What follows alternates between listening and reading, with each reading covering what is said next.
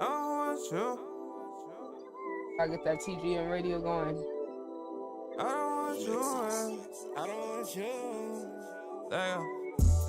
I don't want you. I don't want you. Yeah, I don't want you. I'm so over that. You get some water. Yeah, I'm so over this shit. Go back and forth while you throwing the fit. Wanna play in my face, I ain't going for shit. Yeah, it's big TGM, bitch, you know who it is. Yeah. Just tell me the truth, don't give me no reason to hop in the booth. I ain't play no game, give a fuck about a nigga. I ain't worried about shit, you know I'm that nigga. Yeah. You went and fucked with a nigga. Blow my phone up saying you miss me. I ain't giving no fuck, you know I ain't tripping. I'm just keeping it P, been fucking on bitches. Yeah. We ain't bragging and boasting, keeping it light, I'm really just coasting.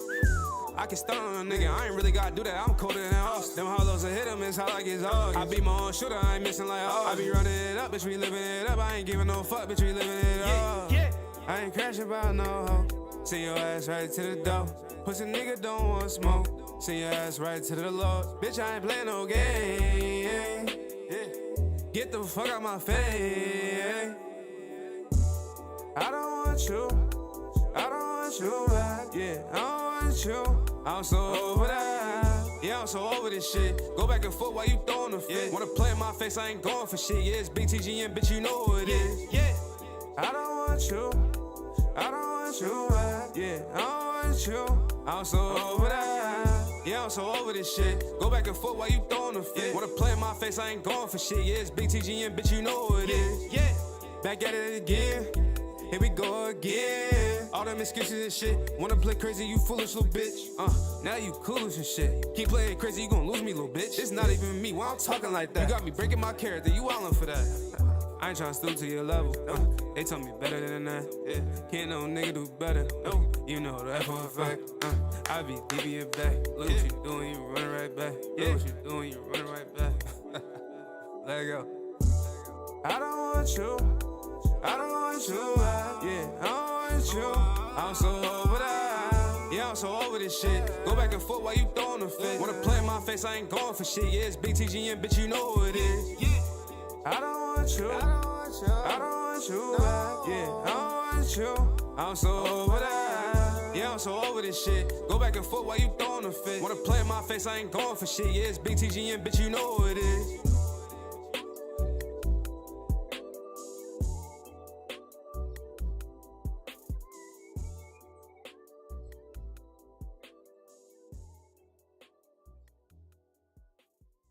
Oh shit. Here we go again. Worst place in the world. Hey, hey, hey, hey, hey, hey. Again. Man, turn that weak ass shit off. Yeah. Big TGM shit. Let me talk to him. Yeah, it's TGM, here we go again. Know these pussy ass niggas ain't my friend. Gotta show these lame niggas what it is. Don't go twisting up your finger in my twin. I'ma catch you in the end. Fuck a slime, we cut our head. We gon' run up on that pussy nigga, chop him, make him dance. That bitch blowing like a fan, he hoe going, I'm the man. MVP, yeah, that me. 26, we going in. Yeah, I tried to tell you this ain't what you want. Hey, don't go like Dylan, make your ass a blunt. Yeah, TGM, I'm ballin' like LeBron. Hey, we're listening, he cannot be found. Niggas switch when I'm around. Fuck that talking 100 round. I ain't giving mercy to no nigga, you must be a clown. Hey, Guapo, if you want the static, let me know it, you can have. Niggas know I'm good for making plays. I send up glitches like it's magic. Got that Luka magic. What you wanna do? All that posting on the gram, nigga, you a fool. Bitch, you acting like a fan, nigga, who is you? Oh, you slime for Trey. That was cute. I see you too, legend, yeah, laugh with him. Those the type of two niggas pop ass with you. I ain't even dissing, nigga, I ain't mad at you. Ain't legend, leave it true, them other niggas dance fool. TGM the top dog, who running shit, not y'all. CGM and TGM, we going to the top floor. Y'all not gon' rock, y'all, Barry finna pop, yeah. Twana, they quit the react, watch all these niggas get wet. Hey, Swan, then that nigga dead, M.O.B. Send them one, they gon' merge. Come here. Cartier, and this for any bitch ass nigga wanna play. Let go. Yeah, it's TGM, here we go again. Know these pussy ass niggas ain't my friend. Gotta show these lame niggas what it is. Don't go twisting up your finger in my twin. I'ma catch you in the end. Fuck a slime, we cut our head. We gon' run up on that pussy nigga, chop on, make him dance. That bitch blowing like a fan, he hoe going, I'm the man. MVP, yeah, that me. 26, we going in.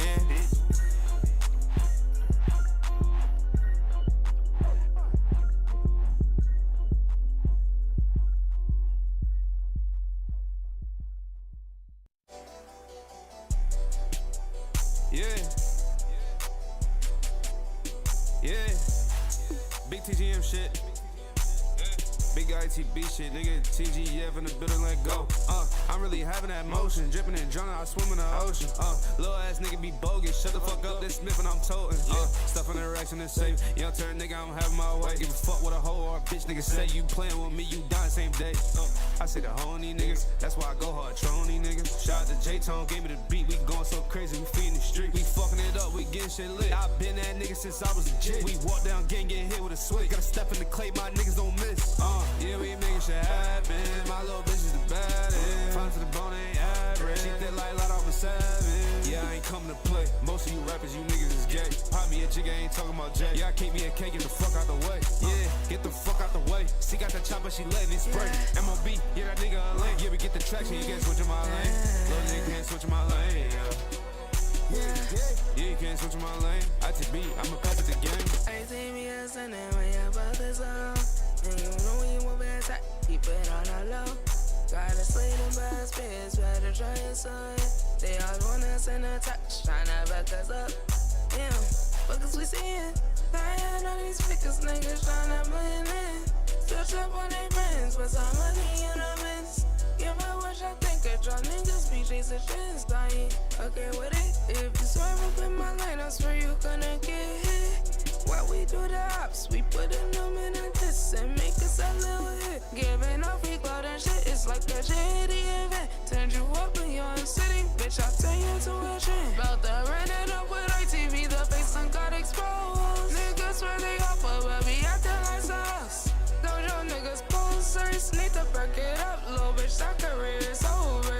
Every time they cross me, I get universal closure. Gotta go within, I don't win and did my own work. I mean, up in space, really living on my VM life. If you wanna be around me, gotta get some mind right. Niggas tryna stop, but you're down like a bad boy. Boy, to do this shit, it was destined from my past life. I don't do no talking with a bum, that ain't working. But I don't know somebody out here living in a purpose. Swear y'all be entitled, moving like y'all just deserve shit. Cool up your own God, I'm about to really get this swerving. Ain't got time for distraction, yeah, I swear I gotta keep my focus. Turning nothing into something like I'm hocus pocus. Really building something I can make the people hopeful. Don't lie to yourself thinking we need you, cause all we need is us. Do you know what's up? TD and CG, I'm running shit, it ain't no stopping us. Lola, how you know what's up?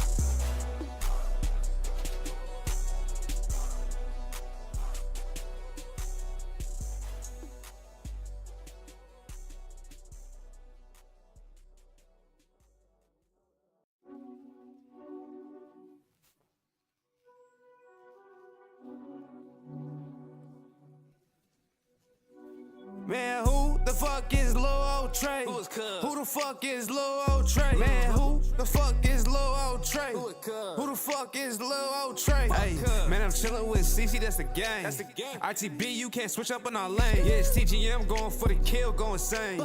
Got your main bitch giving me that brain. Wait. She ain't mainstreaming you. No. Shawty bust it down, yeah, she fucking on the crew. Yeah, she tripping off a 30 and she blowing like a fluke. I'ma pull up Stephen Curry automatic when I shoot. Bah, bah, bah. Yeah, we striking shit down, yeah, we do this all the time. Yeah. Bah, bah, bah. What you looking at, cuz? Yeah, you know you ain't no slime. Man, who the fuck is Lil Old Trey? Who the fuck is Lil Old Trey? Man, who the fuck is Lil Old Trey? Who the fuck is Lil Old Trey? Man, who the fuck is Lil Old Trey? Who the fuck is Lil Old Trey? Man, who the fuck is Lil Old Trey? Who the fuck is Lil Old Trey? Man, these niggas piss me up, I'm about to crash out today. They be claiming that they want it, but won't put in the bank. TGM just pass the ball, I'm about to dunk in the paint. If you think you fucking with me, must be out of your brain. Man, they always talking about they ain't gon' switch on the gang. Got a little bit of clout, all of a sudden they change. Look at what the numbers make a wigger do. Got a point to prove, so I took it to the booth. Know I'm about to piss them off when I speak my truth. Them boys say ducking and hiding could never be like you. They know Z got the motion, no got it back at the pussy. Just be walking on these beats, unlocking all these new flows.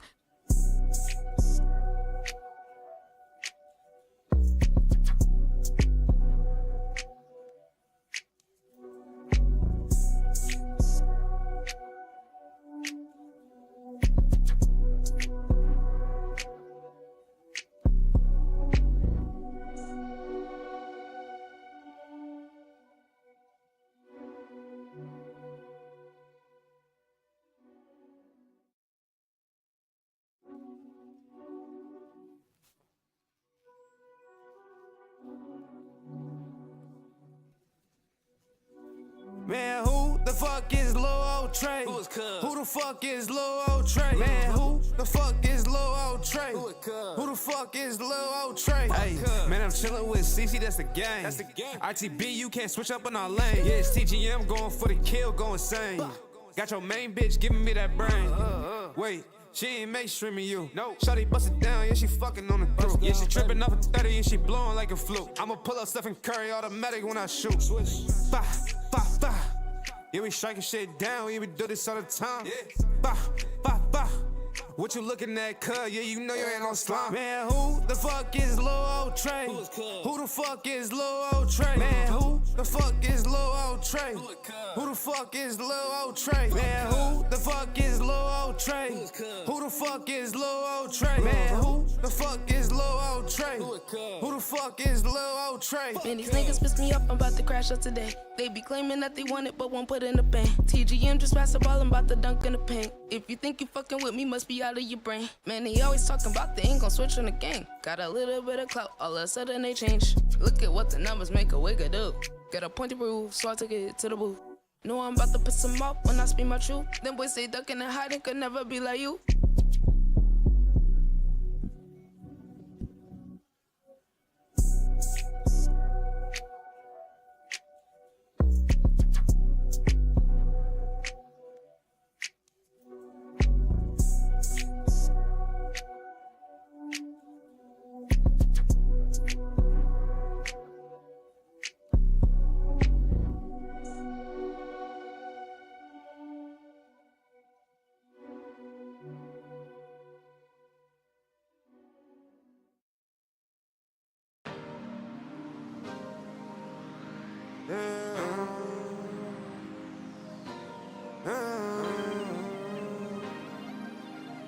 Yeah.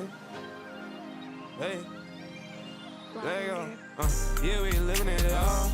Yeah, we living it all. Yeah, we living it all. Yeah, we living it all. You the one that I want. You the one that I trust. Show me your love, little baby. This real love, not lust. This real love, not lust. Shout out to Kenny and not like us. 150, we stacking it up like a road show, baby. She backing it up. I be clapping it up. She throw the pass and I'm racking it up. Never move too crazy, you know you my baby. And nigga play with you, we packing them up. What I tell you, little baby? Look at these bitches, they fan of us, baby. Hit up the bye-bye in the Mercedes. Nigga can try, but you my lady. And I know it ain't easy. Teach you how to love, I show you like Wiz. These goofy ass niggas, these niggas be sleazy. I'm keeping it P, no nigga can see me. These little nigga won't beat me. These little nigga can't beat me. These little nigga can't beat me.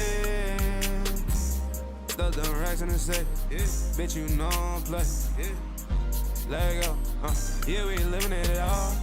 Yeah, we living it all. Yeah, we living it all. Yeah, we living it all. You the one that I want.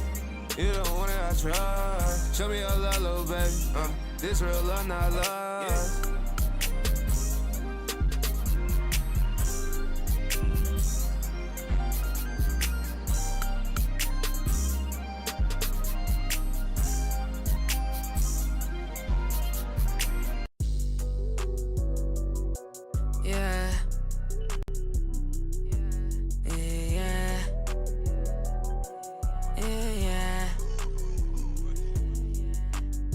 Distractions, gotta watch out for them. Some around you just a monitor, yeah. You can bully me, I'll run you over. When they doubt on me, I bet they're over. Keep ascending, I can never fall. Make them think that I ain't up to none, huh? Moving silence is attentional.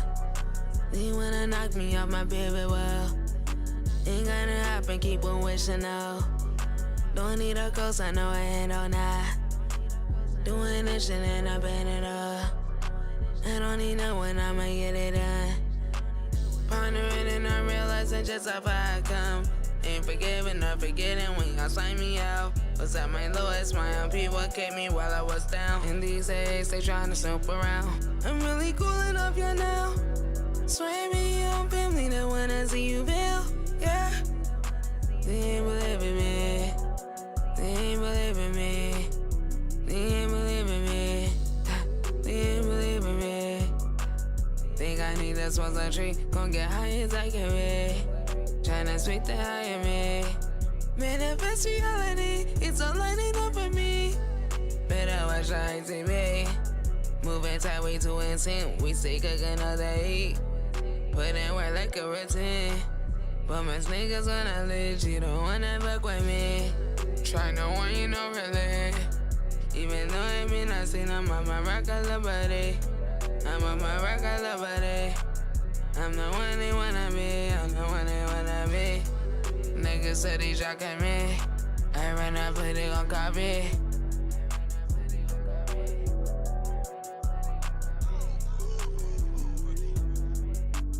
I done helped out so many, but who was with me when I needed them?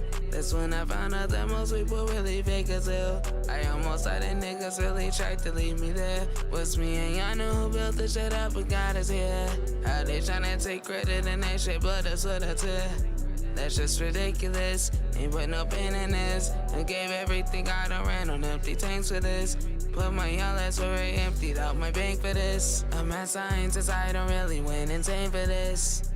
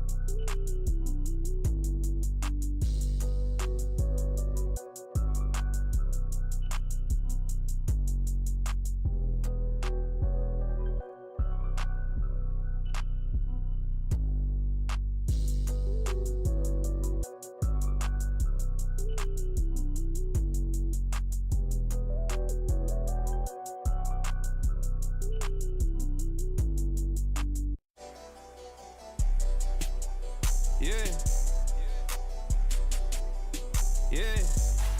Big TGM shit. Big ITB shit, nigga. TGF in the building, let go. I'm really having that motion. Dripping and drowning, I swim in the ocean. Little ass nigga be bogus. Shut the fuck up, this Smith and I'm toting. Stuff in the racks in the safe. Young turn nigga, I'm having my way. Give a fuck what a hoe or a bitch nigga say. You playing with me, you dying same day. I say the hoe on these niggas. That's why I go hard, troll on these niggas. Shout out to J-Tone, gave me the beat. We going so crazy, we feeding the street. We fucking it up, we getting shit lit. I been that nigga since I was a jit. We walk down gang, get hit with a switch. Gotta step in the clay, my niggas don't miss. Yeah, we making shit happen. My little bitch is the baddest. Fine to the bone, ain't average. She thick like light off a 7. Yeah, I ain't coming to play. Most of you rappers, you niggas is gay. Pop me a jigger, ain't talking about Jay. Yeah, I can't be a K, get the fuck out the way. Yeah, get the fuck out the way. See, got that chopper, she letting it spray. MOB, yeah, that nigga a lane. Yeah, we get the traction, you can't switch in my lane. Little nigga can't switch in my lane. Yeah, you can't switch in my lane. ITB, I'ma pass it the game. ITB is in there when your brother's on. And you know when you move it tight, keep it on the low. Gotta slay them bad spirits, better try your son. They all want us in a touch, tryna back us up. Damn, fuckers we seeing. Lying on these pickers, niggas tryna blend in. Still trap on their friends, but some money in the mix. Give a watch, I think I draw niggas be chasing shit, dying. Okay with it, if you swerve up in my lane, I swear you gonna get hit. While we do the ops, we putting them in a diss and make us a little hit. Giving off free cloud and shit, it's like a JD event. Turned you up in your own city, bitch, I'll turn you into a shit. swear they offer, but be acting like sauce. Those young niggas posers need to back it up, little bitch. That career is over. Every time they cross me, I get universal closure. Gotta go within, I don't win and did my own work. I mean, up in space, really living on my VM life. If you wanna be around me, gotta get some right. Niggas tryna stop, but you're down like a bad boy. When I do this shit, it was destined from my past life. I don't do no talking with a bum, that ain't working. But I don't know somebody out here living in a purpose. Where y'all be entitled, moving like y'all just a shit. Cool up your own God, I'm about to really get this worried. Ain't got time for distraction, yeah, I swear I gotta keep my focus. Turning nothing into something like I'm hocus pocus. Really building something I can make the people hopeful. Don't flatter yourself thinking we need you, cause all we need is us. Do you know what's up? TD and CG, I'm running shit, it ain't no stopping us. Lola, how you know?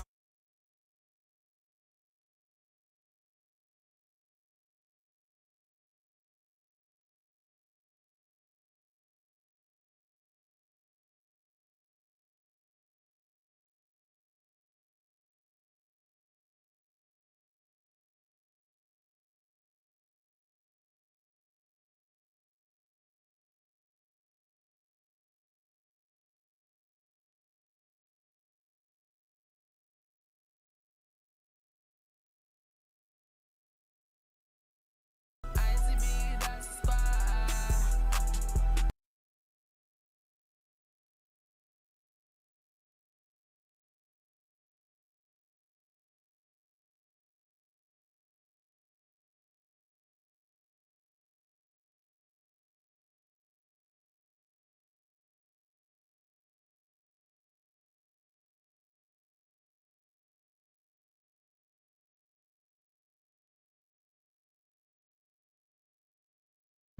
Y'all go support the vid, chat. And I think another thing artists need to get comfortable with is being comfortable not being seen. Because I think what artists don't want to be famous and being known, but you got to pay your dues in this shit. Like, you got to be okay with doing all of this work, like I just did, with shooting the video, making the song, putting it out, editing, recording, all of that. If this video get 5 views or 10 views, I don't give a fuck. I did what I'm supposed to do. I'm putting it out. I'm doing the work. I know down the line it's gonna pay off, and ultimately I'm expressing my creativity for me. So me putting this out, I'm happy. I watched it. I did all that. Like that was enough for me. Like you know what I'm saying. I'm just happy to be able to put my creativity out. Like I feel like it's great, and I gotta say that should be enough for you at the beginning. Like don't get discouraged just because you put something out and you got 5 views. You got, like I say, part of it is the grind, it's the journey. You got to pay your dues in this shit. Like that shit is earned. Some people put out one song, it blow up. Hey, if that's not you, it's not you. Don't even be worried about what somebody else doing. They journey is their journey because niggas blow up today, and before you can remember their name, they gone. So follow your journey because you might take longer, but if you build that base, you build people that really fuck with you, that shit gonna last way longer. And I'm not talking to just people that make music. It goes across the board for anything that you're doing. So don't be upset if your grind is taking longer. Like I say, your blessings is just being held. They gonna overflow later and they won't stop. So just like I say, follow your own path. Do what you want to do it how you want to do it, and have faith in that shit. One day it's gonna pay off. You just gotta do you. But don't get discouraged because you might not be getting the views or you feel like you rap better than this nigga and he famous and he popping. Just follow your path. That's all I can say to you about that. Yo, I think you hit the nail on the head with something when you were talking about like you put the video out and you're happy with being able to see your own expression like reflected back to you. I feel like that's something that I feel like is a super important principle is your motivation for why you're doing it. It needs to be as internal as possible because the more Mhm. external it is, the easier it's going to be for you to drift away and stop doing it and quit or get discouraged. Because if you're strictly driven by, oh, how many views, how many plays is it going to get, how many are people liking, it's like these things are fickle and then they're not even what they seem. These numbers are not what they seem because the apps Right. are capping your exposure if you're not paying. Because if it's pay to play as an option, that means they're putting a cap on people that aren't paying. So like that alone could deter somebody and they'd be like, "Oh, well, I'm not getting the views. I'm not getting." But you have to understand what you're working against so you could like not let that shit deter you from like what you're Give doing. me 1 second. I'll be right back. Bet. Say my bad. Okay, chat. So yeah, I feel like you need to like have a solid enough reason for why you're doing something. You feel me? Like, yeah. You feel me? I feel like if you Okay. got a solid reason for why you're doing it, that's gonna keep you like more on track than like these metrics that are gonna go up and down and fluctuate. And then I think at the end you said something else. Oh yeah, one thing I like to frame it for myself when I like put content out, I'm almost looking at it like I'm archiving for myself for my own documentation purposes. Like so because I'm like I'm into so many different things, so many different topics or whatever that I kind of want to be able to look back and look at, oh, look at all these different things I did, or like that's a different motivation source than, oh, I'm trying to blow up. I'm trying to go viral. I got, because you got that perspective of like, yo, I'm documenting my own journey. Other people just so happen to be looking at it. Some things I might do and 10 people might see it, and another thing it might be 1,000 people. Or something I might do and never post it. Like, but I feel like creatives, especially, like if you're just doing the shit as a business, I think it's different. But for those of us that actually like care about our craft or whatever, it's different. You gotta kind of protect yourself from all these things on the outside. Like you really gotta like stay grounded in like what your motivation is for doing this shit. Cause it's so easy to get like you were talking about, oh, look at what this other person's doing. Look at what numbers they're doing. Oh, look, because I've had convos with people like that where they're so talented, and then they look at another artist and they're like, wait, I'm better than this guy. They're from the same place I'm from. I'm better than him. Why is he there? That should be me. And I'm like, you're a cook. If that's how you're thinking, despite your talent, you're a cook because you're comparing yourself to someone else, which is gonna make you make irrational decisions. Like niggas are gonna make irrational decisions off of their insecurities.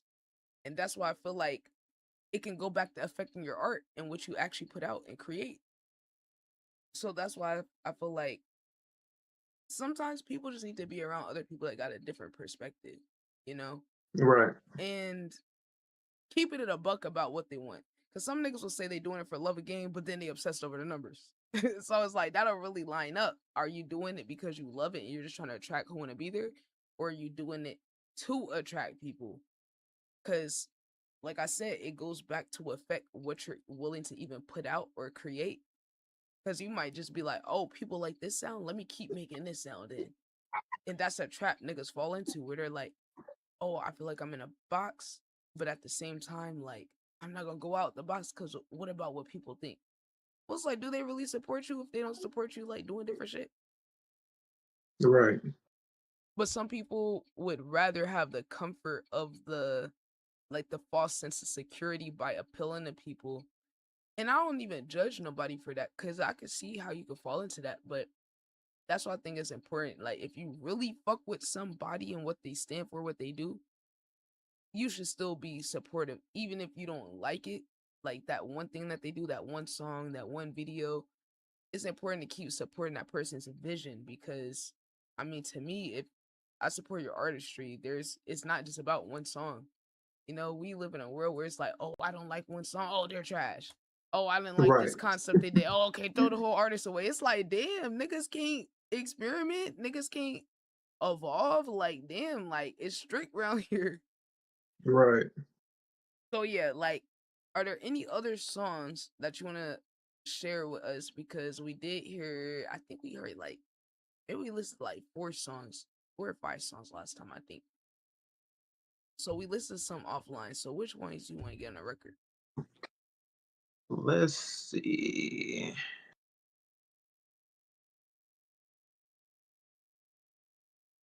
Every time somebody asks me that question, it always put me on the spot because I'd be like, bruh, I don't. What's your favorites right now? What's your favorites? Because when it come to my music, I don't really be having a favorite song. I don't know. I got a weird way of looking at my art. Like I feel like the song that I make when I make it and I finish it is my first song. I feel like I'm real fickle. I move on so fast with my music. Like 2 weeks later, I might not even like the song at all no more. Nah, that's real. That's Then I go real. back to it if I haven't heard it in a long time. Like, damn, I snapped on that Nah, yo, motherfucker. that's so funny, bro. Yo, that's so funny because, like, I feel like, yo, like, that's a real thing because, like, I don't feel like I made like a lot of songs. I'm getting closer to 100 total complete and incomplete songs, like from ideas to full songs, partial songs. So I'm getting my reps, and I'm like, damn, I forgot I made this song. Like, some songs I'm like, dang, I ain't heard this in a minute. Damn, that was Right. some different shit. I feel like that's kind of funny because it's like you could be in love with the song or like some tiny thing you did, a certain flow, certain rhyme scheme. Like you obsess Right. over different shit, but then it's like the pursuit of the next one though. Like Hmm. you're like, okay, I did that. Okay, but what else though? Like I feel like when I make a new song, that's like it is be my favorite song. Whatever my newest song is, that'd be my favorite song for the moment. Cause it's like, I don't know, it's something about the process of working on it. But it's crazy how you could just move on so quick to the next Hmm. shit and then forget about it. Like it's like phases to the shit. I think that's cool though. Cause like, do you like listen to your music all the time? Like you just be Um, putting your shit on the speaker or just listening to your shit in the headphones? yeah, because I feel like I be inspiring myself. Like I really be vibing out to all. Like I'm really like a artsy. Like I was in the gym listening to Sade yesterday. Like and niggas probably be like, yeah, he a psychopath. This nigga in there listening. In the This nigga gym. in here banging out some weights to some damn R&B. Like nah.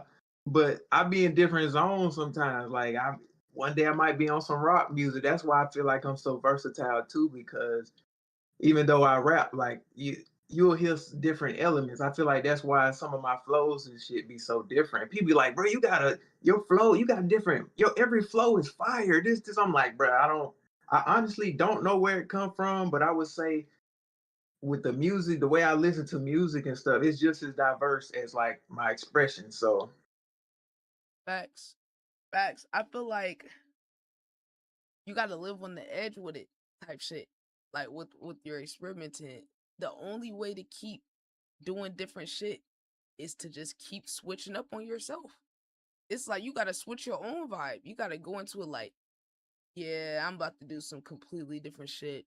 Like, because I feel like you could like find a certain pocket of your style and then just repeat it over and over, but that's so boring. Like, who wants to? Well, I mean, it's a lot of people that want to do the same thing, but at least for those of us that's like a little crazy, it's like, nah, and I gotta reinvent see, myself again. see me, I don't know how to do that.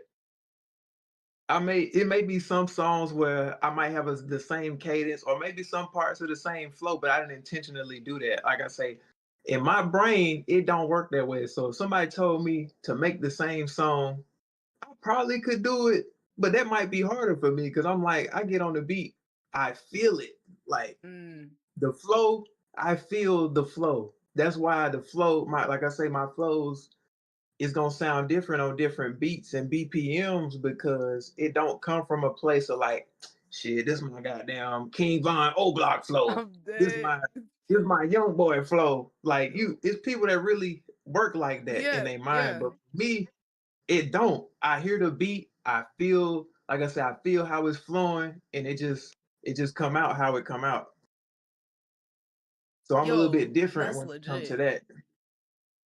Yeah, I've always wondered how people like work like that because I can't imagine like, and maybe it's just the way that I learned. Maybe because I didn't learn in the textbook songwriting way, it allowed me to Me think either. outside the Right. box. Like, I feel like if I would have learned from another artist that was like established or like they're trying to make catchy songs, like it's a different approach, and I feel like it would have made me think more in the box. If I was like, oh, if I do a song, it has to have a hook and a chorus and a bridge. If I learned like that, it would probably make me think in those terms, and I probably wouldn't be able to like think outside of that. Because I'm like, I don't know, like I hate structure. Like I don't know about you, but I hate structure. Like I hate feeling like confined or restricted. And then creatively, it feels even worse than like regular situations. Like creatively feeling like you gotta be in a box. Like I think my first bad experience was like when we learned about poetry in English class. That shit scarred me because we had to do certain styles of the poems, like a haiku poem and all the different Right. all the different styles, because it was a right or wrong answer, because you have to check it off like, oh, you have to do the poem this way. That shit fucked me up because I'm over here worried about getting a good grade. So it's crazy how like depending on how you learn, that can affect your creativity, because that shit made me never want to write again. It made me never want to ever do poetry or all that, because I'm like, oh, I tried something that was vulnerable. I already didn't feel like I could do poetry. I did it for class. I got a bad grade. Okay, I don't want to do this no more. Like that's literally like what my experience was. I think that was like middle school. So like that experience scarring me of like me learning in a box or a structure. That's why I be encouraging people around me to like don't let nothing define your art or how you go about it. Like you got the freedom with this shit. Because sometimes it could like we could get spooked a little bit by like you try something different, someone like, nah, that shit trash. That could affect Right. somebody, you feel me? Like it's a vulnerable thing. Like, but I think that's why it's cool to hear people that keep pushing themselves like you, like some of the other artists I met. It's cool because it's inspirational to me to keep doing different shit too.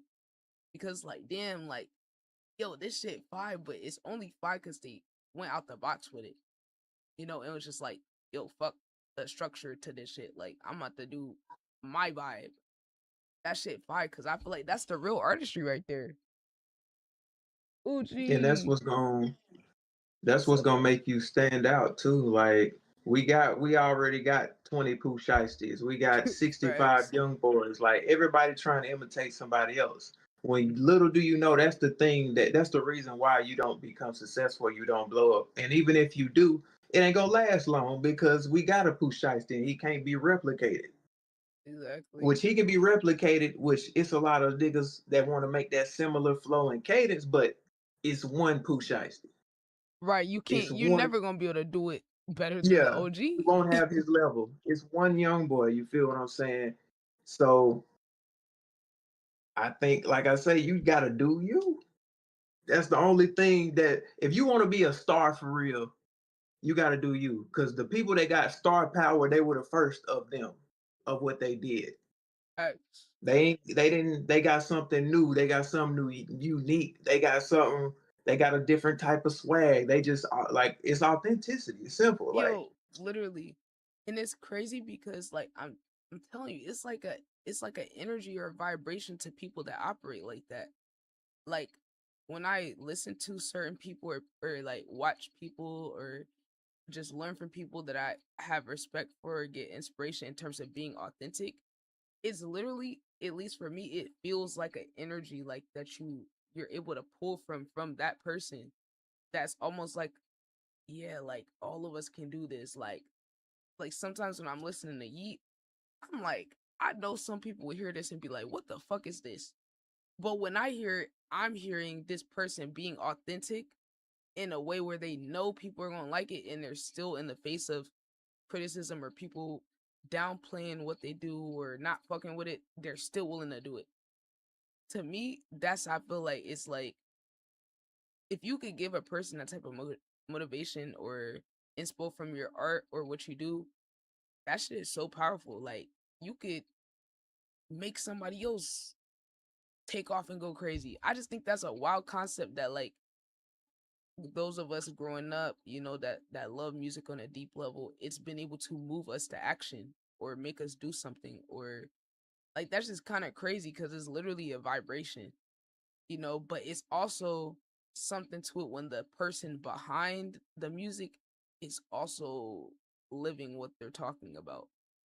Like it's like some people like Drake, he just chatting sometimes. Like in the pop songs, he just chat. He making a vibe.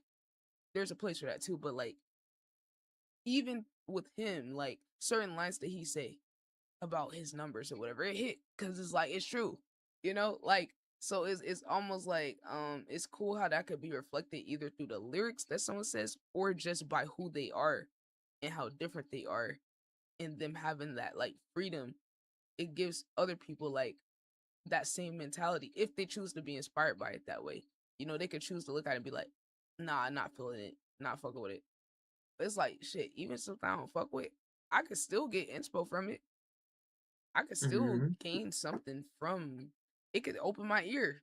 It could expand my sound and my range of what I think is possible. You know, so I just think that shit is fire about music. Like it's really magic for real. Like music is really magic, chat. Like that shit is crazy what it can do. Like it can literally change your life. Like I know I've had songs that's like I feel like changed my life, or someone said something in a song like a certain line and it like changed my perspective or something.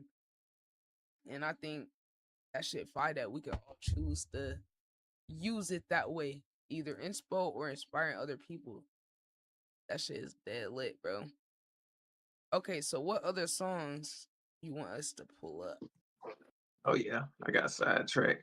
But I would say, oh yeah, like I was saying, like you just pick some random, bro. I can't even. I ain't Okay, gonna. You okay. know, some people would be We'll go like, off the play that new vibe. woo the woo or whatever. That's why I Okay, say okay. like just shuffle that thing. So is okay, wait. Should we shuffle one off of here? Off of the Route 15? Or should we go to something else? Or you want us to have listen to it in order? Because I'll be liking to listen to shit in order. Cause like that one, like the actual songs don't have to be in order, but the skits do have to be in order. But song wise, you can just play any song. So yeah, you could No, shuffle. no, You can could we shuffle just one off put of that. wait, they get wait, you got a station? How does shit work? Oh hell no, they got too many other niggas in here. What the fuck? Oh hell I was just about no. to say, I don't know who Nigga, created that. what? No, I guess it's a I part don't of know where that come I'm from. like, I guess it's a part of fucking SoundCloud, nigga. Don't be mixing other people in there.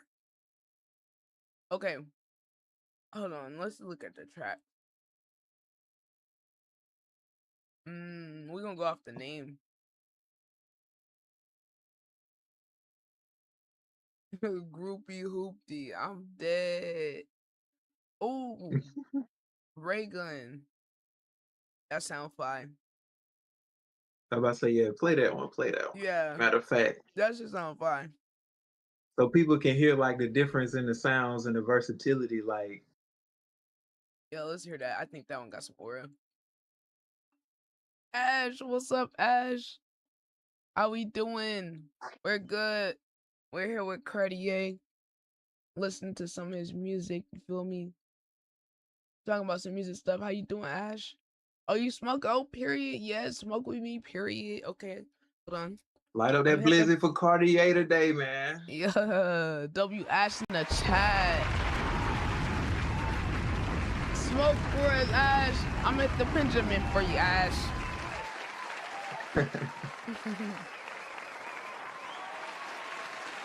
W fucking Ash in the chat. W streamer, y'all tapping with her. We about to listen to this song from Cartier. Chat, y'all go tap in with him, bro. I appreciate all of y'all pulling up the support.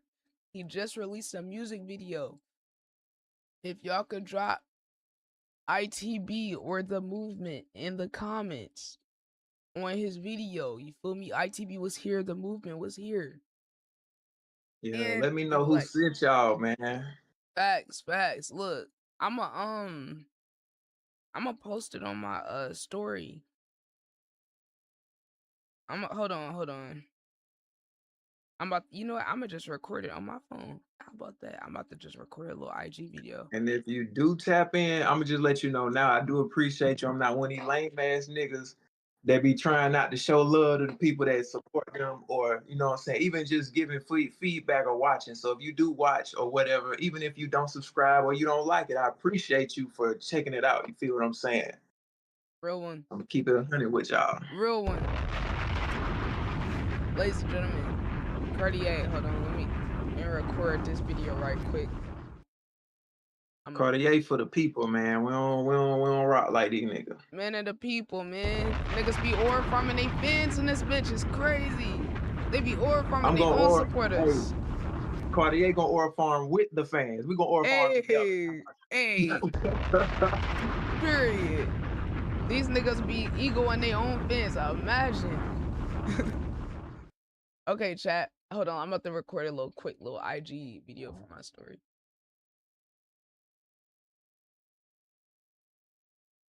Chat.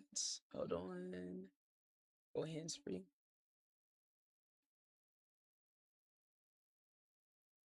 Oh wait.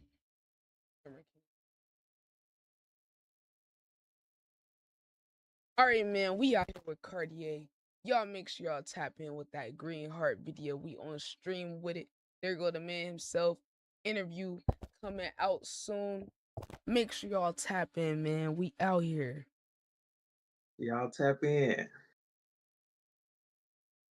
Oh, I'm about to drop the link to it. Okay, let's go. Let's listen to Ray Gun. Let's go. Y'all let us know what y'all think, chat. Let go. I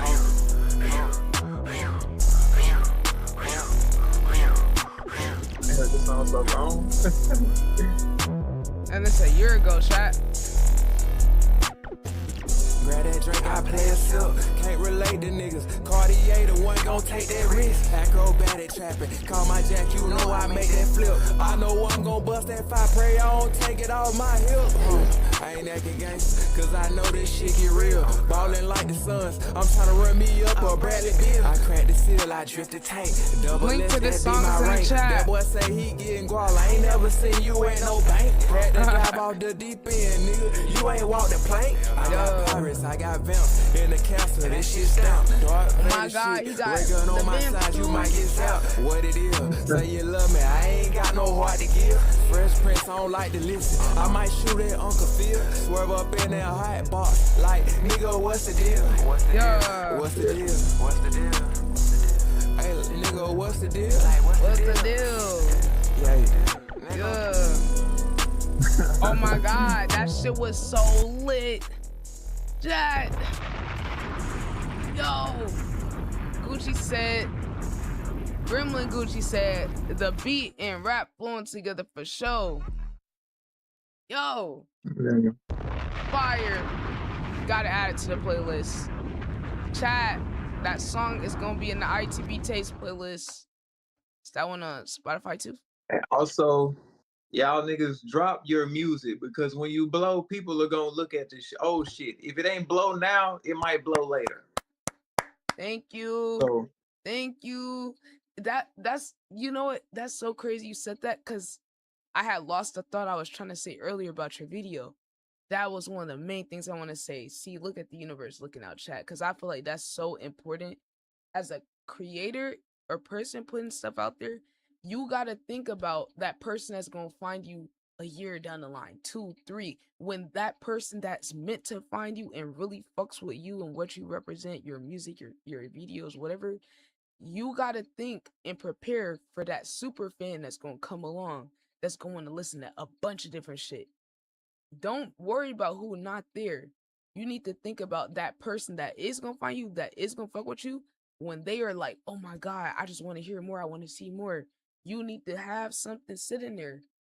You need to have a discography sitting there for that person to go through so they can build on that, you know, that vibe of wanting to fuck with you or liking what you do. Cause like what we were saying earlier about some people going viral and make a song to go viral, them niggas can go viral, right? And then not have a discography or content for that person to consume from them because they're not fully committed. They're not all the way locked in with posting or having their songs up somewhere or hell putting their links. Niggas don't even got links to find them, to find the music sometimes. So like, you know, having your ducks in a row so you can pull that person in and they can have a bunch of material to fuck with for me. Because for me, when I fuck with someone, I'm trying to go listen to a bunch of their shit. Like I'm gonna do the deep dive into their discography and songs, because if I really fuck with them, shit, I don't want to hear just 2 songs. Cause look, some niggas got the method of, oh, I'm not gonna put most songs out. I'm gonna just put a couple to gatekeep your own songs from the fans. How does that make sense? Right. Niggas will literally like, oh, I can't let them hear that. It's not like for a project. They're literally just like, oh, well, I'm just not gonna put it out there. I've And literally see, had niggas say that, and I'm like, what? You don't want people to hear the good thing about songs? that is like niggas be doing releases like they popping already. Like the reality is, nigga, nobody's waiting on your music. You got 2 fucking fans. Put the shit out. You doing all these drawn out releases and shit, bro. Like you gotta be real. Like ain't nobody waiting. You playing the game to get you trying to draw attraction when you're starting out. Like so you just put it out. Like once you got 20,000 fans, then you can tease the people a little more, but there's no point of doing that at the start. Like build your catalog, build your base first. And like I say, the songs that don't get traction at the beginning, like I said, a lot of times what happens when an artist do get traction is those songs, if they really good, your fan base will blow those up later.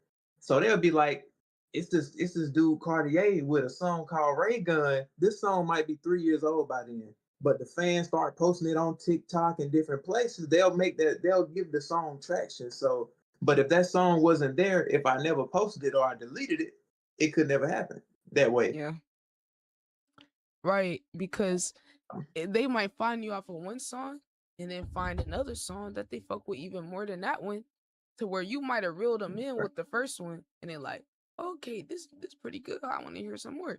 You might be able to grab them Right. even more with the other shit that's there. You just increase your probability of being able to make that shit actually happen the more shit you got out.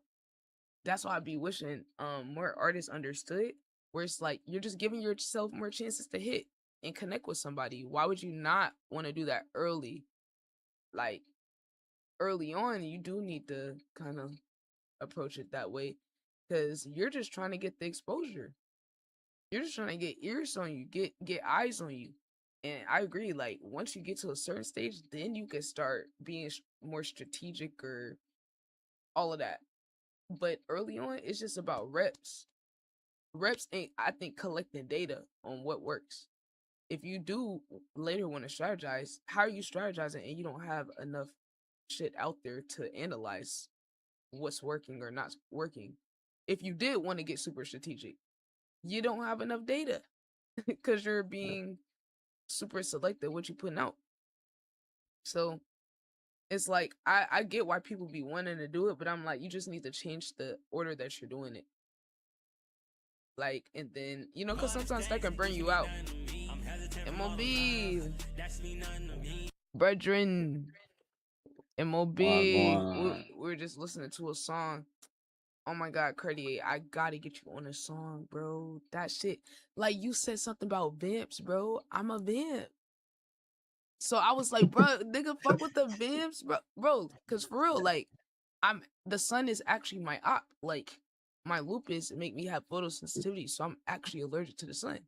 So I'm like, yo, I'm closer to a real vamp than most Nah, niggas who you be saying they definitely a vamps. vamp. I be goddamn tapping in. I'm like, damn, you still up? She out here, she working for real. Bro, I really am. Look, I want to change the color, or the cover on the song that I have called Vamp. Hold on, I gotta show. Wait, MOB, look. Look at what I changed the cover to. So I was showing chat some of our old content we got in the vault, and I went back to the content house we did in Atlanta. And I was scrolling, through the clips to see if I could get a picture of someone holding my umbrella. Because when I go outside, I gotta have an umbrella, like UV umbrella, to like block the rays and shit. So my brother Barrett was my umbrella holder, and I'm like, damn, I'm turning niggas into cart pushers and umbrella holders, because we were walking into the store to get groceries, and I had him pushing the cart. while I was going to get shit. So I'm like, damn, I turned this nigga to a cart pusher and an umbrella holder. That's aura, nigga. W Barrett, right? W. That's the crazy.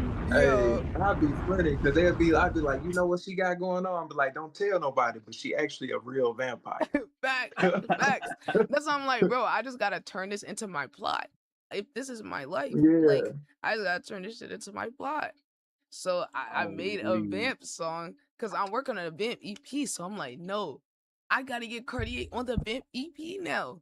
Cause he already said he fuck with the vamps.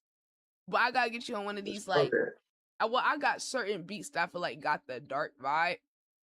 So I don't know, maybe I can send you some of them and see if you fuck with any. If you don't, then I'll just wait till I find another beat that you might fuck with.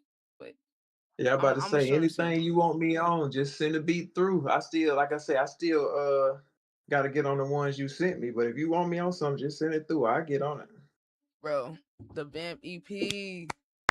My goat, bestie. Hi, bestie goat. Oh, this is the artist I was telling you about, bestie Cartier.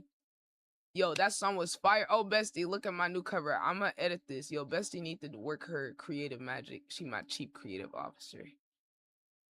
Hey, can you work your magic on this picture and turn it into some other shit?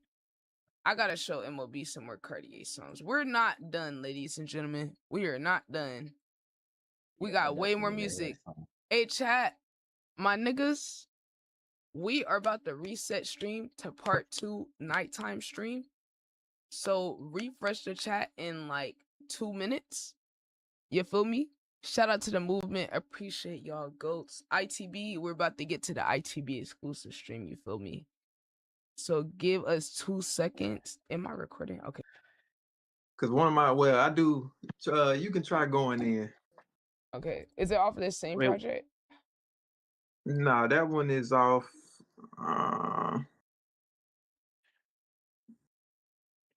Which project is that on? That is on. Oh, that's on Going In, the EP. The EP is called Going In too.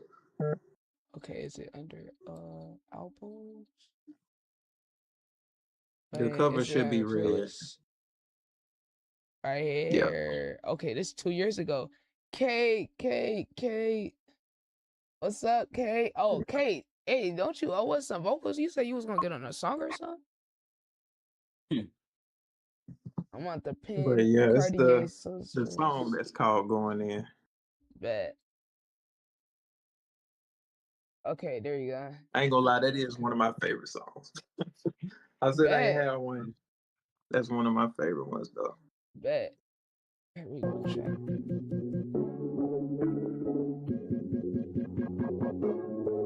I'm ready. You know they hate when you ain't start going in. I'm ready. Fuck them boys, I ain't hearing them. We ride Pontiac and Chevy. Now this bitch wanna jump in just like some lunch and gave her nothing but some dick. Bitch, you ain't getting shit. Drop her off, now he tearing up. Having piece of diamonds like a urinal. Please don't play with that yeah like Mortal Kombat. I promise to finish her. Get guac, scrape it up like some dinner. Yeah. Can't ride if you whip ain't tinted. Like banana, we slide, we peel it. Take some shrooms, think my mind need healing. But I can't stop like some Lego blocks, stack it up to the ceiling. Never snitching my bro. Officer, I don't know who shot them niggas. Stay fresh and forth like everyday Easter. Bitch in the passenger look like Pinky, but her name is Sabrina. I don't gotta ask, she gon' eat me. Suck it up, little baby get freaky. Fuck her up, she dragging a wagon. Don't truck, I don't know nobody that can forward us. Serving edits hanging out the Billy truck. Trying to sleep on yay, I'ma sit you up. Ever since 2015, lost my dog. I swear since then I ain't gave a fuck. I'ma put some bullets right in the SK. Gon' lay down, I don't even duck. Gotta stay on my pivot, cause it ain't too many that I know I can trust. In the name of that globe, for the family I roll, I might jump out and bust at you. Renegade like a rebel faction. Yay be famous like Tom Cruise, but he don't really like to do no acting. Like the bank teller, we pull up in the hood, we jump out, we doing our transactions. Telling my young nigga, don't be dumb, nigga, get money, don't hustle backwards. Told that pussy nigga, keep that little bitch. Cartier then I already have him. I'm out of space with your bitch on the ship. I might drop her off on Saturn. Yeah, that's how I'm coming. These niggas lame, they might yelp funny. Yeah, different came out the pussy running. Fat racks on me, Rick Ross coming. Serve a bold nigga out of old homie. I'm pimping, baby, cry to your mama. All black beans, drop a stealth bomber. Can't see these niggas, won't drop no verse unless you talking about commas. Yeah, unless you drop no commas, nigga. Drop no fucking commas, nigga. They gon' hate when you ain't straight in. Yeah, they thought I was done. Who in the fuck told y'all niggas that y'all fuck on yeah? I'm looking around like who said it? Like nigga houseway. I got ambitions to feed the whole fam, so I gotta get paid. Like motherfucking job, I gotta get riches, so I gave myself a raise. Nigga. Yo, that shit was tough. Hell yeah. Yo, we got that one in the playlist. Wait, hold on. I'm about to. Or MOB, you could give me a mix saucy set fire as fuck. Yo, I wanna pick another one. I'm You gonna say, got yeah, some let very MOB pick compelling. one, man. Yeah, you pick one. I was. Yeah, Yeah, what you think? You got some very compelling titles. You know, Nah, you I got ain't some gonna good lie. titles. At least I I'm see, mad. I do see Bat Suit down there, cause the Wait, beat played Batsuit. for 1 second. Yeah, it's about to play. It played for 1 Oh, second, this. and that shit came on crazy. Yeah. Okay. I'm about to say, if you play that, you actually should just play the video. I might got a video to that. Oh, shit. Bet. Okay. Bet. I'm gonna find a video chat. And I forgot to mention, like, not just the video I just made, but like all of my videos, which it ain't many yet, but that I got on my channel, I did them myself for the most part. Yeah. Oh, yeah. this one we got the skit. Good pick, MOB. Hey, Chad, go leave a comment. You feel me? ITB, real authentic community. You feel me? Y'all niggas go put like, comment, watch along, pull it up. Comment ITB was here, man. Okay. Bro. I'm about to say, I can't The be a funny custom guy changes. sometimes. Bro, that's chat. Y'all gotta realize. See, that's what, like, when I saw his shorts, he had one song he did a little short music video for, but it had some funny skits in there or like some little outfit changes and shit, and I was cracking up. I was like, nah, this nigga funny and he creative. Yeah, this nigga's a fucking natural, bro. Mix Saucy said cinema.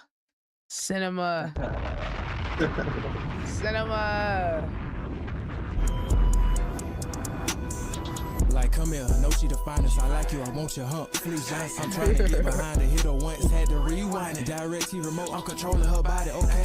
D in the head like she start when she see me pull up in the Chevrolet. Freeze her up, turn a bitch to a statue, Medusa, chocolate baddie, track star, she call. Trying to run it up, bitch, I'm going to farm, my money, try out the line. These niggas, little boy, treat that boy like a stepson. Pull up in the G and Carter, he flexing, Lay down low on the block like a statue. The whip all black, might pull up in a bat suit, looking for big booty Judy. And let's track on the same color, my smoothie, Tiptoeing in the trap, I almost fell. I just started breathing, Bro. Having more ice than the Yeti, my neck is concerned. I got them chicken chips on the E-way service. Old school drip. You sliding too. With the face of clumps in my jeans, Eddie Murphy, Goddamn, bad that bitch, she acrobatic, I'm flipping her back, Lean to the side, slow mo like the Matrix, I see that ass clapping, I do not fuck with these niggas, don't do no hand napping, No siree, ain't the chit chat, I ain't with the chit like, come here, know she the finest. I like you, I want your hump. Please, Johnson. I'm trying to get behind the hit her once, had to rewind it. Direct T remote, I'm controlling her body, okay. D in the head like she start when she see me pull up in the Chevrolet. Freeze her up, turn a bitch to a statue, Medusa, Goddamn. Walking to the money backwards. Call this slick, goddamn Michael Jackson. Swear the hoop, they think I'm losing traction. Purple potion when I sit relaxing. Purple potion when I sit relaxing. Medusa, nigga. Let me get my little jig on. Let me get my little jig on. I'm dead. Encore. Nigga going encore. About to fall in it. That's funny. Yo, Type that was shit. lit.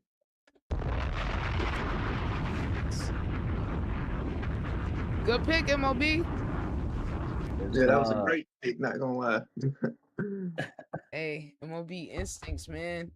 I was lit. Chat, Amen. what y'all thinking? Mick Saucy said, bro got such a clean voice. Facts. Yo, I say it all the time. I think your voice, how your voice sounds, is such a big part of whether or not you sound good rapping. Like, low-key, people overlook it. Because some people just don't got the voice for it, but then some people, it's like they voice meant to rap.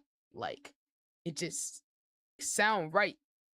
I don't know what it is. It's just a certain thing. Like certain people just got a gifted rap voice.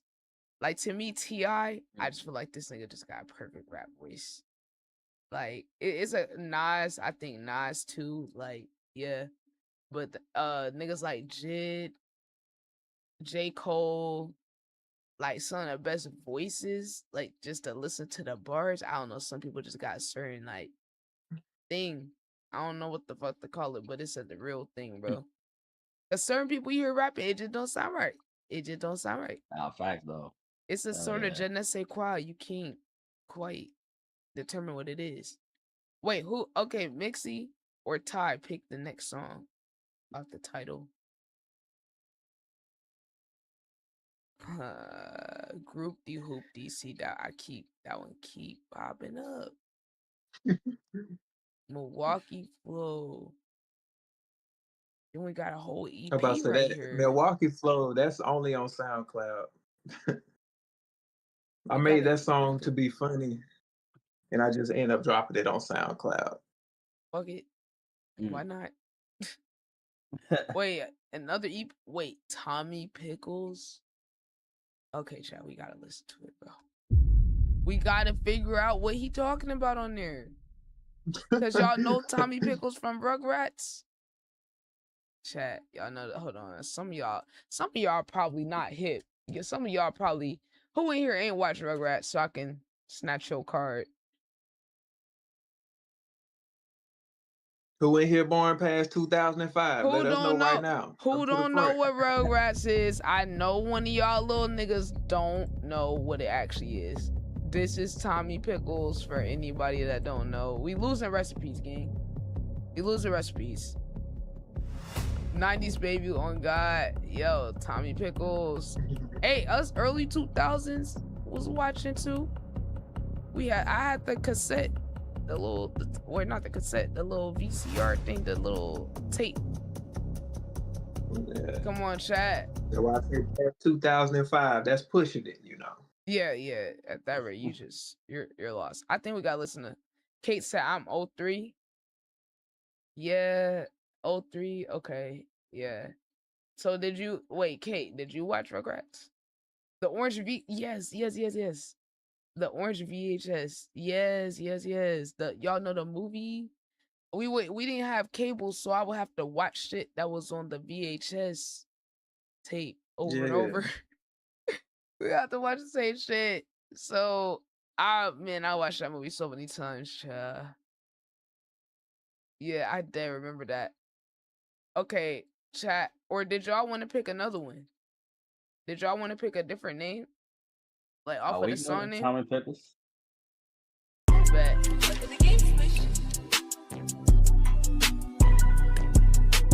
Real trendsetter. Yeah. Cartier the trendsetter, stepping out, it's kinda hard to miss him. Hanging with the Rugrats, running shit like I'm Tommy Pickles. No young, yeah, explosive, brain blast, I'm coming like a missile. Know my chain the bestest, neck on water like some dolphin flippers. Woo shit, Cartier love hood shit, can't show you how to flip no brick, they wonder how we still rich. Them niggas tried to catch a play, young, yeah, went out and caught a pick. When it come to my family, I suit up, go out like John Wick. I'm so ill with this shit. I got the sickest sales, fresh and fuck, looking like a pimp, but I don't coochie sell. Police lock me up, I break the cuff 4 days and make bail. Listen, when I leave the building, Tony Hawk slide down the rails. When it just be in my DNA, so ain't no way I fail. Boy, that's God timing. My ancestors ride with me, so you shall not try. Yo, bitch wanna fuck, oh yeah, I told her it's a long line. Or a gas on back, spasm, got a nut and out her spine. Cartier, when she screaming out, draw that dick, don't play. Had to leave the money call on speeding down the E-way. I can't pay for nails, baby, she think, yeah, cheapskate. But I'm loaded up. Schedule drop to the bank, my teller think I'm drug hustling. Soon I hop up out the car, they like, here come ye with that record. Got your bitch calling, see my chain and I left her stuck. Real deal baller, I can show you how to get them bucks, baby. I been rolling lately, Mercedes, they wonder how I been. Give a fuck who you is, I'm rushing through you for the win. They say Cartier. Big Saucy said he slid like Key Glock. I don't know Key Mixie know about Key Glock. I don't know what Nick Mixie know. I don't know about Key Glock. like that. So I'm lost on the reference, but Big C he's on the key sliding block, bro. though. He is sliding though. Hey, He is sliding. He is sliding. come on, bro. Y'all hear him? Y'all hear him? Let him cook. When I land, can't even drop me off. Ain't too quick to go fuck on no fan. Need to find a baker, got way too much cake up on my hands. Blind shooter got my feet, I'm counting guapo with my hands. He been selling dope, but he still broke, I don't understand. I been stand on business on the roof where you gon' find a man. Cartier, bitch, I done went missing and they found me getting rich. Big stepper, earthquake, some shit, I'm heavy when I hit. My mama called me the other day. Link She in the said, stop chat. that ratchet shit. I can't change, mama, I got these broke ass rappers on defense. All my I'm ops good. broke, go band for band, where they pocket land. I was born up in the trench, but Band to the for stars band is with where their I pocket went. land. I'm dead. They tell you, Cartier, when you gonna start back snapping on That's these niggas? fucking hilarious. I'm like, shit, I ain't never stopped, but here you go.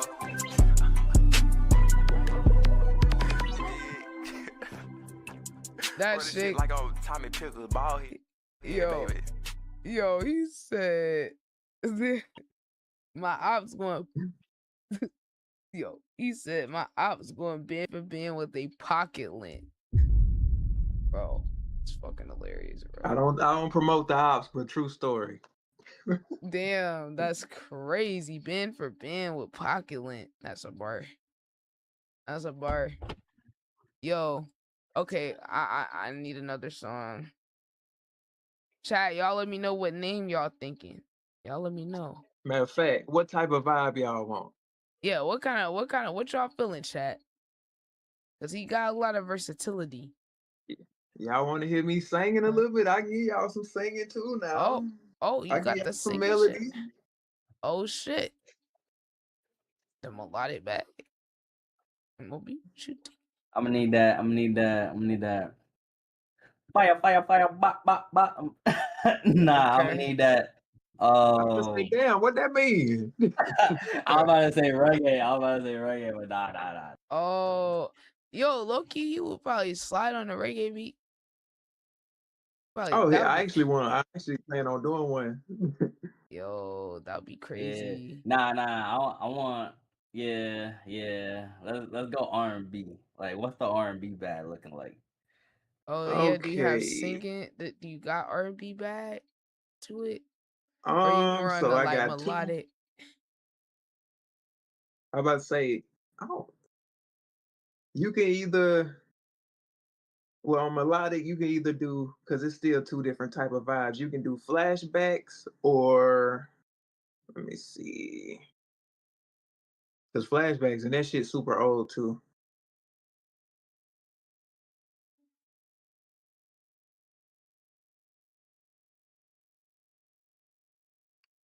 Or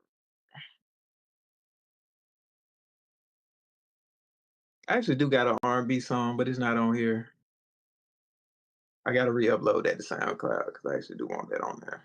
But yeah, I say just try flashbacks, a different vibe. Bet.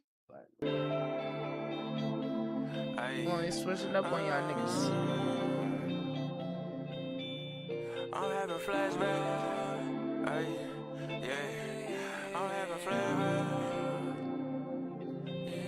She wants some comfort, some I'm trying to get laid. I'm having flashbacks. Back shots loud, sound like it's Baghdad. Yeah, she find how the fuck did you bad that? Rich nigga, the one used to laugh at. When speak on my ass, where the cash at? Cash out, get the money till I pass out. Pass out. I put my foot on the gas, driving straight up your back. I won't give her no slack. Think he fucking with me, must be puffers on crack. Rick on boot, I put my foot on your ass. Reminisce about the days I was sliding in, yeah. Keep it pimp, never simp, never going like that. Keep a big gun on me like I live in Chirac. I'm a Chester, baby, I can't lie, that's a fact. Keep the cheese, kill the rats. Wanna speak like Zach. I'm just chillin' with Cord. Kick her out if she bored. I step outside my chain, be ice, leave it snoring. Feel so ice, knock him down like he bowling. Pussy good like stir macaroni. Unzipping my pants and I put it on. Yeah. Ayy, unzipping my pants and I put it on. Ayy, yeah. She wants some comfort, some I'm trying to get laid. I'm having flashbacks. Back shots loud, sound like it's Baghdad. Yeah, she find how the fuck did you bag that? Rich nigga, the one used to laugh at. Wanna speak on my ass, where the cash at? Cash out, get the money till I pass out. Pass out. gon' have a rank like a Boy Scout. She wanna fuck, wanna suck, I'ma slut her out. Big dog from the kennel, better watch your mouth. Me and one in the coop doing business now. This coop ain't no rental, draw dropping they dinner. I pour up the cup, it's relaxing my mental. And lower my life, cause it's real like a candle, yeah. And it's real like a candle. She wants some, come fuck some, I'm trying to get laid. I'm having flashbacks, back shots loud, sound like it's Baghdad. Yeah, she found how the fuck did you bad that? Rich nigga, the one used to laugh at. Wanna speak on my ass, where the cash at? Cash out, get the money till I pass out, yeah. Damn, I feel like that perfectly fit your voice. Yeah, That's really catchy. yeah.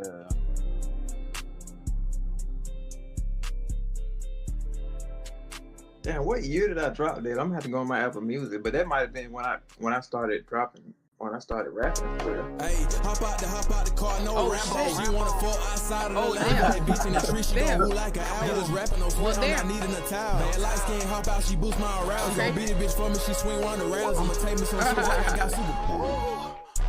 Bitch, I'm global, Damn. guap star, rebel when I speak. I might stand up on a cop car. How you ain't get no bread yet? What you waiting for? Why he talk about your man? He said, what you waiting for? Real global villain, iceberg chillin'. She say, yay, how you feeling? Like a motherfucking million. Hey, cruising around the city with a thick and Brazilian. Exhibit pimp the rider on this bitch, pink slipping. Global from the start, I'm flexing chrome hearts. Bitch, I ain't no Cupid, ain't no love around these parts. Bruce Wayne, Batman, I like to kick it in the dark. Use my Yo, dogs this all is the game fucking like I studied diabolical. liberal. Never switched, I stayed the course. Hey, the Porsche got some horses, I hop in, I'm saddling up. No kiss by being cool with niggas, I never gave no fucks. I just want the guap, yeah, a global guap star. I was outside getting money, you play at the park. Pussy. Man, I told these niggas I been a global guap star. I was gone to November, but I'm back now. Yeah, that shit was lit. Yeah, that was tough too. Oh Yeah, my god. that was tough. That was tough. Yo, that shit lit, bro. You lit. And he barely had no misses. He had no misses on that. Wait, what's that? Is that Mixie? Yeah, that's Damn, Mixie had to pull up to tell you that, Lil Twan. Yo. Hey, Mixie, what you know about Key Glock, bro? Don't try to What press you mean Mixie. what I know about Key Glock? I Wait, listen wait. to What you know about- Key Glock stuff. Exactly. Like, tell What about Key Glock, Ty, bro? man, tell Lil Ty watch out. Nah, like Mixie, his music taste is like crazy. It's like it's crazy and, good. and that has nothing to do with him He said being it's crazy a good. TGM glazer. That has nothing to do with him being a TGM glazer, does it? Nah, nothing to- wait, see, you put that in the universe. I did. Oh no, I was just asking. I was just asking. No. Nah, bro, That's definitely facts though. Right? Hey, we big Am I- TGM over here. You feel me? I'm big ITB glazer too. You know what I'm saying? You already know. Yeah. Yeah. TGM, Hey, look. ITB, that's the game.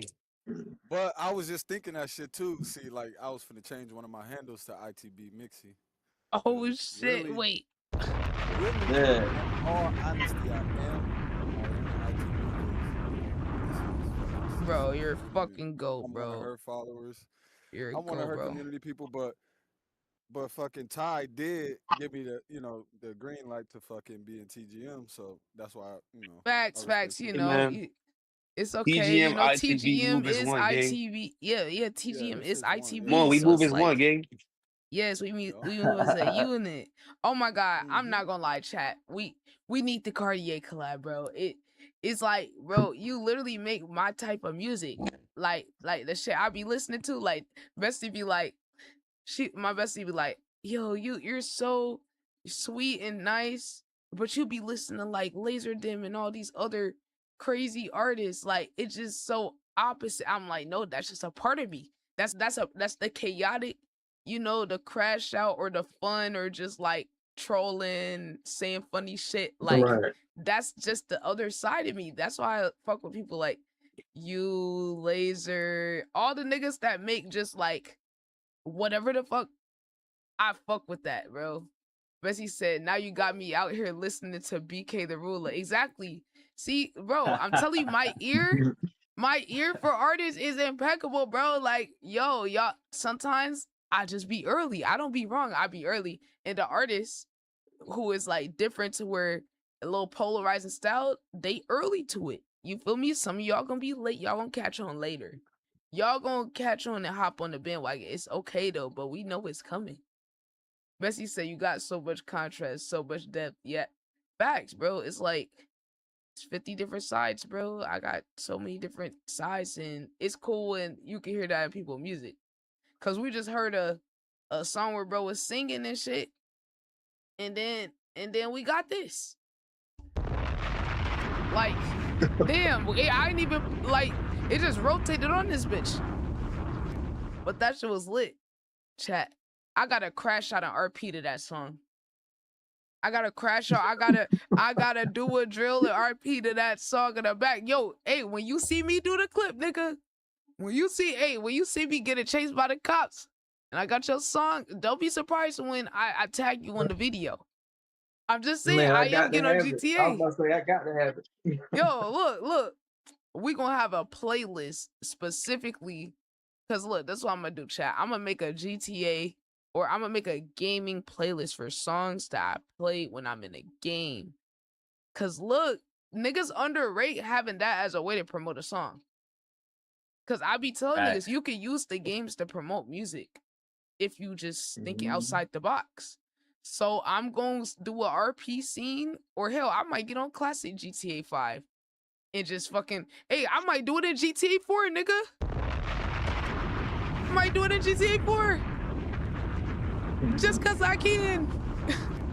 I'm turning the radio off in the game. Nigga, I will turn the radio off in the game, and I'm gonna have the SoundCloud in the back, the Spotify.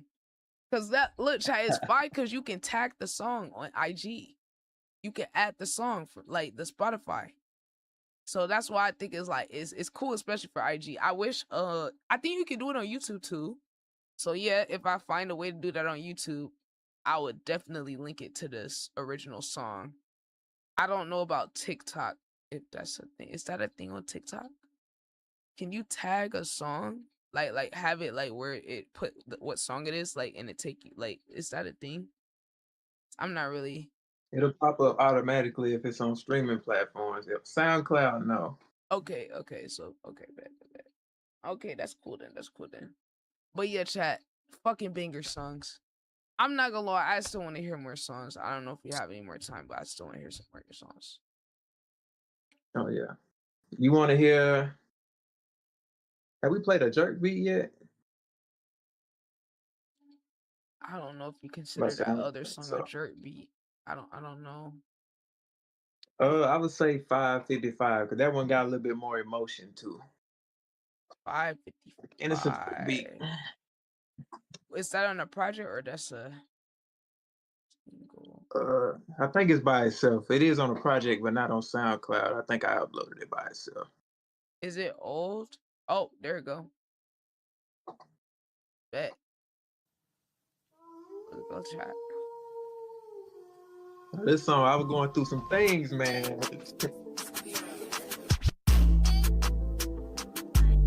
I wrote this song in like 5 minutes.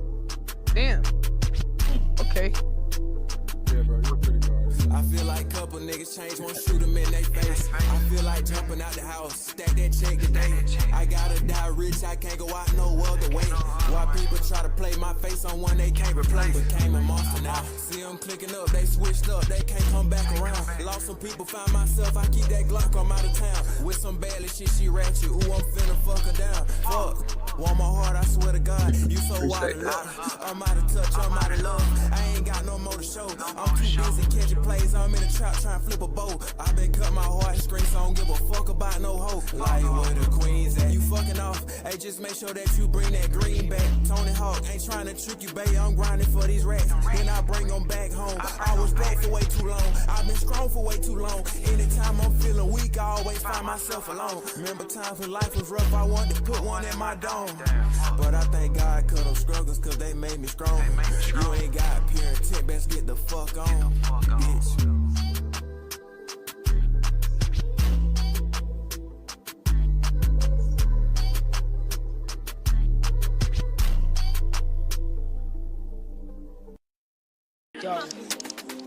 I feel that. Damn, I feel that. I feel like people that get it, they get it.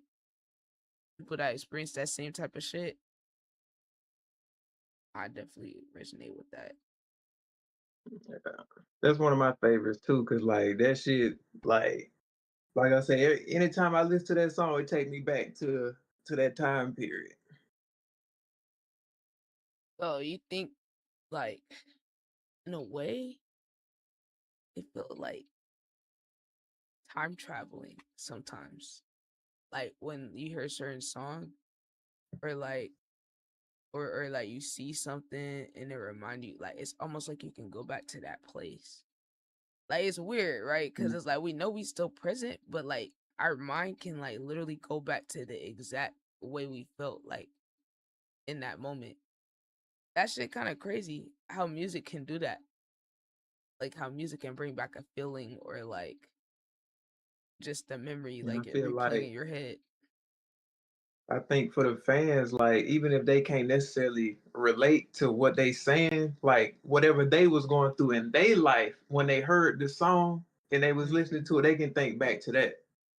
Yeah, that's so powerful. That shit's crazy.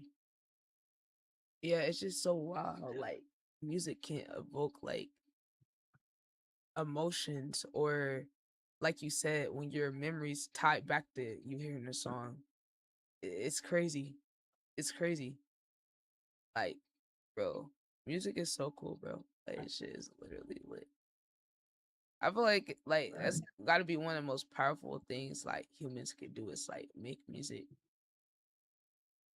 I don't know. Shit is crazy. G43. Wait, is that a gun?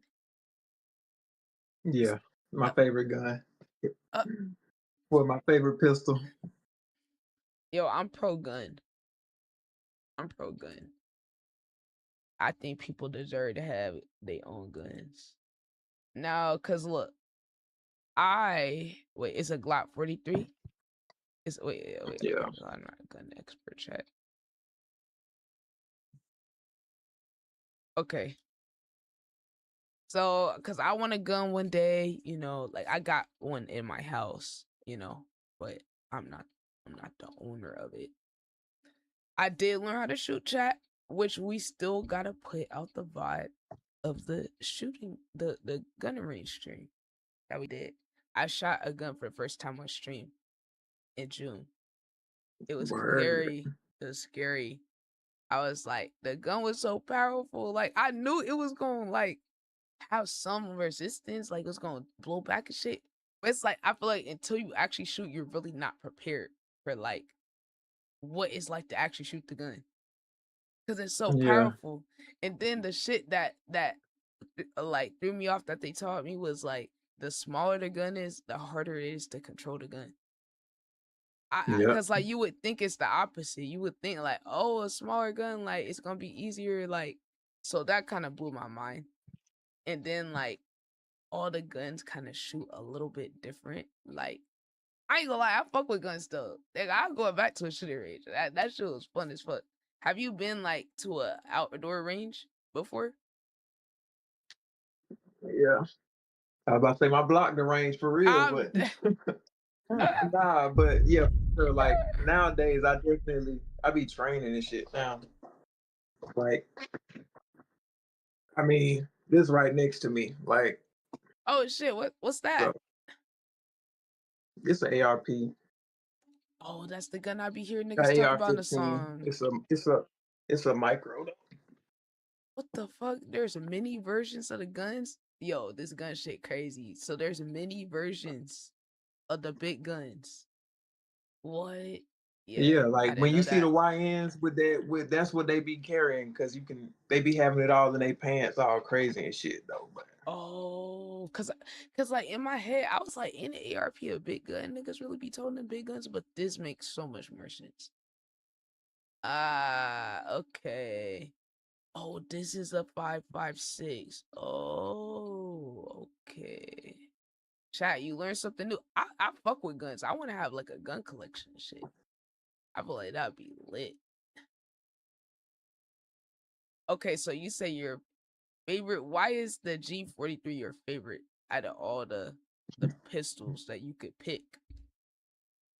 I was about to say I'm a Glock dude. You feel me? And like I just when I got it, it was my favorite.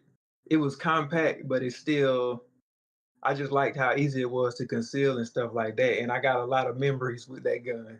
Oh damn, he got, bro. A lot of Don't crazy get caught stuff happened. lacking. Don't get caught lacking when he Like got the G43 chat. I'm gonna just tell a quick story. Like we was at a party,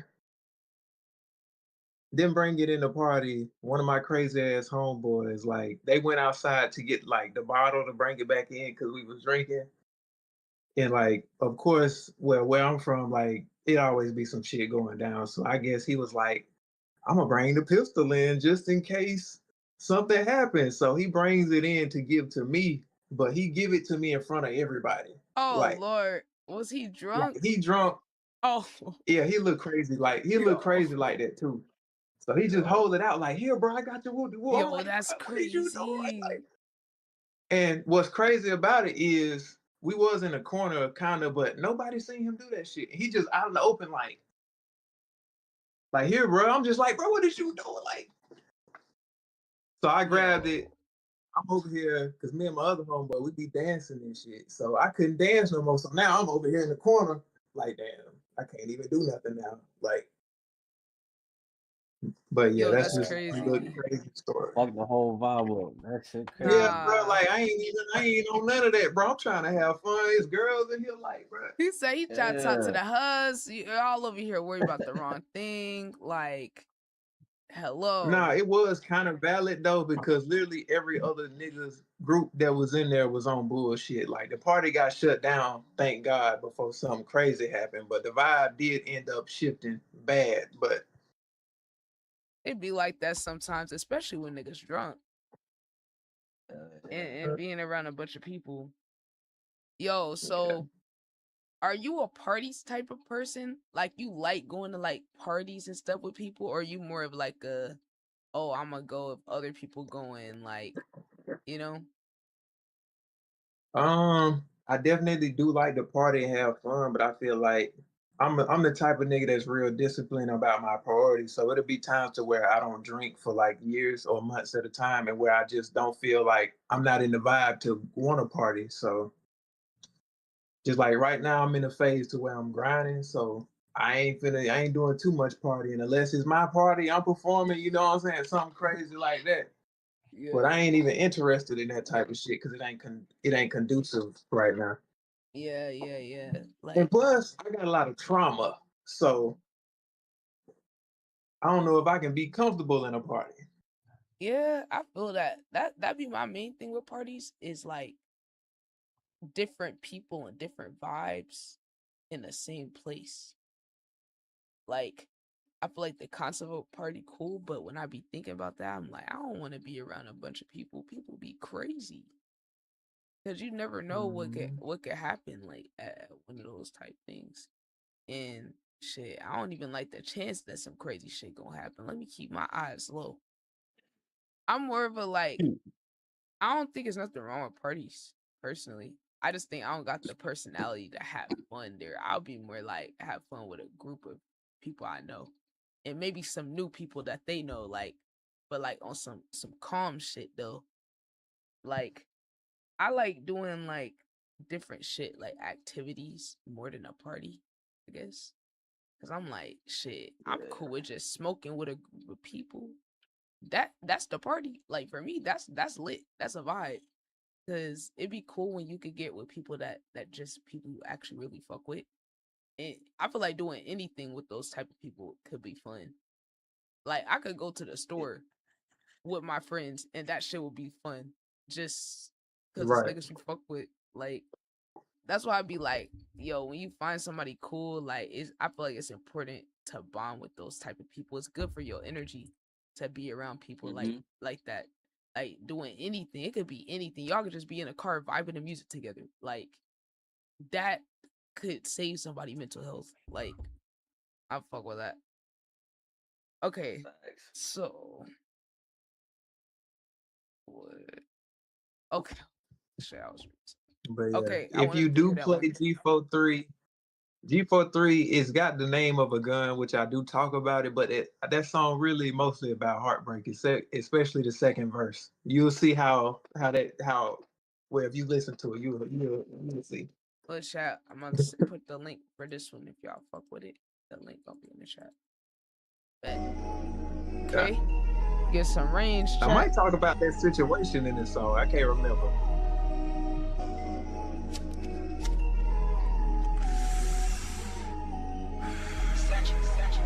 Pass on my online degree. In the party, G43 is on me. And hear that smoke, he must have wanna breathe. It wasn't no money, so I had to leave. For what you heard, tell me what you seen. Put this shit over my city like jeans. New Mustang, let you hit a stampede. Having full motion of bliss. Baseball the booth, I'ma hit, I won't miss. Put cuffs on the game, so don't try to resist. Iceberg car won't get mad by the bitch. They ain't see me coming, I must be a glitch on the road to success. Gotta see through the mist. I conjure a giant like your mirror Fritz. Late night stacker with the graveyard shit. Snoozing the back, firing up the spliff. Ain't scared of no risk, I been jumped out that cliff.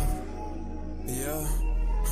I been jumped out that cliff. I'm taking shrooms, I'm seeing hieroglyphs. Buy me some crypto, I'm chilling with Cliff. Yeah.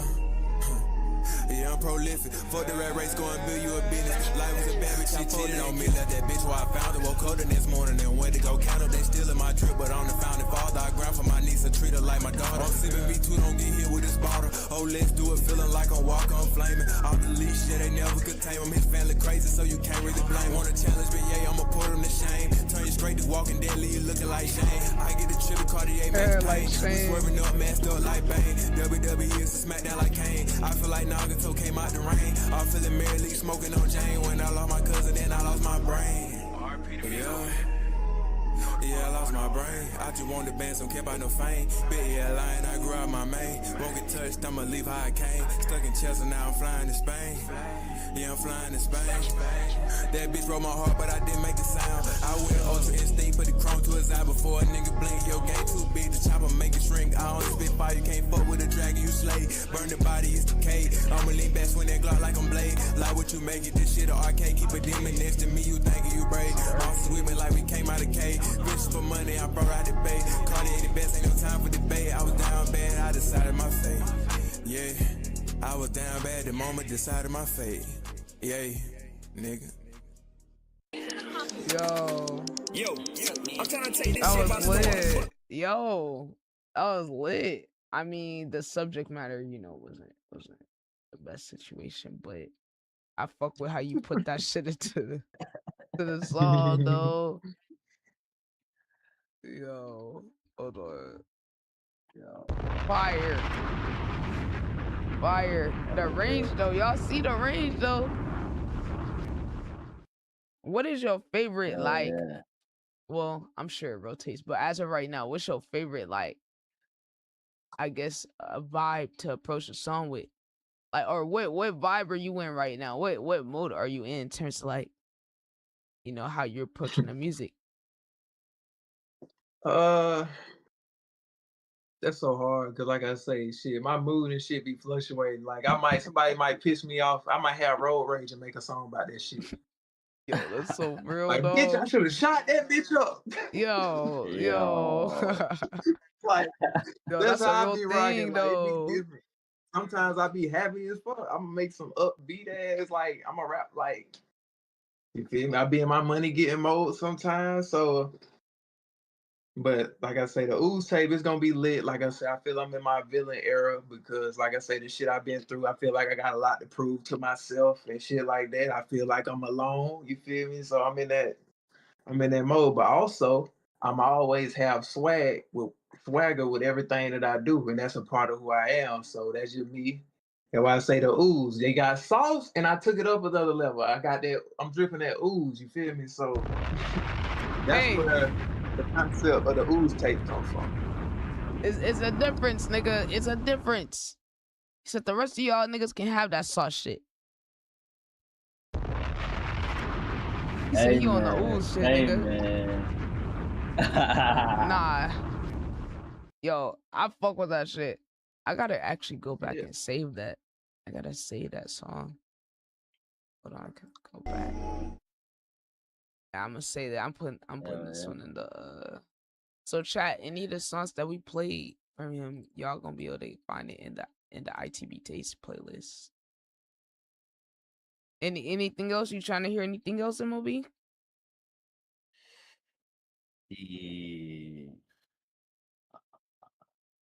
Honestly, that Corvette just caught my eye.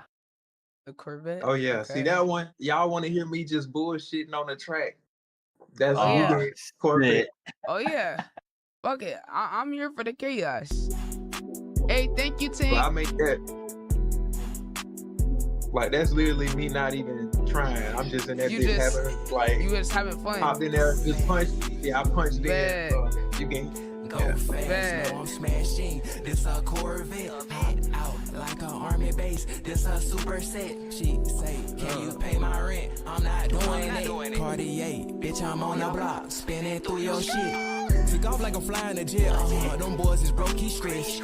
Fuck the track, this a runway. I hover off in the vet. No, I ain't gangster, play with Lil Ye, I'm still gon' bust this bitch. I'm with some fine shit. Her nickname is Tricks. Why her name is Tricks? You know what she do on the dick. You know I'ma hit me a lick. Can't make no money, then yeah, it's pissed. slide it. Stop, cause they want me to quit. Defense, get hit with a blitz. The Porsche got horse, wanna ride in it. I come through, she sliding it. Won't tilt my crown, I can't buy down. I'm struggling them off like Do not silk no walk, got H2O up in my fluid. Hey, I'm not friendly, but what's cracking, what's good? These niggas be flogged, don't live what he say. Can't go to your hood. Test the county, where I'm raised. 803, what's good? When I touch down at the Cyclone, know I'm eating good. She put that pussy on me, left her sprung. I ain't learned that in no book. She say you do that to another bitch, then your ass is cooked. Go fast, no I'm smashing. This a Corvette, hot out like an army base. This a super set. She say, can you pay my rent? I'm not doing it. Cartier, bitch, I'm on the block, spinning through your shit.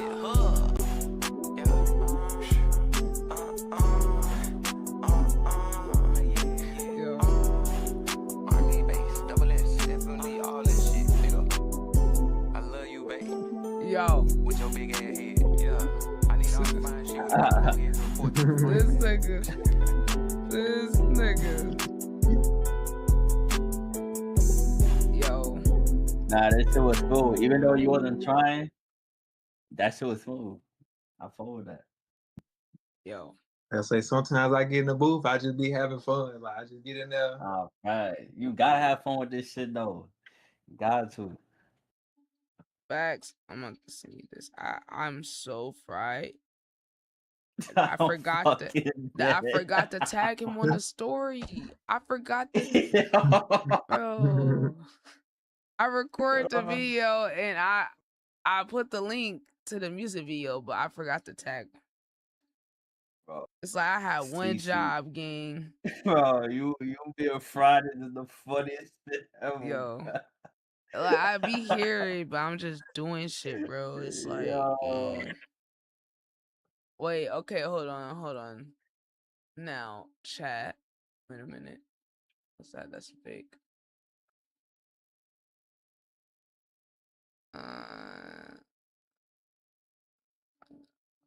Okay, we can work on that, but it's gonna be on one time.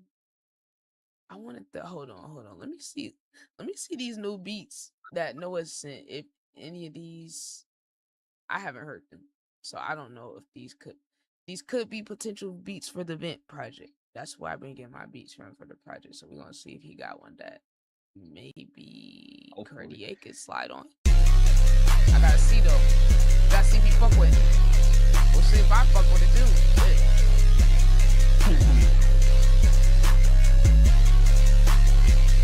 I fuck with this.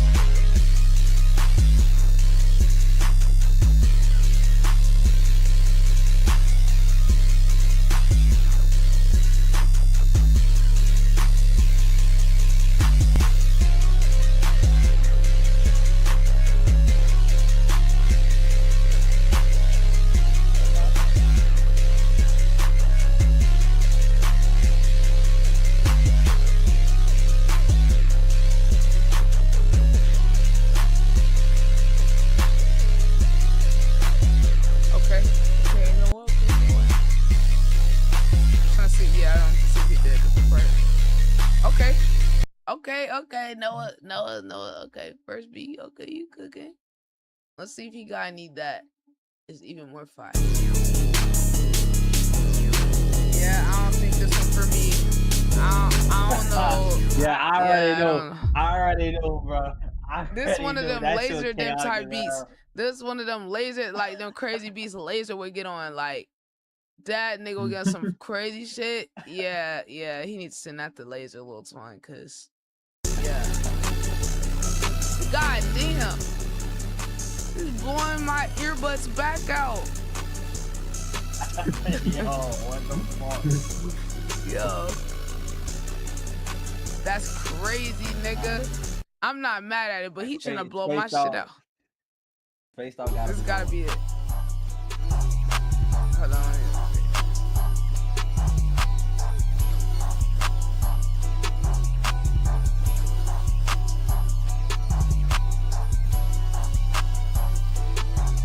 Okay.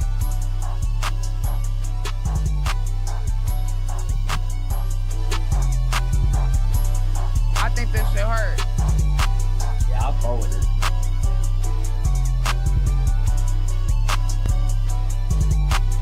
I think he cooked.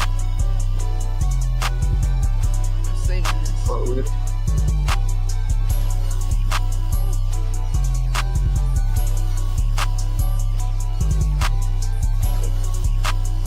Yo, Chad, I think we could do some fight shit on here.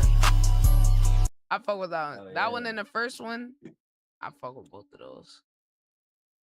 Yo. That shit fire. Yeah, that last one, I was like, I'm trying to see where he going with it. I think he did this shit on there. I think Noah did this thing on there. W Noah. W's. Yo, that was lit. Okay. All right. I'ma send you the first one and the last one. And then if you fuck with them enough to get on it, then you can pick which one. I'm not sending you all these beats for you to get on. I'm sending you different ones that you might like. So if you catch the vibe of one, then you can pick which one you want to do. I was about to say, I fuck around and send 5 files back. Look, no, I'm not trying to make you get all these beats. I'm just giving you options. Yeah, I'm just giving you options to choose from. Because, hey, you might fuck with one and then be like, I'm not feeling it today. I'm not there. I could do it, but I'm not there. So, chat, that shit, yo, those are lit. All right, chat, let me get a couple more. Hold on. Because he got a lot of songs, bro. He got a lot of songs, I ain't gonna lie. We got a lot of options to choose from. Wait, is there any more music videos you want us to watch?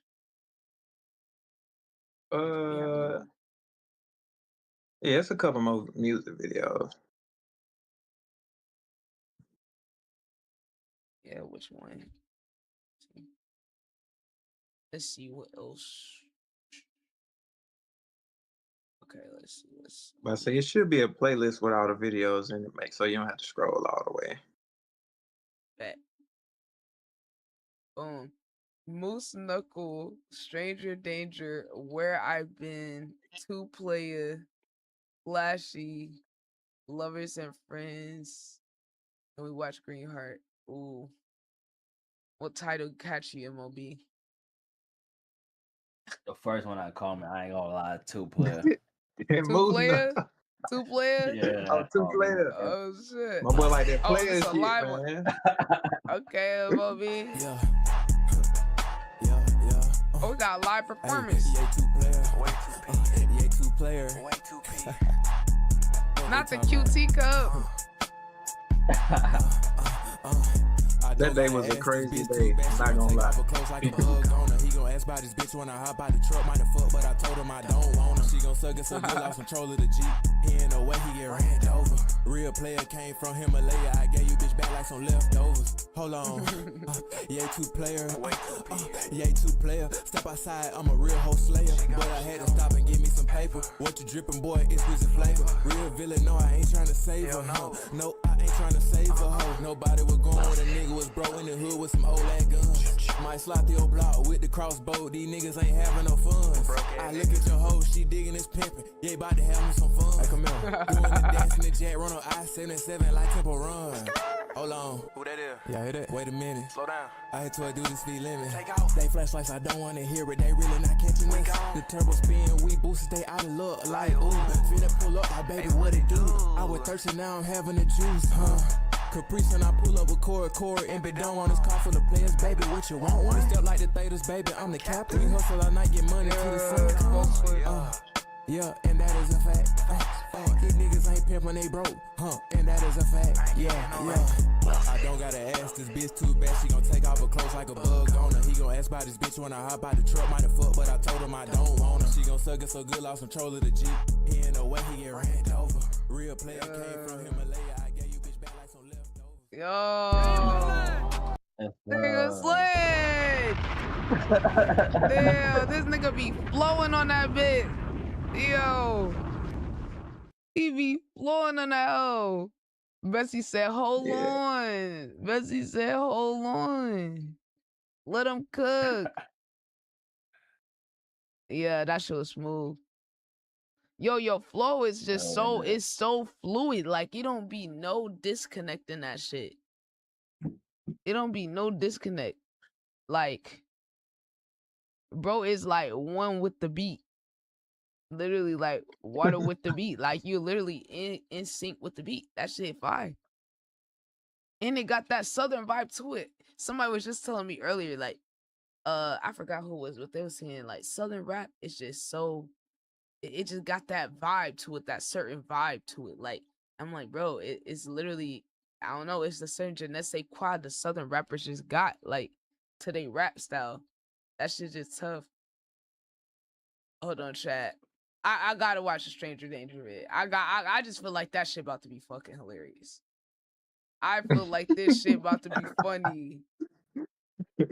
Come on, chat. We can't scroll past that. Y'all make sure y'all tap in with Cartier. Link in the chat. Feeling everything. Yo. Hurt now feet. Now bun is killing my nigga. It's in my hand. Yo, this is fucking hilarious. Yo, nigga got the Bone Thugs and Harmony shirt. W Center just opened for them niggas the other day. W Center winner. Yo, I ain't gonna lie. I think a Senna and Cartier collab would go crazy. Both of them flowing on the beat. That shit might be OP. That shit might be OP because Senna could flow too. Yo, I think, bro, we gotta get them in here at the same time one of these days. Yo. I say I'm gonna be dropping in, so shit. Hey, yo, I'm summoning the spirit of Senna. Let's see if he pops up anytime soon. Cause sometimes when I talk about him, he just pop up in his hoe.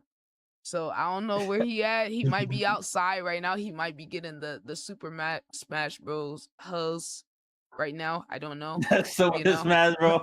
Yeah, he might be getting the Smash Bros. Hoes right now. So I don't know. But or young ladies, you know, Senna. You know, he all respectful as shit. You know, the nice young ladies. Obi. I'm not Cartier looking for the hoes, baby. The 304s, baby. Looking for the 304s. Where the hoes? Where the hoes? You a respectful young lady. You a respectful young lady. I'm not gonna try to turn you into a whore, okay? But listen. We like all women, but you know, I'm fucking dead, yo. I know. We love all the women out there. Yo, Ty trying to stay quiet, like he trying not to blow his cover right now. Ty know he agree with that. He trying to be silent, like he definitely is on that time because Ty definitely got the huzz. He got the roster. TGM, he say he be having them on like a what you say? You got them on a they got a budget. They got a budget. What's that shit, Ty? Oh, I don't got the hoes, bro. Why you trying to put that on my jacket, bro? I'm a loyal man, bro. I'm a loyal single man, bro. I'm single right now. I'm just loyal. What? Come on, Wait, bro. what? You single? This sound like some game you be running on the hus. Cause what does that mean? What the fuck? It's a How you bunch of niggas single in but here. loyal? I know I'm saying that sound like the logic you probably be telling the hus like, oh, I'm No, single but I'm loyal but to look you though. though. Like that's probably Look, what you be I'm a saying. I'm a loyal person in general, and I'm single right now. That's all I'm saying. Like I'm So just how saying you I'm loyal? single. Who you I'm loyal a to very if you single I'm though? I'm loyal to the people that I fuck with. Like you feel me? Like my Yo, day to this day people I talk to, wait, what like so family, so you family, oh friends. Like okay. Cause yeah, I come was about on to say now. you loyal to the roster, like you loyal to your roster is No, crazy. bruh, no, bro. I'm not Future, bruh. Yo, That nigga made a song talking about Valentine's Day, the worst day. Like, nigga, what? yo, that nigga not real. Yo. Future not real. Yo, that's fucking hilarious. Yo, who here actually fucks with Future? I got a serious question. Who fucks with Future here? Y'all fuck with Future? Anybody? Any Future supporters? I'm a big fan of Future. You know, somebody said Mm. something like it sound kind of crazy, but they're like, Future is a modern days blues artist, and I was like, you know what? Y'all low key might be on to something. Cause like surface level it sound crazy, but like when you think about what he expressed in the music, like kinda like low key, it's just like I've learned to respect what he does a little bit more. I'm not the biggest fan personally, but I don't like dislike him. I just don't think I'm the target audience. Even I don't think I'm like, but I respect his flows and him be able to write a good song. Like, hey, there's songs. Who doesn't like at least some Future songs? Like, like come on, he's Future. But No. I gotta go back and listen to his discography though, because I never listened to a Future album. So I don't know I was about which to one I say should you start want to with. hear like you want to hear the artistry on Front Street. Like you need to listen to Hendrix Hendrix. because it ain't Okay. just like his normal street. You know, he actually it like I say it just sounds different from all the other projects. So the one niggas be gassing up that I see is the DS2. Is it really that good? Or is it just like it was impactful? Or DS2 like, is a yeah. classic. It's a Yeah, classic. I know It's it's a a Yeah, classic. classic, but is it really like that good? Or was No, it just it's that good. okay? Cause Chad, we gotta yeah. go on the arc and listen to DS2 Future. DS2 ain't my favorite project from him, but like that's everybody say that because it's a classic. Like it is like that shit is a staple for him. But okay, cause I was like wanting to listen to some of his projects, but I was like, I don't know where like what's the actual good ones to listen to, like in the right order, where I could hear the evolution of his sound. It's like I don't want to listen to every single one, but I just want the highlights. Like what's the highlight albums? Right. So DS2, Hendrix, is it another one that's like actually like Yeah. really good? Yeah. But a lot of people like Monster. Some people, well, Monster, that was like 50-50. Some people ain't fucking with it because that's when he started changing shit up. What you think, Ty? But some people, What? Monster? No, like what's Future's other album that's like really good? Um, I say what's a mixtape? People fuck with Beast Mode. Beast Mode, cool. I think I ain't gonna lie. I think either Evil or what's the shit called? Purple Rain. I say you nah, probably Evo. That shit. Yeah, What's it called? yeah, Evo? Evo is better. Oh, Yeah, Ego. Okay, you see. it's like it's evil love backwards. yeah. Love Oh, backwards. evil. Okay, Mm. EVO. Huh. Wait, I feel like I've seen that cover. Yeah, that's 2016. Cause like his influence is crazy, like regardless if you like Future, like his influence on the sound is like it is definitely there. Like you can hear it with a lot of the newer people coming up for sure. Cause I feel like the other projects are like kind of more like mixtapes. But like if you want like an album from him around that time, I would say yeah, Evo is probably a good one. Like well rounded. Like he said, Hendrix too is good.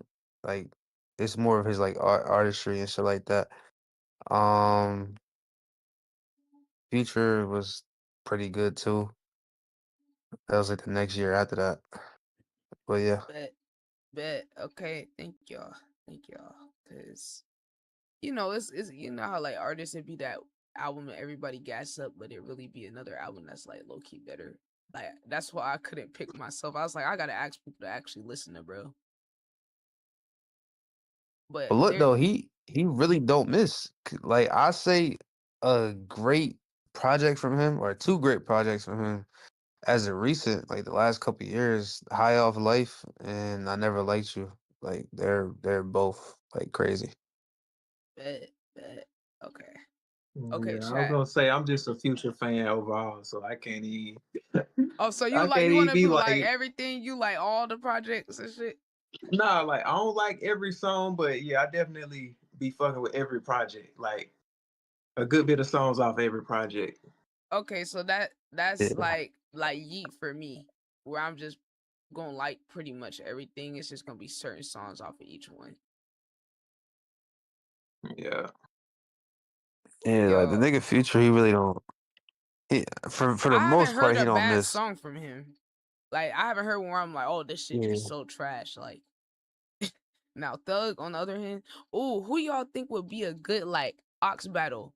Cause I want to start doing ox battles, and I know some of y'all be fans of other artists, so we could get us some good clips doing ox battles against each other with like one artist versus another. Like we did Cardi versus Uzi, we did Beyonce versus Rihanna. Who do y'all think would match with Future? Who would be a good like Um, person for comp? honestly, it's a tough one because I feel like Future's in the realm of where he there's really no one you could compare him to unless it's like damn near Drake and like those type of people. So I think at a point you could have did Thug versus Future, but Future's watching that nigga Thug. I ain't gonna lie. I'm sorry, but Oh yeah, I was facts. Hell yeah, be a setup. I would say a good one would be Drake because remember when I did the Drake versus Yeah. Future with Don Did you make bro and he got quit? mad and quit. Yeah. He quit, bro. Yo, Like Ty he went was against he was Drake sleeping on and then Future. quit. He was sleeping on Future, bro. He got bangers, bro. Like Future has hits. Like Yeah. I'll even say this. Honestly, I love Wayne, but I think Future can go No, toe to toe with not Wayne way. in a Okay. versus. That'd be a crazy one. That'd be a good one. Future versus Wayne. I think Yeah, that'd that's be a But great we one. gotta yeah, do. But we gotta good do one. YB versus Wayne. That's the next one we about to do. We're about to do YB versus Wayne. Who you think winning that Cartier?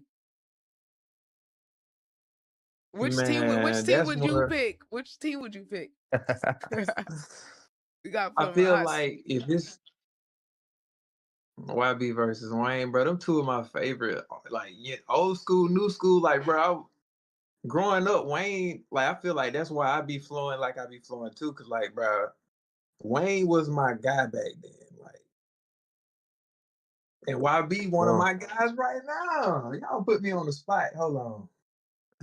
There's no That's wrong how I feel, answer. bro. But I'm I like, don't I feel like gotta there's a pick wrong one. I'm answer. like, They're both right I feel answers. That's Honestly, fire. I could go either way. Like if I was on either team, I feel like I could come out with a win. We're gonna have But to I spin feel the like wheel for me. I can't do it. I feel like what Nah, beat up nah. That's what for everybody sure. wanna.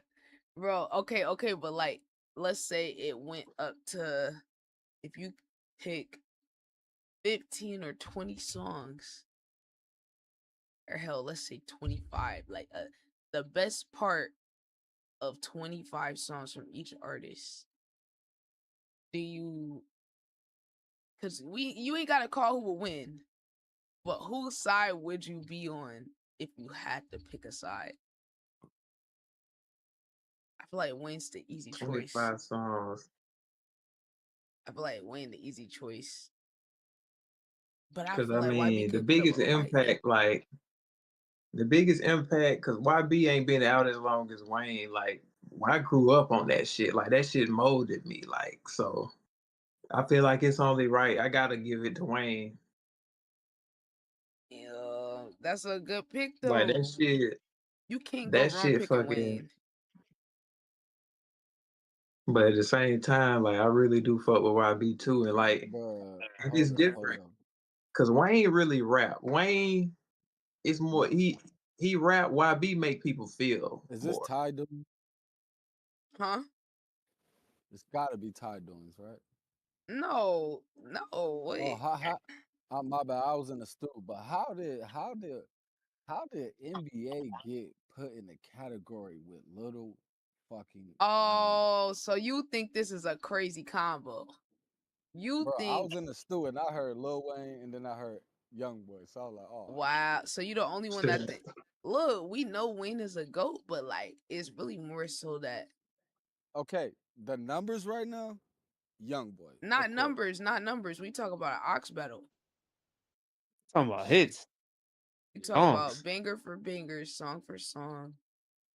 Who you Okay, I putting think in what the ox I I battle? have think to go YB got it. YB. Yeah, I'll have to go with YB on that one, for sure.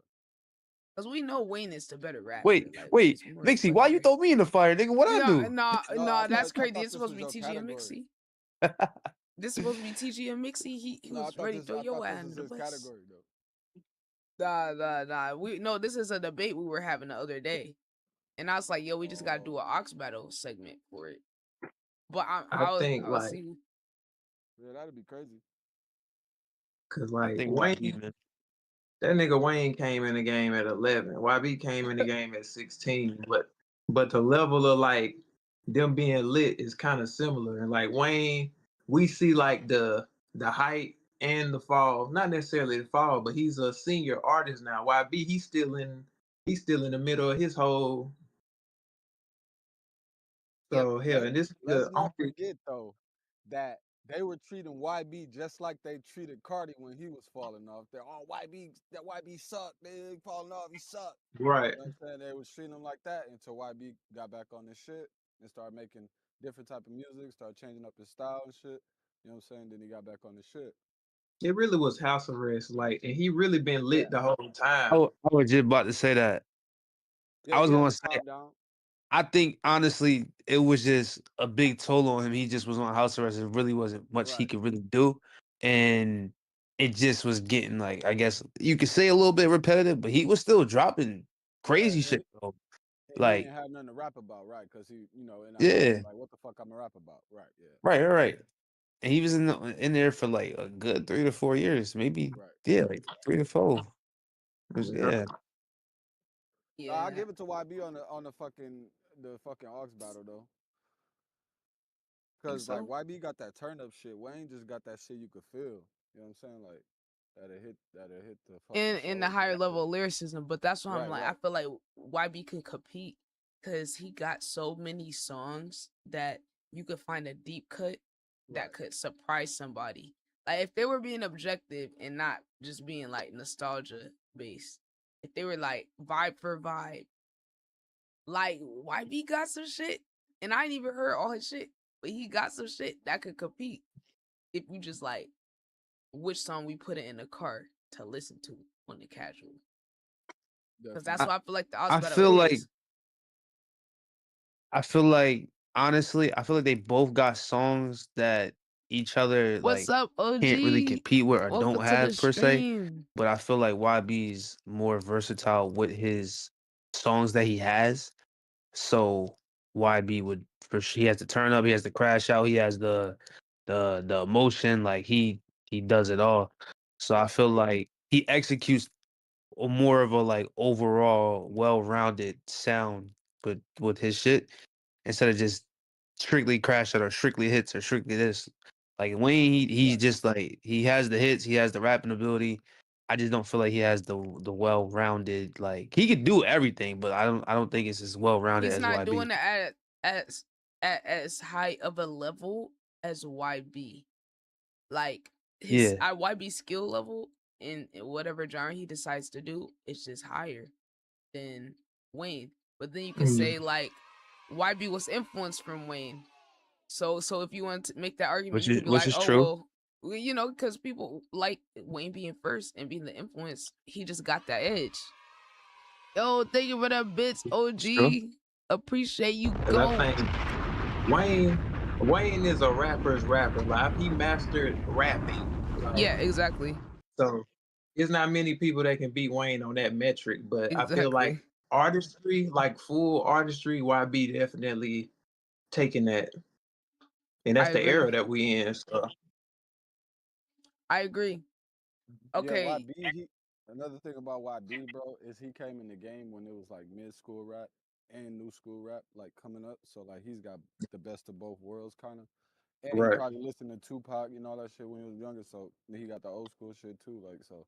And then Wayne, like he got all that, but like not the new school so much. Like Wayne don't know how to make fucking Yeet type of music and make YB type of music and shit. So like no one's really gonna listen to Wayne like they listen to YB, Yeet, and Playboy. You know what I'm saying? Like, so yeah, I feel YB got like him on that new school shit.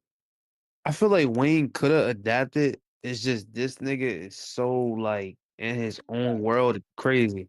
Like Facts. he's in his own world. I feel like the drugs probably had a little bit to do with it, but he really just be in his own world. He don't really be worried Facts. about the outside type shit. And yeah, I feel like it's really just that I for real. agree. That's the And best plus, way to like describe it.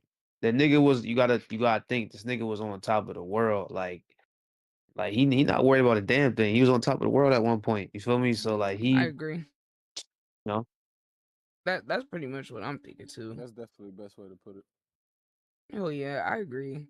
Cause it's like, but that's the beautiful thing about music and rap is the evolution of it. Because YB is Wayne to an extent. He's like an extension of him. But that's why I feel like it will actually be a cool matchup. Because I feel like the YB fans could low key surprise people with some of the songs. Because I feel like the average person don't know a lot of like the YB deep cuts or his versatile shit. They know like one version of YB. Yo, okay, so we need to get a group of Wayne fans to represent Wayne. Because I want to do group versus group. Like a group of YB fans versus a group of Wayne fans. So I don't know who want to be on which team. But one of y'all that know all their music gotta be on the other team for the plot. We need somebody to play the like Ty, I need you to be on team YB. But we need some OGs to get for on sure. team Wayne. I need somebody that know all the Wayne songs though. Shit, I'm thinking who really. Oh, didn't Ace said he a Wayne Glazer too, so he should know the songs. But yeah, that would be lit. I ain't gonna lie. I don't think he gonna be a strong Then we need representation for we think Wayne, we but he need could a try better though. Wayne. We need a better Wayne representative. I Okay. know, I know all the Wayne songs, but like I only like his bars songs, if you get what I mean. Like his Cash Money Okay. shit back in the day, like that shit. I know all that shit, like all the way up until like Carter Ford and then the new shit. But like, I really only like his bars song. But like, yeah, I know plenty Wayne shit though. Yeah, maybe I need to go to like Reddit Wayne and Reddit RB YB to see if I could collect some of the people to get them to be on both teams. Yeah. Cause I want to 'Cause I see was about them to go say head I to ain't gonna be head. qualified to be on the Wayne side. Oh, I ain't okay, gonna be able to come up with them songs that fast. yo. Okay, you right. Yeah, Look, nah, I I'm gonna could see if do. we can get some of them representatives. Cause I low key just want to see them go against each other and see their fans arguing in the chat. I dare want to see these nigga Yeah. argue in the chat. Cause Nah, yo, facts. they think the YB fans crazy, but I look, YB got some heat. I think he low key a little underrated from what I'm hearing. And Ty, we definitely gotta react to that next album whenever we get a I chance. can't wait, man. Until Death Calls My Name, that's the next one, chat. I'm excited for. I just know he about to slide on that, bro. I know he about to slide. Okay, chat, hold on. We got the Stranger Danger vid. Nephew, you know how that shit be, man. Yeah. Put a Man, link in the listen, chat. Man, I got a little something to help you out, man. I know how you been thugging in the hood, man. Real OG. Put this in the chat for y'all. Yeah. The Lord gonna bless you. Little something for you, Hey, nephew, who that is over there? That is. I'm dead. Hey. Oh, for this shit. Oh, God, man, just chill, trying to tell you, nigga, that we trying to get this money. We ain't got time for these things. Hey, man, I don't know. Yeah, we just gotta get this money. Bro got the Nerf gun. You I'm feel me? All right, man, dead. take a seat, bro. We finna go get some money. I'm dead. Not the king. He still got the fucking game. Yeah.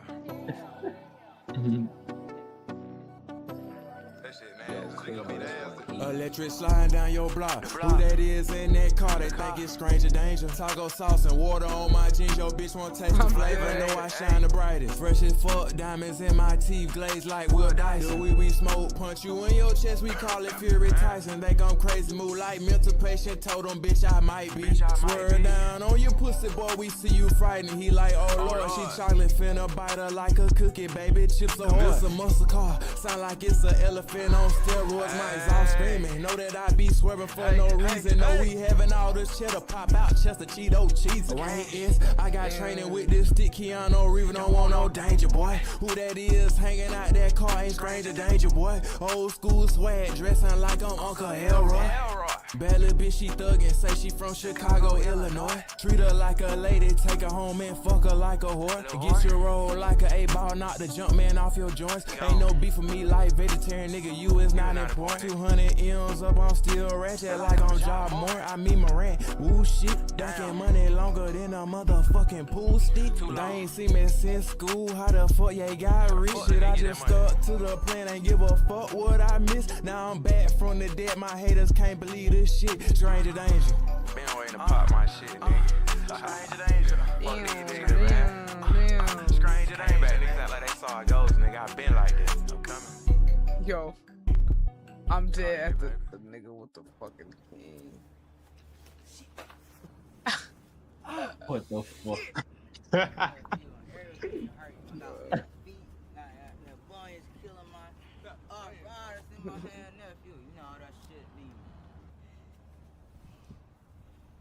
I'm fucking dead. Yo, he was acting like Rent was due, nigga. Yo. That's my little twin, man. My real twin. W Mins, bro. Yo, that shit was fucking lit, bro. Okay. But yeah, that's my only video that's shot by that somebody shit's lit. else. Oh wow. Okay. Yeah, cause y'all the Green Heart video that he did, that shit was lit. I don't think Ty and MLB got to see it, but we're gonna spin that one back. We're gonna end with that one. We're gonna end with that one, chat. I'm gonna let y'all see it again and y'all go leave a comment. He just released this today. Yeah. Gotta hit these weights, man. Yeah, chat. This the outro, man. W Cartier. Y'all gonna tap in with it. We're gonna figure out what other day to get him on for a segment. Just let me know when you got time to pull up. Bet. Hold on, chat. I just shrug. Trying to find myself, but just for now, let's get it on, baby. I get God for every day I walk, I told my crown. All the shrooms on activated, put me in the zone. Watch it throw it, baby. Shake video in that chat. Baby girl so beautiful, like a goddess when she moan. But I ain't tripping if she leave, cause I don't mind being alone. Don't nobody say they love you. Cartier got love for you, cause I'm knowing what it feels like. On the planet all alone, that's just what it feels like. Readjust your soul, stay from people, cause they ain't right. Real legend in the making, Cartier been flaming, going hard in the paint like I'm Walker. Attachments on that fire, jump out with that glizzy Glocka. Make a bad bitch erupt, hotter than some lava. Baby girl a nurse, please help, I need a doctor. Psych, I'm feeling like a million. Fell in love with myself, white, green, I'm a villain. Ice ain't shit, to a polar bear, I'm chilling. Step out with some ooze, clothes thrifted, still dripping. Go tap in, chat. Joke till I popped out with a million. Run a hand out, you now they one, get out my face. You ain't risk that fed time, bringing bows back from the 8. Never was the bad kid, but I'm the one gon' make a way. Had to grind all alone, but God had me all the way. I ain't tripping if they talking, know that money come with hate. Know you better look out, knock your lips off your face, now you gotta watch your mouth. Struggled all my life, I wouldn't accept it, I ain't never pout. When I ain't know which way to go, God showed me the route. Took a long time, I kept my faith, I ain't never doubt. Now I got them starstruck when I'm walking through the crowd. Yes, sir. Banger. W Vid, W Edits, W Cartier. We gonna get him on here again. Appreciate you pulling up, bro. For sure. I appreciate.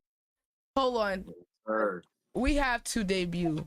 This is the first ever ITB album listening party. Yes, sir. Yes, sir. It's official. Hold on, let me turn this camera off. Hold on, let me. Wait, where am I at? Where am I at? Hold on, I only put my camera on here. Show cam. Yo, the one and only Senna. He also has the first episode of the 30-minute song challenge on my channel. Y'all go check it out. Hey, now that he's not in album mode anymore, maybe we can have him on again. You know what I'm saying? He's a busy guy. We'll see.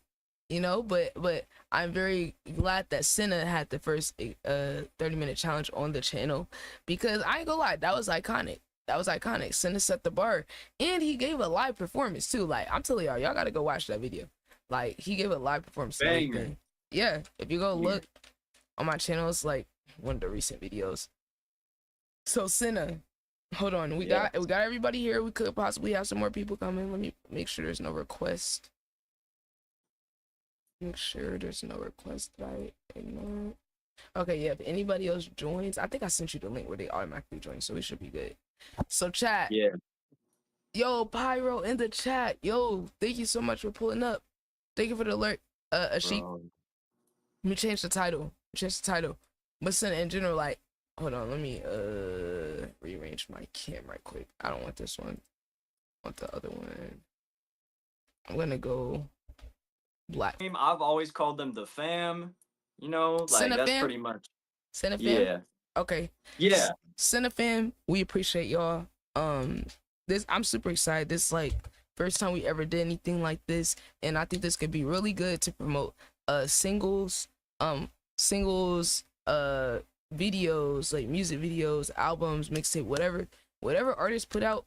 And I think we can start doing this for like YouTube videos too, like people who do content that are like have a video they really want to push. Like, I feel like we could set this up as an event whenever someone has something big that they want to promote, where you could be like, hey, like, I have a channel for this, by the way, so for future reference, y'all check this out. I have an events channel, event request.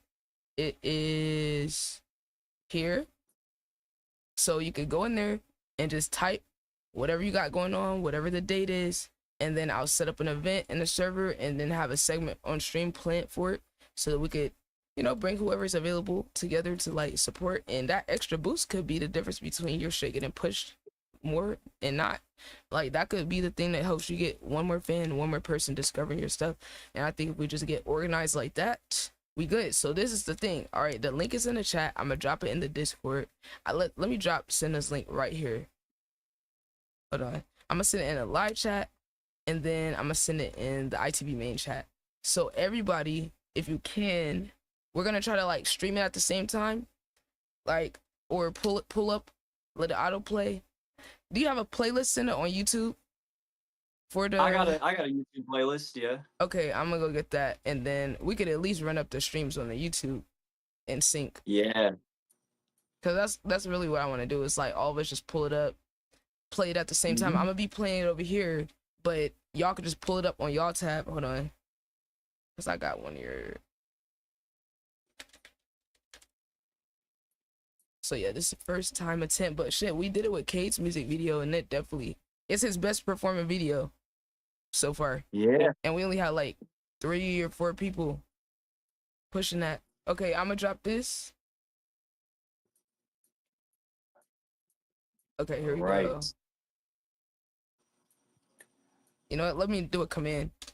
I'm gonna do FB, so y'all could just exclamation FB if you don't got the link. Yes, sir. Man, I'm so excited, man. I'm so I know excited it's about to be a movie.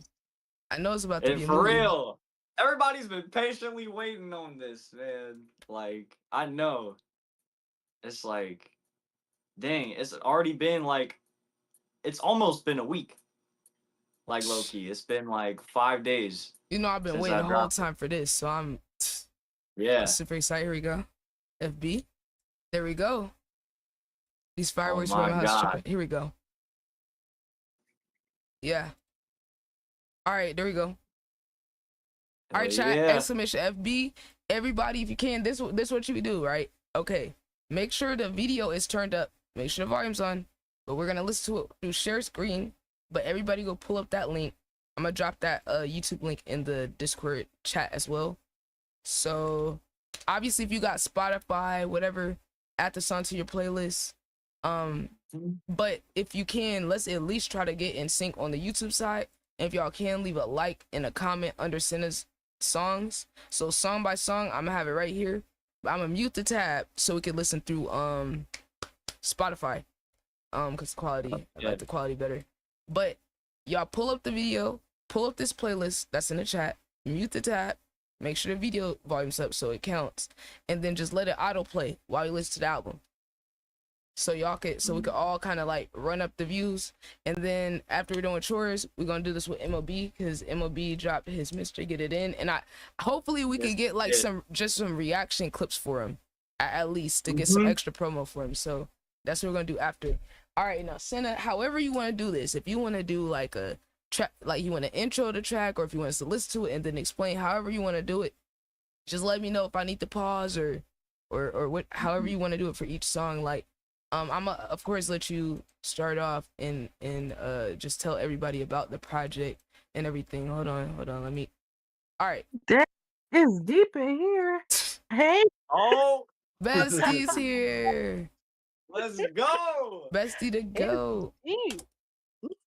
What y'all are here doing? We're about to send us album listening party. Oh, come on. Let's go send it. Yeah, send a fam. Let me send one more ping to Discord. Oh, you got the number one reactor Twan here too. Yes, sir. Exactly. I told Twan the method. Emoting with no music. Let's go. Yo, I told y'all Twan the method. He the reaction method. Nah, Twan, you know I follow you on YouTube. Your videos, man. Come on, you Twan. see him? Thank you. Appreciate you. Oh, he aura farming. I'm just kidding. Or aura farm? I did.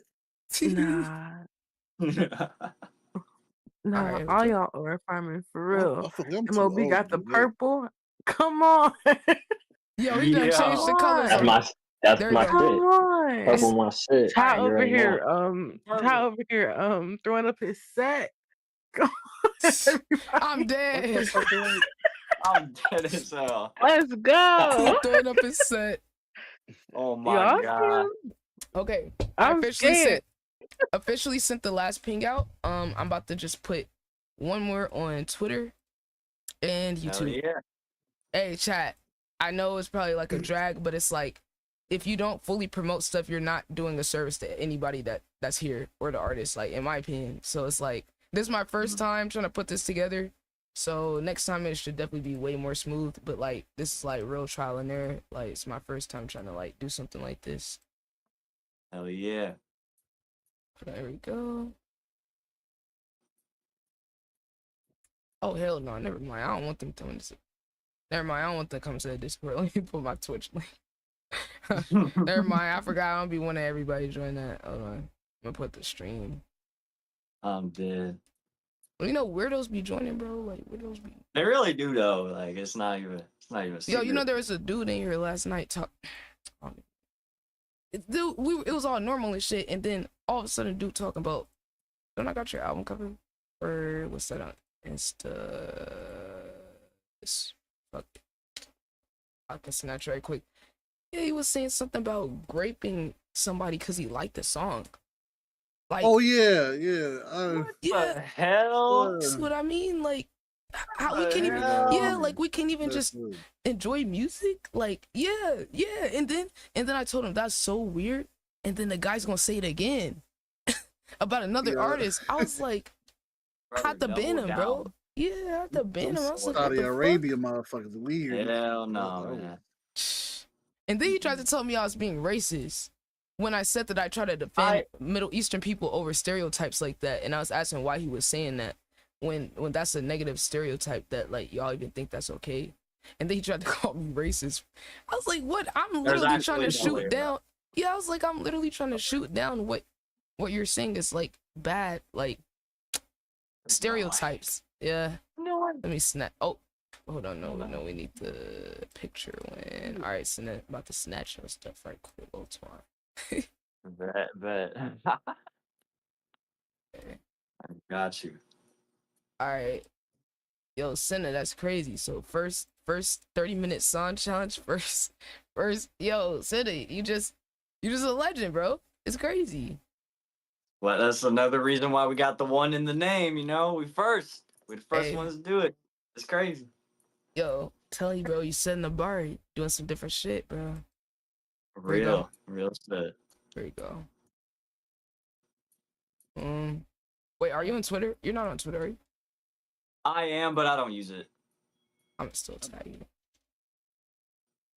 It's actual. It might be. Oh hell no, I can't find it. Shit. Wait, is it still Senna? Oh, it has a one. It should be. No, not that one. That's That's not the it. UK one. Yeah. Oh fuck, I can't find it. Okay. Dang. Fuck it. Let's do ITB. Yeah. All right, here we go. All right, wait, who's that? Wait, what happened? Oh, no, my Discord just decided to. I don't know why I did that. Yeah. All right, chat. We're officially doing a promo run. Thank God. All right, let's go, guys. All right, man. Sheesh. Yo, I ain't gonna lie. Senna, we need that as a clip for the soundboard, low key. Yo, sheesh. We need that. What the shit? That's Senna's signature. Okay, let me do it like this. How about let me open the mini player? Oh. Whoa. Somebody got to turn their soundboard down, gang. Dang. That's crazy. Okay, let's do it like this. Okay, so this way we don't have to keep it open and we can see the song. Yeah. All right, and we can control everything. Let's go. Wait, yeah. You got lyrics? Ah, man, I should. It was supposed to update, but it never did, so it's not on there. Okay. You guys, it is officially time. Thank you guys, everyone, so much for being patient. We are about to go ahead and start checking out the song. So, Senna, my guy, go ahead. This is your day. This is your project. Like, what do you want the people to know? Like, I've been watching you since I first met you, like, almost 4 or 5 months ago. You know, you played me like a single, and then you told me work on a project, and I've seen you working on it. Like, I don't know how many people have seen you work on it as much as me. Low key. Like, I don't know, because I've literally seen you sitting there mixing, mastering, recording, all of that. So for me, it's different. Finally, you know, it coming together and like seeing you do all this promo. Y'all send us up so late, early into the morning, like shooting videos, doing promo clips, doing all of this shit. So I just want to give him his flowers because he does everything. He does everything himself. The fucking editing for the videos. I mean, bro does everything. And shout out to everybody who does help send it too. I know you got like a crew, you got some friends. I want to shout them out as well, because at the end of the day, like, those people that support you got your back.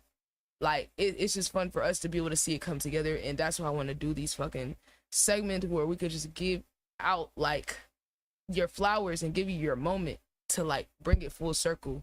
So it's very I'm very honored to have you be like the first person we're doing this with. So I'm super excited. So anything you want the people to know, like any opening thoughts before you play the first song?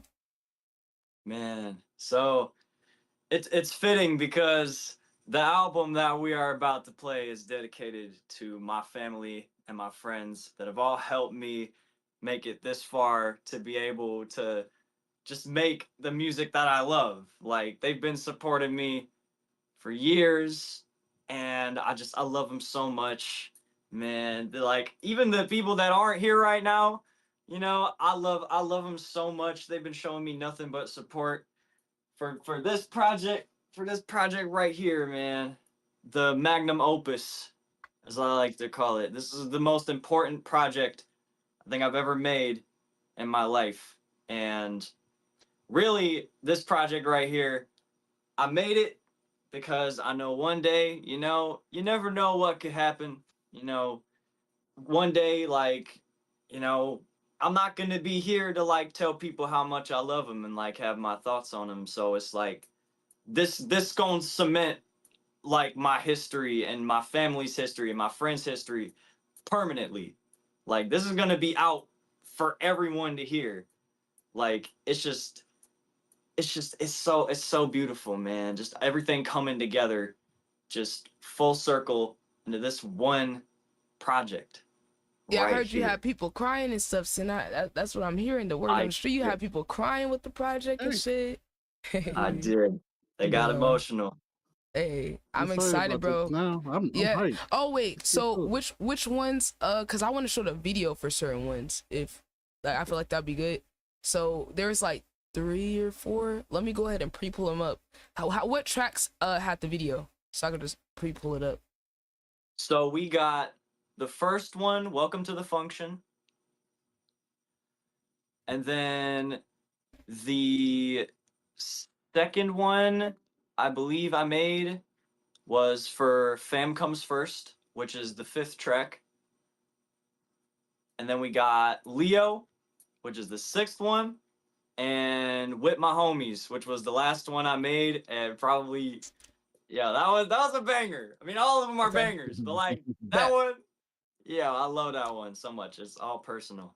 Bet. So whenever whenever I get to one and it's a video, just remind me to click the video, cause I might forget. So first one we're starting with Welcome to the Function. This is okay. Let's go. So yeah. The thing is, right? The thing is about this, the music videos are not the full singles.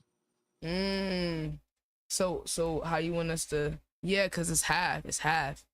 Yeah, I feel like. Okay, let me put play the full songs because me- the content in it is very important. Let's have it in the back. Let's have it in the back muted, and then we can play the song. All right, let's go.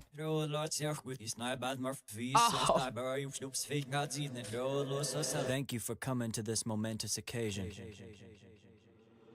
To each and every one of you, I am grateful, and my love for you will never die because you're all so amazing. As our time together comes and goes, I plan to use my heart of gold in order to give you the love that you deserve before we grow old. The roses I give you are as red as the blood running underneath my flesh. So, to my flesh and blood, and the ones I consider to be in my circle of love, I'd just like to say 4 words to you. You are the best. God bless us all.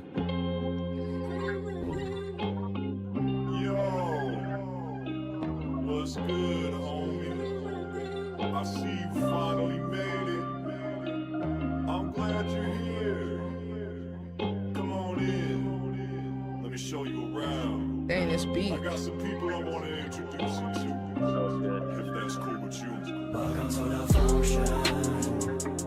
Welcome to the function. Welcome to the function. Welcome to the function. Welcome to the function. Welcome to our lives. Step up on the side. Take a slice of grandma's pie. Get that fucking knife. Neighborhood is pretty nice. Ready any crime. Just be careful how you drive. Welcome to our lives. Take a seat with me after we take that coat and stay a while. Hope you've got some room to eat, cause we got plenty food compiled. No gets left behind. I promise our home is your home today. Only rule to follow is show respect and you'll be okay. Mama chilling in the kitchen, grandmother doing dishes, fathers in the living room, sports on tradition, grandfather in his office, brother sitting where the kids sit, aunts and uncles in the dining room, while my cousin's trying to kick it. I know what you're thinking, do I really belong here? Don't be shy, we don't bite, you can party with us all year. We just want you to be comfortable. That's the proper way to treat your homies. All my brothers know you gotta be a part of a second family like me. My mother, your mother, my brothers, your brothers. Just don't try to kill me in my sleep. You know how it is, having a tight circle. That's why I show honesty. And honestly, if I trust you enough to invite you, you won't need to worry. Whatever you want, anything you need, take whatever you want. Be sure to say please, take whatever you want. Don't be shy, homie. Take whatever you want. Welcome to the function. Welcome to the function. Welcome to the function. Welcome to the function. Welcome to the function. Welcome to our lives. Step up on the side. Take a slice of grandma's pie. Get that fucking knife. Neighborhood is pretty nice. He's the white Kendrick. Just be careful how you drive. Welcome to our lives. Fun fact, my great grandpa was the biggest fan of jazz. Sat right here at this table before he passed. Actually believed in me when people didn't know I was like that. Looking at me, wanna know how rap. Everybody telling me I should start up a band. My high school teacher knew I'm gifted. Mama got the same opinion, but the way of thinking's different. I want a studio for Christmas. Christmas. All the beats hits on my hit list. Hope my family is with it. I'm really trying to stay on business, but some losers plan on getting around with me and end up switching. So if you truly plan on sticking around, your boy is on a mission with his music, yo, so listen. I got it all figured out, man. I'm manifesting for my dreams to come true through working hard. I may be a mic in a dream, but I'm putting in the work to achieve that dream. You feel me? Like, once I make it, I'ma make sure I give back to everybody that helped me get this far. Trust me. Matter of fact, let me tell you something. I got this album I'm trying to write, right? It's a whole project dedicated to my family. I ain't always there to tell them I love them, so why not make a little tribute, right? It's almost like a digital letter, if that makes sense. We got like, what, about an hour to kill? So here, let me just play you what I wrote, man. Yo, check this out. Yo, wait. Yeah. Wait. Is it cinema or is it cinema? Okay. Like, y'all hear how he's starting this out? Cinematic. The beat. Great start. Very good. Crazy intro. That was perfect. That was a perfect intro. Beautiful. Very great start. I ain't gonna lie, Cinna. It's like I saw the video and stuff, so I kind of like knew part of it, but it was still like, it felt like its own experience. You know what I'm saying? Yeah. Oh yeah. Pyro, funny to say. Write that down. Pyro, I swear to God. Yeah, facts. Write that down. We gonna start calling it cinema. This is amazing. The production quality, the mixing sounds amazing. Super high quality. Yeah. Great start, and I like how you talked at the end too. I like that. I like you kind of like. Yeah, that was great too. Yeah, it feels like you. Like you're narrating us through it. Like I feel like people don't really do that too often. Right. Anymore. Yeah. Like you're taking us on your journey. Like this is it. Listen, what you trying to say? Where was about to come next? I was ready for it. Yeah. Cut off. No. I'm going back. I'm going back so it can transition. Yeah. I'm going back so it can transition into the next one. All right. Great fucking song. Yeah. Next song. Hold on. I'm going like 18 seconds back so we can transition. I ain't always there to tell them I love them, so why not make a little tribute, right? It's almost like a digital letter, if that makes sense. We got like, what, about an hour to kill? So here, let me just play you what I wrote, man. Yo, check this out.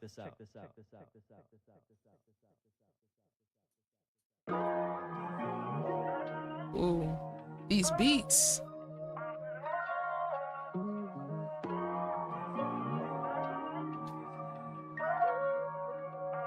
Mom, track 2, Mom. Dear family, I want to give thanks to the woman that gave me life today. The woman that gave me life today. Dear family, I want to give thanks to the woman that gave me life today. The woman that gave me life. What you wanna say? I want to give thanks to the woman that carried me for 9 months. The woman who before school made time to pack my lunch. What you wanna say? I want to give thanks to the woman that always gave good hugs. The woman who knows I have good luck. The woman who helps me when I'm stuck. My mama, my mama, my mama. My mama, I love my mama. Hey, my mama, W Mom. Sir. She raised me to be the man I am today. My gentle spirit came from mama's DNA. So I don't let people put dirt upon her name.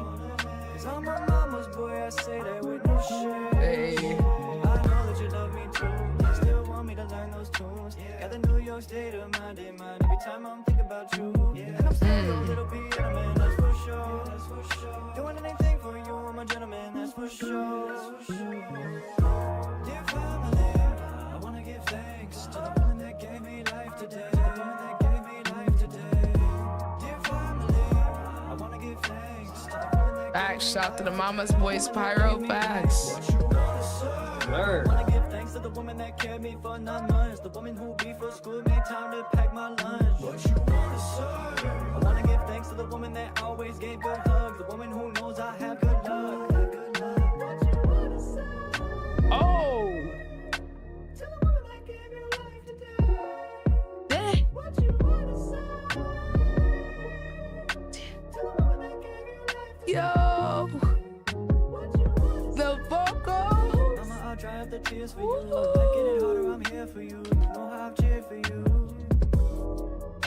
get some money, I Yeah, promise I'll it's buy you a tough. house and food for miles. I promise we'll make it out. Dear family, we should all give thanks to the woman that gave us life. To the woman that gave us life. Dear family, we should all give thanks to the woman that gave us life. To the woman that gave us life. Dear family, we should all give thanks to the woman that gave us life. Yo. To the woman that gave us life. Dear family, we should all Damn. give thanks to the woman that That's gave us hard, bro. life. To the woman that gave us life.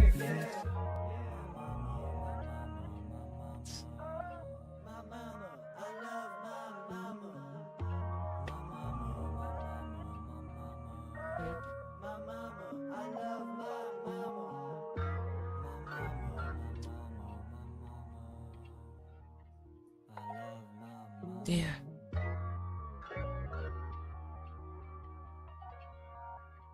Damn. Okay, we're gonna go Man. back like, yo. Yeah, can we get the Hey. like Yeah. pleasantly Yeah. surprised? Oh. Pleasantly surprised. I was not expecting those high pitched vocals. I know you Yeah. can sing and stuff, but you know I haven't heard you sing too much. So for me, this is kind of Right. like, whoa. Oh, Yeah. I didn't know you had that in your bag, Senna. I knew you said it, but I like, didn't know either till I You did didn't- it. I was like, what the hell? Wait, this Man, works. bullshit. yo, Shit, that shit was fire. That it was so like soulful, like remind me of some people from back in the day. Like, yo, that was cool. I'm not gonna lie. very soulful. Very. Yeah, I love Man, that, bro. man. Yeah. I Yeah, my love that mom track, heard it man. because like she heard the track.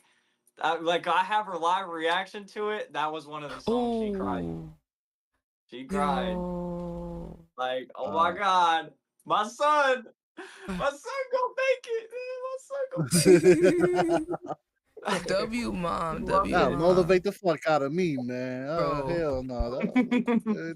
Yo, Man. I'm not gonna No, lie. for real though. That That was was a very good. good song, man. Very good. I like how vulnerable you was on that too as well. A lot of people wouldn't Yeah. be that much, vulnerable. I mean, I don't know. You don't really hear that much, especially in the hip hop world. You know what I'm saying? I mean, Mhm. what Tupac, Dear Yeah, Mama. right. I mean, Right. that was which was the pinnacle of that. But where has that gone ever since? Talk about you basically talk about the mother that raised you. That Mhm. you just appreciate her. I Yeah. can feel the appreciation. Hell, if I was your mama, I'd cry too. The fuck? Yeah. Hell, you gotta make a dad song on this next, right? Yeah. You might as well at Yeah. this point, Shit. because if you want to, well, I was just saying. But yeah, very good track, man. I definitely want to come back to that for real. Yeah. I already got it on my playlist. Definitely Hell like it. yeah. I love that high pitch you did too as well. They're very surprised, but it kind of remind me of some Justin Timberlake a little bit, just a little, just a Yeah. sprinkle, a little Yeah. bit. I was like, No, all right, yeah. That's you know, it. I fuck with that. I was Love trying to figure out the person. That was it, Twan. See, you got a good ear. I was sitting here thinking, I was like, it's someone specific. It's JT for sure. Yeah. That's a good thing too. That's a good comp. I ain't gonna lie. But like, Good thing, very good I, thing. Yeah, I yeah. like it too because that's not Senna's main style. So it was more of a like surprise, but it just spiced the track. Right. I don't even know. I can't imagine hearing a song without that little element. Just, you know what I'm saying? Yeah, I ain't gonna lie, Senna. Okay, we going back 10 seconds. That was Mom. Track number 3 coming up. 2 for 2. 2 for 2. 2. Let's go. Now, in the language the Irish use, Wait, this is called. Oh. Hey, Twan. The response. We Dad. got one. We already got one. I heard what you said. Oh wow. they never say to each other, let's smoke a marijuana cigarette. They say, let's turn on, or let's Hammer MCs like I'm the son of Odin. Can't touch us like a mint condition comic, cause you'll get your fingers broken. The mic like me only some can hold it. While I electrify the crowd with every word I've spoken.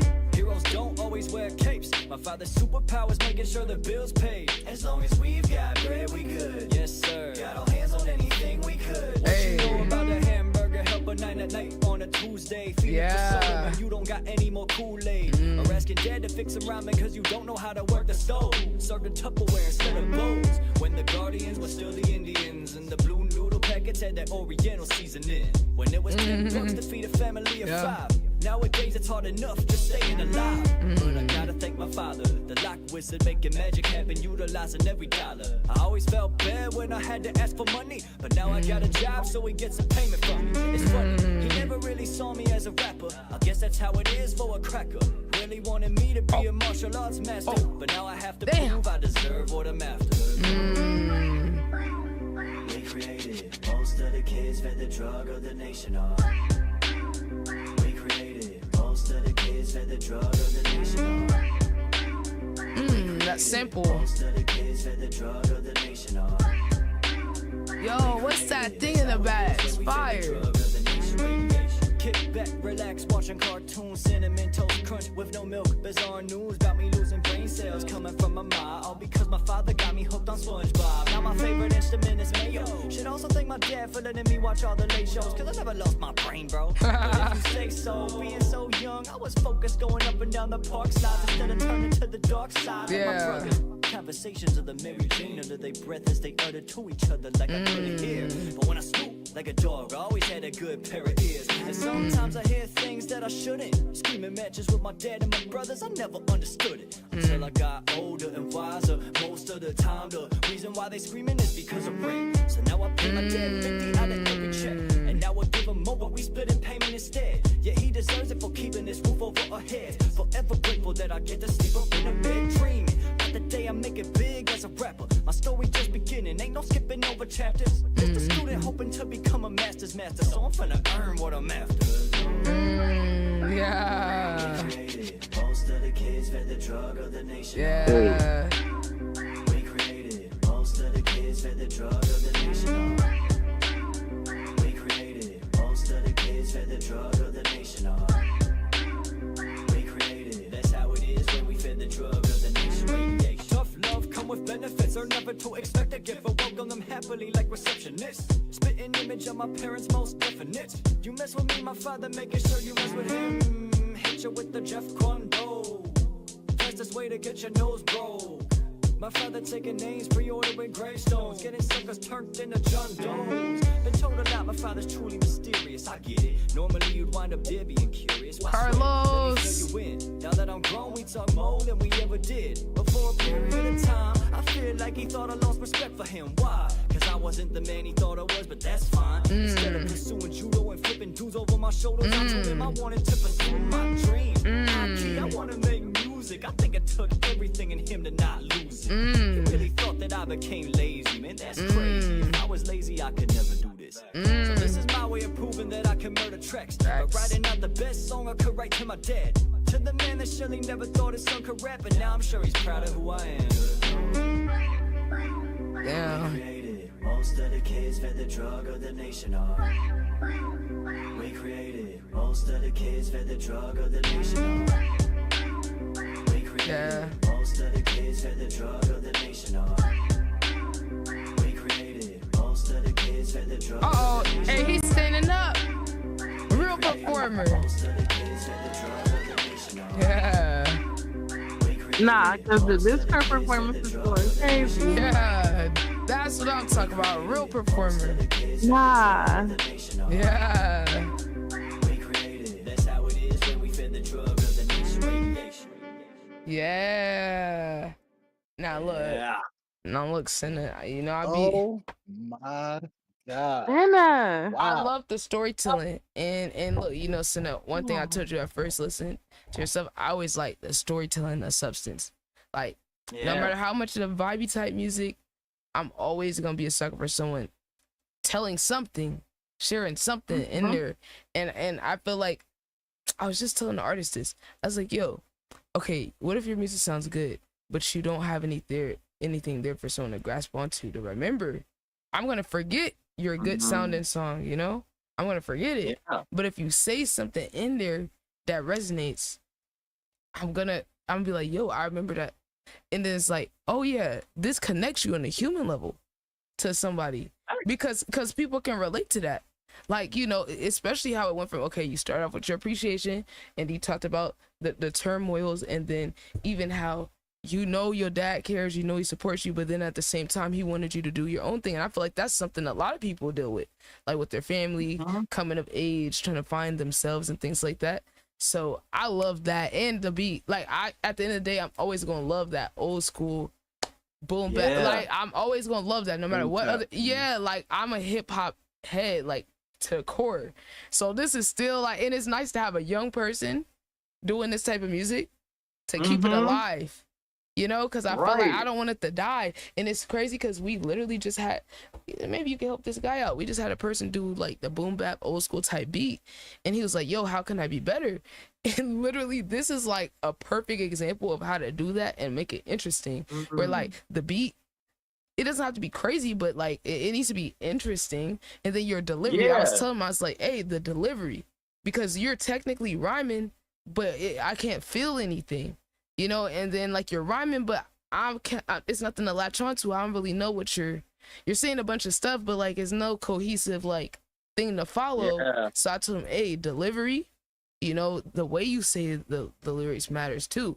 Like, yeah, it could technically rhyme and then kind of work, but then it's like this is perfect.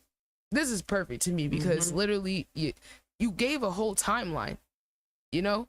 Like, I like that you gave the full timeline. Kind of like, now if you do another project, us that listen to this, you might have an update, you know. Like, it's like, to be able to follow that progression, I feel like it's really big, like for building the support base, and especially people getting to know you, like, you know what I'm saying? So I feel like that's why I just fuck with it. So everybody else, you know, y'all go ahead. I'm about to go to the restaurant. I actually had something to say. So Senna, I actually got a question, right? So I mean, I heard the song. I wasn't here, but I did hear the song. I had it in my ears the whole time. Oh yeah. Yeah. Okay. Okay. I actually forward that. I really forward that. Like, on some real shit. Like, so you grew up with your dad, right? Yes. Yeah. Okay, and he supports like everything that you want to accomplish, right? Yeah. I mean, and like I understand that now, of course, because it was Okay. like back then. So I told the whole story, especially like in the later half of the third verse. I say, instead of Yeah. doing judo and flipping dudes over my shoulders, I just wanted to, you know, pursue my dreams. Cause Yeah. I got this to show. Hold on. This is some Uh-oh. show and tell type shit. Look at this. So Oh shit. so I got this trophy right here. This is a first place trophy from when? How long ago?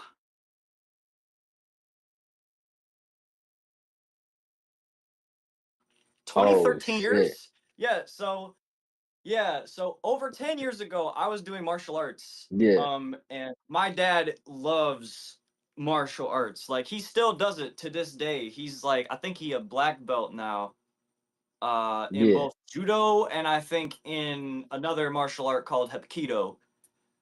Yeah. And he loved, like, cause I saw him do it and I was like, wow, that's really cool. And so always be hanging around my dad a lot, cause like he would low key like always take me places, especially doing martial arts, and like that was his passion. And then one day Yeah. I got into music, right? And Hmm. I was doing it, and I was low key like, man, I don't know if I want to put any more time into the martial arts stuff, cause like, yeah, it's cool, but like I'd Yeah. rather do this music. So like I had to convince him, like, hey, like, I know you would love for me to do this, but like this right here, this music, this is what I want to Yeah. do. And it low key took him a minute to like, because that's why I said also in the song, like, he thought that I was like lazy for it. Like, oh, you Okay. don't want to go to martial arts because you don't want to put in the work to do it anymore. And that's like, no, like I just found new passion in this and I loved it so much more. And I knew that if I put the time and effort into it, I was gonna become good at it. Yeah. And so, low key, like, but ever since then, slowly but surely, he's been like supporting my music. Like he loves when I play like the piano now. I actually in this song and in the next song we're about to listen to, the samples that you heard in the beginning and in the chorus, Yeah. those were samples that he showed me a bunch of things that he heard on the radio because he listens to college radio when he drives. And so I felt Yeah. like, yo, wouldn't it be so cool if I sampled the stuff he showed me and Yeah, like put it in his Yeah. song and I like throughout the that. album? Because it's like I'm Hmm. acknowledging his stuff because it's like he does low key support me. Like, like he loves what I do now, and no It's matter what, complimented. Yeah. he gon support Nah, me. that's yeah. I really mess with that, bro. I really like, you know what I'm saying? Cause from the other end of the spectrum, like me, like wise, like I never had a dad growing up. You know what I'm saying? I No never dad had king. like yeah, I know. Yeah, you know what I'm saying? Like, I never had that growing up. Like, my dad left me when I was like 6. You know what I'm saying? So I never really had that father figure in my life. So the fact that you have an actual father in your life that's supporting what you know what I'm saying, got going on, that's like a blessing, man. Because you know what I'm saying. Right. Not a lot of people, like myself or like Sierra, like we don't have dads in our life. You know what I'm saying? Like, and honestly, like to be honest with you, like we are how many songs? Like 3 songs in, right? Yes. About to be 4 songs. Hmm. And honestly, from artist to artist, this is it really inspiring me because it's like I make a lot of music, but I don't really get in touch with my inner self. Like I want to tell more of a story of what what I'm saying, what I had going on in my life. And the fact that you're able to actually have like a 12, 13 song project and with just telling your whole lifeline, like that's Yeah, really inspiring to me. So like it's really like facts. I might fuck around and start that shit. You Hey, know what I'm saying? Who knows? Hey, Who knows? Like for real. hey. Like you that's know, inspiring me. So yeah. I like that shit. For real. that's just Thank you so interesting you much. said that because we were talking earlier about that song you were trying to do, Yeah. and I was kind of slick thinking, but like, I don't like to get my input on what artists should do unless they ask me. But like, it's Yeah, you facts. saying that about you have an idea, like, dang, maybe I need to go deeper. Like, that's low key one of the Yeah. things I was gonna say, but it's like I don't feel like you could force that onto somebody. Like, oh, God, like that's a Nah, very facts. like, you gotta decide you're ready to do that. But like, just Yeah. you saying that just hearing you say that you're thinking about it, I support, I support, I support. I would definitely like to see you kind of go on that journey. And I don't know, maybe you'll start writing again. Like in terms of that stuff, like maybe you'll mix in the writing. Cause I wonder, like, when you're going that introspective, does that make you want to write? Cause I know Center writes like all his I stuff. honestly, yeah, I don't mind like writing at all. Like I would probably when I do it, I'll probably do a little bit of both because like I feel like when I sometimes like I can write it for sure, but I want everything to come from the heart. You know what I'm saying? I just want to come from the heart. I just want to come. You know what I'm saying? Like everything like I just want to come natural. I just really want it to come natural. Yeah, But I don't mind writing at all. Like I'll write it. I'll, what I'm saying, freestyle it if I feel like it. It really depends. So, the fact that Senna can put this project together and make it as one like his lifeline, what he got going on in his life, like it really like inspired me. Like I'm dead. I'm not even thinking about it. Like I'm really gonna do it. Like he really inspired me to do this. Like I will do it. You will yo, hear something like that. Like I thank you, love Senna. that. I really I love appreciate that. you. Thank you, man. It means so much to me, man. Like so much. Like the fact that I was able to inspire you today. Yeah, fact. Yo, Nah, that's what I'm like, saying. if I could cry, I What? could. I would right now. If I could. My eyes, they could be watering. You never know. So Yeah, you never fact. know. Like me and Senna are gonna have two different perspectives. He's gonna have like the supportive system. I'm gonna have the non-supportive system. That's all I'm gonna say. Talk about it. Shout out, gotta hop on the song for that one.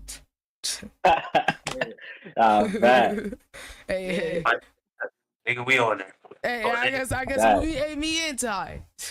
Nah, Oh, Senna. yeah. Nah, this definitely Senna. I agree with him. Like, even though like I'm not like trying to put a project together, it's still inspirational. I mean, I've told you inspired me with your content and the way you do your stuff, like what you're editing, all that. Oh yeah, I need the plug on the sound pack so I can make this documentary dramatic.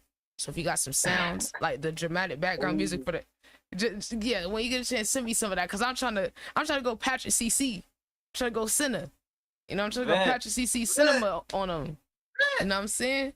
So I'm gonna need some sounds, but yes, Senna, all of his stuff, like you're inspired by the music, I'm inspired by, I mean, just overall, like, you know, his work ethic, and then you know, in terms of like him editing and posting all these clips and those promo, and then the YouTube videos inside, and still I don't know how he does everything. I don't know how all of y'all do all. I don't know.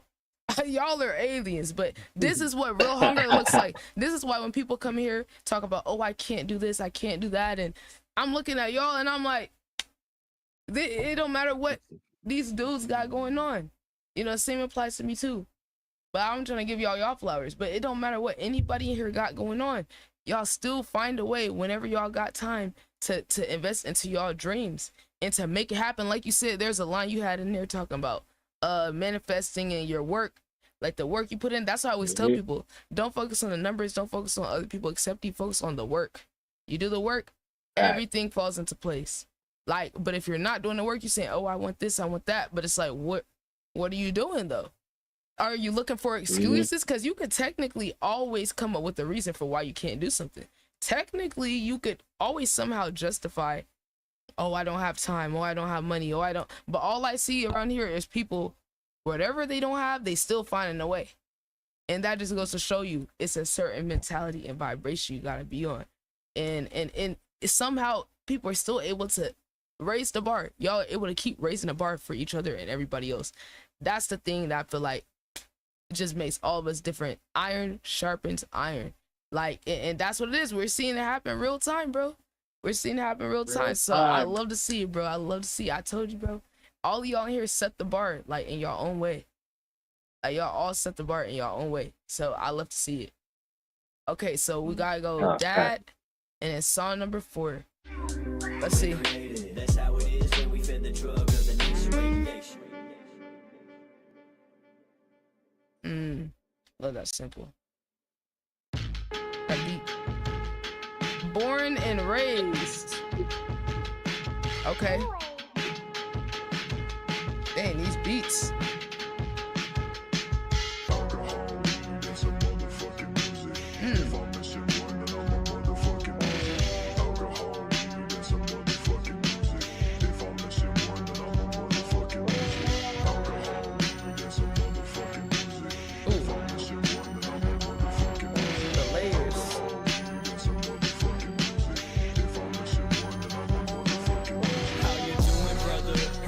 Music, brother. I'm glad you turned out smart and ain't do nothing stupid, brother. Oh, how am I doing? Man, I'm just getting high. Man, I'm just getting fried. Man, I can't even lie. I ain't living up in our basement. I gotta pay the rent. I gotta be responsible with all this dough I spend. So I spend it on beer. I drink a lot of it. Do as I say, not as I do, and never stop hustling. I see the concept.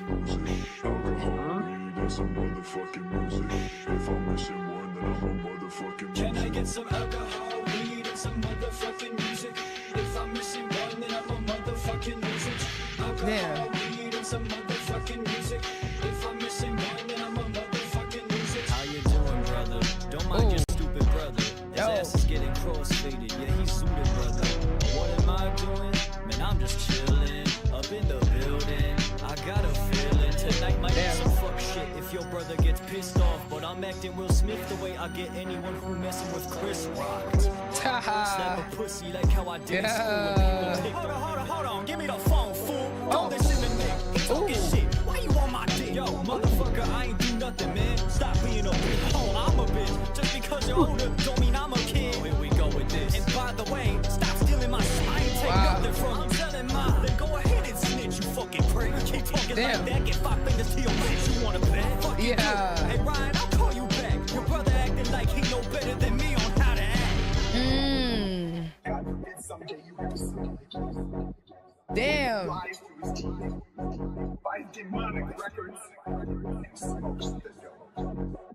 I was born and raised by bad examples, and yet I'm pure. Was never tempted even with an are you sure? I don't need alcohol or weed, just some motherfucking music. Cause if I don't got that, then I'm motherfucking lose. How you doing, brothers? Damn. You like my music, brothers? I hope you don't think I'm portraying you as stupid, brothers. You know what I'm doing? I'm trying to keep it real. No more feelings concealed. Alright, so here's the deal. I know you beat my ass for doing substances. So how come y'all do them wondering why life's such a bitch? How do we work the same job and yet you two are broke? My only guess is that it's caused by all that dope you smoke. Nothing wrong with living life the way you wanna live it. Maybe I'm not grown enough to understand why some people don't try to test their limits. Maybe you seek forgiveness. Damn, you said don't test your limits. I feel like there's a reason why we're close but also distant. You made mistakes and never wanted me to do the same shit. Exactly why I'm here today. But brothers, let me say this. I also make mistakes. I make a lot of them. Do as I say or as I do and never stop hustling. Alcohol and weed, some motherfucking music. Damn. Whoa. You can't just hold on now. Yeah. Whoa. Yeah. Who's going first? Should I just go? Okay. I'll go first. Go ahead. Go ahead, Twan. Go ahead. I'm not gonna forget. Wow, I feel like you tapped into something. You had something to say out of your chest. That came from your chest. I feel like I gotta listen to it again to really understand the story because it was a lot of anger, a lot of frustration with your brothers and your family. And I'm like, damn, well, hold on, I gotta. You I feel like piece I it gotta, together. to piece it together again. But again, wow, very good. I liked how you had to tap into something. Once you did, you went all for it, basically. Yeah. And Yeah. Very hard, very nice track. Very nice track. It's a track I gotta re-listen to again because, again, you had a lot to say. you had a lot to say. For my fault, I did get a little bit lost, but yeah, that's why I said I gotta listen to it. That's all good. Yeah, hard track overall, man. Is it my turn yet? Yeah, go ahead. Oh no, I wasn't rushing you. I was just like, I was letting y'all know I'm waiting whenever y'all done. Yeah. So I just need everybody clear the floor for the glaze. All right. Yo. Glaze.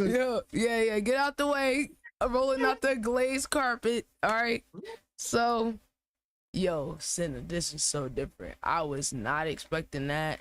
First of all, when the beat came on, I'm like, yo, what the hell he about to do on this?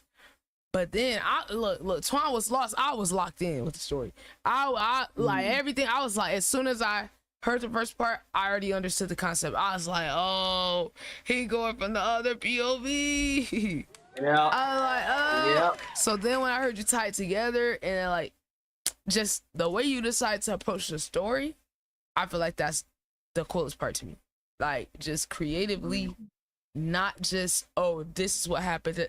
I feel like you just did a masterclass on how to like creatively approach like a story without just being straightforward. It's so many ways you can do it, but the way that you chose to do it, I feel like made it so much more compelling. Kind of had you on like, you almost like started off with a cliffhanger and then kind of explained it, like went backwards, like in a way you didn't go straight. You kind of went forward, back. You kind of like explain. It's almost like when the show start and the plot's already going on, and then down the line they go explain the context more. Right. This is why we call it cinema. You feel me? Cinema. Cause it was literally like watching a movie. I mean, I felt like I could visualize everything you said. I feel like it was like watching a movie. So I was like, dang, I'm seeing the basement, the drugs, the music. I could see that. I can imagine that. Like, and then I feel like that's a certain skill too. Cause I don't know if people recognize it like that, but I feel like that's a rare skill. Cause one thing just say stuff and rhyme it, and then it's another to be able to paint a picture for somebody. And damn near make shit. I feel like I was there. I feel like I was there. The music definitely was a big part of like setting that vibe too. Like the production paired so well with it. Like, so I have a question. So did you find this beat first and then you knew what you wanted to do? Or did it take time to like figure out how to approach it? So I found the beat and I was just like, because this is for all of them, by the way. All of these beats, I found these like off of YouTube because I was searching for certain vibes that I wanted to go for when I was putting the tracks together to like, you know, tell this story. And I heard that beat and I was just like, oh yeah, it's got that like that almost kind of sinister like but like it's very experimental sounding too. Like there's not a lot of beats that sound like That's that. what I liked about it. Yeah. Cause I was like, Yeah. damn, this don't sound like nothing I've heard recently, or really at all. Like it has similar vibes to maybe something, but not like it feels familiar-ish, but it's rare. Right. It's not something you're gonna hear all the time. Like not something you're probably gonna hear on the radio. Like that's why I liked it. It was real grungy. Yeah, Pyro said we cry together vibes. I could see that. Yeah, with the argument on the phone, he Uh-huh. told me that when he first Yeah. reacted to it. Cause I was like, yeah, that's almost what I went for a little bit. Cause I was like, you know, cause I wanted to have the argument thing, cause like that happens all the time with my brothers. They always bicker. So it's like, hey, like, how do I tap into like their energy while also kind of being inspired by what this is right here? And Yeah. it just came That's together fire. like that. And I was just like, okay, all right, Yo. we got it. That was fire. Fire execution. Pyro was saying, I almost audibly screamed at the argument section, but couldn't because it was. I was convinced everything was a banger, but then the shit plays, and I'm like, so about me not being surprised anymore. Hey, I'm prepared for anything at this point. I mean, like every song has a whole different like vibe. Like even though the theme though is the same, but each song is just going a completely different direction. The beats are so different, but like, yo, I ain't gonna lie. This is hold on, wait, let me go back. Let me skip to the last 10 seconds ish, so we can transition to the next one. Wait, is there one with a video coming up? Yes. So the video, so that, and then this song right here. This is where the choir comes in. The one that I recorded. This is the full one. Wait, Yep, is the this full thing? Is this Fam Comes First next? Fam Comes First. Yeah. Okay, so I'm gonna have the video looping in the background. Okay, so yeah, this is the full one though. This is the full one. The coming up. full choir with the okay. music. Let's go. Perfect song alert. Yeah, I'm ready to hear that full version. I heard the video version. Okay.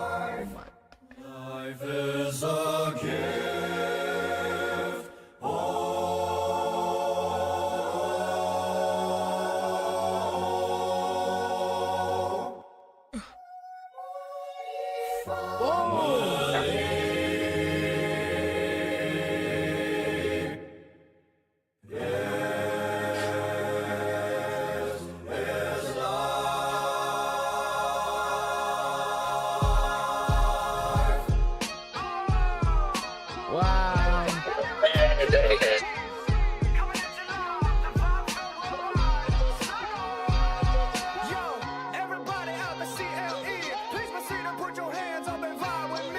Yeah.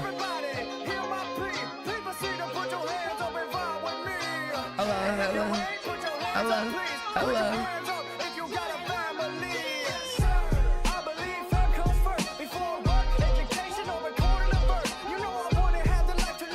Yeah.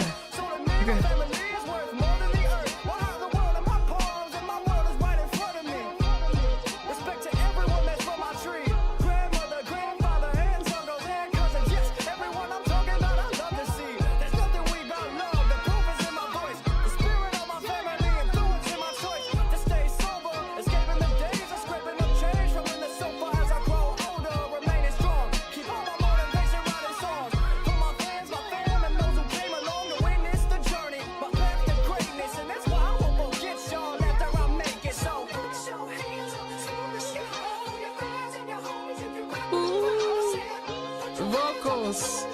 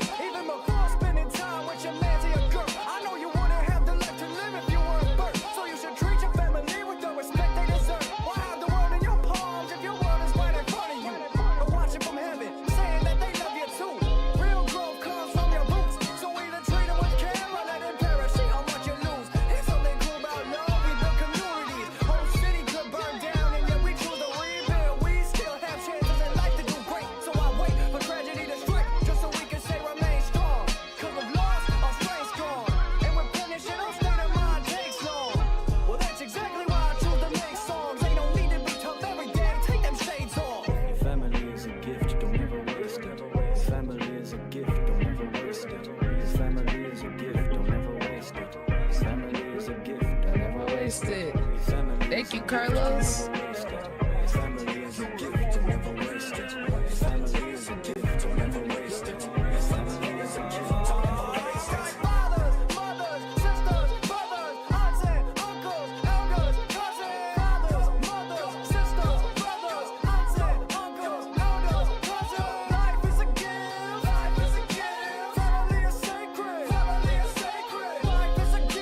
Life is a gift. Yeah. Yeah.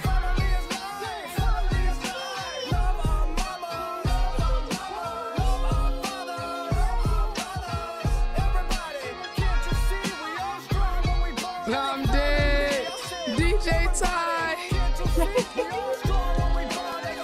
Yeah. Yes, sir. DJ Ty on the turntables.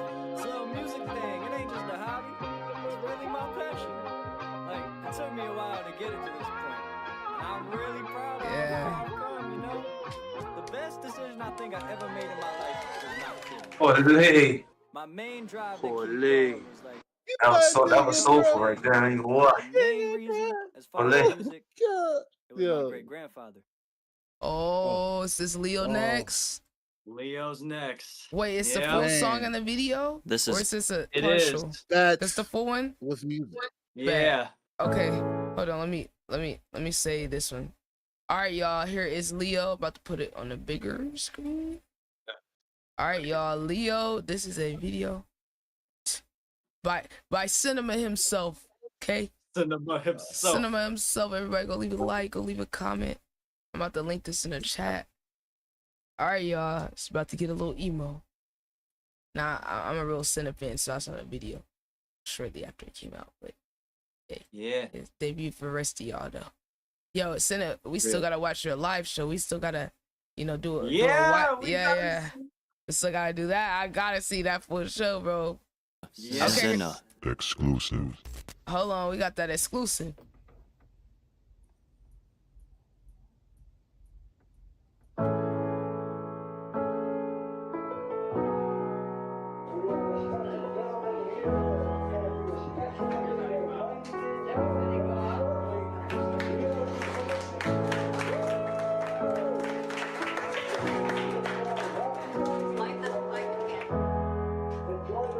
made me cry. Uh-oh, so I'm about to cry. Uh-oh.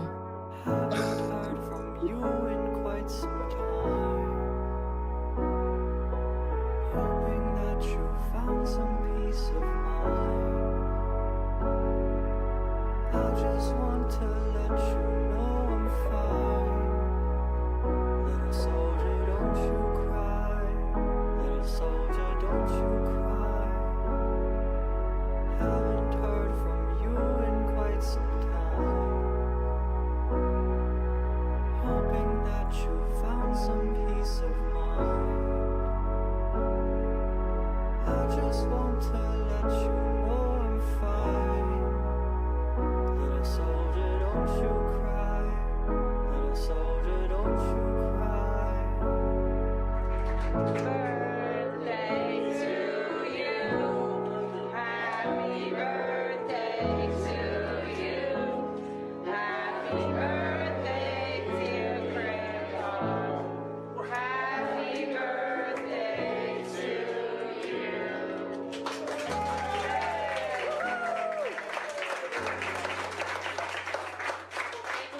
I wish I was 60 years old.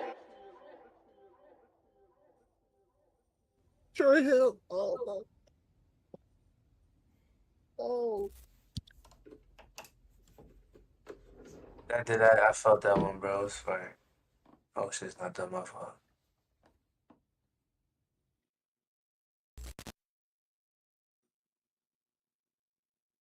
Yeah, I cried the first time. I cried the first time I saw it. I did. I was trying not to look at the video again, but yet the tears are still there. So it's like that is such a beautiful love letter. Holy shit, man. I can connect with that personally too, cause like I recently lost my uncle, bro. But nah, that was good, bro.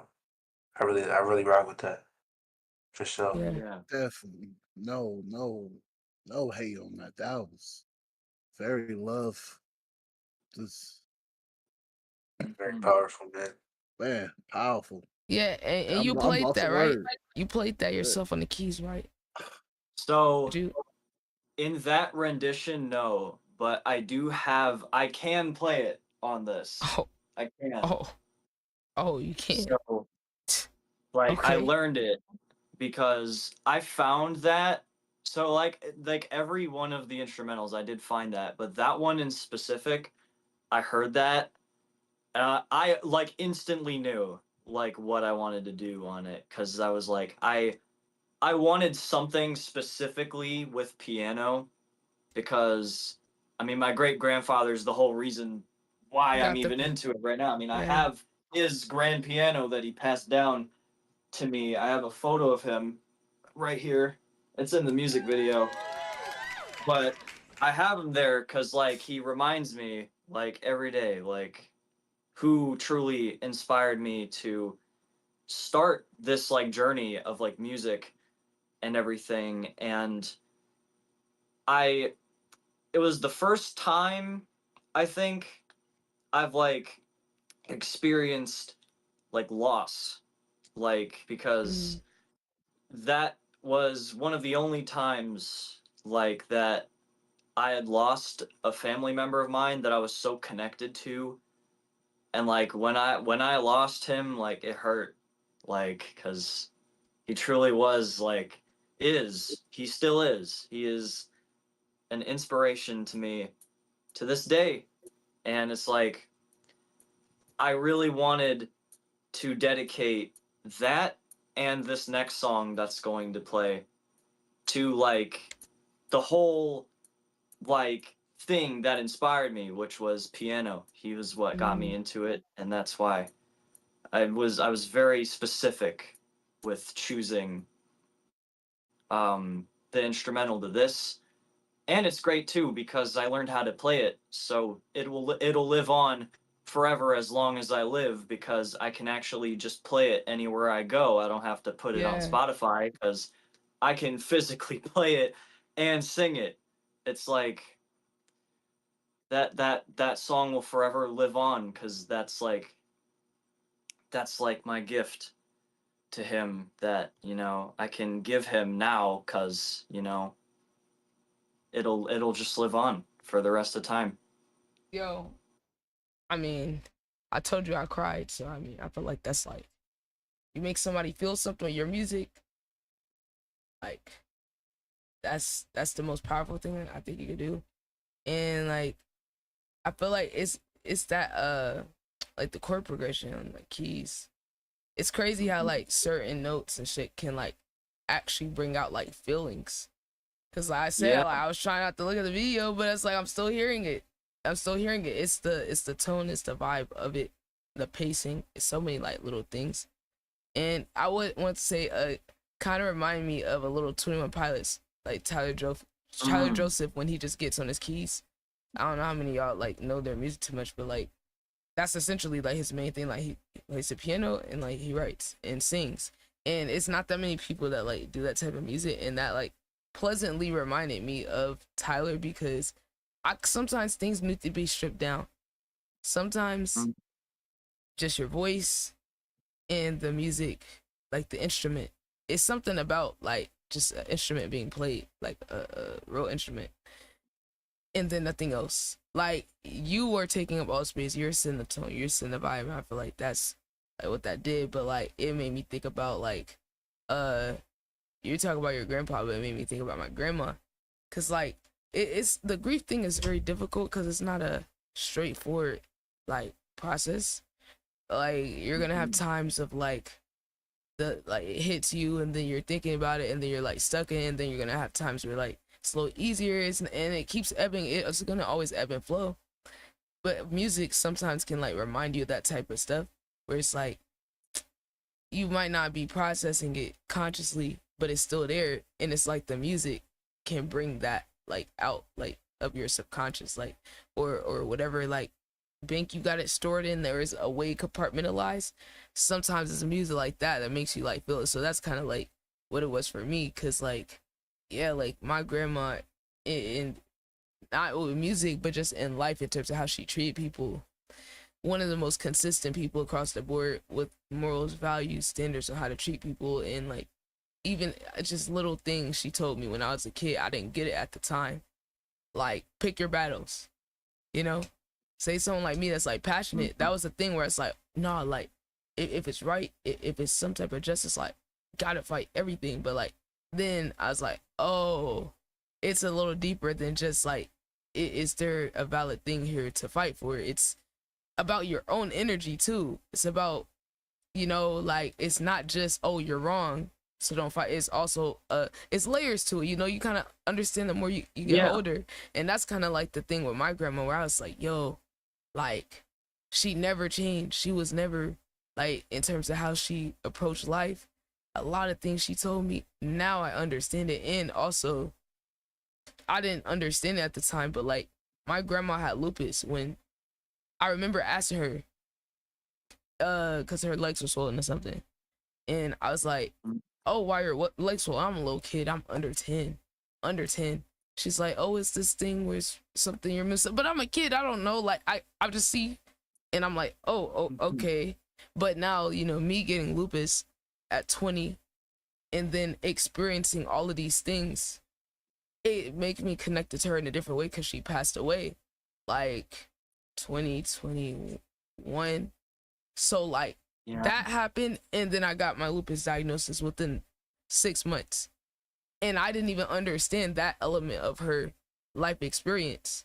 So then when it's like she's gone, and then now I have to experience this thing that she was experiencing, it almost like connected me to her life experience, where maybe at the time, like while she was alive, it wasn't that deep, but then it's almost like I'm reliving a part of her existence, like just in a different like time period. So like, and then it makes me think about all these extra things, like different life lessons, and it makes me look at it from a different perspective, because I'm like, oh, like there's a whole nother reason why you're saying certain things versus just a moral or principle. Because now understanding how high stress affects the condition, I'm like, oh, like she literally had to pick her battles like seriously, because you get in these high stress situations over and over and over, direct effect on your health, you know. And it's like little things like that. That's the type of stuff that like a song like this makes me just think about all of that.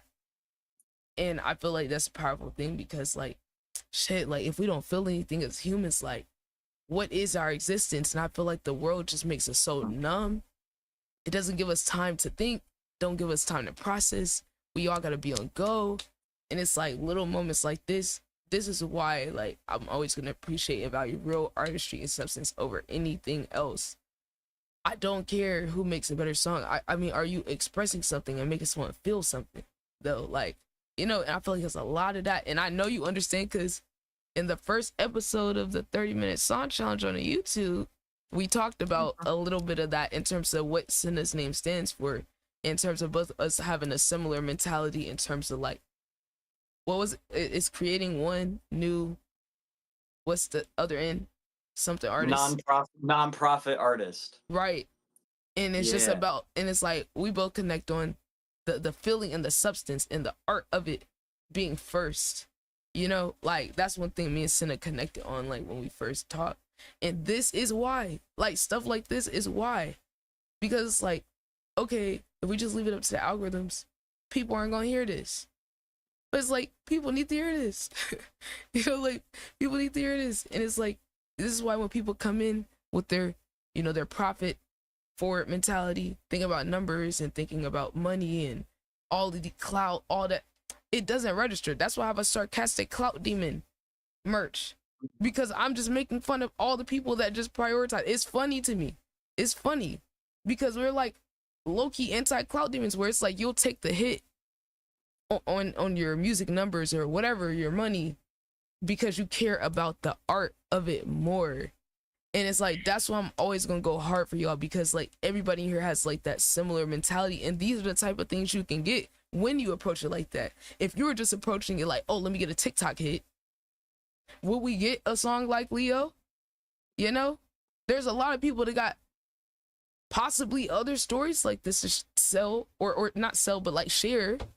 But because it won't sell, or because it won't catch people's eye or ear, they don't create it, because they're creating the vibes, which I think it's just balance. It's nothing wrong with it. Like, you know what type of music I be listening to these days. I'm listening to the underground vibey shit. Some of them are saying stuff, some of them aren't. But I still Kendrick Cole, all legit. Like, but it's about the balance for me, because I got options on what to go to. But then even within those options, they're limited by having to appeal and hit a certain quota and amount of money. And that's the thing we've talked about, all of us in here. What does music look like when the art is put first again? You know what I'm saying? This, like, your project is literally it. You know, it just gives me hope, because it's like, this is what it's supposed to be about, bro. And it's like, you invested so much time, money, effort, sacrifice, all that to put into that. And I feel like a moment like this is just like, that this is what it's for, bro. This is what it's about.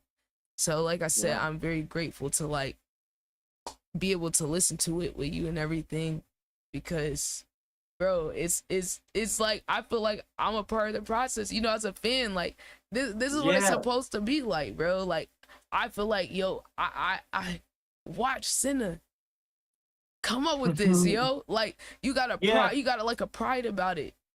And it's like, that's what everybody should have. Everybody should have that type of community and support. You know, so it's just beautiful what we're doing. That's why, like, there's no number that's ever gonna be approximate what any of us have, because this is just some different shit. This is different shit. Like, this is a different type of movement that we got going on over here. So, like I said, you really stamped yourself number one, first one, and it's a movie. It's cinema. It is. It's cinema.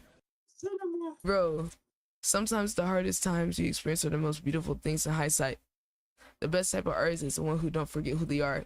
Agreed. A Pyro. Agreed. We on the same page with that.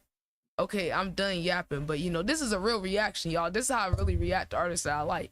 This is what my reaction videos are like. People, oh, you're talking too long. But it's like, I mean, if they make me feel something, why would I not talk about it? Right. You know? Like, that's your reaction to it, literally. That's my genuine, like, feelings. And people be trying to aura farm and clip farming. I do clip farm, but not with shit like this. Not with like stuff that means something. You know, like people just like, okay, give you a quick little example because I know you're a Kendrick fan. You remember when I showed you that one guy that faked the reaction to Kendrick? It was like Mother I Sober or something. I don't know if I showed you that. I can't remember. I showed someone. There was a guy who was a streamer who he went viral for crying to it. It was like Kendrick hater cries at Mother I Sober. Yeah, I know what you're talking about. I know what you're talking about. That's what I mean in terms of That like was a Good Kid, Mad City too. Yeah, Yeah, he did that on the Good Kid, Mad City thing. He was like trashing on it, and then he heard, "Sing about me, I'm dying of thirst," and then he just started crying. He's like, "This shit's beautiful." Yeah, and I'm like, see, that's the fake shit right there, where it's like people even take something real and still have them into, oh, I'm about to clip farm. Let me try to get clout for liking this. You know, it's like even some of the reactions to it fake, and it's like, yo, man, we gotta cut all that fake shit out, man. Let's focus on the real shit, like that Flesh and Bud, which you could go listen to in the chat. I think I got the YouTube playlist, and I'm about to repin the link. So y'all watch out. Hey, I'm gonna add these songs to the playlist too. ITB Taste playlist on Spotify. Okay, so we got Leo's interlude and the Leo's interlude. Okay, let's see.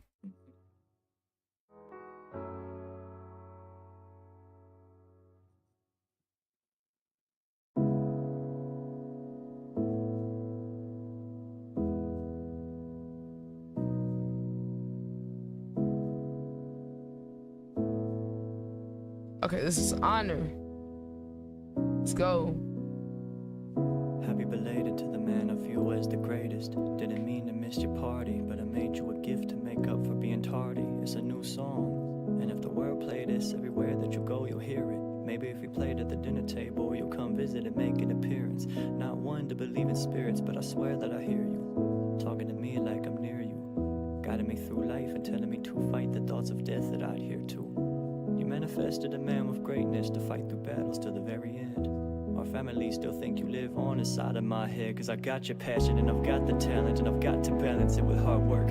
I could do that, but it comes at a cost, making sure I'm in line, never feeling lost. And if I feel that way, does it mean I pray up to God, or do I go to pray to you? Cause I know if it's you, I'll get a better chance of an answer.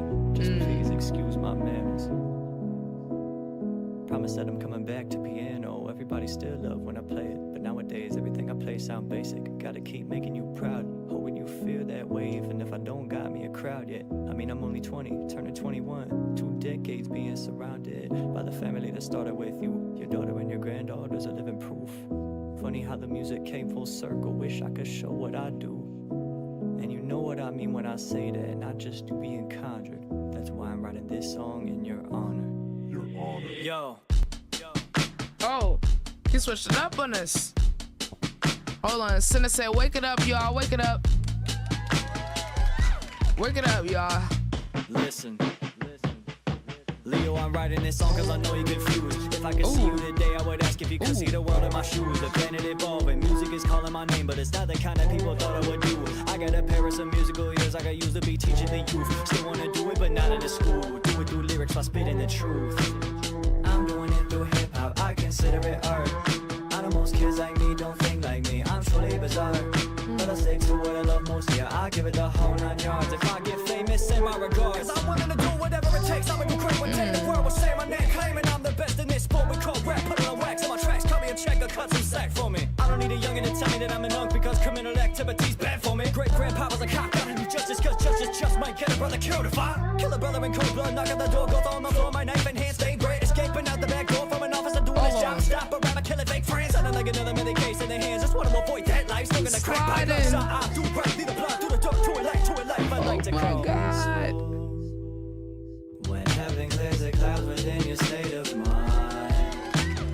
Evil, I never speak it, but we see and hear it all the time. People who love and hate, we complicate it, but we make it by. Leo, I promise I'ma keep on fighting till the day I die. Yeah. I know this ain't what you picture when I picture violin up. When I took my keyboard to you while you're stuck in that hospital bed, you thought I'd become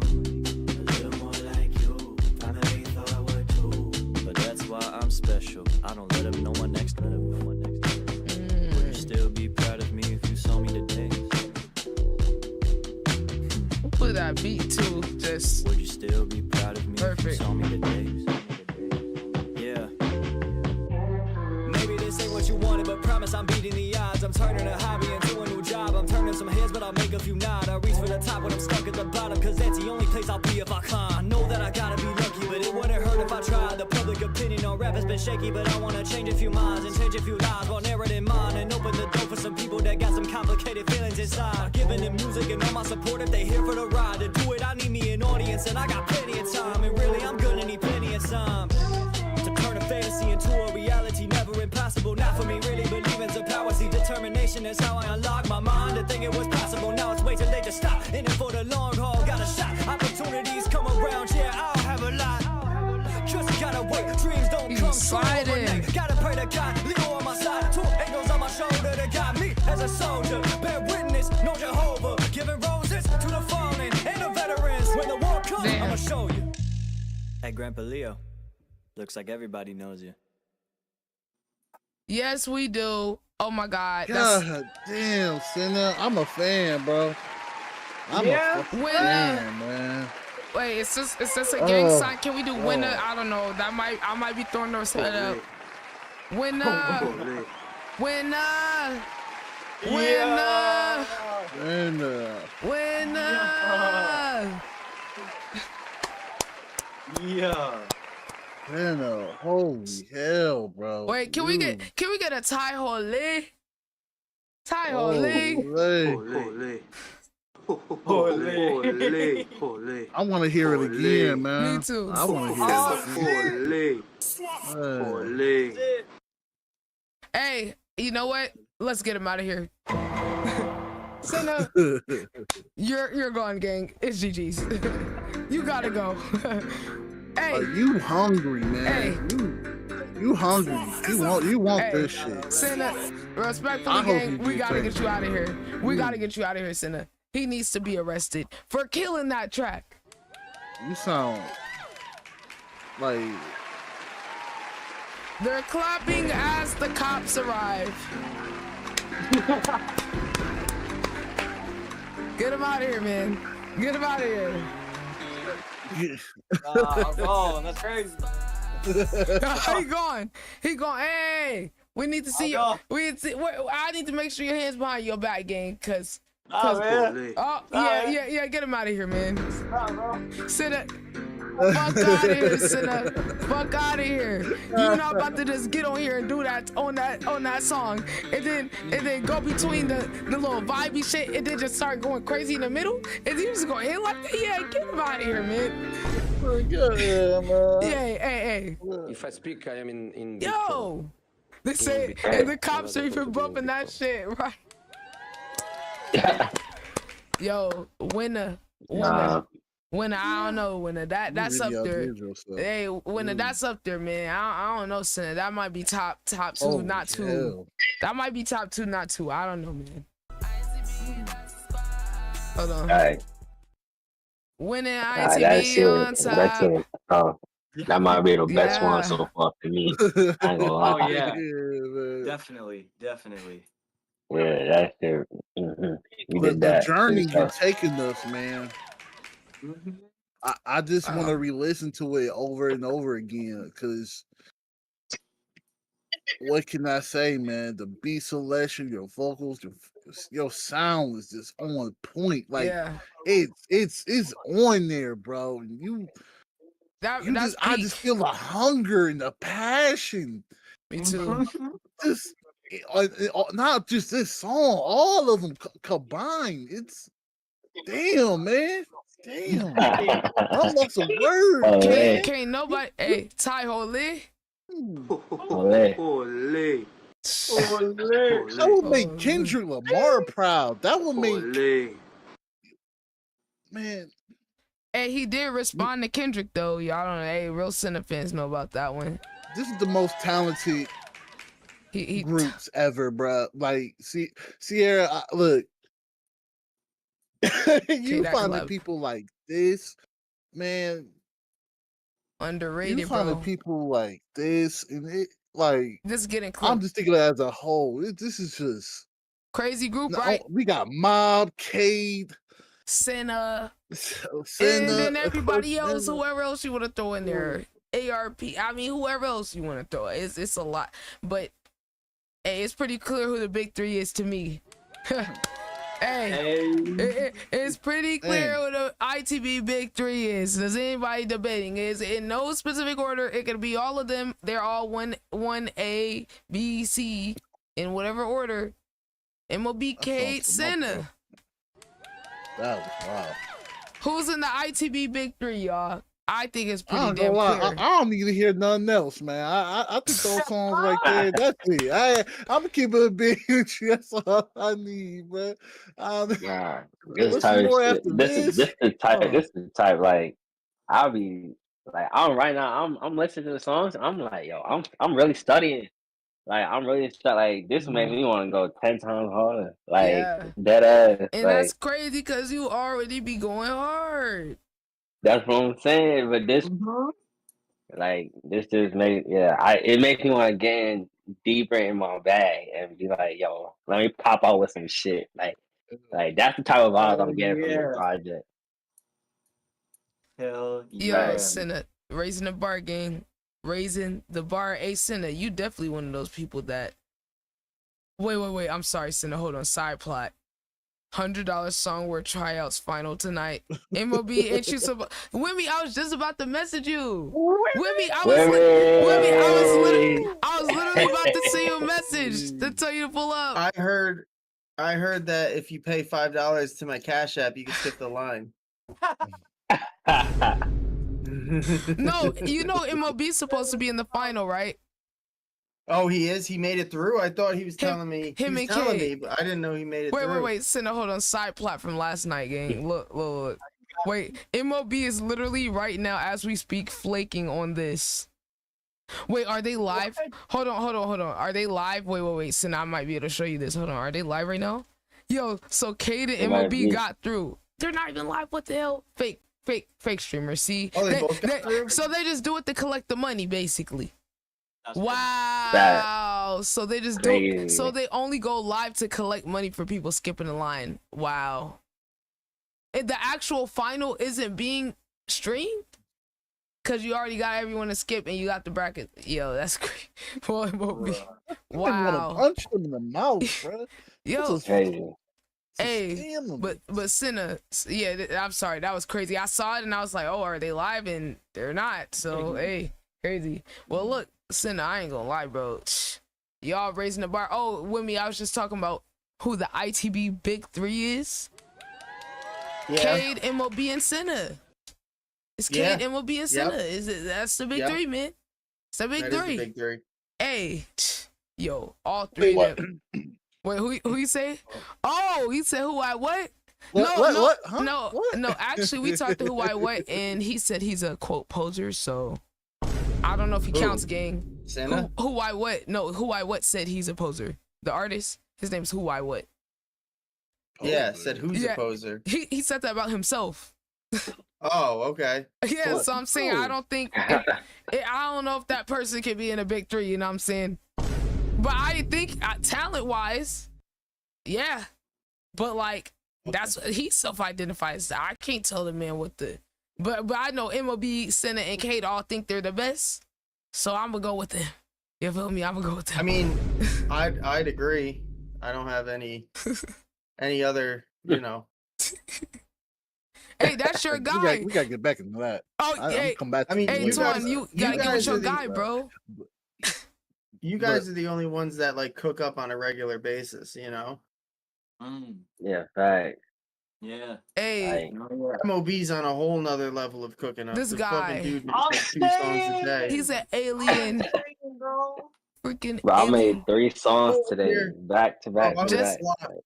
I was blocked for a week. Like I couldn't make anything. And this fucking guy makes shit every day, at least 2 songs since the day I've known him. It's crazy. Like, how do you have that much to say? You know what I mean? He said he about That's to a go. lie. He said he about to go even deeper with me. He said sin inspired him to go even deeper. So it's about to get even crazier. And now he go get even better than he already is. So how much of the album did I miss? I think we're like halfway through. Well, you just missed. Yeah. You just missed one of the greatest songs, like all time. Shit.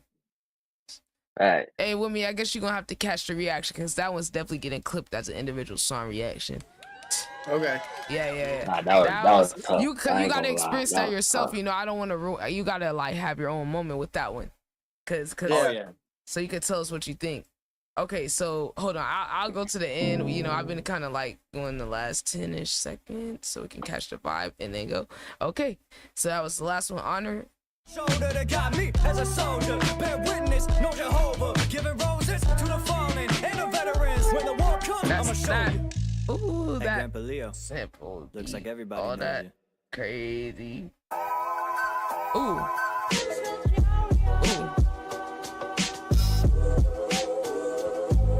I love these Grown up, vocals. man, it's about time.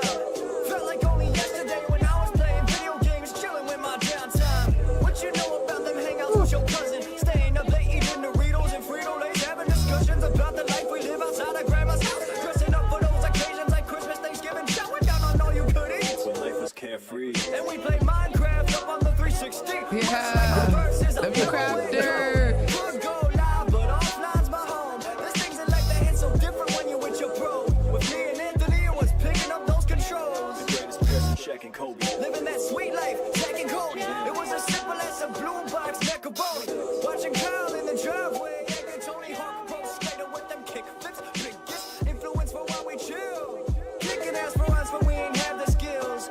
Came a long way from the kids' table. Playing that Nintendo in the basement. Watching in That was a high amazement. pitch, too. Seeing our bigger cousin playing that Call of Duty. Past the controller like D-ball. I was never good at shooting. You ever have a designated hangout spot to have them kind of talks you wouldn't have in front of your mom? That's the kind of bond you find when trusting people is a gamble, yet you win the lottery. Best feeling of all time is cashing out and knowing those people won't go commit a robbery. We always too busy now, but that's just how having hobbies be. Every family gathering big when I see the cousins that I grew up with. But there's repercussions to having any good things up in our lives. Oh, hold on. Oh shit. Hold on. Here we go. Oh, where he taking this chat? Where he taking this chat? What do you know about your family's history? Is it as plain as day, or is it actually mystery? I don't know everything because the facts would be hid from me. Expose the drama, imagine how sad any kid would be. There is somebody in the family we treat like Voldemort. The one who shall not be named. But how did it happen? What's the story? It starts out with me ignoring anyone and everything, the usual. Got my red solo cup filled with Pepsi, suitable to quench my thirst underneath a tree in grandma's backyard. Same tree me and Anthony knew was quite large and ended up being victim to conversations that we had. Only this time he isn't here, he's with his dad. Kyle wasn't anywhere for me to talk to, and places were too far for me to walk to. I wasn't lazy, I just didn't have the two essentials. Money and a reason. Environmental sounds like birds and cars were everywhere. Sky's blue, grass green. Sounds like normal things. But I was not prepared to hear some screaming. I turned my head to see my aunt. Saw that things were heating up between her and her daughter pretty fast. Cover my ears, the argument at full blast. It got so bad that Kyle came to me while they were having words exchanged. I couldn't translate through all the anger. He said he sympathizes with me and my good behavior. Hours later we drove home and I learned some information about this other cousin showing why we hate her. Okay, hate's a strong word, but not for some of us. In fact, my mama views her as a selfish person. You do some favors for her all her life, just making sure that she survives, and somehow it's just not enough. What a joke. Your grandparents paid for your phone, and all of a sudden you mad at them cause you broke. Moving out your mama crib when you like 20 years old. Cause your other grandparents silver spooned you a home. I know it sounded like I'm mad, but really I'm confused. Stop coming to the function over political views. What a great excuse. Seriously, if that's the truth, you got some bigger problems in life like all of us do. She blames her mother for the way she is. Well, did your mother think it's way too hard to raise up a kid? Probably. Yet my aunt still never gave up. That's why that ungrateful nature's still leaving me stumped. Well, anyway, that fight I mentioned happened years ago. That was the last time I saw her face. She never showed at any occasion. But that would all change, cause one day she decided to show up with her fiance. No, I ain't talking about the one she had a kid with. This individual was different. They both pulled up to grandma's house while me and Anthony were under that tree that I mentioned. She called my name, surprised she remembered. I took a good look at her. Was at a loss for words. All I'ma say is that Voldemort comment was not too far off. She looked like death, kinda looked like someone off some drugs. The reasoning for why she lost her weight is cause she was a herbivore. No wonder why it looked like I've never seen her before. Maybe it's right for me to think she don't deserve Victoria at all. Her baby girl she didn't want to raise. I haven't seen her in a while, and who's to blame? My relation to her all torn up. Because our views on family changed when we're all grown up.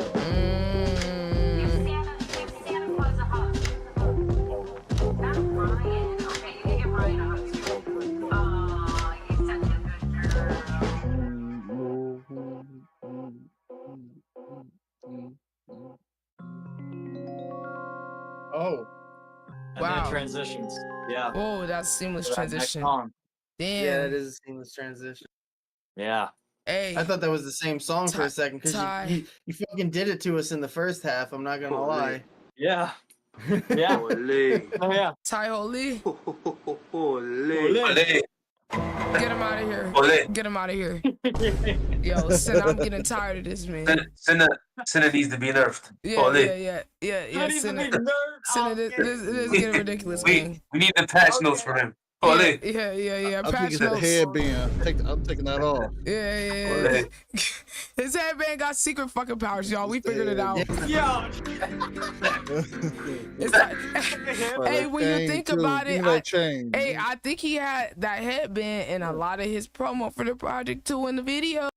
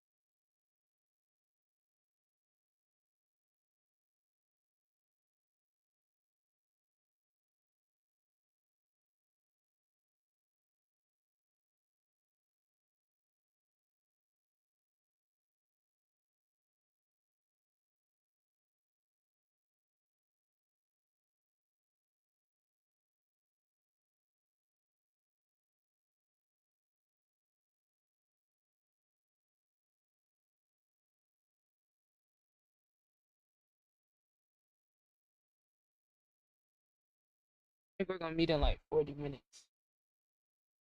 I'm just set alarm.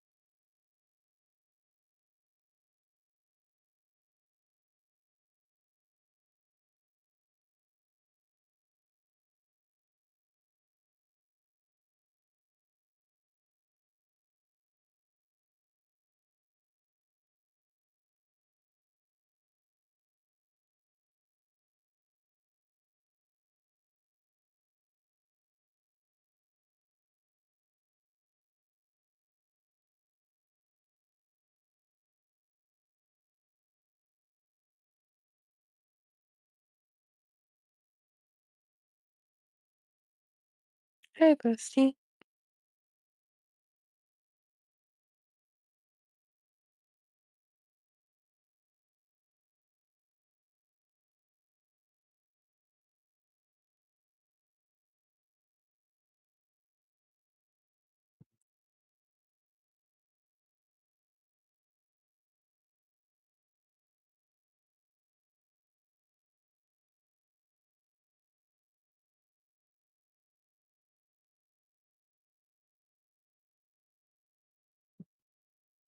Oh damn, chat. Could y'all hear me?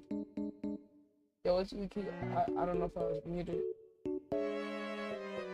I'm gonna try to find this. Okay. Yeah, I did. Let me go. Oh, is it like this thing?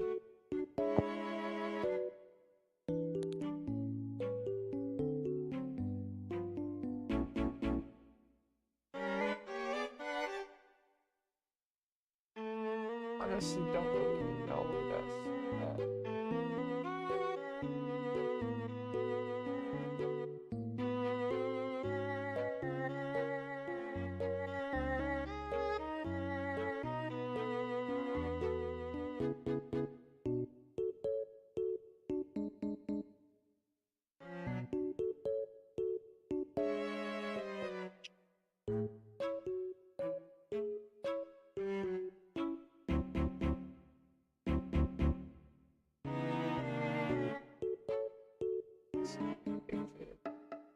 But yes.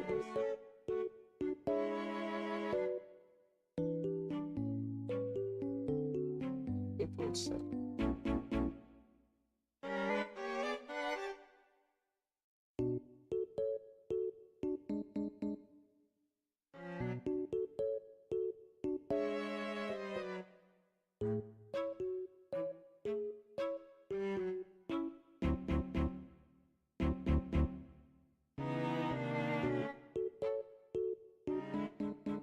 I don't really know.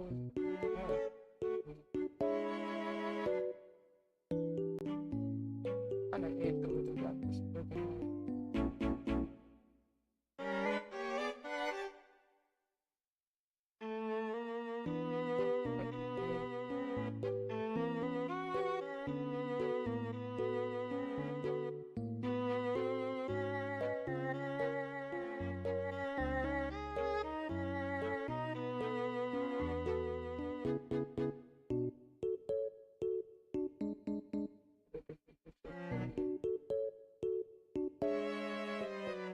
Is it snow?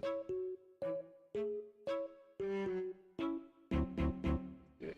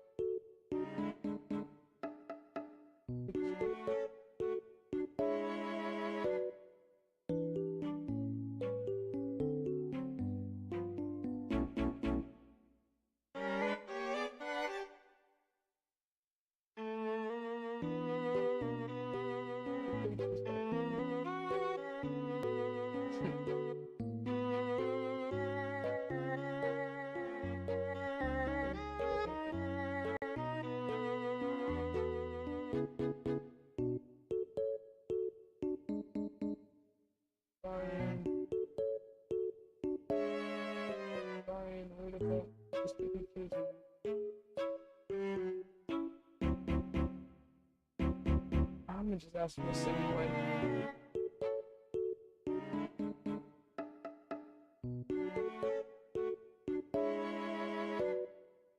It was good, chummy. Yeah, I was asleep, man. I was asleep.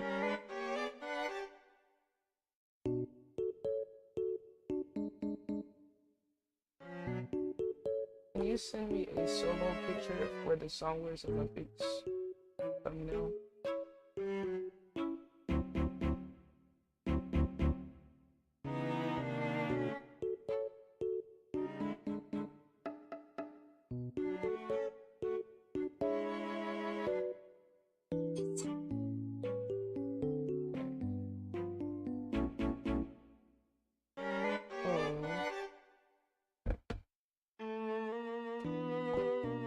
Good day. Long day, honestly. I was so tired. But I got like a little nap in there. I was so tired. I had to go to sleep. So my brain's still kind of like waking up, but I'm trying to like get stuff done, and then I have a meeting in like 30 minutes with the person I'm collabing with. So we're really just kind of getting started on the night shift, and I got like mad different shit to do. Just trying to check things off the list. I'm trying to think.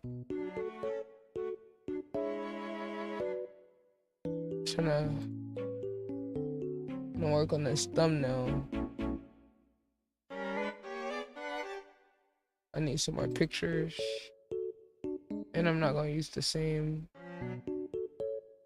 Not gonna use the same pictures as last time. I used Ty's same picture, but I'll switch Cartier's picture and then.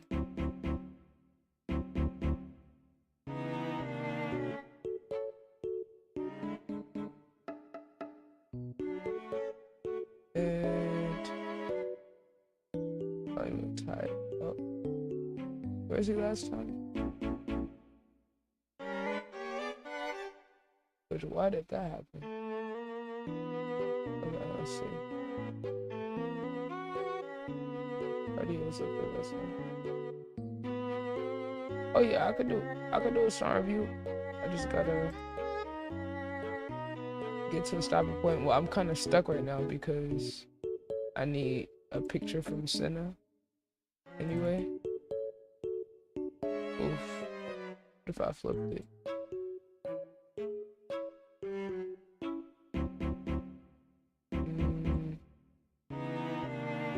That could work. That could work.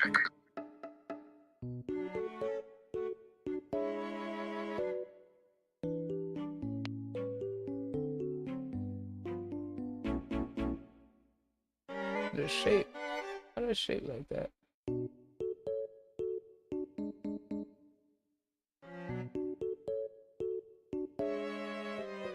I'm playing around with it. I like to play around with these things until I figure out how long. Hold on, let's see. I think I might like it where it was before. Let's show more stuff. And I'll put number 2. Alright, wait. How'd you send me the song last time?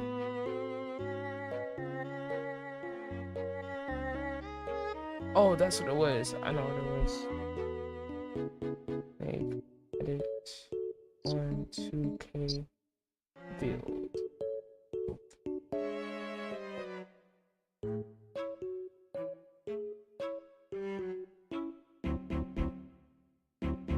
Okay, bet.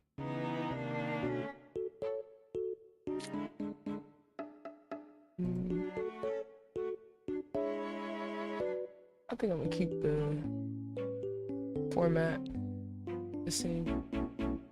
Just for this. Maybe I'll change it after the third one, but I'll keep it consistent with the first one, which most people didn't even see that anyway. But I'm actually gonna get a different picture of Cartier though.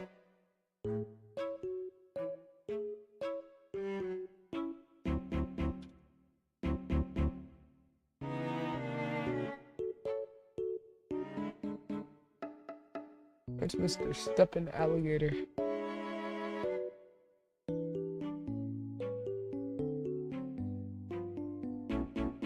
I might have a picture.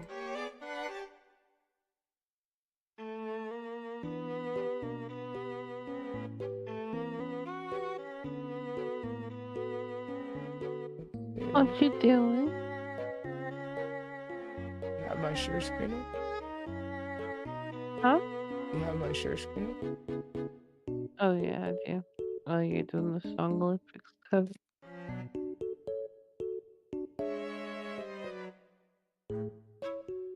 I like the logo you made.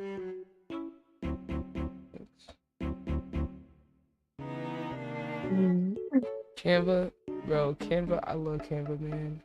Oh, this is the, okay, we can't go with the You're the front reason or back. you're the reason I got 2 subscriptions so that you could use that one. I use that one too for my Appreciate that. personal stuff, but except for my work one that one. This is overly jovial ass nigga. I need a picture.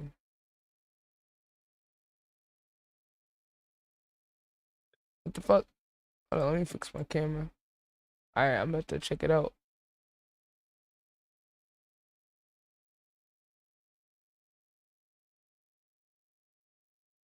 Let's see. Try to see.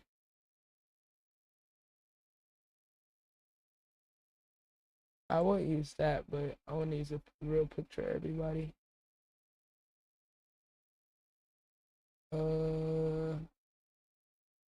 You might got something on the SoundCloud.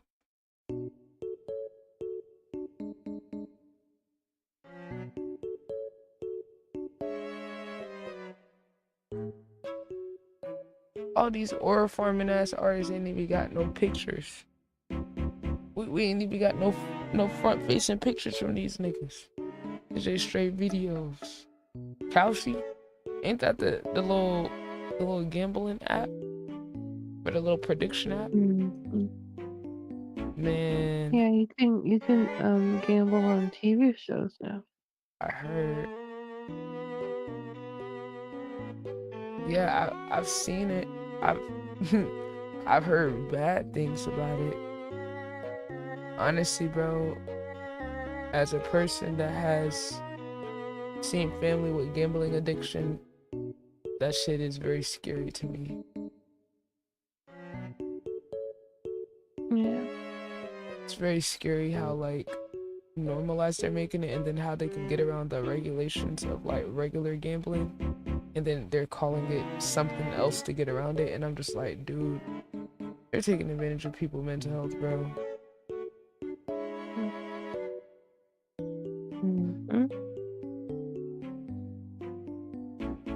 It's like, I just trade, like, y'all see, and people say trading is gambling, but when you're doing it the right way, it's really not. And I think all these other little gambling apps just prove the difference between trading and those apps.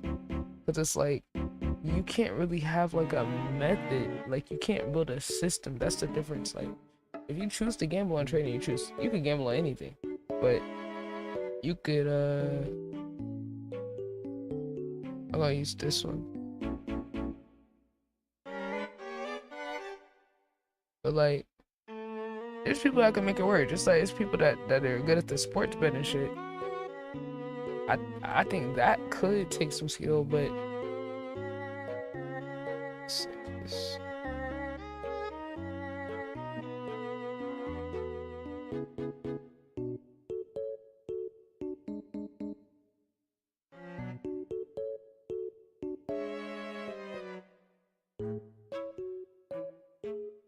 well, you know, I'm just used to people saying like, oh, trading is gambling, and I'm like, it really can be gambling. Like, it really can. Like, it can be, but I'm like, dude, all the people that want to do predictions, I'm like, if y'all actually like put that into, say you almost broke your camera, how the fuck you do that? Yo, I don't even be using your camera, what's wrong? Bro, why can I not get this to like fit in here. The fuck? I want to fit. Why can I not move it down? You said you using it. Oh, you using it today? Nigga used the camera one time, about to break that bit. Bro, what is with this fucking picture? Why can't I actually...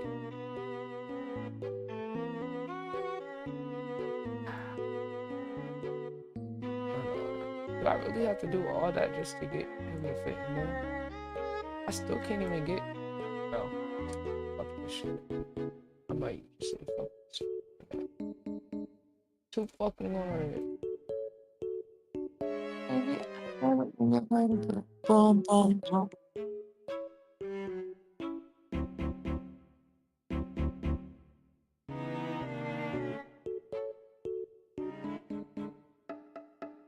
Alright, I'm about to check this song out.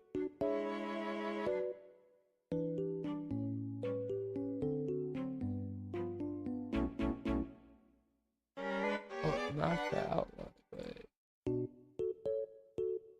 feel.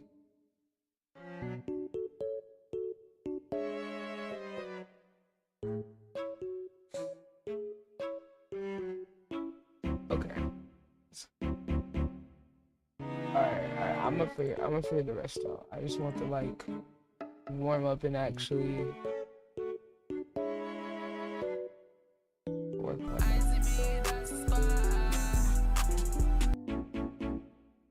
Alright. Alright, let's...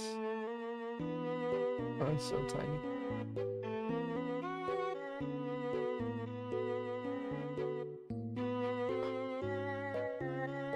Okay. Oh, he is streaming. I was about to say, and here I was thinking that he got on stream. He did. He did. I stand corrected. Cause I was like, yo, this nigga about to pump fake. But yeah, I know they love the Orph on the stream. Hold on. Let me chill out. Let me send a collab.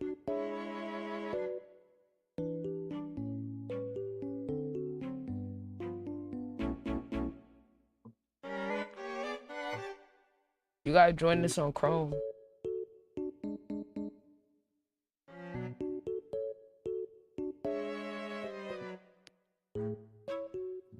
And then we can share the chat.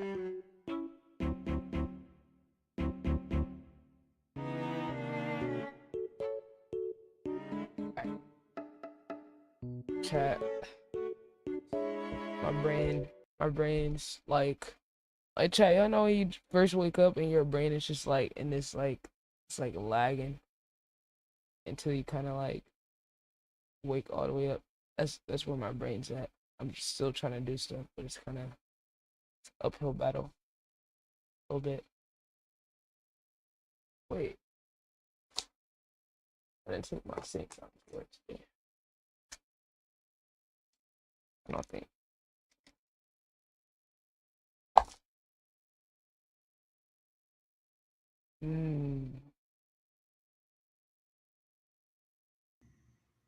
The hell? What?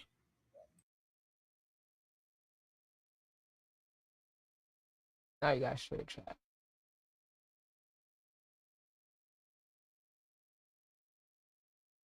Okay, let's see what we got. He said this is a song to check out. My head is my mess. I read that the wrong way. The introspective type beat. Oh, that's what it was. Hold on. Just got the idea of what I was supposed to do. Make EP of song words songs before I drop the video. And then I gotta make everyone an individual cover.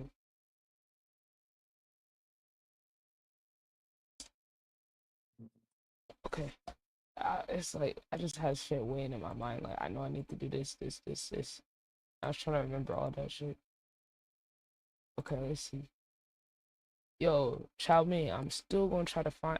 I'm gonna try to go to that Filipino restaurant that's on my list. Like now I have to go. But when I go, I'm gonna document it. I'm gonna document it and record it so I could report back to the chat. So I was already gonna start doing food reviews. So I'm definitely gonna when I go to that place record so I could edit it into like a little video. Cause I'm overly bought in. My biggest thing gonna be picking what I get. Okay, let's see. Oh, well, I'm about to go. I will leave your stream up. Alright, thanks. Have a good night. I hope you have a great night. Alright, you too. Sleep tight. Thank you. Alright. Later, skater.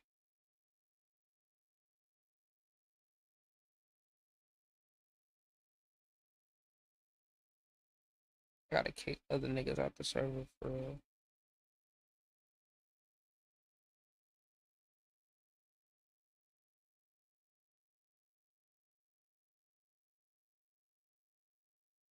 Okay. I don't know what that means, but sleep tight. I know when you're asleep, you just say random shit. Flavor rhyme with skater. Oh, you just saying shit. That's how you know you gotta go to sleep.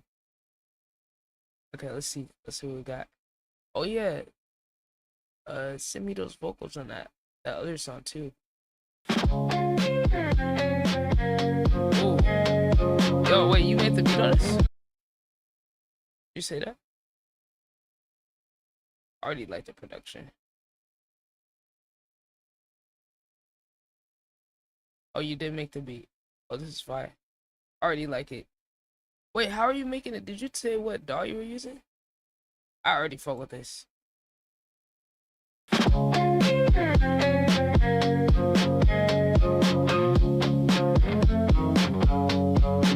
Pause.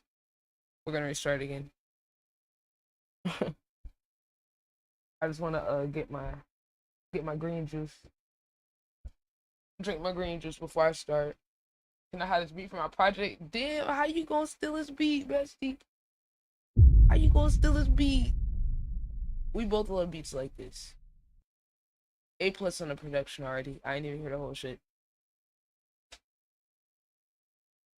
This is overly my vibe. Well, I actually really want to do a right. That's what I'm saying, child man. Right, that's what I'm saying. She over here trying to snatch your beat, but she says about me right now. No, we. Wow. Yeah. Wow. Not surprising. Well, yeah, I do want to do like a rock/indie project. She said, "Oh, boo, girl." He said he'll make you a beat. You talk about booze. Yeah, yeah. Just look, mud. Don't even make her beat now, mud. She's spoiled rotten by all these prides, bro. She's literally spoiled by all the prides in the com. Cause she's Yana Create. She's bestie. Oh my god, yes. I like literally, bro. My next project that I'm doing is like rock/indie, but I didn't want to do it. I only want to do it producers in the community. Cause like I did my first rock beats off of YouTube Beats. But I was like, if I do a project, I want it to only be like with people that I know. So I was like, however long it take for me to like meet people that could make those type of beats, I'll wait. Cause I want it to be like a collective project. That's kind of like where I'm at with the beats right now. It's like I would like if I do get on a beat to be able to promote somebody else that also has the talent.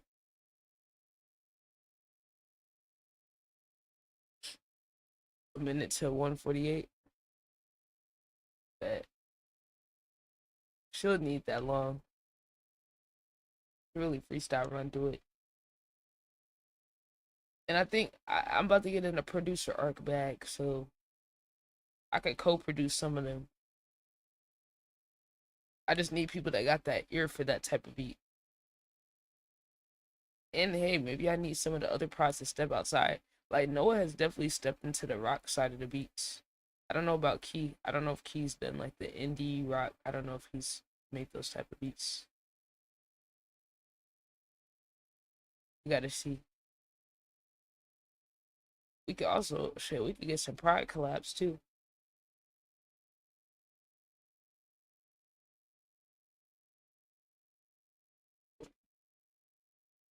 Bet. I just love these type of beats. Hey, I fuck with it. I fuck with it, bro. I love these. I love this style. Like, I really wanted to like build out my sound on that style, but I didn't want to like keep building on a sound on YouTube beats. You know, because I'm just trying to be more intentional. I was like, look, one day I'm gonna meet the people that are also fucking with that vibe, and then we can all cook up. I do know another producer who makes those type of beats too, Aaliyah. I gotta get tapped in. We gotta get some like sessions. Yeah, and then on the project, I definitely want to have at least like one beat that I make like co-produce or do myself. But I would like to learn from someone who like does this style, and then just kind of build. Like I got my keyboard now, and then I got my audio interface. I need to set up my keyboard stand next to me.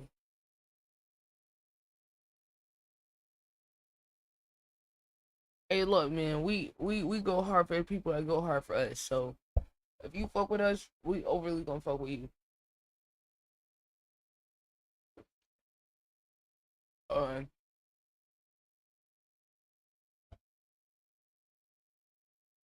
Okay.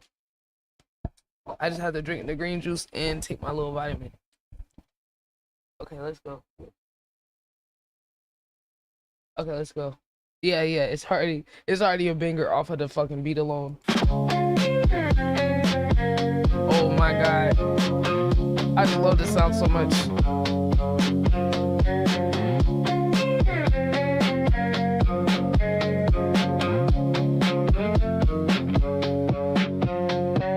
I don't wanna ever fall in love ever again. I'm just so stuck in my head. I like that effect on the vocals. No, I can do this again. My head is spinning in circles. Yeah, my head is a mess. Yeah, my head is a mess. Yo, it's so nostalgic.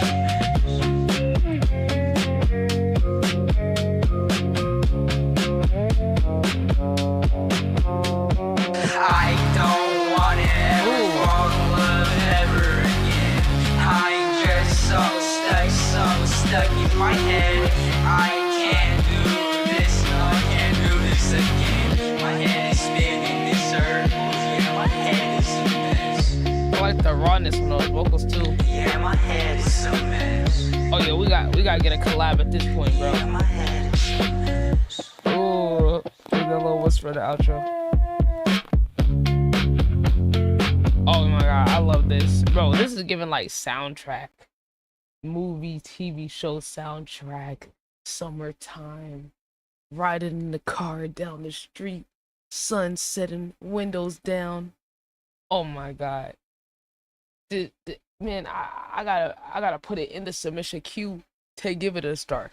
I'm about to add it to the queue to remind myself that it's a star. Like I'm literally about to create a submission. Another one, look. I'm telling you, I want to practice like engineering vocals on there. So if you give me this one, the vocals and the beat on this one and the other one, oh my god, we got a 144. It's 14.4 megabytes. Oh my god, the 144 never stops haunting us. Oh my god. Oh my god. Cause like I hear the effect you're doing and I'm trying to see if I can like recreate it. Like I haven't done that effect, but I would like to try to recreate what you did and then like bring the vocals a little bit more forward.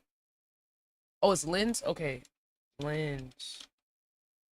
Bro, I don't know if you're working on a project, but if you do a project, yo, you gotta let me help you get everything set up with like selling the songs. Like I want you to get a Bandcamp. I got a website for CDs where you can get CDs and prints for like $2 and they can get it overnight. Where's Key? Where's this nigga's project? Actually, now that I think about it, where is he? You said try to make a song about how I hate my job. Yo, that's crazy because it's another artist in the com that did that. His name's Zio. I met him, did an interview with him. He's from the fucking UK. Hold on. He literally made a song called I Hate My Job. Yo, I gotta actually release the Zio interview. What the fuck? Oh my god, that shit got 5.4K. Deserved. He's so fucking underrated. I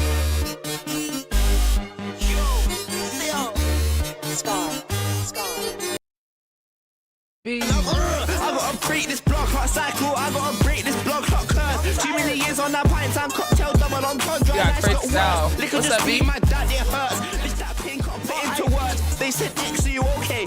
Keeping it real, I don't know like that. But there's people to feed and places to be. So I firm this shit can't revert. Keeping it moving no matter what happens. It's always on top that I gotta return. 8 AM on the northern line, call like on this train, gotta make it home. There's a vulture looking for phones. That guy sleeping. Oh no, but it's not my problem, bro. Just clocked on 12 hours on smoke. On stage I'm a reckless sheep, but right now I'm shy like dry bones. Blood, sweat, tears, for fuck's sake, man, this rap race long. But I trust in the Lord, got a strange way of coming in clutch. Yo, I actually need to post that interview. I need to like rebrand all the. Bro, what? Yes, so underrated. So underrated, bro. I would literally do this series called reacting to songs with no views, where I would literally just go look for underrated artists, and I found him and I was like, oh my god, this guy is so tough. We found him off of this. Yeah. You said 10 for a submit. What? 10? 10? What? No, I don't think so.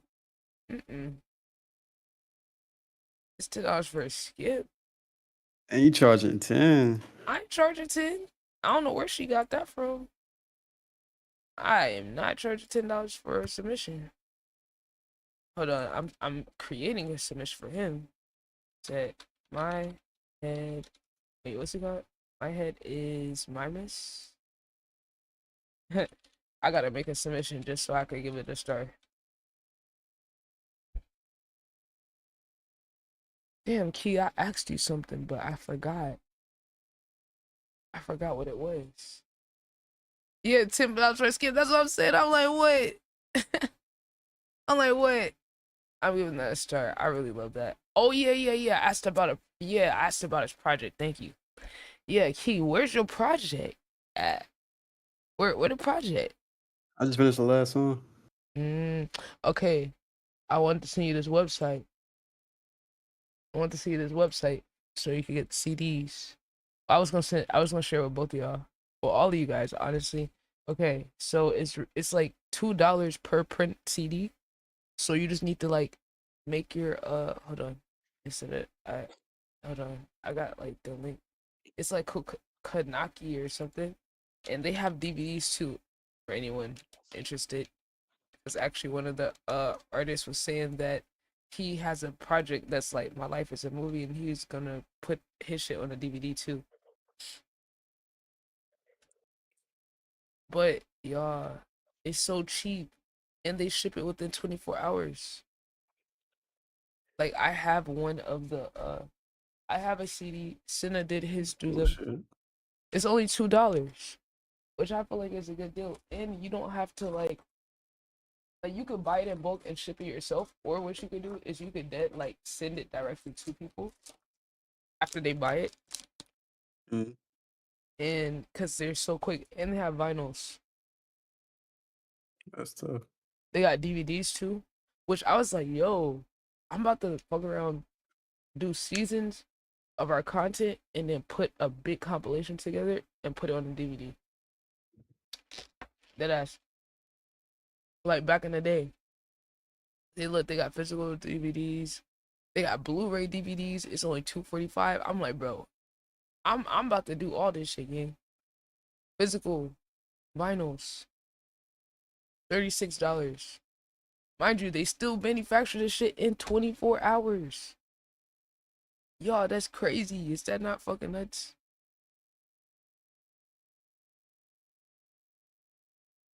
And this is the black. But look, they have printed color on the vinyl too. They have a printed color version. Where if you want to get the vinyl that has like the design on it, I'll show y'all. Hold on, they have a gallery. Let's check this out. Shout out to Cinna for putting this on. Okay, look. See that? Look. Yeah. That's what it looked like. But you can get the print on the CD too. All for $2. So they don't even charge you extra for that. And that's what it looked like. And I got one. This is Cinna's album. I don't know if y'all can see that, but I got one that was from this manufacturer. Oh, fuck.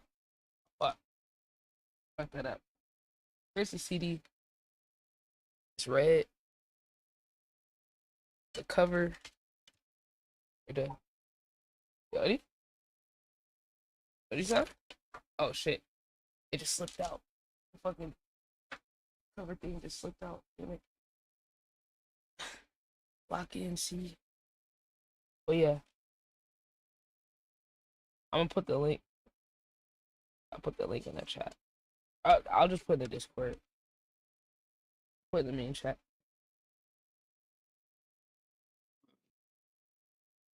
Copy it. Oh no, it's the clip.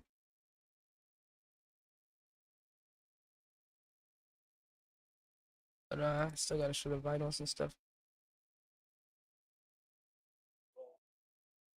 Oh, the song is lit. I love that production too. Wait, gotta get the link. Kanaki. Oh, you drop it on the cloud. It's the link. It's called Kanaki. Oh, they got cassettes too. Which is so cheap, it's like you could just get that shit for funsies. Oh yeah, wait, what the fuck? Did you just read my mind? Because I was literally thinking about the cover art. What the fuck? I was literally going to ask you about the cover art, but I just started scrolling again. Here's the DVD.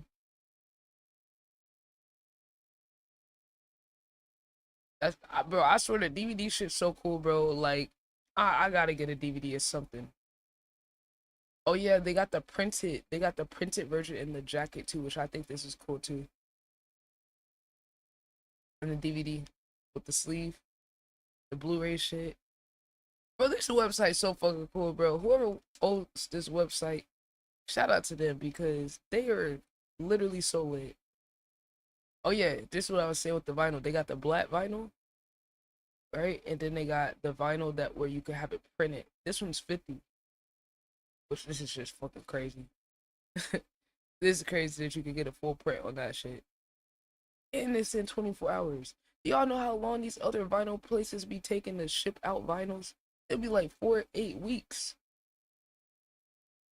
You could just directly like get a sample of all of these, take a picture, and then put it on the website, and then let people buy it, and then send it directly to them. And you just make the difference. Chat, I'm telling y'all, we gotta all get back on the physical media wave. And then all of y'all that's making projects too, I also would like for you guys to put your projects on Bandcamp as well. I would like to see y'all projects on Bandcamp. Okay. It's already there. You got the SoundCloud Artist Pro. Yeah, Artist Pro. Yeah, they got vinyls on there too. Yo, I don't understand. How the fuck does SoundCloud have vinyls before CDs? How the fuck do y'all not put CDs as an option for niggas? Like, it seems like so obvious. It's like, how the fuck you go to the harder, more difficult shit to manufacture? But yeah, chat, that's oh, we got real cover art, no AI shit. Oh my god. Wait, did you draw this? Oh, this so tough. This hard, bro. This is tough. Oh my god, you did this yourself? What? This is so fired. Especially this one. This one got it. This is so tough. What the hell? Nostalgia EXE, I like that. Yo, this graphic design is so fucking tough. What the hell? Nah, man, you cooked. You cooked. Real art. Oh my god, this is so hard. I love this aesthetic so much. And you cooked this shit up on Canva? Yo, you know what was crazy? I didn't know people were dissing Canva. Like, I didn't know in the graphic design or whatever community that there was just like bias against Canva. Like, bro, what's with the creative spaces and niggas being elitist about fucking everything? Like, dude.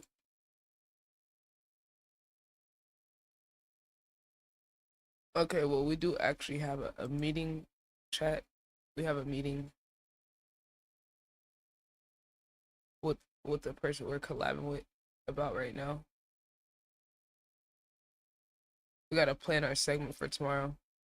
Which any of you guys are welcome to join that segment because we're gonna be doing a ranking, a build, all of that. But I'm going to also be coming back. I'm not done, chat. We're literally just getting started for the night. I actually am gonna make music tonight. I've been trying for like 2-3 nights in a row. If I don't do anything else, I'm making a fucking song tonight, gang. I do not care. V, I'm gonna get to your song. Okay? I'm gonna get to your song. Alright, Key, I'm gonna be back. I have to go plan this fucking segment with him and shit. And we gotta record a promo and shit. So I'll be back. I'll be back. Yo. What's good? What's good, man? How we doing? Yeah, not too bad, not too bad. How about yourself though? I'm great. My brain as like kind of sleeps, so my brain's kind of waking up, still kind of like I'm lagging, but I'm still here. Nah, you straight. I believe I took a fat ass nap earlier too. So yeah, I just got up probably like an hour ago, so I'm over here just trying to check little stuff off. I was trying to put chat onto the this website I got for CDs and vinyls and stuff that is really cheap. So I'm trying to push the com to go direct to consumer with everything. It's my agenda. And oh yeah, y'all, make sure, yes, I want all of y'all projects on BandLab too, or not BandLab, Bandcamp. So y'all make sure y'all upload y'all songs to Bandcamp so we can buy each other's singles and projects from there. So I put the link to this in the Discord. So like I said, it's $2 for the print CDs, and they manufacture within 24 hours, and they don't have a minimum. Like, you can literally buy one, like one at a time, and directly send it to people, which I think is really fucking cool. Like, whoever owns this website is doing it for the love of the game. They have to be, because they could be charging way more for this, and they're charging $2 like per CD. That's kind of crazy. And then, like I said, they got the physical DVDs, $2 as well. The Blu-rays $2.45, the vinyl, the black was $36 a piece, and then the printed vinyl is $50, which I think is a really good deal. Like, I'm just stunned. Oh, they have cassette. Chat, I don't even got a cassette player, but I'm gonna go buy a cassette player just so I could get some of this stuff on cassettes, because I don't know, I want to just build a physical media collection. Like, I'm so tired of this digital bullshit. I'm so tired of these apps exploiting artists, and we have to take the charge and make the leap of saying fuck these streaming platforms and just go direct to consumer. Y'all would be surprised how many people will support you. You don't gotta wait till you're big or anything like that. You say you're gonna buy a cassette? Oh, yo, I would love to buy a cassette or whatever from you all. Whatever y'all decide to put out there. Alright, chat. Let's you wanna sell this merch? Oh, that would be lit. That would be lit. Hold on, let me see if I could start my little camera. Now you could kind of see me a little bit because I got the I can see little green screen. So it's like we got the outline. Okay. I said same screen though. What? With the green screen? You know, I see you a lot on clip. I'm like, okay, I'm impressed. I ain't gonna hold you. I'm impressed. Man, this is like one of the last pieces on my bucket list for my streaming setup. My bestie got it for me for my birthday. Cause I was always holding back on getting it, but right, cause I just got the audio interface, and then I just got these headphones. So like, I'm cheap when it comes to my upgrade. Like I do like necessary upgrades. I mean, if it work, it work. Like you ain't gotta break the bank in order to like get a good setup and everything. Like you gotta start somewhere. But Yeah, like, I slowly built each piece, so I didn't rush it. So when she got it, I was like, you know what, I appreciate that because I was just always holding off on it, and I just fucking love this shit so much. I haven't even like used it to the max capacity yet. Chat, we were about to plan this, right? I actually have to pull up the what's it called? I'm actually gonna like do a little bootleg graphic design edit on this. I think I'm gonna like, I'm using this as a concept, but I'm gonna like go to a graphic designer and get them to like customize my own. But for the sake of the first one, I'm gonna like just kind of just build off of this, and then this is my inspo. This is one, and then the attribute things. So this is where we gotta kind of like brainstorm a little bit of like the foundational attributes or skill sets. right. But the thing is, I think this could rotate depending on the artist too, though. So like, not definitely. But maybe we could just get like a certain base amount, and then we could have a section of like a custom one, like maybe like baseline, how many attributes they have, maybe like. I mean, now. What's this? 1, 2, 3, 4, 5. Okay, so like maybe we could do like categories and then subcategories. We like pick 3 categories, and then we could like pick subcategories under that could have their own ranking too. And if we do it like that, I think we could kind of approach it a little easy. Gotcha. I'm just pulling up my notepad right now so I can start jotting some stuff down. Yeah, I'm over here. I'm writing. Like I be typing stuff, but I don't know. I just need to write. Nah, listen, I'm gonna go like that too. Like I got like notebooks like filled with stuff. So. So. Okay, I know we had Kendrick as the main artist, and then you said Marco Plus. Yeah. And then I know you mentioned a Coast Contra. Wait, hold on. I need to get another big brain. I have a special guest that I'm gonna have co-hosting because he's also a good rapper, and I've had some really good combos with him, and I think he could be a good addition. So what I try to do when I do a segment, I'll try to like include like an artist or some creator in my community to like, just get people seeing them think. Let's have a conversation going, basically. Hold on, let me see if I can call him right quick. I don't know if he's busy. Some people you just hear like you hear their writing style, you just know they're like really good at certain stuff. Like he literally sent me a song where he did double entendres and insight rhymes the whole song. Damn. And I was like, look, also rap nerd shit, that's my type of like, you know what I'm saying? Wait, hello? Right. Yo. Are you busy? Not really. What's going on? Can you pull up to the Discord? We're planning for the segments for tomorrow. Got that. Give me 5 minutes. Okay, bet. Because he could help us make this quicker brainstorming too. Because the more brains, the better. 100%. Okay, wait. This pen is running out. I get anxiety when my pen ink start drying up. Cause like if I can't write, it's like I feel like I like lose the idea. No, I get that. Okay, so we got Marco Plus and then Coast Contra. Oh my god, that Coast Contra, I'm already knowing it's gonna be crazy. I'm excited for the Marco Plus too, like, cause I've been hearing about him so much.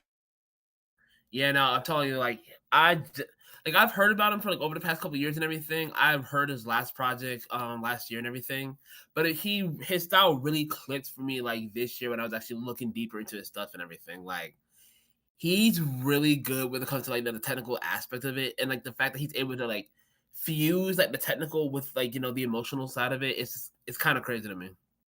Yo, I love like, I don't know. There's like a lot of things about rap. Like it's so complex.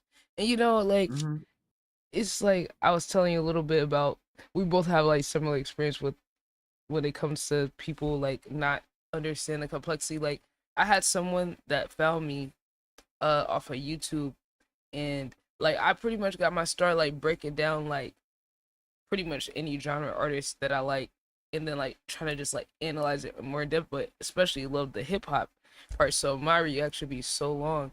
So someone came in, I let them in the community, and they tried to put me onto like these UK rappers. And I was like, you know what? I was like, hey, like I want to really take my time with this. Like I'm not gonna just check it out. I don't listen to music passively. It's very like intimate experience for me. Like I can't just listen and then just like especially when it comes to rap. Cause I'm like, I be hearing a bunch of stuff. Like I gotta pause. I gotta, you know what I'm saying? Like I'm like, I can't just listen passively. And he just did not understand this. He was a white man, so that fair enough. Well, he's from Ireland, so he told me, he was like, oh, it's not that deep. What is there to break down? I was like, what? Wait, you giving me an 8-minute freestyle of 2? You're telling me that they're great rappers and there's so much lyricism. So I'm excited. And I'm like, yeah, I'm gonna save it so we can check it out together so I can fully break it down. This guy gonna tell me I'm corporate because I wanted to record it for a video to document it. And I'm like, dude, I just know I'm gonna analyze so much that I don't want to just listen passively. And it's not even just like the fact that it's like, it's not even a matter of like it being like corporate or whatever. It's like other people can benefit from this too. It's like, by recording it, it's like you're sharing this knowledge with other people who are also interested. Exactly. That's what I told him. I was like, bro, like, I'm the type of person where I would be nerding out about the shit offline before I even had a platform. I would be the person trying to get my random friend or family to understand, oh my God, yo, they just did this. You know what I'm saying? So like, once I started recording and then I saw other people could see it, I was like, bro, I'm just gonna record the shit that I would normally do. And then maybe other people that fuck with it will find it. And I'm like, it's that deep. It's that deep because there's people who think like that. That's like, oh, there's nothing there. I'm telling you, like the only reason why I even started like my whole platform and everything, I was on Twitter basically trying to like talk about stuff and everything. But I was like, I gotta get off Twitter because it's not. Oh my God, it's not the same. Like, I mean, people have these dumbass takes, and it's like, honestly, with the Kendrick Drake beef and everything, that's when I felt like a lot of the discourse just like blew up, and like a lot of like just like the surface level fans, just started flooding in basically with like their the bots takes. Exactly. And so it's like you couldn't really have like a nuanced conversation about anything with regards to the music. So I was like, you know what? I'm getting a little too frustrated out here. And it's like, let me just find a new way to like put this basically. So that's what I just started doing. Like I started with the TikToks basically, and then I realized I could cross post, and I was like, okay, let me just put some stuff on YouTube, and started expanding and everything. And then I started making a whole like Smino, like making some Smino episodes about it. It's like it started expanding because of like just I just found there was a lot of people are also interested in like the nitty gritty with regards to like making like these great songs and like rappers and everything. It's like it's just nice to like start seeing that community. That community, say, oh, yes. Oh my God, when I saw your post, I was like, oh my God, because like you gave me hope, because I was like always like fighting people on fucking YouTube and these other platforms with how nuanced I would be, and I'm like, dude, I'm not even breaking this down all the way. Like if I really broke it down on the level I wanted to, this shit would be even longer. But I was like, if there's a space to do that, and when I saw your stuff, I was like, oh my God, maybe that shit could actually be possible. Like if it's presented, packaged the right way, I was like, so there are people who do care. Like I know, but we don't really see anybody doing it. Like we don't see anybody really doing it on that level. like there was definitely like a lot of people who I used to watch when I was coming up and everything that were part of it and everything. And I felt like it was kind of not like dying out, but it's just like you don't see it as often, basically. So it's like you get to that point where it's like, okay, if nobody else gonna do it, let me Yeah, just you start gotta doing my do own it. little- exactly. Like if not you, who? Yeah, that's why I was like, bro, I gotta support, because I was like, bro, this that you were doing with your videos and like just how you pick like certain little things and break it down, I was like, oh my god. I was like, dude, like we can really do this shit. Like we can really we can make this new wave and find other people that are out there, because I'm like, I feel like the algorithms and apps try to make us feel like there's not people like that out there. You know, because we Right. have such an uphill battle where it's like, oh, no one cares that much. And it's like, no, there's people that fucking care. Because if we care, there's other people like us that care to that extent. It's Exactly. just there's no like ecosystem. There's no like, you know, because I would say a lot of the people that were doing that type of shit, I'm a Kendrick fan, but like they started dick Nice. riding Yes, sir. Kendrick. They started dick riding Kendrick and That was only my whole covering joint, too. Kendrick.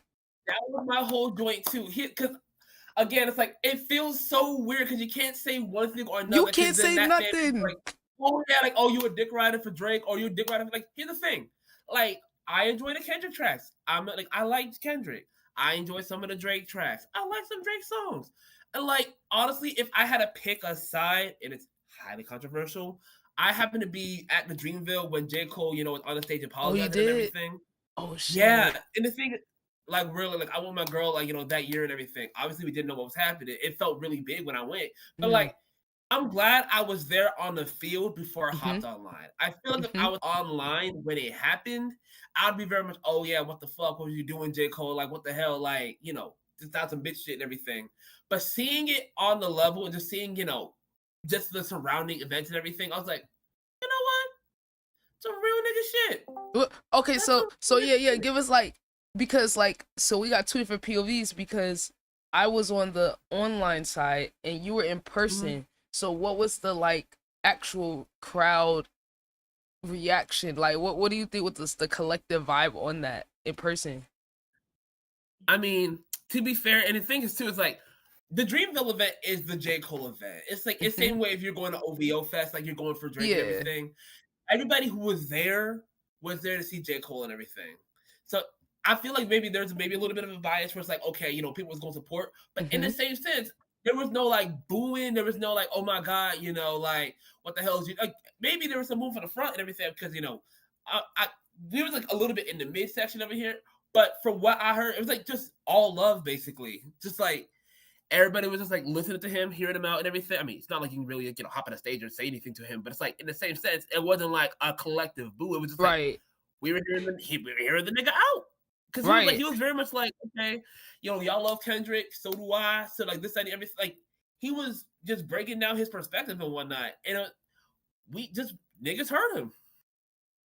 Yeah, like that's so interesting because like when you know, I feel like he really presented it in a way where you have to check yourself as a supporter, and this is what shows who supports the person or just the music, which I think that was one of the big points. Is like the dehumanization and the theater of it all. And he's talked about this conflict, mind you. If you actually listen to the damn music, he's been telling us the battle internally he's had with this character versus who he is, versus having to like posture himself a certain way versus really just wanting to chill. And I'm like, that felt perfectly in line with J. Cole's character. If you know him, like him as a fan, I didn't feel like that was out of character. Right. It's like in the same sense too, it's like players fuck up. Like niggas make mistakes. So it's like in my head, it was like, okay, you know, he stepped out, you know, oh yeah, so in my head, the way I saw, and again, I know this is an unpopular perspective, but here's how I saw it playing out basically. Like J. Cole coming out, he sees, oh yeah, there's gonna be a big 3 battle. He's like, oh yeah, it's gonna be fun, tossing bars back. And then he got somewhere, or somebody told him, or he came to the realization, oh, niggas actually really hate each other. This ain't no fun shit. Like, niggas ain't gonna be barring out. Like, niggas really got some like animosity. So it's like, okay, let me back up because you know I'm cool with Dre, I'm cool with Kendrick. And it's like, I mean, we see how it is in 26, I don't know how Kendrick feels about it. We know Drake feels a way about it, but at the end of the day, it's like, in his perspective, it was like, okay, I thought it was this. This ain't that. Let me move back. And then wasn't there someone who actually told him too? Absol, I think, reportedly told him, "Hey, this is not what you think it is. This ain't no friendly." He told him to get out the way too. So it's exactly. He got guidance, too. That's my thing. That's why I say, people don't want the nuance. And, what I checked myself on as a supporter, because just on some hip hop shit, I've always been a equally Kendrick J. Cole fan. So I always hated how people, try to downplay J. Cole's technical ability. So I was excited just to see some, you know what I'm saying? I'm on some rap shit. I'm like, J. Cole, show these niggas, from 2018. From 2018, that feature run, and then he went to J. Cole in 2014 is different than J. Cole in 2026. The off season was evidence of that. Oh my god, that's gotta be one of his best projects. I ain't gonna lie, that's got most cohesive projects. The technical level of his writing on that project, mixed with the double entendres, mixed with the themes, J. Cole really just said, you know what? I'm still working on my masterpiece, but until then, here's some little Lucy's. And them Lucy's are some of the most technically crafted fucking oh my god. shit. Punching the clock. Close is crazy. I feel like I'm just I'm saying I feel you, bro, because I feel like people be overlooking. They don't want to acknowledge the examples of him doing these things. It's a bias. Right. That's really what it is, honestly. And it's listen, I don't fault niggas for certain shit. For example, when Jay-Z did the whole interview, and Jay-Z's one of my top 5, but when Jay-Z did that interview saying battling is probably shouldn't be a tenet of hip hop, I fully disagree with that sentiment and everything. Battling is a tenet of hip hop. That's been a thing since Kumo D and damn, what was that battle? I'm trying to remember. It was Kumo D against, because I know he was the one who won. But the point is it's been a part of hip hop since time, basically. But in the same sense, I disagree that it disqualifies you if you're not part of that battle's energy and everything. Because in my head, it's Andre 3000 is considered one of the greatest, rappers of all time. However, as far as I'm concerned, I don't think he was in a beef. Pusha T was in a beef. Jay-Z was in a beef. There's been niggas who's been in a beef. But it's also I don't know what if Andre 3000 happened to be pressed, which who's gonna press? Who's gonna press it, man? If somebody presses Andre 3000, is he gonna is he gonna cower down? Is he gonna step up? But in the same sense, he's never been in a battle. But does that disqualify him for being considered a GOAT in hip hop? Hell no. It's an interesting balance. I think it's almost it's a plus if you do it versus taking away. Most definitely. If you definitely engage, you don't lose much. Okay, no, that's a lie. Because if you do lose, it's risky. It's how you take your L. Because again, it is how you take your L. But in the same sense, Jay-Z and Nas battle. Jay-Z lost, but also Jay-Z still Jay-Z. Right? Some people giving the credit of the business shit. As he won the war when Nas signed to him and shit. And it's personally, I just leave the business side out, the rap shit. Because I feel like with Jay-Z, too many people focus on the business side over the technical part. But that's just me. But honestly, bro, I completely agree with you about all of that, because it's just so interesting. It's if you get enough aura, people will overlook certain shit and then let you get away with certain shit. And then people like J. Cole, it's he built up all that cachet on that feature run. And they never wanted to give him the credit anyway. It was against most people's will. They were mad he was evolving. Even before he, hopped in the beef and jumped back and apologized, whatever, on Heaven's EP, when he was talking about, they throw the bronze at me. No matter what, it was always Kendrick, Drake, J. Cole, or Drake, Kendrick, J. Cole. But in the same sense, J. Cole has done more than enough to get his an equal footing at the table and everything. Maybe because he's not as flashy. What about the production? Like, does making your own beats back? Like, I feel like that kind of gets overlooked a little bit. Like, maybe because maybe. I feel like that's a part of hip hop too, where it's like that's a skill set he has that Kendrick and Drake don't have. Where him crafting his own sound to that extent and then having all those projects without features, I feel like that's got to count for something. Considering Drake and Kendrick both have a lot of features.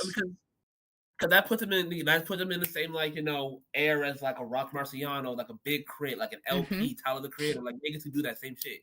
Maybe it's because his beats don't sound as distinctive, maybe compared to the others. Because it's like the way it's funny. Like, the Dissect podcast. Mm-hmm. So they had done like a Last Song Standing episode about like Tyler and compared like his production or his status as a rapper producer to J. Cole's. And it's like, what my thing about him, what I realized is like the focus. With Tyler the Creator, his art, his fans, he was like a big fan of like Pharrell in addition to like, other rappers. So it's like his mindset was like, okay, I'm gonna make these luscious beats and I'm gonna be the best spitter basically.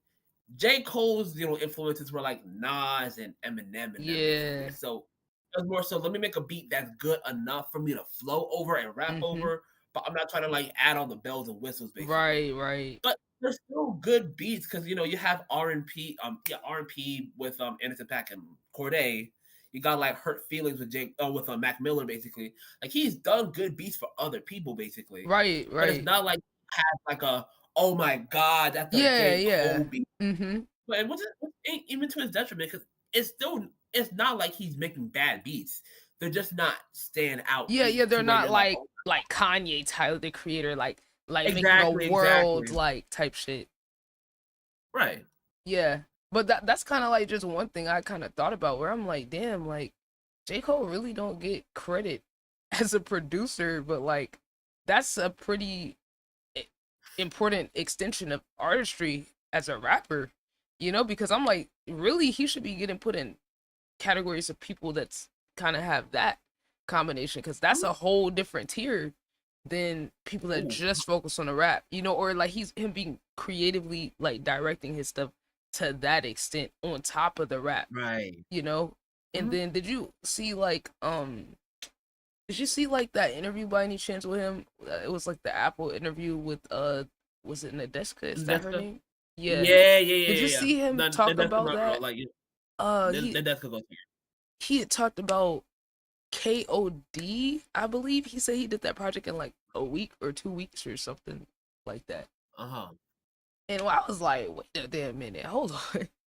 You did that project in 2 weeks as a side quest, because like that's why I feel like hearing the behind the scenes of the artist process is fascinating, because I'm like, wait, now I'm having to reevaluate how I'm looking. And For Your Eyes Only, I don't remember the length of time, but like that was a side quest project, like, and I'm like, to me, conceptually some of his best projects were like side quests. Oh, let me do this right quick while I'm building up to. And I'm like, okay, this is making me look at it a little bit different, where he's following his creative instinct more. I'm thinking these are the big ideas that he's working on, and then finding out that. And it makes sense too when you hear it like that. Like, funny thing is, so my sister, she's an artist, right? So the thing is, she does these things that are called like studies more so, where like these are not like official works or pieces and everything, but they're exercises where you like formally practice with a certain style more so. Yeah. So I really feel like, the projects that were in between, the ones that he said like were side missions, like, For Your Eyes Only, KOD, Off Season, those are kind of like studies in that sense, where J. Cole's like, okay, let me try this exercise to let me try to strengthen this muscle.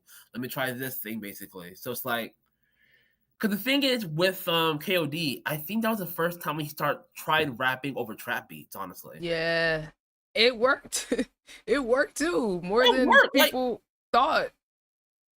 Yeah, like he flowed over I'm telling you, he came from like that school of like thought where it's like, okay, Nas, Mobb Deep, Eminem, just like real heady, like boom bap rap shit basically.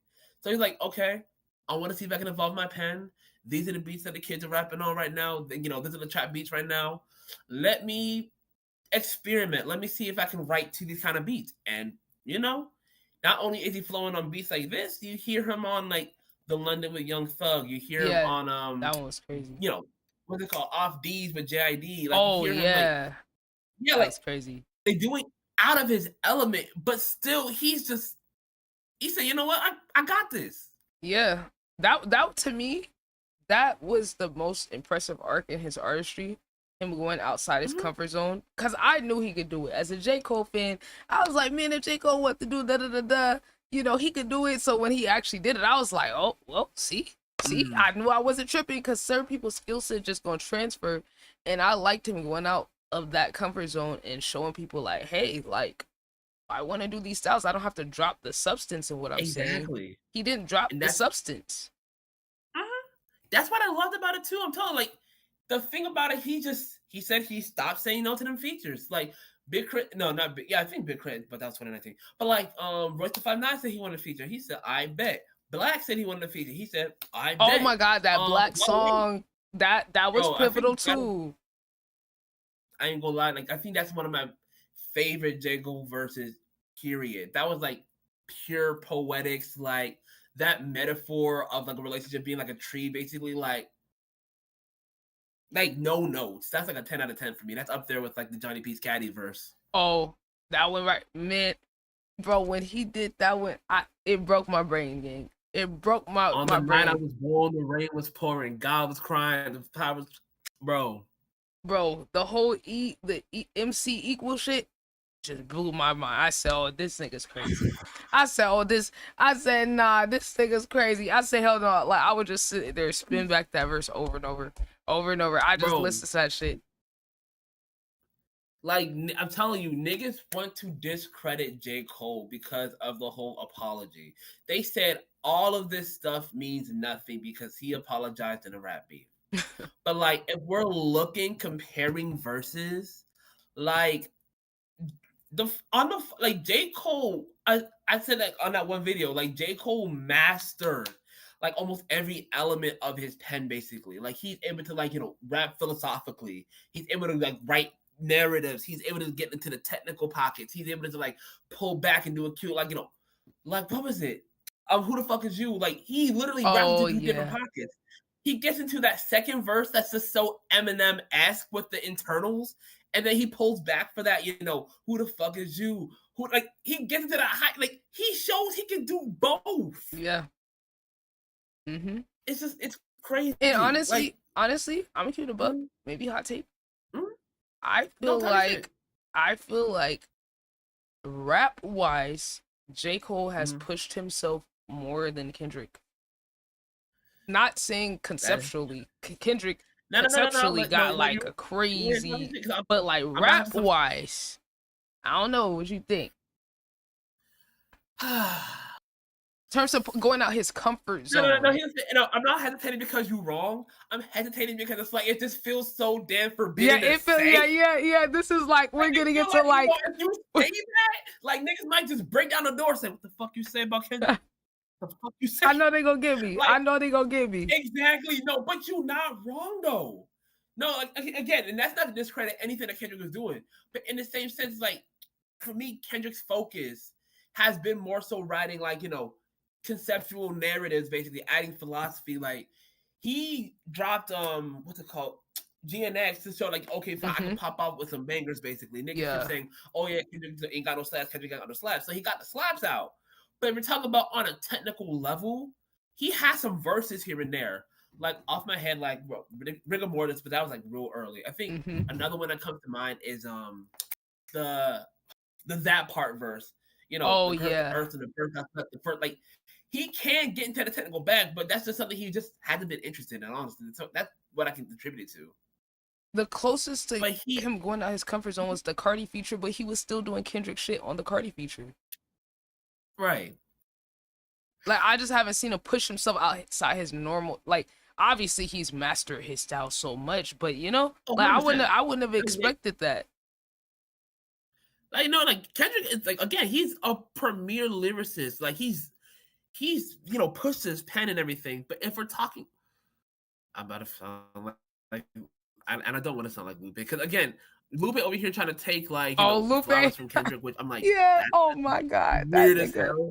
But what I will say, if we are talking about bars and punches, J. Cole definitely has put himself more in that element. Like, what's it called? The fucking bar off of 95 South where he said, "Put an M up on your head, Luigi." Bro. Like, it Oh my seems so god. simple, You but when you Luigi first brother now. heard that, you paused the track and ran it back. You said, Oh "Put an yeah. M up on your head, you Luigi." Yeah, I spun that back about 10 times when I first heard. I said, hold on, Cole. Who you feeling like, nigga? Talking too greasy.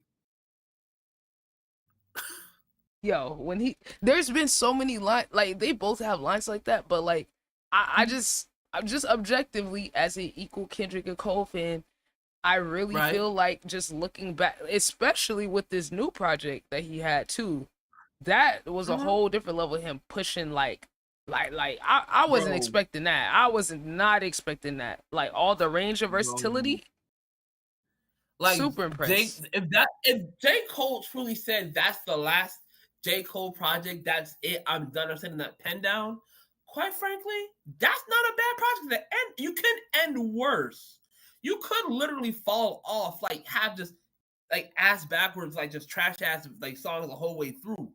No, but like on a quality level, if you are saying they're bad, you may just be hating.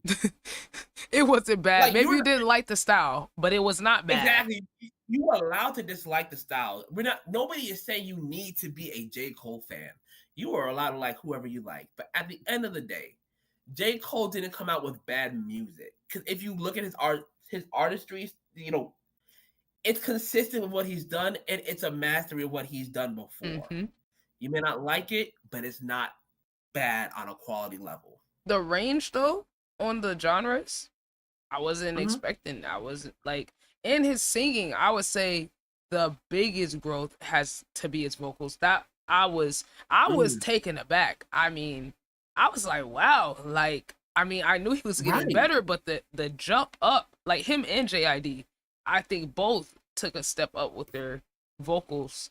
Oh no, most definitely. It added such a deep layer because I felt like Kendrick had that advantage over J. Cole for a while with like being more in his melodic or vocal or kind of getting towards that R&B.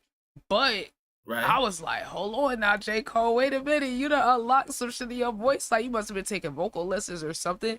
And that type of artistry, I feel like just gets overlooked if it's not a banger or like whatever. Which I think is a pretty important aspect of the artistry for a rapper. Oh, no, dead ass. Like I'm over here thinking, like, I'm thinking about, I think it was Ocean Wave. I was like, it's just very beautiful as a piece, like writing wise, as well as the vocals and the melodies that he employs. Like, here's the thing. J. Cole will never hit like Giveon level, like, vocals and whatnot. He knows his range and he knows how to he knows what works for him, basically. So can't be too mad at it. It's like at the end of the day, it's consistent with what he's done before. He knows his range and he knows how to arrange it. Like it's not bad. Yeah, literally, I agree. And like I feel like to see him it felt like he maxed out the potential of his voice. And then blending that with the high level rap, it was so interesting because it's like it gave him more range to navigate how to express himself. That's what I want to see with the artists. I just want to see them push how many different ways they can express themselves. And to me, that project really is just an art piece of like, wow, look at the evolution in everything that you love about J. Cole. And I feel like the best compliment as like an artist and everything, he said like he made a project that he constantly wants to listen to. Like, I know you make music as well and everything, so like, I know you can probably attest to the fact that you make this stuff and you think it's sounding good and everything, but there's still that gap where you try to reach like a certain level, basically. But like when you reach that point where you were able to listen back and go, oh no, this tough. I'm a fan of me now. Yeah. Like that's when you know you made it. Like, and that's actually something I just recently saw something about J. Cole talking about that whole thing of like making music, and then like he had made like a rule, can't look at social media because he was making music trying to appeal to the club, or like writing lines and getting in his head about, oh, but what is this gonna go in the club, or does this line sound fire to this group of people, and he said it was influencing his artistry which I feel like that's the number one battle that most people, creatives, like whether you make music or anything that's being consumed, that battle to protect your own creative instinct, you know? Like, and I felt like him being honest about that. Or remember that song that he did with it was on, what was that little mixtape? It's that little mixtape where he did the Absol feature with the other dude, and he was talking about how he was, Delete Later. yeah, where he was talking about how he had all these songs he never put out, and now he don't like them anymore, and he realized how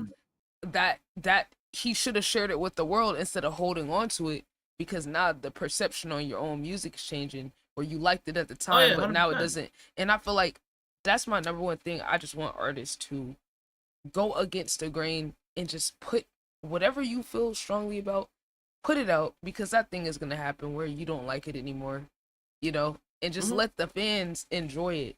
That's one thing Kendrick did that I think changed my perception on music when I was a kid, when he released Untitled Unmastered. I had never seen anybody do that, where they put these ideas out, or, you know, these concepts of the songs and different things. And that kind of showed me, I was like, wait, I didn't even know what Untitled Unmastered was as a teenager, you know? So I'm over here waiting for the next project. I hear To Pimp a Butterfly, and then we waited. I think it was either we waited for To Pimp a Butterfly, or I think we were waiting for Damn at that time. It was like in between.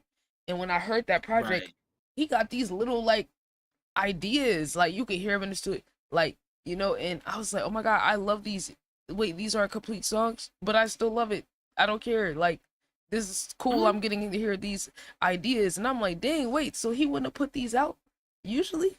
So I was like, wait, what other type of music my favorite artist got that they aren't putting out, because it's not a project, or, you know? And then that's when this affects kind of what I do with my content, with working with artists, is like wanting to imagine a reality where artists can be free enough to experiment, even if it's on the side of their projects or whatever their main thing. So I'll kind of just bring people on and come up with segments that can push them, or just be creative, or just fun, because sometimes the artistry is so deep and the concepts are so big and all these things that we're not getting a full version of what this favorite artist we're listening to can do, because it doesn't fit into a marketing budget, or it doesn't fit into, like, you know what I'm saying? And I was like, damn, we're not getting the pure artistry all the way. We're getting a filtered, packaged version of what this artist could be, when whole time they could probably do some crazy shit and they never gonna put it out. So that's why I like him putting the Might Delete Later, you know. And I feel like also J. Cole is very underrated with the content.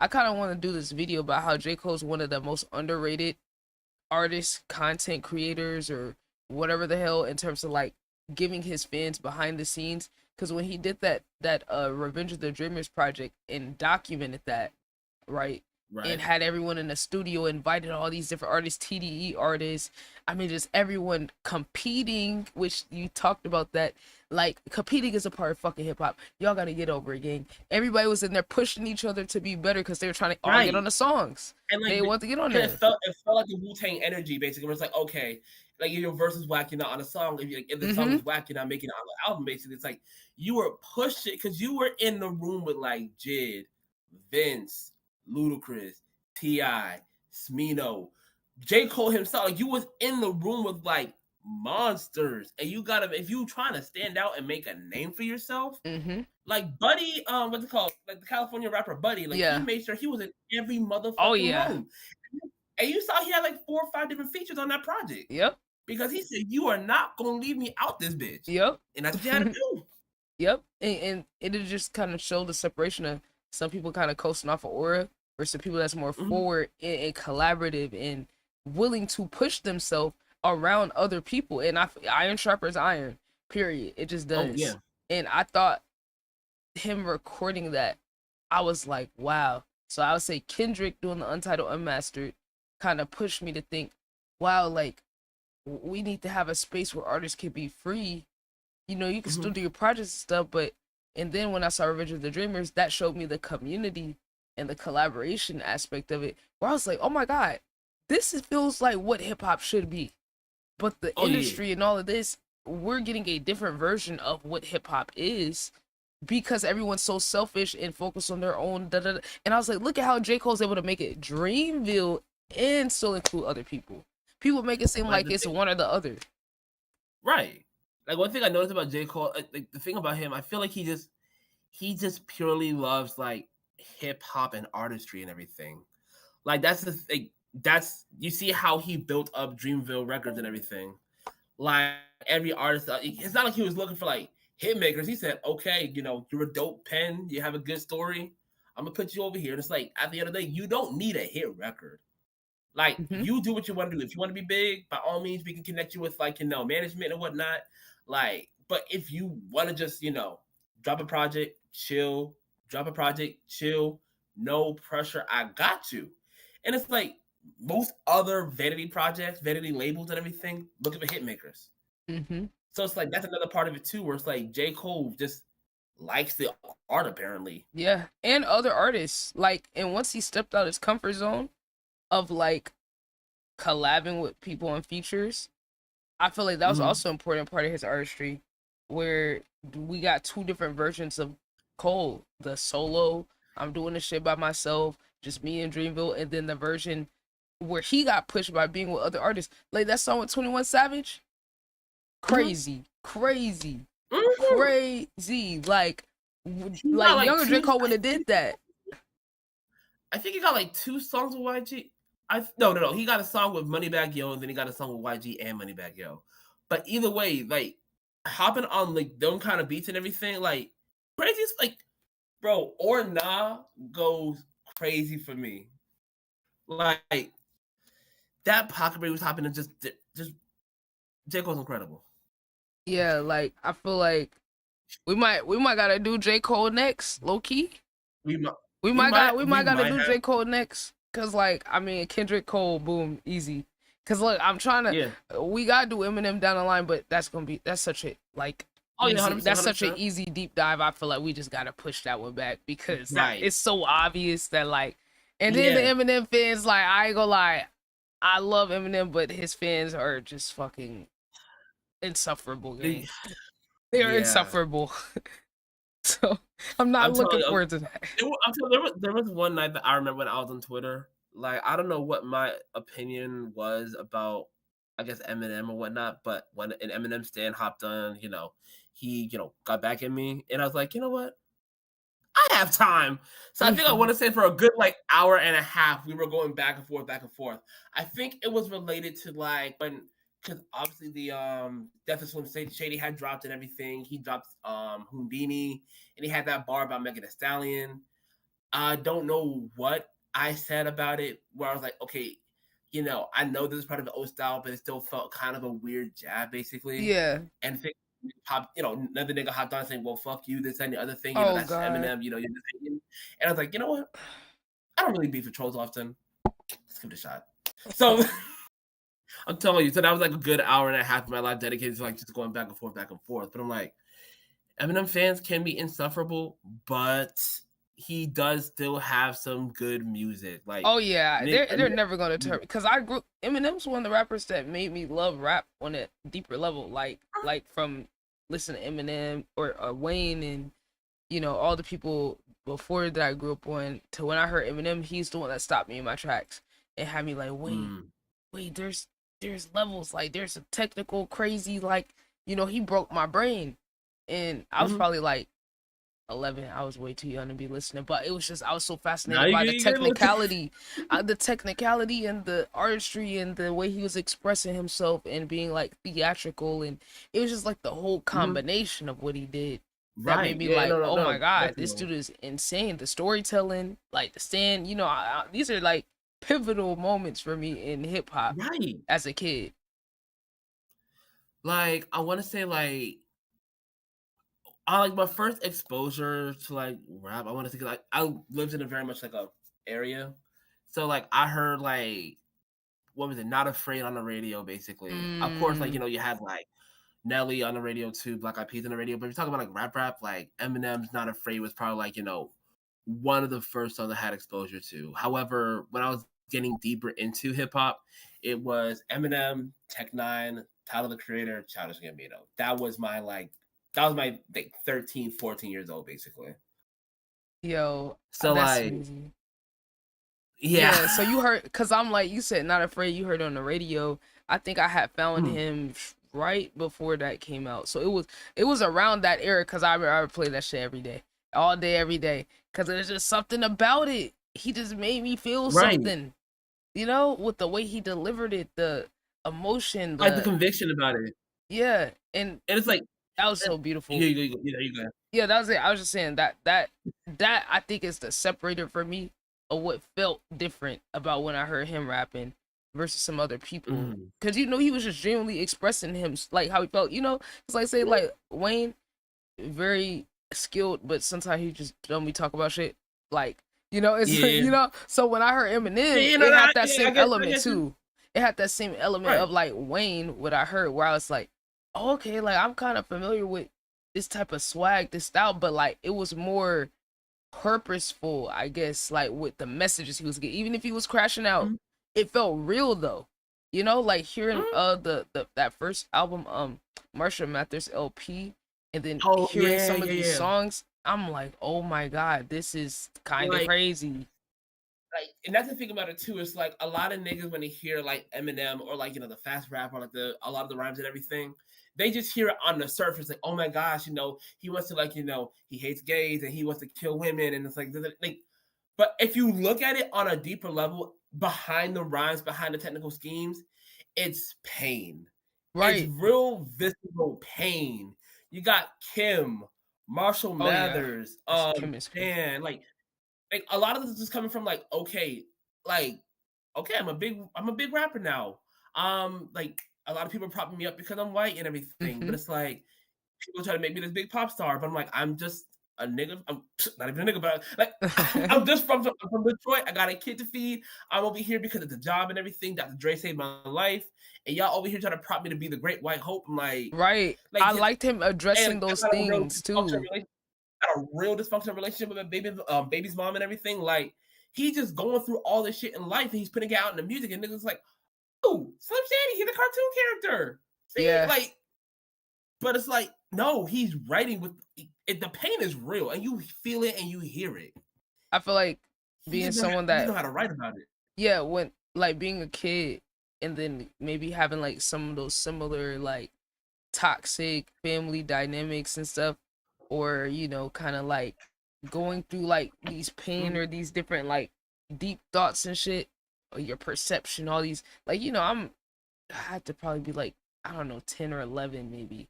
So this is my first time hearing a rapper, because I ain't hear all the OG rappers, you know, like I don't think I heard a Tupac yet. Like, so I was like, yo, the way he's expressing it, it resonate. And I think that's the part people miss.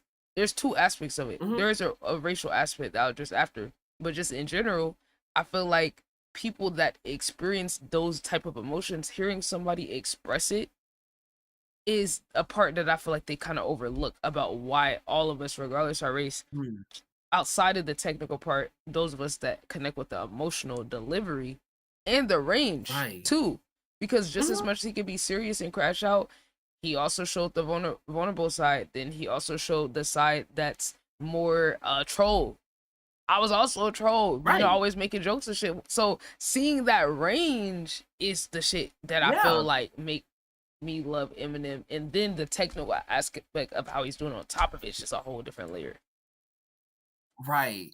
And it's like, it's funny too, because like one of my favorite songs from Eminem is like is Mockingbird, where he's just like writing to Haley about, okay, you know, here's how your mom and I were trying to like, you know, make things work as I was coming into like, here's why your mom's not here, just breaking down like life shit. And it's not even like he's trying to go bar to bar about. It's like very much, hey, Haley, here's the reality of what's going on, but you know what? Your mom's here to protect you. I'm here to protect you. Like, that emotion was crazy.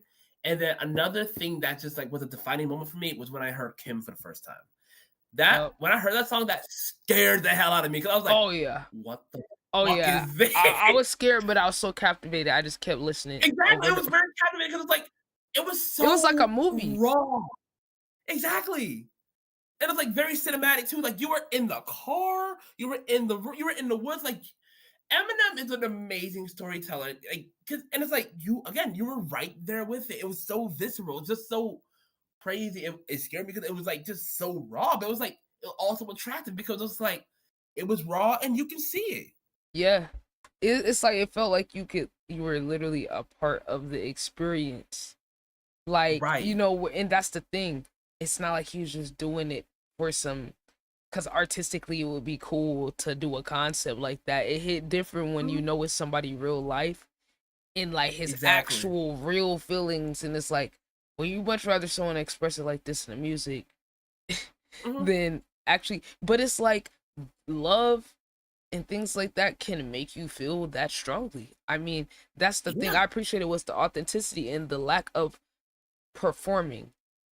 Like choosing to not perform on multiple levels in order to get the most raw, authentic version of like what he was going through. And then like just it set the bar so high in my mind for like storytelling, and like you said about like him having the background effects of like the car sounds and all. Like, I don't really think people be focusing on that, because it's cool to hate Eminem these days.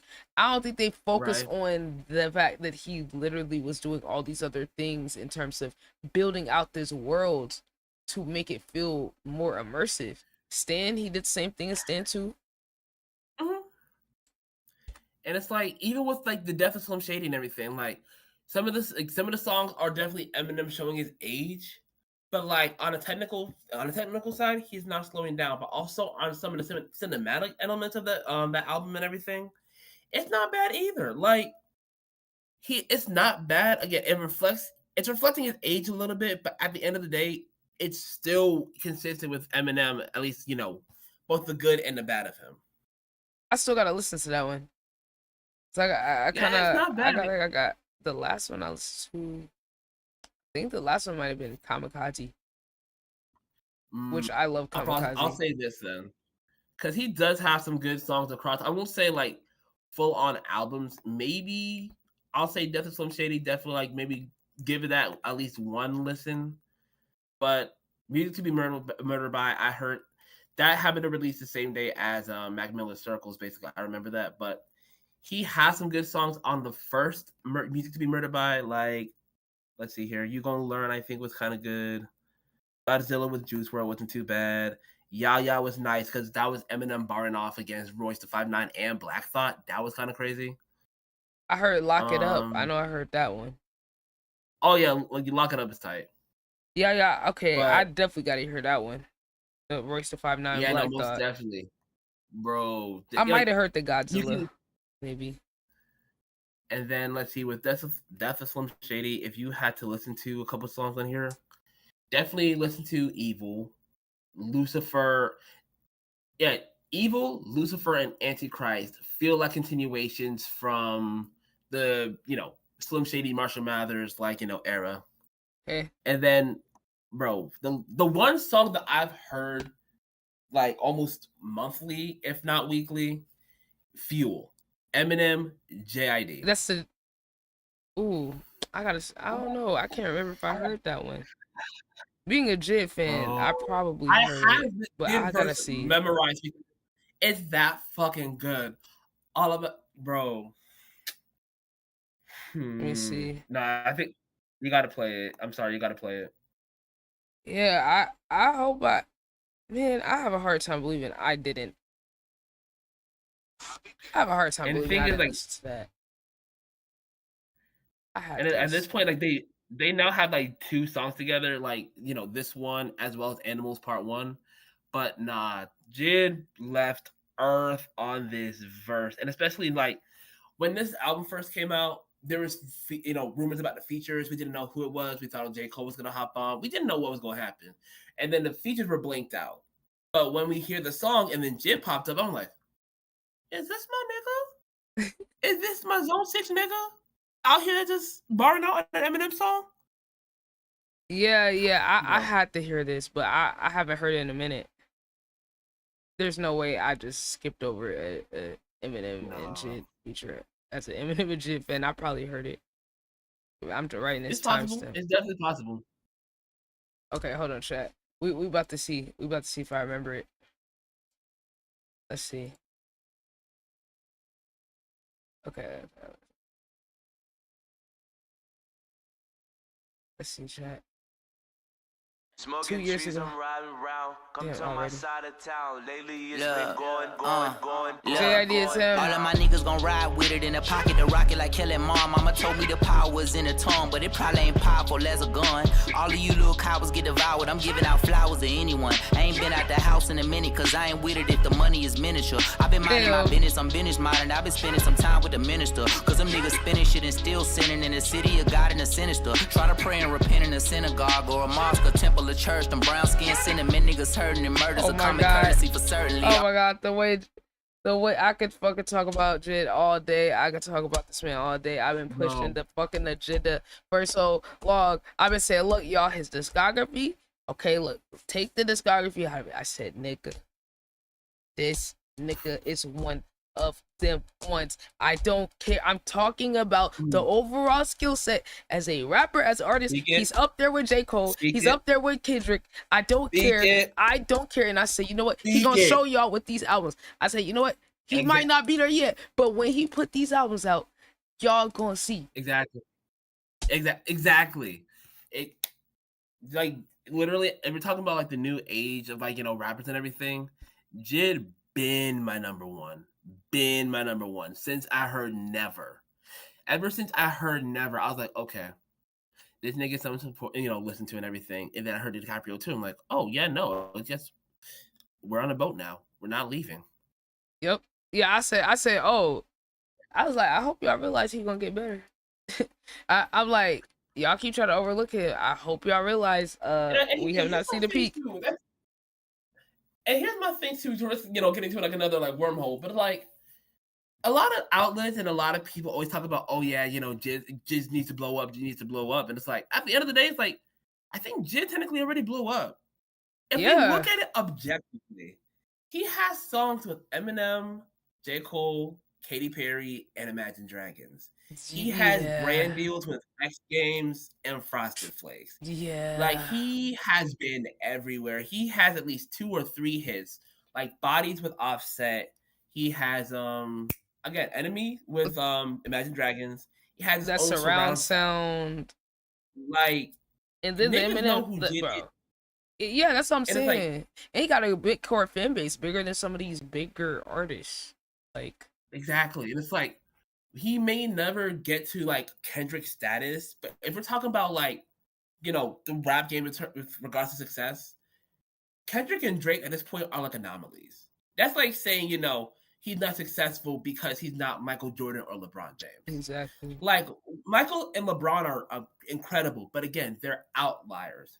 That being said, like you can still be like a Carl Anthony Towns. You can still be like okay. You know, so what? my NBA my shit is just fucked up. Just oh my, you know. oh my. Okay, okay. I got a better. You know, maybe you're not like MJ or Kobe or LeBron, but like you're somebody that's like super fucking Chris Paul, you know, or Isaiah Thomas, or you know, one of these underrated players that's, you know, great. You know, like you just because you're not the top of the top of the top of the top, don't mean you're not still at the top overall. You're in like, the tier. Like, just because you're not like Michael Jordan on the Bulls doesn't mean that you're not a Scottie Pippen or the Dennis Rodman. At the end of the day, it's like you're still in a court, niggas know your name, and you're still like obviously in there with the best. Or able to actually go head to head with the best. Exactly. Or maybe like because of the timing, you're perceived different. Because we've already seen those people too. And to be fair, like these days, like even though social media is bigger, like it's not the same level of depth to the reach. So possibly if he was in the same era as them before, where you know it was TV, like blogger, you know, like, like if he had, even though they had less technology, his style, the cult fan base he has now in this era is rare. Oh, that would have carried. It's that rare. Been carried. Yeah, so it's like if he would have had that going into the digital age, just like Drake and Cole and Kendrick, I feel like it would probably be the same to where he would be on that level. But 100%. these days, we can't get superstars no more without You monoculture. really So can't. it's not like he's not able to be that. It's like most of these people are not able to be that. Even the top of the top, they're not getting to those levels anymore. Exactly. It's not that they're not like that skill set. Well, a lot of It them has are, but nothing to at do least with him. quality. At least him. It's not that he's not their skill set or artistry, but I feel like if he was in that same era, then he would have like had a similar effect. But the fact that he's able to like have so many people that will come out to shows, like he was actually my second concert that I went to in 2019 when DiCaprio 2 came out. I actually got him to sign the back of my phone case. I didn't have look, he came off the stage and then he was like signing shit for niggas. And I ain't have nothing to give him. So I said, shit, I'm about to give him my phone. Cause I had like one of the little card holder things on the back. I was like, fuck it. Can you sign the damn card holder? I need something to document this shit, gang. Cause I said after this, I might not even be able to get in the damn show no more. Cause I was like, 2019, I was like, bro, like the only other concert I went to was 21 Pilots, which I was growing up listening to them. So that was just so obvious. But Jid won me over. He's the first artist that I wasn't already listening to that I kind of found like towards the end of 2018, 19, that made me like, oh my God, I need to see this person like at a show. I have to go see this guy. Like, I need to experience this with like, other me, people. My first concert. Right. Let's see, like my first concert was I want to say like Tech Nine. Basically, he had come to my town with I think it was Futuristic and like Dizzy Wright. But like then I saw him at the Logic show basically because he was supporting act alongside Corday. So like that was my second concert too basically, and it's like I just had to see him like like the Logic part of it was okay, fine, sure, cool, whatever. But I was like, wait, Jid is touring nearby. It was close to my birthday. I was like, you know what? I gotta go see this nigga. Yo, and since then, it's like his it's performance tradition. skills. I gotta see a show. His performance, he got great performance compared to a lot of these other rappers. His stage presence is great. Oh yeah, no. And that was in 2019. Yeah, and the thing is, and he don't be rapping over no backtrack neither though. Yeah, like that's another part of it too. It's like for his style, like, that's crazy. That's nuts. Exactly. Niggas not even doing that like, no more.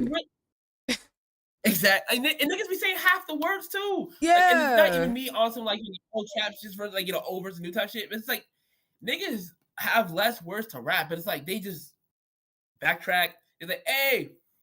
Yeah, or, put your hands up. Like, right. Or they over into their song like and then letting the crowd. I mean, you obviously want to get them involved, but letting the crowd do all the work and like, like work. y'all singing to me, y'all rapping to me. I'm like, nigga, we want to hear you say the lyrics live.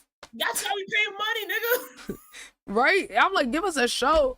And like at least he be like running around the stage, like turning up. Like I'm like, yeah, this one we want to see you. Want to see you get lit because it's gonna get us lit. And these other niggas be like, just like I'm the prize ass niggas. Like, and I'm like, bro, we want to see you rap, nigga. We want to see you rap. Yeah, like.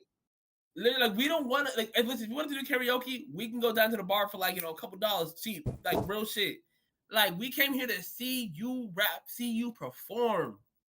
What are you doing here, nigga? Like I want you to make me feel the lyrics. Exactly. It's like, do you believe it? Because sometimes niggas be rapping, it's like it don't even sound believable, and then the right person performing it, you like, oh my God, see, you're embodying like your lyrics. You're embodying the music. Right. That's what I want to see. If you turn it up, nigga, I want to see you turn up. If the song get all vulnerable and shit, then calm your ass down and get in that headspace. That's the artistry right there. Exactly. I feel like that's like missing. Evolve, like, yeah, niggas just don't know how to put on a show no more, and it's kind of crazy. Yeah, and that's. But you know what though? Like, I feel like artists like Jid. I feel like that's like the perfect place to be as an artist. Like where he's at, very successful, very well known, respected in his field. Not like super, super, super big to where now all these other people are telling him what he got to do with his music. Got on a niche Right. label that gave him the space to do his artistry at his own pace. And everybody pushed himself between Spillage Village with Earth Gang, Mariba, Black. That was already a crazy group. That was a crazy fucking group. That's a crazy collective. Like, it took me a while before I learned that Black and Jid were in the same, like, collective. It all makes so much sense. That's all I'll say, chat. If y'all not tapped in with Earth Gang, Jid, Mariba, Black, y'all gotta go tap in because, dude, that is like a crazy little super group of like some of the most talented out. Spilligion, like, no, like them niggas go hard together. Yo, if they came back and did a collab project these days, I think they need to do that. They need to get together, come do a group project, because now that would be like, that would probably be their biggest one, like for sure. But I feel like people would be like, whoa, hold on, all y'all together, but then they gonna look back and be like, oh wait, y'all was already together back in the day, right? And then those old projects are crazy creative. And it's like, especially like for me, I feel like right now, like everybody's trying to work on their own stuff, like on some like real strength shit. Like you got Wild Great from Earth Gang working on his like solo rap career. Right. You got like Olu with the R&B success. Like, bro, when I heard him on the radio for that one song, I Want You Back, I'm like, wait, yeah. Bro? You talk about Olu? You talk about Olu? Yeah, bro. That surprised the fuck out of me. Like, I heard him singing on some old shit before, but him on this shit, I'm like, what? I was so proud. I was so proud, man. Bro, I shed a tear. I was like, my nigga on the radio. Who would have Solo.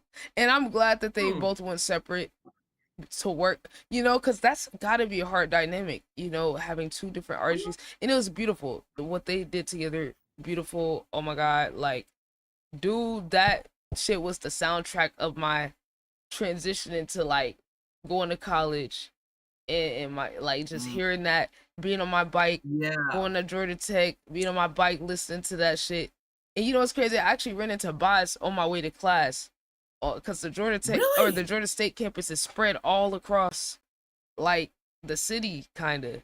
So I'm over here about to go to my class, and then there's this strip of like restaurants right by it, and I see Boz walk out the subway, and I'm like, mind you, I was listening to Boz. I was listening to Boz in my headphones, and then I was like, wait. I said, Boz, is that you? He was like, oh yeah, what's good? I'm like, yo, like I'm short circuiting. I'm like, nigga, what you doing here? Yeah, I was like, what you doing here? He's like, oh, we shooting a video. We shooting a video down the street. Oh yeah, everybody hearing it. I'm like, oh word. I'm like, okay, bro, like I ain't trying to bother you or nothing. I appreciate you talking to me, like, you feel what I'm saying? I don't want to ask for a picture or nothing. He's like, oh no, it's cool. Like, I'm like, are you sure? Like, I know people be asking for shit all the time. I don't like, going to people that are very well known to asking them for shit, because I'm like, people do just dehumanize niggas. I could just accept the interaction. And he was like, nah, we can take a picture. So I do got a picture all the way back on my IG of me meeting him. And it was just crazy. Sick, though. Like, it was so crazy, the context of them working on a music video, though. Niggas wasn't just casually around. They was all together. And I was like, bro, that shit is so lit. Right. But the personalities of all of them, like, together, I just love how J. Cole picked based off of, like, personality and values or like energy, and then that made everybody better. On that label seemed cool as fuck. Yeah, like they all were different but like similar in the same way. Like, and I feel like curating a label, I feel like that's what you should do as an artist. If you were the superstar, if you go up crazy, the beauty of what you could do if you actually look out for niggas instead of trying to exploit them like everybody else. J. Cole, like they said when he sold or he got like out of some deal, I think maybe it was distribution or something with Dreamville and Interscope or whoever, JID said he broke all that money apart into all the artists of Dreamville. So he's getting paid probably 100 mil plus and he divided that Right. shit and gave that shit to niggas in Dreamville. That's not their money. That's his money.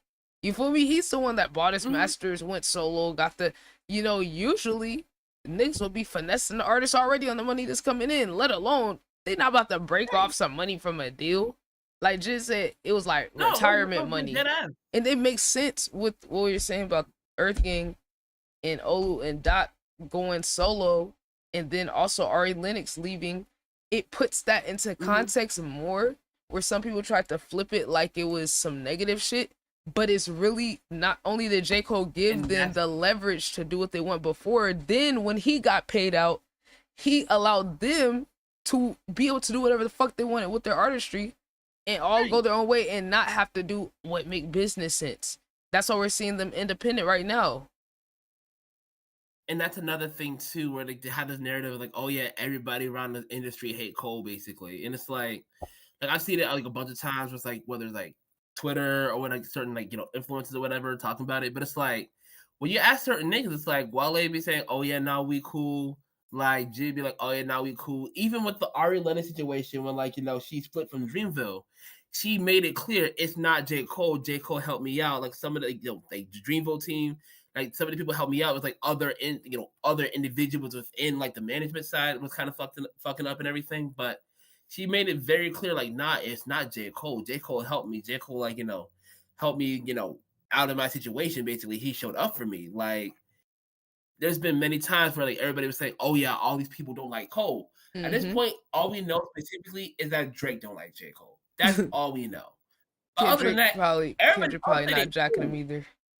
Yeah, Kendrick probably not either. Yeah, cause the way he did him. I'm gonna piss the. I can't wait to piss the Kendrick fans out because they about to make our shit blow up. Cause there is so much hypocrisy. Cause you're making me think about how he got a problem with Cole because he worked with Drake, which is like okay, cause I heard that Kendrick was supposed to be on Cole last album. Did you hear about that? No, and then he kicked them off. Both of them were supposed to be in the album. Yeah, that didn't work out. Like, J. Cole has always said, hey yo, I got mad respect for Dot, I got mad respect for Drake and everything. Like we all been chilling, cooling, and everything. And even before this whole beef, Drake and J. Cole went on tour together after like first. And he was mad about that. I think Kendrick was mad about that. But here's my thing though. I'm trying to figure out why was Kendrick actually mad? Because at first I'm thinking off of the initial context, oh, because Drake's a predator, oh, because all the narrative that he put himself on. You feel me? With the whole layout of the Drake. So no, think about this. I'm authentically believing that buying in. I got my own hot take on that too. Because I'm buying it. Like I in a way, they say J. Cole betrayed niggas. Kendrick betrayed niggas. Because I believe the narrative that he was painting of his reasoning. Right. You feel what I'm saying? Right. For like, you know what I'm saying? Like, you see what he did, right? You see what he did. Stepping back from the beef, it's like we can agree. Even Drake has talked about how he likes younger women. Like on For All the Dogs, he's talking about girls that are like 25, 26 when he's like 38 and 36, 37, 38. Like Drake has some weird tendencies. However, with regards to the narrative that both rappers were placing, I'm telling you, maybe both guys may have been exaggerating to make the other look bad or look worse, basically. Like, again, Drake had some weird stuff, so it felt more believable. And a lot of narratives was like, oh, I mean, yeah, Chubbs and other nigga both have weird cases. That is real. But in the same breath, I'm like, Kendrick was probably aware of these narratives and definitely capitalized on them to like, make sure, okay, he's about to go down, bury him, shoot him in the backyard. And like, yes, Drake was lying like hell. Drake was definitely lying like hell. Talk about, oh yeah, I got niggas who smashed your baby moms and everything. Like you like trying to get the slaves free and everything. Like he was definitely lying out his ass. But Kendrick may not have been 100% truthful either. Or was conveniently, in hindsight, It's a few different things that make me feel a little weird looking at how it played out after. Cause I keep seeing niggas dibble dabble into the pro-black community. I feel like it's not that he's not genuine. I'm not saying that. But when I look at how much he was standing on the business of, you're an abuser, you don't treat women well, you don't, these certain narratives. I was like thinking, okay, this the reason that maybe why he don't fuck with J. Cole fucking with Drake. Cause I'm thinking it's like morally like, oh, you fuck with him, you know, I'm saying no business, we need to get rid of these niggas, you collaborate with him and da-da-da-da. You know what I'm saying? So I was going into that narrative and I was like, oh, maybe that's why, like, morally he not fucking with Cole, right? But then I started to think about it after the whole shit played out, looking at how he immediately goes to collab with Playboy Cardi, who's a woman abuser who abused his ex that was pregnant with a black child. I thought it was protect black women and children and da-da-da-da, and you immediately go collab with this nigga, and this is my problem. I already had a problem with him collabing with Kodak Black. Artistically, that was weird as hell. I do not give a fuck about what artist shit he was doing. I do not care. Kodak did the big R. Like, he's as somebody, but talking about, oh yeah, you know, we gotta, you know, extend grace. We gotta understand, you know, who he came from. That's what was dangerous about it, though. Was sympathizing more with the abuser than the victim. Because here's my thing, right? It's pro women, but then they're still misogynistic in the music. But then you'll have space. See, you always talk about hoes and gold diggers and this and that, and women that do this and that in y'all music, even as y'all are evolved and matured. But yet you'll hold space for the worst of the worst, right up there with PDFs, a rapist. Like, so I'm like, how do you have more room and space in your heart and your artistry for that, but then you still hold these misogynistic and toxic beliefs to where you'll collab with a nigga that beat it's more evidence on Cardi than Drake with some of the shit. Oh, and let's not forget about Dr. Dre either. Like, I feel like it's also I didn't know about him. Like, you know, I didn't know about him until later. This from like old stuff either, but it's like the fact that bro famously, even before Kendrick Lamar popped out, it was famously known that bro like lay hand and beat on this journalist D Barnes or whatever. Oof, I ain't know about that. Yeah, no, like that's Kendrick Lamar post beef has some weird optics. If you're like saying that you're standing on this thing where it's like, you know, he's a sexual manipulator and all this other stuff and everything, you think niggas like Drake should die, but you're linking up with Kodak Black on the last one. You're linking up with Playboy Cardi. You're linking up, and it's like I like the Playboy Cardi music. He got some good stuff. In the same sense, we're not gonna separate that from the fact that bro literally beat his pregnant ex. We're not going to ignore the fact that Dr. Dre. He's a deadbeat too. Exactly. So it's like, what principles are you trying to stand on? You say these are bad principles on Drake because you hate this nigga, right? And then you link up with a deadbeat. That's why I was like, I thought you were mad about him being a deadbeat. I was looking at it like, oh, you're a father. You want to take care of your kids, so you stand on that. I respected that from Kendrick. Where I was like, oh yeah, like that's an easy agree.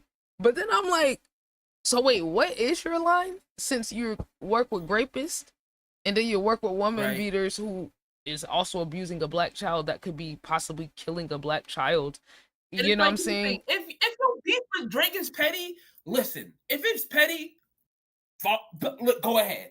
But by all means, be petty. Niggas can understand petty.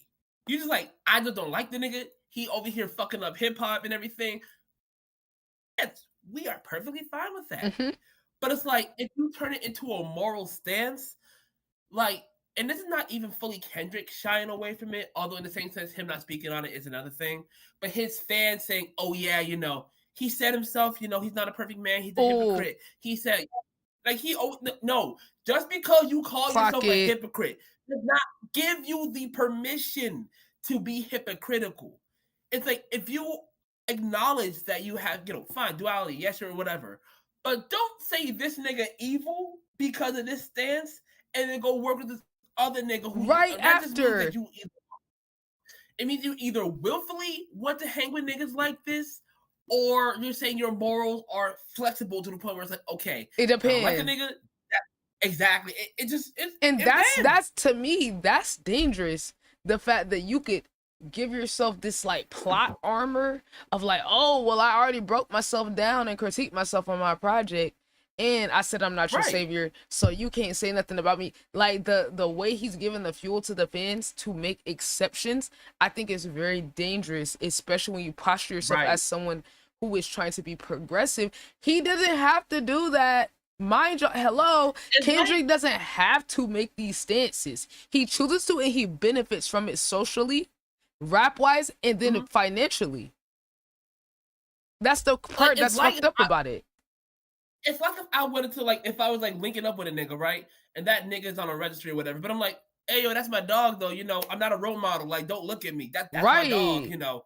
And it's like, no, that's type crazy. But then it's like you have another nigga that you beef with, it's like, oh yeah, no, that nigga pedophile.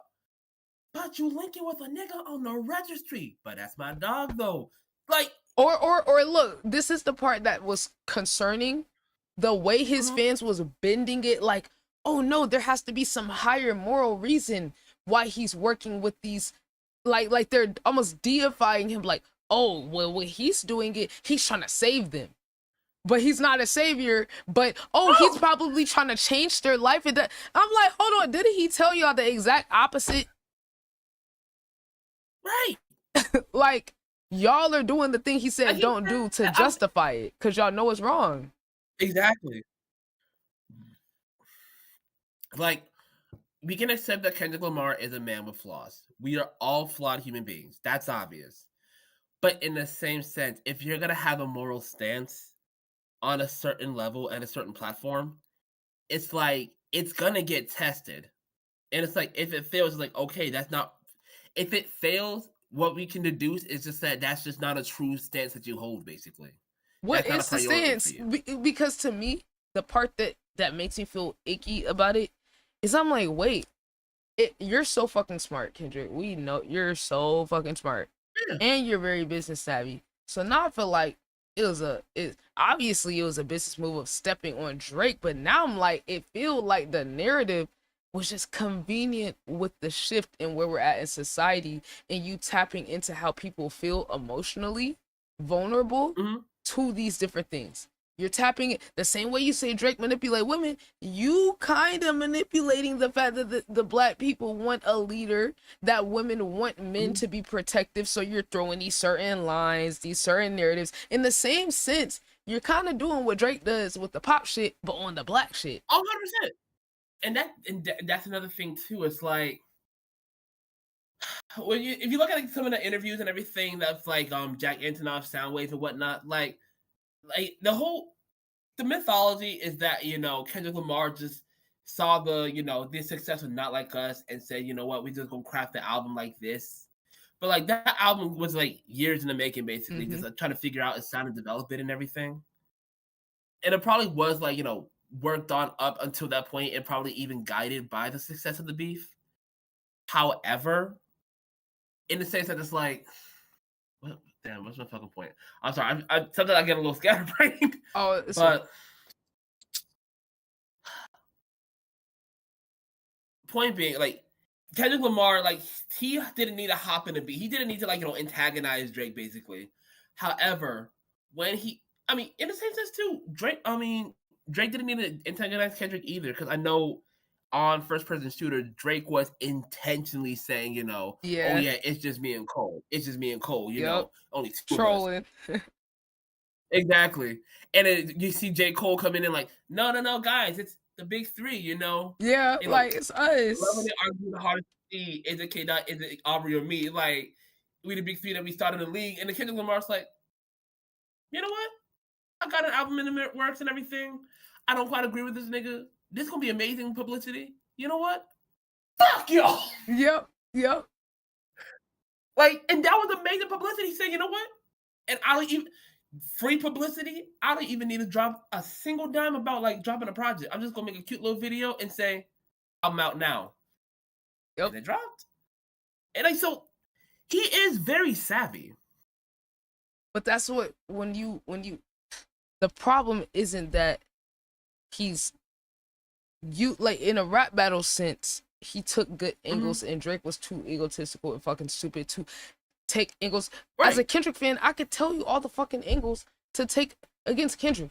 And the nigga chose the most surface level. The most surface level shit. I'm Exactly. like, you could have really broke this nigga down if you weren't so egotistical or if you actually studied your opponent. Because there's a lot of weak points but see, Drake don't even care about the same shit. Like that maybe like a Lupe, even though he a little hater. You know, have he you got heard some of Lil points. Bill? Oh yeah, I'll be watching him. Yeah, he dropped this really dope video, I think last year, talking about like, how to defeat Kendrick. And it's like he broke down how like certain rappers could probably go against him. But the main thing is he highlighted it's not hard to take down Kendrick Lamar. That's real crazy to say and everything, but it's like Kendrick Lamar's still human. There's a way to take him down. The issue is what Drake's value system is. As you just said, it does not align for him to be able to go against Kendrick the way he should be getting at. Like, talking about, you're trying to get the slaves free. Like, you're a Canadian talking about this to Black Canadian Americans. Jewish man. Exactly. But like again, if like Lupe, who was talking on Palestine, was trying to break down Kendrick Lamar, and I mean, if he got past the whole "you're not a lyricist" stuff, if he actually got towards the politics, Lupe has better politics than Kendrick Lamar.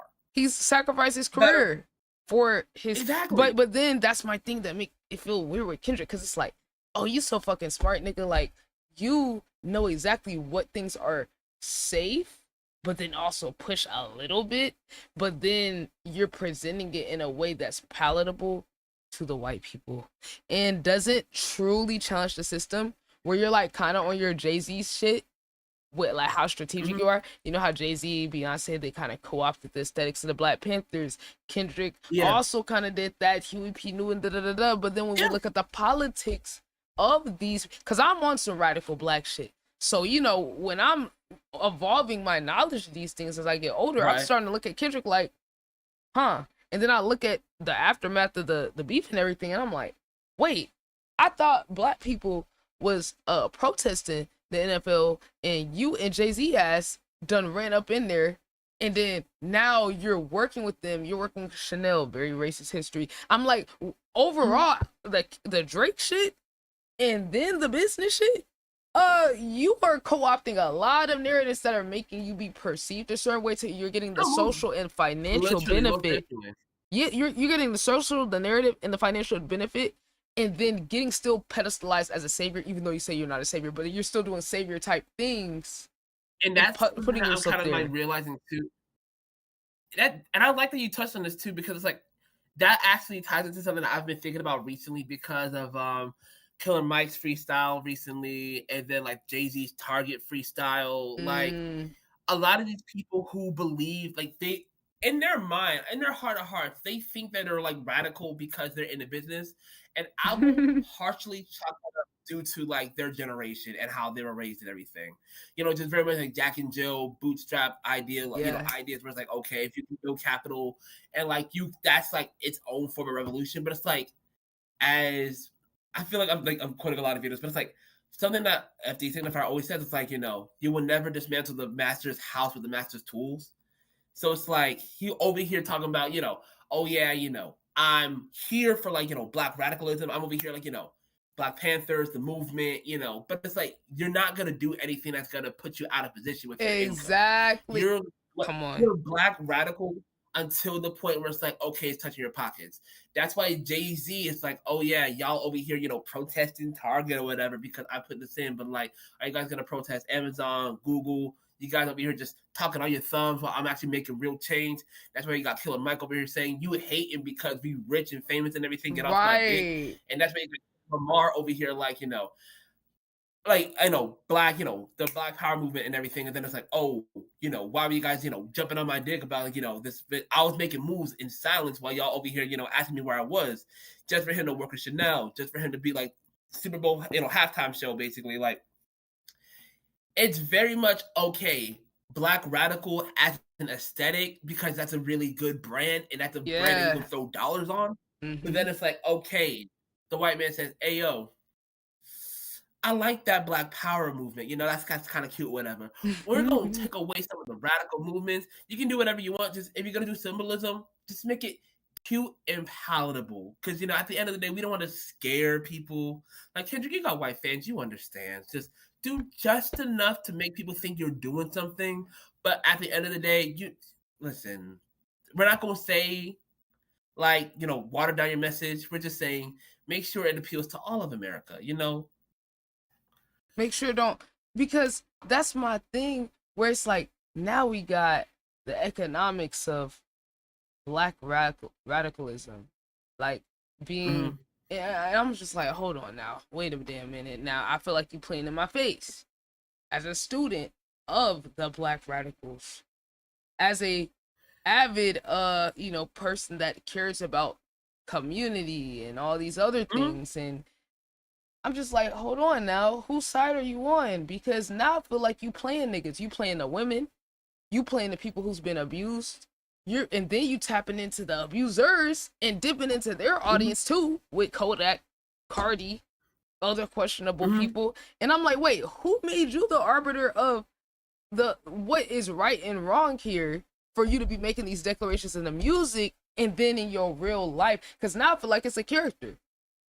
I'm not saying he don't believe none of it, but he has a very selective. He has a selective, like all these niggas believe in their heart of hearts that they're right. Like these niggas are not over here just feeling like iffy about this. Like these niggas believe that they're being radical. They believe that they're being like protectors of women and children and everything. They believe this. The issue is, it's like what you guys are saying and what you guys believe don't fully align with your actions. And that's where like the cognitive dissonance kind of like arises more so. Yep. And that's my thing where I'm like, when we look at this Drake Kendrick thing in hindsight, obviously it was a business move, but now I'm a little disturbed on how calculated it was, considering I'm seeing he doesn't even agree with his own narratives, Because now I'm like, you just manipulated everybody. You called Drake a master manipulator. You just manipulated people that are vulnerable and really looking for a leader and all these different type of things. But then you don't want the responsibility. See, that's my thing. Niggas want the benefit of being a leader without the responsibility and the accountability that comes along with it. So they want all the credit, people to glaze them, to make money, to be able to capitalize on it, to be able to step on another nigga career. And then we see, oh, your reason for stepping on his career, it really is more about you just straight up hating him. You were honest about that, but then you didn't let that be the overarching narrative though. You made it seem like the moral things is more why. So then back to Cole, why don't you like Cole again? When you can also collab with other like now it make it seem like you just hating on Cole, just not that you're not better than him or have a better, not that he's envious, but I'm saying also hating on him like on a more personal level than what he would give off. Right. And that's another thing too about it. It's like it feels like there is a small level of it where like Kendrick may have been a little jealous of the success Drake was getting on some real petty shit. Because the thing is, if you look at Kendrick's like, and let me just make sure I'm not talking out the side of my neck, because I had looked it up before because I have this belief where it's like a lot of rappers' biggest songs have like a lot of melody in it, basically. Yeah. No, like the two biggest songs of Kendrick's career basically are All the Stars, which is like a fully melodic song with SZA, and then the second one is Luther. True. So it's like it's not even like Drake barring, it's not even like Kendrick Lamar barring out, that's like propelling him. It's the fact that he switched to do like the R&B collab basis in the system, which ain't bad. Like I mean, admittedly, Luther's not one of my favorite songs off the project.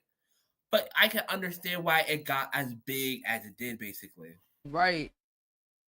That's kind of the thing, too, where I was saying, like, J. Cole needed a little bit more credit for a lot of his big songs being solo and it being just him rapping. Like, it's not him going out the box of like, the rap shit. I feel like there is a little bit of something there. And hell, even when it was Damn, wasn't it that one big song where, was it Rihanna? Oh yeah, Loyalty went crazy. Loyalty still get played on the radio. That's a good song. Like, there's nothing wrong with the songs and shit, but just kind of analyzing it. Nothing Like, wrong with the song, nothing wrong with the it's melody interesting. and everything. But again, like if you step away from the battle and everything, with Kendrick Lamar taking this, Royal Crusader stance, where like you're over here taking a sword, you're saying I want to watch the party die, making it seem like you better just do a clean turn. Like he knew what he was doing. He knew because he could have stopped it at the Drake shit. But then he go start tapping into the old like revolutionary. Like, I'm like, okay, and where did you take that? To the bank. Exactly, and that's my thing too. It's like my joint about it too is like I had to like take a break from listening to Kendrick a little bit after the beef and after the watch party that, because like part of it was because a lot of niggas was dick riding, but it felt like the music before just kind of changed a little bit afterwards. Just hearing like the new context, where it's like, okay, you were building this character, building this narrative. Okay, self-improvement. Okay, yeah, I've been dealing with a lot of shit and everything. And then you get the one moment to pop out, to act out and everything. And say, you know what? I'm going to just jump on this nigga grave. I'm going to just throw all the different jackets on him. I'm going to be a radical. Say I'm going to kill the party. I'm going to bring back lyricism. I'm going to drop this West Coast thing. I'm going to do this world tour based on the fact that I stomped on this nigga grave. I'm going to do the Super Bowl. And then I'm gonna be chill. I'm gonna just relax. But before I do that, I'm gonna collab with an abuser and a deadbeat. Yeah. Let's not forget that. Yeah, I'm a collab. My one collab with out of all the people could have did Jig. I never do collabs. I never do collabs. I just I step out every now and then. Like last time I collabed, I was on the beef track with some Future and everything. But my next track, I'm gonna just link up and play with Cardi. Yeah, not Future. My fault. That's another deadbeat. So how much does he care about men showing up for their kids? Literally. It's like, to me, it's like, I thought you was on some, I can't even fuck with you if you don't take care of your kids. But you collabing with Future but then J. Cole, who stepped away to take care of his kids like you did at a certain point. Mm-hmm. You got a problem with him over what exactly? Because are you jealous? That you never showed, when did you bring J. Cole out for tour? When did you bring J. Cole out for tour? If you listen to fucking 7 Minute Drill 2, it's like, it ain't even nothing to beef about. Like, this nigga said, okay, this one thing was tragic, your last thing was classic. Like, this other thing was, put niggas to sleep, but they gassed it. Like, just real simple shit. It's not like Drake said, like, Dave Free slept with your baby moms. That's what Drake he told said. Kendrick baby mama to shake the ass. Exactly. Come on, mate. Like, if we talk about disrespectful, like J. Cole's on some just real chill, like, oh yeah, I'm just gonna throw some cute little jabs, like we just gonna like test each other's pen. Nah, Drake said, you know what? Like, I'm gonna tell you, like, you beat on your woman. Like, nobody knows this, but you beat on your woman. Like, if we talk about like you really mad at J. Cole just because he threw a cute little couple pebble shots and everything? But that's why, like it's so interesting because it's like, what I mean, clearly you want to be number one. We don't got no problem with that. But the reasoning and the logic for not fucking with people, it really doesn't have a leg to stand on. Like, his whole like narrative and crusade, if you're objectively looking at it, it just wasn't genuine.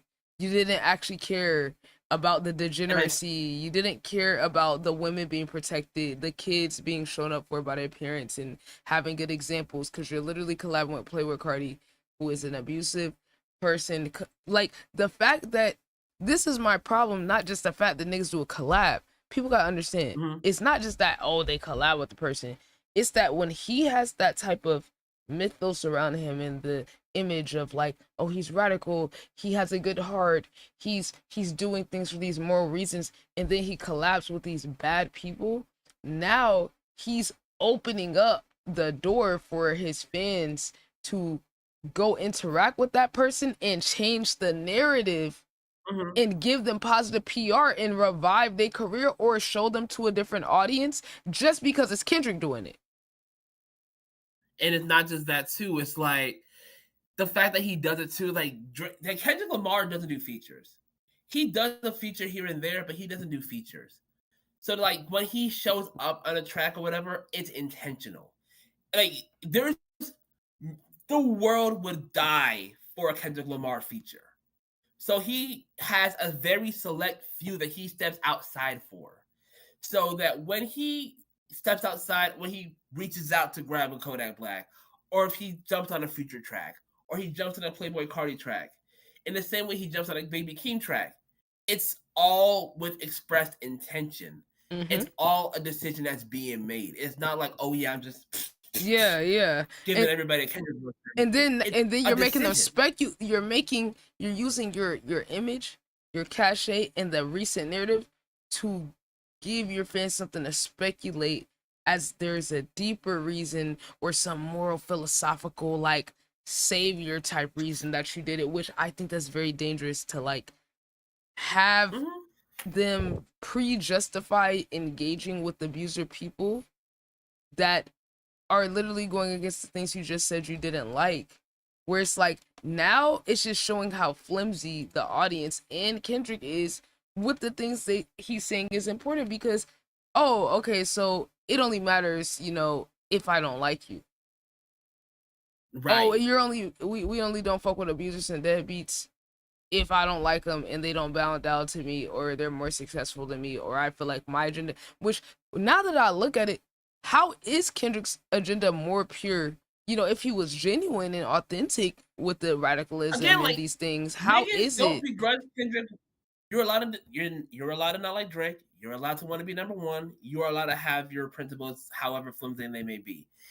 What the issue lies is where you're not emotionally or like just genuinely like just upfront about your intentions.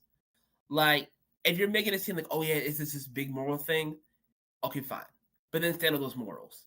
If you're like, oh, I just don't like the nigga, then we want to be looking as hard. It'd be like, okay, he linked up with Kodak Black and Playboy Cardi, but he just said. But then he wouldn't benefit. See, that's the thing. That's the problem. Because if he didn't lean into those things, he wouldn't benefit as much socially where he ranks because the way he's perceived as a rapper is tied to these things. So he's intertwined with the narratives that he's putting out and the image of himself that he's creating, and then tries to detach from it for accountability, but then still benefits in terms of status or your all-time ranking, your perception of like people acting like you're Tupac. Right. You're not Tupac. Tupac was actually radical. You feel what I'm saying? He was actually trying to get shit in the community, put shit in his contract and all that. Like a lot of these people, again, like Jay-Z, Killer Mike, Kendrick Lamar, they admire the John Lewises. They admire the Martin Luther Kings, the Malcolm X's. Like, how many Malcolm X, gun by the window bars have you heard in hip hop and everything? But in the same sense, these niggas are not willing to make the same sacrifices that these civil rights leaders did, basically. Like, niggas risk their livelihoods, their lives, their income for the movement. These niggas ain't, they're not gonna step outside for anything longer than like, oh yeah, I'm like, they like the aesthetic and the idea, but they're not gonna make those same sacrifices. You could take it to sports. LeBron, same thing, same exact thing. Where I'm like, yo, and then what's crazy? It's just like seeing the narrative shift, this bootlicking ass shit of people being like, oh, they don't have to do this. They don't have to make a stance. They don't have to. And I'm like, see, that's the fucking problem. Is how we gotten away from community and collective action by everybody supporting this bullshit individualistic ass shit as if the most powerful people in these entertainment fields weren't the people backing the civil rights movement because they had the cachet, they had the platform, they had the money. If they didn't do that back then, we wouldn't be where we're at today. So I'm like, how is it that we're holding people less accountable when they're more influential? Rather it's J. Cole, Jay-Z, Kendrick. I'm on all the ass. I'm on all the yes because you have a responsibility if you're benefiting from the people off of these narratives and 100%. stances. It's one thing if you don't ever associate yourself with it, but the minute you do, Exactly. I'm holding you to a That's different the thing. standard. Like, I'm not looking at Rick Ross or T.I. to be like, I mean, well, T.I. actually does, like, speak about stuff every now and then. I'm not holding Rick Ross or A$AP Rocky to the standard of, oh, yeah, y'all need to be out. Yes, it is nice. They should be, they should use their platform to say, hey, I have all these resources. Let me help my community. But if they've never prioritized it, I'm not looking for them for that because they've clearly made their priorities known. Mm-hmm. However, if you're stepping out to say, okay, this is my priority, the people, this, that, and the other thing, okay, great. Show us. Yeah, I'm gonna do this little thing and everything, but you don't know what I'm doing behind closed doors. I'm in the rooms. See, that's the thing. I'm in the room. Yeah, you're in the rooms. What are you saying in the rooms? Like, what are you doing in the room? You advocated for yourself. Exactly. Every dollar that you might throw niggas a bone here and there. Yeah. To keep your PR up. Or highlight black this, black that, or associate yourself and push financial literacy and push your own agenda. And that's another thing too. Cause I was watching this clip from the Cultural United, podcast. I want to say earlier this morning, basically, because they were talking about this whole thing, like what's different between Jay-Z and Killer Mike. Where, in my honest opinion, there's no difference. They're both doing the same thing, just from different classes. But the thing is, they use the imagery and the connotations of Black radical thought, like Tulsa, when Greenwood, when Killer Mike was trying to do the bank app and everything, to put people in that mindset of, oh yeah, Black independence, Black freedom. But no, if you look at it, it's more so you're asking Black people to put their money into this crypto app. Yes. That is back. It has I think white owners or something like that. Or even when Jay-Z with the whole Colin Kaepernick thing, he was put in the room because of the whole PR stuff. Yep. But it's he's still in a majority white room. They're not listening to a nigga who made money from drugs and rap. They're not listening to him. They're like, okay, you got a lot of, you got a lot of personal cachet and everything. And you will say, oh yeah, Basquiat, and you will throw around the words in order to exactly. Because it's you strategic. know what the words are, but that is manipulative because it's you're trying to make it seem like if we're coming against you, we're coming against Black excellence. But no, that's not the case. You are coming against Black excellence because at the end of the day, it's not Black excellence to you. It's Black exceptionalism. It's a difference. It's a difference. There's two different sides to that. You are happy that you're in the room and you feel because you made it, you are the revolution. No, you were you were allowed in the house. You've done your time in the field and now they let you in the house. Don't get that shit twisted. And then they'll use that status to exploit or further step on the same Black people that uplifted them, or then also use their status and their cachet to just get more out of people and boost himself up. And it's okay, I guess the argument is gonna be, oh, well, would you rather be a Black person do it or whatever? I'm not lowering my fucking standards, nigga. I'm not about to just be grateful for anything, nigga. If we're gonna be in positions of power, we need to look out for each other and not use other people as stepping stones. No, I don't give a fuck if, he's able to benefit someone else a little bit and then boost himself. No, because it's you do it. Why are we dropping the standards from back in the day? The bar is so low. Look at the fucking actual radical people from back in the day. Look at how involved they were in the community. Now they show up what he said that one time. He said, my presence is the gift. Trying to be funny and shit. Yeah, when they were asking him to show up more, it was actually related to something community or political or some shit, I think, was when he said that. Where I'm that's so egotistical. How's that moving all of us forward? Literally, in the same sense too, we see what happens when we take our foot off the gas. What was it, 2022 when they took away Roe v. Wade? It was earlier this year when they had altered the civil rights bill to allow for redistricting out in Louisiana. We see what happens when we don't keep our foot on their necks. Niggas start going oh, you guys don't care about this no more? Okay, we're just going rein it in a little bit. Who's the people that control the fucking narrative? The people that's the celebrities and the artists. They know that. The powers that be know that shit. And that's why they always make sure certain artists do not get up or they end their career or get them out there, or certain celebrities or people that have the power to change the narrative and get the public to focus on XYZ. That's why I feel like the minute Kendrick has got the Pulitzer Prize, that was the stamp right there that nigga is not as radical as niggas think. You're not getting invited to the Super Bowl or getting the Pulitzer Prize and accepted and rewarded by the system if you're actually doing something to challenge the system. Like, the only thing I will give him is that he kind of low-key occupies in the same space as like James Baldwin, where it's like he's kind of a whisperer in between. That's the only thing I will give him, basically. I won't say he's a full. Like, I will never say that he's like a full-on coon. I will not say. Oh, that. nah. Yeah. Mm-mm. What I will say is that as a black entertainer with like a black American background, basically, while he is very much aware of the systems that be and like the things that put us down, he also is in a position where he can feed his family, and he's in a different class than like the majority of the people, and two, he is incentivized to maintain that status. Right. Which my thing is, you can have that status and all of that. Like, to me, how much money is enough money? I'm not saying niggas gotta stop making money, but once you get to a certain position in your career, you can move different. I can understand on the come up, you're trying to move strategic and till you get leverage and you get independent. You know what I'm saying? I'm not unrealistic, but once you're at that point, what you do, I feel like says a lot. Once you're in that position where you're established, you have leverage, because like now you got the power to be able to truly express how you feel and truly move how you want. And that's another thing too. Just like maybe in the 2000s or the 2010s, it was harder to be independent.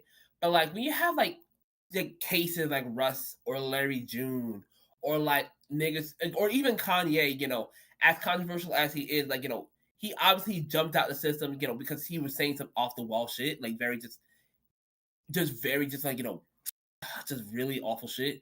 But in the same sense, he was still able to get out the industry and still come back and drop some music and still like be okay. I want to say for the most part, like he hasn't disappeared. And not even saying the music is great, but it's like he's been able to keep himself afloat.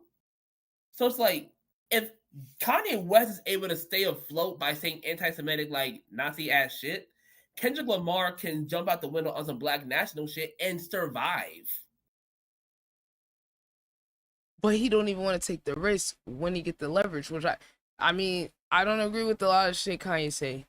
But if you have nuance, there's certain parts that if you pay attention are valid. Like, that's my thing. People be like, oh, Kanye's crazy and he's this, so therefore we can't listen to anything. Well, last time I checked, there's a lot of people who are anti-black and who are racist who have voices and platforms, and it's not the same level playing field. So y'all also listen to them and take them serious on shit. Hell, even Joe Biden.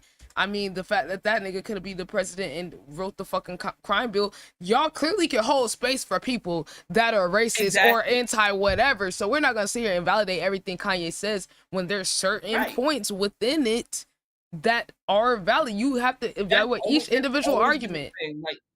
Like with certain stuff, it's like, and the thing is, Kanye West doesn't always have the nuance whenever he breaks down certain points.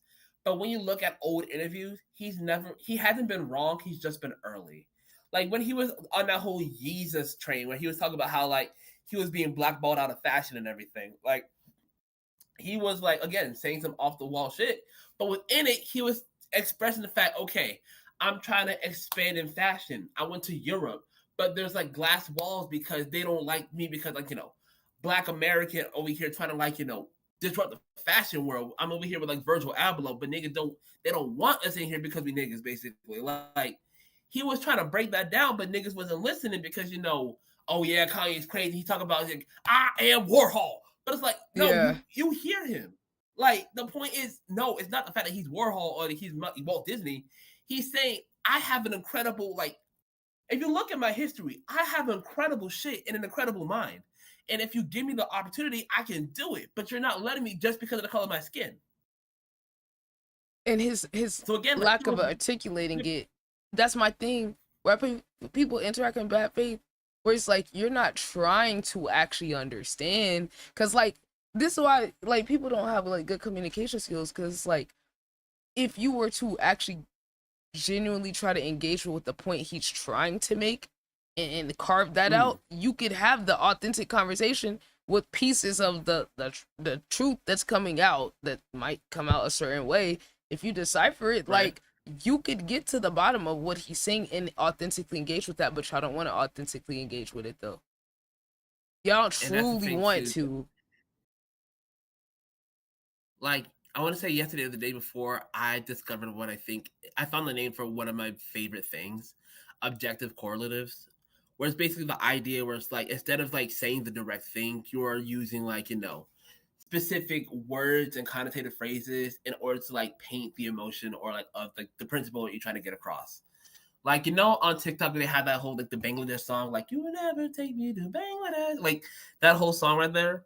Like, it's a list of like seemingly absurd lines and lyrics and everything, but when you parse the meaning of these absurd lyrics, there's genuine lines like, "Okay, you never take me to Bangladesh." It's basically saying, "You don't take me anywhere. You never cook me sausage on open flame. You don't cook for me, or you don't like nourish me." Basically, just those hidden layers. It's like people are not, people only take the surface because that's just what our society is now. Okay, you say what you mean. If that's just I'm Walt Disney, you're clearly not Walt Disney. That's a preposterous lyric or a preposterous thing to say. Like, okay, you're crazy. But no, you're not literally saying I'm Walt Disney. You're literally saying I'm an incredible mind and I want to be taken seriously as such. But the problem is nobody, as you said, nobody's taking the time to like get behind the wording of what somebody's trying to say because they're just caught up on the actual surface. And everybody's so reactionary.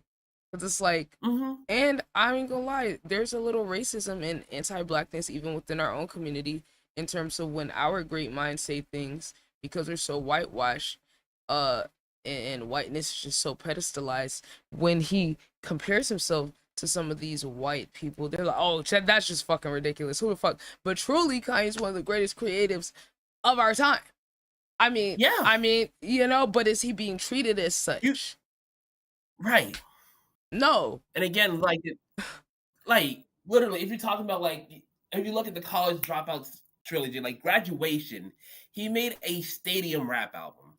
If you look at 808s and Heartbreaks, he single-handedly changed the sound of hip hop. I mean, yes, Kid Cudi definitely is a major part of that, but 808 and Heartbreak gives birth to Drake, Future, Young Thug, Travis Hey, so Scott. J. Cole too. And J. Cole and Kendrick. Yeah. I heard the influence of that in their shit too. Like literally that album alone just influenced. And then he makes like the art piece that is Beautiful Dark Twisted. He makes the deconstructive, like Kanye West is an incredible mind. Like, and then when he antics took it to different aside, mediums, like I feel like that's a whole different level right there. as controversial as he is, you cannot take away his influence. His thumbprint, his footprint on the entirety of culture is too big to just like gloss over. Well, I feel like if we were to just like judge people and their impact solely off of the morals, there would be a lot of people that we would not be able to acknowledge, like the founding fathers of the whole fucking country. Like, you know what I'm saying? So I'm like, why people be picking and choosing when we're going to take stuff away from people and ignore their impact and when the entire history of this country was founded on genocide and slavery. So we could go sit here and tie a bunch of people to that are in positions of power or descendants of them, and they'd be like, "Oh, well, nothing you did." Okay, well, let's just, when it comes to this art, music, impact, culture, those things, the fucked up parts about people are a part of it. That's just the reality of artistry and creativity.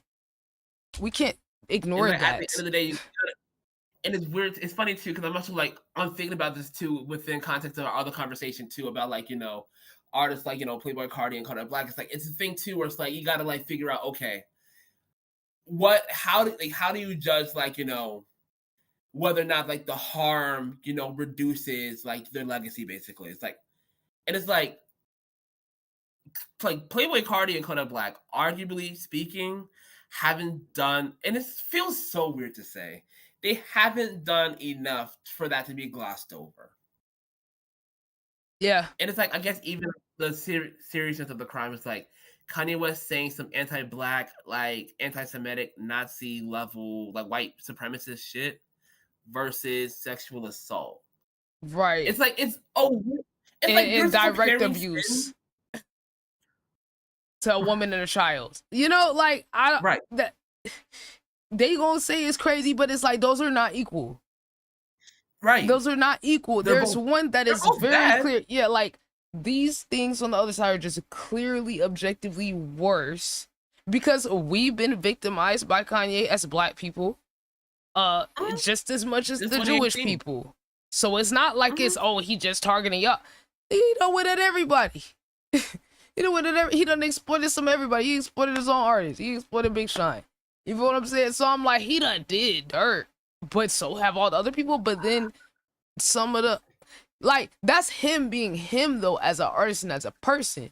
Now who you decide to collab with and tie your brand to, and then send your fans to them, and then it's like you're letting a bad person co-opt your goodwill or your good image and borrow it and then actually be able to benefit socially and recover their career or perception, which is like, why are we recovering the perception of people that you know? It's one thing if you ignorant and you just don't know and you haven't evolved to the maturity of knowing that things are wrong, but once you're analyzing to the level that Kendrick has in his music, you know what you're doing.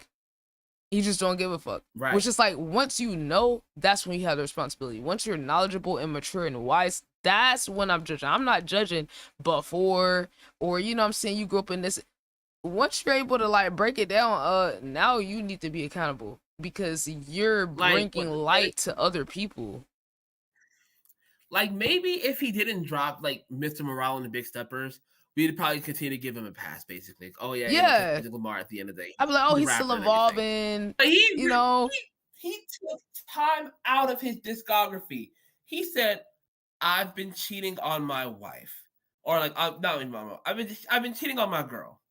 I'm gonna break down what happened to me and why I feel like I need to do it, and I'm gonna examine that, and I'm gonna respect women now. I'm gonna respect my union with my girl. I'm gonna respect my union for the sake of our kids. Like, okay, valid. Drake is a weirdo. Drake is a pedophile. Drake is abusive, sexually abusive to women and everything. He's around like traffickers. He's, he got the little red dots all over. Like, Drake is a bad guy. I'm like, okay, cool. I'm gonna drop a banger with Playboy Cardi. Okay. Huh? Like, I'm telling you. You didn't even need Mr. to. Morale- There was no artistic. What did Kendrick do artistically on that fucking feature? That like when you compare it to his other work, we can say GNX, we saw a narrative, all that, all his other projects. What artistically did he add? He didn't even remember. I said he wasn't pushing his style like J. Cole. He didn't even push out his normal comfort zone. It's not even like he went on the cycle. Oh, let me get on some underground shit. You know what I'm saying? Maybe you see it. I just don't see what he did that even artistically or musically made it like honestly, interesting. The only reason why I can even assume is because he fucked with Cardi, because he's on like 3 songs on that bitch. He has good credit, but then he's also on the one with Janae Yuko, and he's also on Mojo Jojo. But like, literally, even in the verse, I was like, there's no question about it. He said, "Cardi my evil twin, Cardi my evil twin." I'm like, okay, you really fuck with Cardi. You just say the quiet part out loud. Like, I'm like, what? How am I supposed to feel about this? Cause I'm like, nigga, just because you're saying it out loud, don't cancel it out. That is fucked up. You can say, oh yeah, I know I'm doing some fucked up shit working with an evil nigga, but I said it though. I told y'all, like, no, like, what? Like, that's my nigga though. That's my nigga though. Like, why though? Okay, that's your guy though. Yeah, but I'm like, why? Like, out of all people, and people say, oh, artists doesn't have to explain anything. Well, I don't think you have to, but I do think when you're the narrative, ooh, there's storytelling and depth behind everything I do as nigga. At least musically, you should maybe explore that in your verse on the song. When you carry yourself a certain way, obviously every decision, brings scrutiny, but it's like at the end of the day, when you are that careful with the curation of your brand, everything's a choice. Right, and then when you build up your cachet of, oh, every choice I do means something. Oh, every line, you know what I'm saying? Like, you built that intention into your brand. So now you're benefiting off of not being held accountable because people feel like it has to be some deeper reason. It has to be some moral. Oh, he has to be helping Cardi. What if he just doing it just because? Now all your fans, to justify it in their mind because they know it's fucked up, is putting all this shit. And I'm like, oh, hell no, nigga, you got plot armor. And then that reminds me of the whole the No Name situation when she linked up with Jay Electronica. Like, at the very least, she was very much just open about it. Just like, oh yeah, like, listen, I didn't write that verse, but I fuck with Jay Electronica. Listen, like, I'm linking up with him because I fuck with him. You ain't gotta rock with it. If you don't like it, just find another artist or listen to another song. But I'm making that choice. Yeah, at the very least, she's upfront and honest about the fact that, okay, these are my politics. These are his politics. I think he's a dope rapper. I want to hit him on my album. Like, at the very least, she was open about the fact about the hypocrisy, basically. Yeah. That's what all I'm saying is, like, if you gonna benefit off the narrative and your politics and all that, I think you do have an obligation, actually, when you're the type, because all artists ain't like that. A lot of artists just make music just because on some commercial shit. But that small subset of people that are tapping into the roots of hip-hop blackness, which is radicalism, counterculture, going against the system, talking about the oppression, things like that. If you're gonna tap into the roots, that's I think we should hold niggas to a higher standard, because now you playing on niggas' emotions. You're playing on trauma. Right. You're trauma farming a little bit. And it's deeper than just, oh yeah, I'm just coming here to make a quick buck. Again, if Kendrick Lamar hopped over here to say, I'm just here to make a quick buck and dip, niggas wouldn't fault him. Because at the end of the day, that's what a lot of niggas do. But when you try to add gravitas to your, body of work and say, okay, my stuff is, derived from the lineage of, like, black struggle, tragedy and triumph and everything, that's going to be, how I push my stuff forward. You can't just put on that jacket because I feel comfortable and then take it off and then take it. Like, yes, like, what? You can't. These are all in or all out. Go look at and then you want to call the names of these people who was all in back in the day. Huey P. Newton, niggas that died for this shit, niggas that was psychologically tortured over this. I feel like you playing a little bit. And then also aligning yourself with Tupac when Tupac probably was taken out because of how radical he was. The nigga was just trying to get single mother housing put into his record contract and different shit for the community and all type of shit, like really on the mutual aid, collective action, actually talking about radical things, even if people didn't pay attention to it at the time. We see all the interviews where he's talking about these radical topics where I'm like, how many times we done seen Kendrick talk about the actual radical shit outside? You know what I'm saying? Like, he don't even do it outside the music, for real. Tupac my favorite rapper, Tupac my favorite rapper, basically. And it's like, okay, valid, but Tupac was loud and out about his politics and everything. He came up under the Black Panthers and everything. Like, he never shied away from his, like, his, like, radical beliefs and everything. Right, and it might have cost his life. Like, I know it looks like the Biggie or whatever. I really feel like it's because he was actually radical and had the voice and the power and the influence as one of the top rappers. Like, wait, hold on. So Biggie just talking about, Biggie wasn't talking about nothing radical for real. Like, honestly, he wasn't. But it's like, hold on, wait, Tupac was actually a superstar. You can't have no superstar talking about communism and the actual racial politics and they don't like when you start connecting it to the socioeconomics, just like why they took MLK out. As soon as he said, I let my people into a burning building, we didn't talk about the economic power. That's when they take niggas out. Yeah, exactly. Like, literally, like, it was never like, civil rights, okay, fine, sure, cool, whatever, we give you a little voting rights or whatever. But like, class? You talking about intersectional? Take them out today. Yeah. I'm like, it was cool when you talked about race because you could just get some people to ignore y'all black niggas. But wait, you trying to Yeah. talk about collective action across racial, gender, ethnic, international lines and economics? Right, Oh right. hell no, we gotta get you out of here. And here's what tripped me out too, because again, that's how they got Fred Hampton. Like that nigga was 21.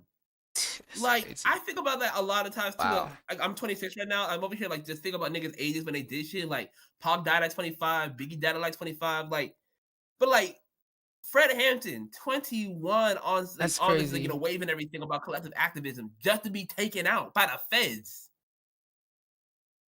Yeah. I think about that. Again, that's kind of crazy. Niggas was putting their life on the line.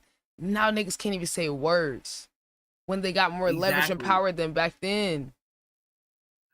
Or more so, it's like, you know, the leashes that they got right now are like comfy. That's what it is. Like, you ain't gotta threaten niggas with their life at this point. It's the livelihood. Cause again, with our like fathers and grandfathers and everything, when they was out there in the, you know, on the field trying to fight for rights and everything, they said, okay, you know, they're stopping us from getting the jobs, from getting shit paid anyway. Like, you know, we're gonna fight for our collective, like, you know, right to vote and like, you know, make changes in this country. But now it's like, okay, if you say something, we're gonna have to take away some money. You don't want to take away your money, do you? Or It are has you not gonna nothing look to like do you at with the your life. top? Niggas ain't like Kyrie got in trouble because of the whole like, you know, anti-Semitic video, whatever. But they didn't say, oh yeah, you know, take it down or we're gonna kill you. They said, Kyrie, you put out that uncomfortable video, so we're gonna have to, you know, we're gonna have to just like sit you down for a few games and everything. Yep. Like they ain't gotta threaten you with your life. They threaten you with your money. Oh, now you can't be with And Nike that's no what- more. Now you gotta go to a Chinese brand, which he's doing better. It has more creative Exactly. control, which in a way it frees you if you actually want the liberation. It frees you from the shackles of the system, because now Kyrie can be creative director of this Chinese brand and do all the shit that Nike, off of his influence, should have let him do, but wouldn't have let him do, because they keeping you Because at it's bay. Nike. Yeah, they keep you at bay, you're controlled, and then it's like they get in this like they get hypnotized by their own status, by their own reverence. And that's kind of my thing with all of these dudes. It's like they want to have the status no matter what, how they slice it, how private or whatever they are. You still want to have that status. Otherwise, you will be willing to put it on the line like Lupe Fiasco did, which is why I understand why he's a little bit of a hater. Like, even though I don't agree with it, because I feel like some of his points are weak, but he is valid though. Some of it comes off as hating, but he literally during the Obama administration said that Obama was a liar.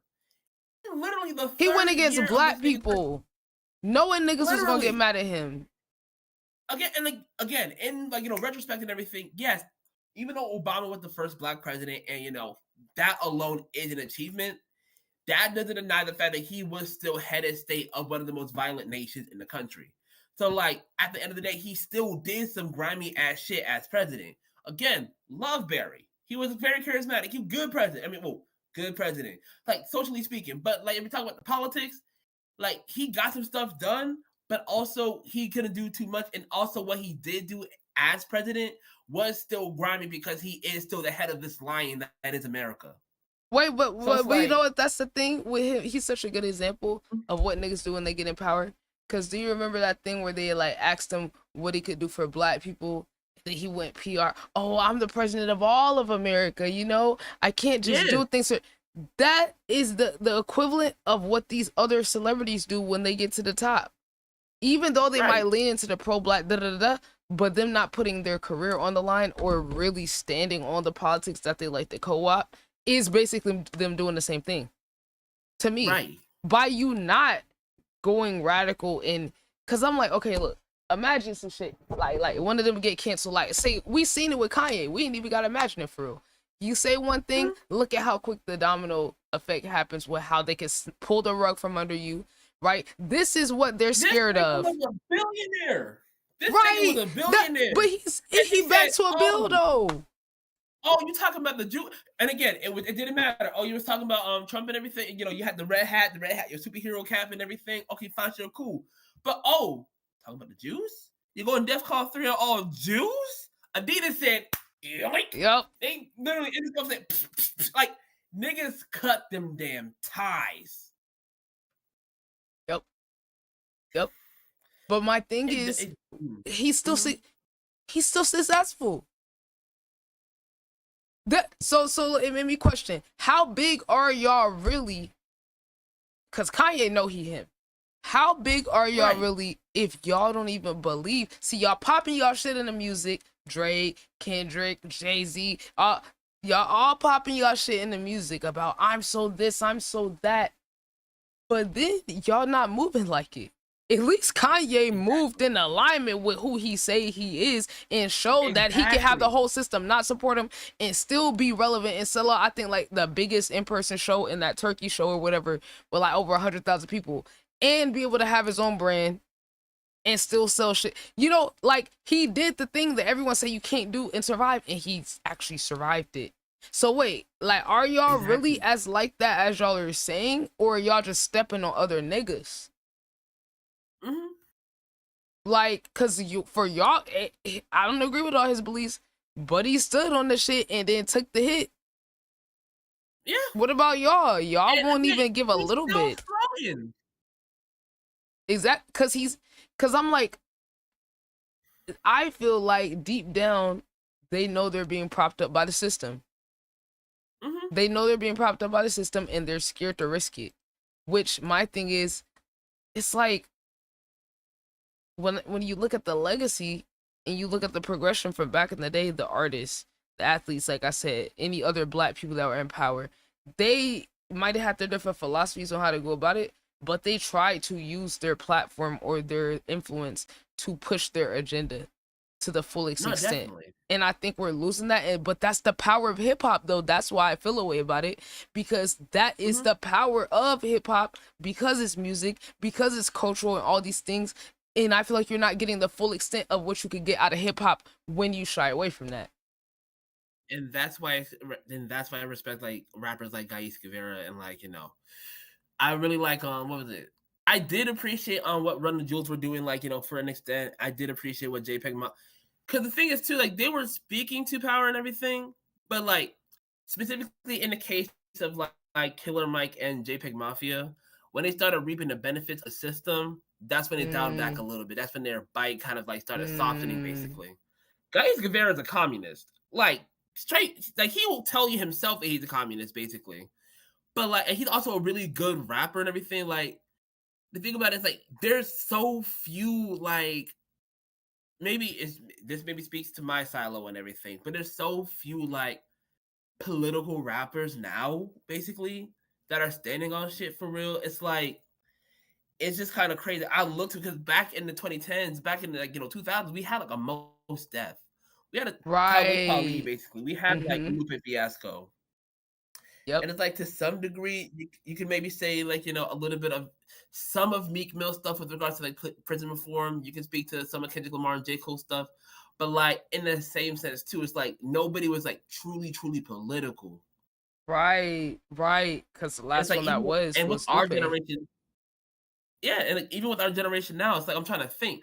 Fine, Lil Baby had the bigger picture. And he said he didn't even want to do that song. He said he literally did that shit just for the marketing to leech off of the fucking narrative. I literally saw him say that bullshit. He didn't want to do that. That was a play. So yeah, that's what I'm talking about though. Y'all fucking playing with niggas' emotions and trauma farming niggas. And then shitting on the same niggas you trauma farming because y'all quick to call niggas broke and y'all ain't on this and I'm this. And then it's like, okay, you just want to be a god for real. You just want to be exalted and deified. And that's the thing too. It's like even with my own personal music, basically, it's like what I'm trying to do, because I do see that, is like I still try to like write like some political shit and everything. And what's funny for me too, and it's like out of everything I've dropped, basically, the one song that keeps getting like the clicks and everything was my one political song. And it's like I probably dropped like maybe 30, 35 songs period on like streaming platforms, basically. But the one thing that keeps getting clicks is the ones like I have like called Cuff Schumer, bro.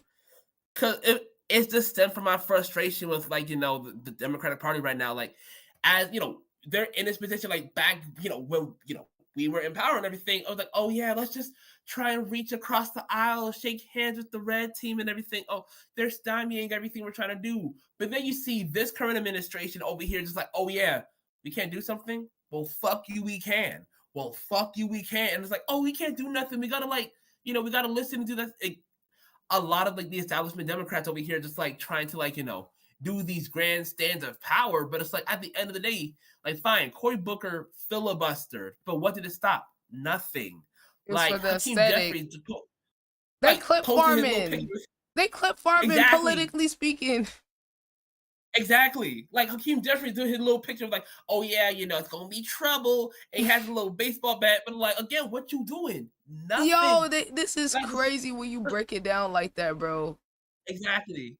Like the civil rights bill that was pushed, like that was like 1963, when that was like that got gutted. Like we've over here talking about, oh yeah, we all over here chilling because we like, oh yeah, our voting rights are guaranteed. Until they go ahead and redistrict and vote and say, oh yeah, why should it be, it's got to be colorblind, instead of color conscious. And now we over here redistricting so that Louisiana can have 3 more like Republican chairs. Like the fact, like these things are happening without any consideration for the other side, which goes to show you what could have been done when Biden was in power or when Obama was in power. Yep. But oh yeah, we respect the institution too much. Meanwhile, Trump comes in, don't give a just fuck. say I'm doing whatever the fuck I want to do. He's like, yep, we about to do this. Oh, y'all gonna have to take me to court. Y'all gonna have to stop me. I'm gonna do it, and then y'all see. President. Yep. I'm gonna go to Iran for for oil and everything. I'm gonna go to war for oil just because I can. Like. And he don't give a fuck. And the Republican Party don't give a fuck. And the Democratic Party is like, oh, we can't do nothing. We can't do nothing. Meanwhile, Mom Donnie over here in New York over here like giving niggas free buses. Because niggas want progressives. Yeah. But again, niggas is too pussy, both in like politics and in rap music to do nothing about it. Yep. But then complain about the other side and then find a way to build a career in a marketing campaign around the other side doing the shit they're doing, and they countering it, but not actually counter it in a material way that actually substantially changes anything. So I'm like, this is kind of fucked up that y'all could do something, y'all choosing not to, and then you're letting all the fuck shit happen, and then making art or political things off of the bad things happening, and then like you said about him posted with the baseball bat. And we're in good trouble, and all these different little slogans. It's like y'all built these slogans and say these buzzwords to trigger people and get a benefit and support in the eventual career. And I just feel like morally, that's kind of crazy when you think about it, for real. Exactly. And again, like the fact that Cory Booker, like I had the little line, like Cory Booker wrote a filibuster like he ate that just to go and take this money straight from AIPAC. Like again, like the fact he was literally like over here thinking like he's gonna like change the establishment just to take like American Israel money, like exactly, like that's some real shit. And you're right about like kind of just thinking about like newer rappers, like nobody's radical, like like nobody's, and that's by design. That's by design. And that's kind of the other thing with the narratives and like what you're saying about Twitter and like these different apps. And what we experience when like you actually talk about these things, now the culture is to shame you or like you're lame or all of these different things. Like when it's like, these are the origins of hip hop though. This is the power of art and communication. It's that you can open up people's eyes and say things with your influence that makes someone go look into blah, blah, blah, blah. While we growing up, we hear certain lines and we're like, wait, what they mean by this? Who's that? Different words, different subjects that are referring to certain historical things is to make you go deep dive and learn for the rappers who would put that stuff in there. But now that's not like cool. And like the first big song of hip hop was was Rapper's Delight, Sugar Hill Gang.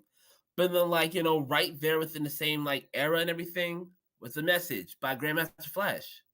Like it's always been part of the culture. Like, oh yeah, talk about like, what's going on, like being conscious. And it's like you can look at trap music, drill music, talking about like, like situations and scenarios and everything about like, oh, you're trying to come up and like, try to like surpass these different like, adversities that are made by the government and everything. Yeah. It's like, okay, but it's all told within like the context of, okay, I'm poor doing this, that, and other thing in order to like get up and everything. but my main goal is still aligned with capitalist thinking. It's not okay, this system is corrupt, let's break away. It's okay, I'm broke, now I'm up, and now niggas mad because I got money. I want to be, like from the oppressed to the oppressor. That's the pipeline of the extent of music and art and people's engagement with the system is, I gotta make sure I can step on y'all niggas. Nah, I want to bring nobody up. That's why I feel like what J. Cole did is radical with the Dreamville shit, using his leverage to create an environment where artists can develop and do whatever they want and not have to deal with the pressure. And you know, they still gotta bend here and there in terms of their partnership with the bigger labels, but for the most part, he tried to give niggas as much room as possible, and then breaking them off the money, like to all, hey, here's enough money to retirement. I just got over 100 mil. And I'm breaking this off with my artist. J. Cole might not read. J. Cole could be a communist.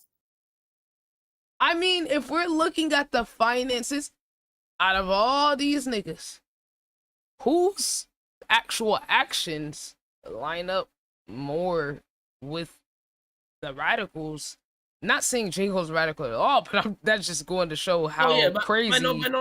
Yeah, that just goes to show how there are true radicals out there who are putting in that work and everything. But out of his contemporaries, I'm like, well, I don't recall Kanye. I remember him exploiting artists. I remember Jay-Z exploiting artists. I remember them trying to turn them into something else they weren't. Jay-Z was very verbally abusive, you could say, artistically, to J. Cole on the come up. When you start hearing some of these stories about, oh, J. Cole's in the room with Drake, he humiliated him. Oh, you were here with Drake. Oh, you need to write him some so he could blow up. Oh yeah, you know, get my boy hit. Yeah. Get my boy hit. Yeah, like, you know, just like little things where, which also is crazy if you think about the context. Because we're talking like in between 2008 and 2010 during that come up era. And the same time where he over here putting T-Pain into a depression because he said death of auto-tune. In that same era, he coming up to Drake in his infancy, who's all about the auto-tune, saying, hey, yo, give my boy a hit. Oh, I didn't even think about that. Like, I'm just thinking about that right now. It's not like I'm not like over here just dating, but I'm thinking about like, damn, like that really happened. Like, Jay-Z writes Death of Auto-Tune and puts it on Blueprint 3 on the on the same project where he has fucking Drake. See, niggas be picking and choosing. Niggas be picking and choosing. That's crazy. And then it's like, and you ever heard that story about when J. Cole first met Jay-Z and tried to hand him the CD and how he did him crazy? Yeah, and bro played him. Yeah, so I'm just like, even with someone like J. Cole, I mean, you see, you got the fuck up out that deal with Jay-Z, Columbia, all of that. You feel what I'm saying? And I'm like, bro, isn't it kind of crazy the way he treated him?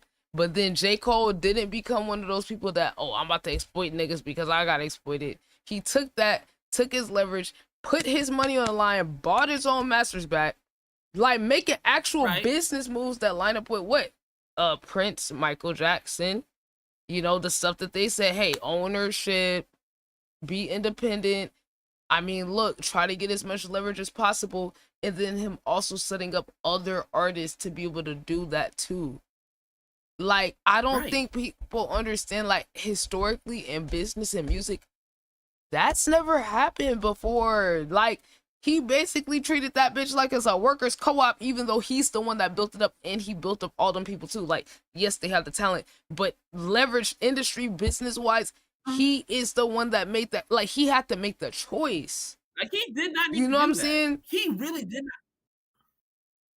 Yeah, he had to make the choice to do that shit. Like, we got mad niggas who have vanity labels. Like, what? Drake got a vanity label. Meek Mill got one. Free bands. You got, like, niggas who have, like, their own little labels where it's like, okay, I'm gonna make money off of these niggas who probably ain't gonna blow up, but, you know, say like V. Like, you know, I'm gonna make like, little money off these niggas. But, like, J. Cole said, okay, I'm gonna build a vanity, but I'm gonna make sure, like, my niggas that I pick, they're gonna be straight. And it's like, if you're in the Dreamville camp, you know these niggas. These ain't nobodies. you know Boz, Kaz, Earth Gang, Jid, Ari Lennox, like Luke, maybe Omen. Like, but you are aware of the niggas that J. Cole got signed. If you're part of, if you know J. Cole, you know these niggas. Yep. And he made sure that he wasn't on no selfish, like, oh, well, since I'm the one that got up, oh, I'm not about to collab with y'all. I'm not about to be like, he did everything he could. Group projects, features here or there, coaching. Like, that's the one thing I don't think people talk about is the artist development. See, because I be just listening to all the little interview clips and all that, the 7-minute drills, all these different things he did to push himself and then hence push the people around him. That's actually where I got like a lot of my inspo for like the way that I have my community and a collective and like challenges and different things like that, because I saw how J. Cole had his shit with Dreamville. Well, it's based off of the personality and the character and the talent, which that's why he's rare. It's a lot of talented niggas.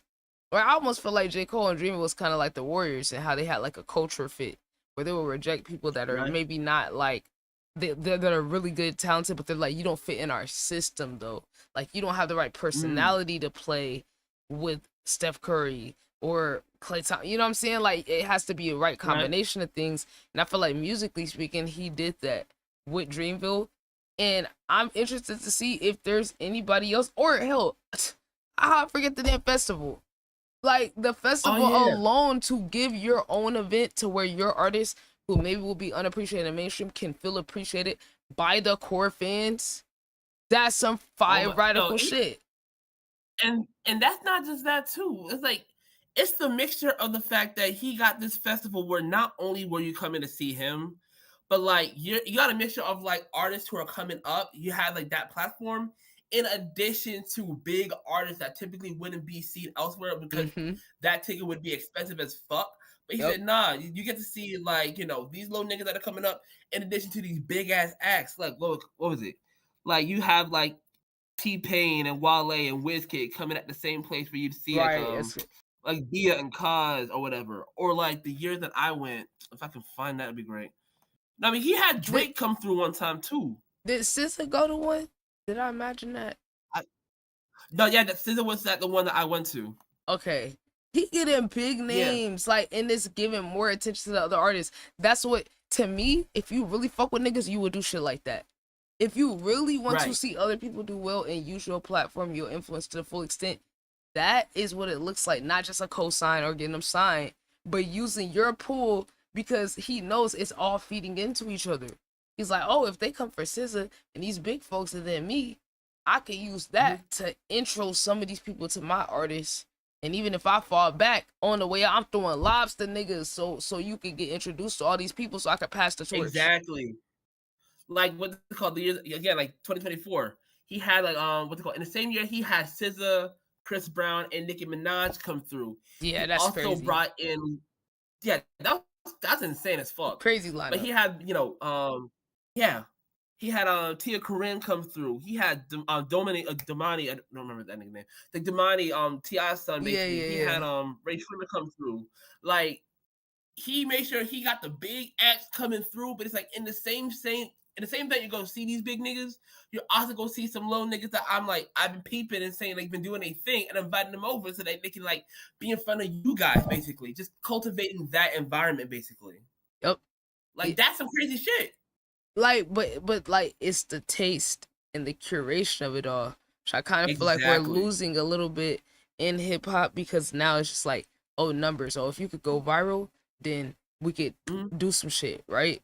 And I'm just like, bro, like, I feel like J. Cole being methodical and specific with who we collab with, it just goes to show how powerful it is to have a certain taste and to be able to blend in like the different audiences, which I feel like that's like a little bit underrated, because now it's like everybody's trying to build a super team on the label. You know, maybe if they're trying to get artists, they're trying to just get the most talented or people that got the most clout or going viral or something. But that, like, he really was like a A&R with his shit, where it's like Kanye was good at that too. Like, I would say that's one of his superpowers. It's like seeing the talent and then working with them or getting in the collab and all of that. Well, that's underrated skill. Yeah, that's underrated skill. Because good music at its peak, Big Sean, like like Dark Friday, like Dark Knight. Damn, Dark Lane demo tape. I know. Dark Sky Paradise. I don't know what is. Yeah, no, you straight. I just remember like Dark Sky Paradise. But Dark Sky Paradise. Big Yep. Sean, Yep. 2 Chainz, fucking Travis Scott. Didn't he get Tiana Taylor at a certain point? Yeah, he did.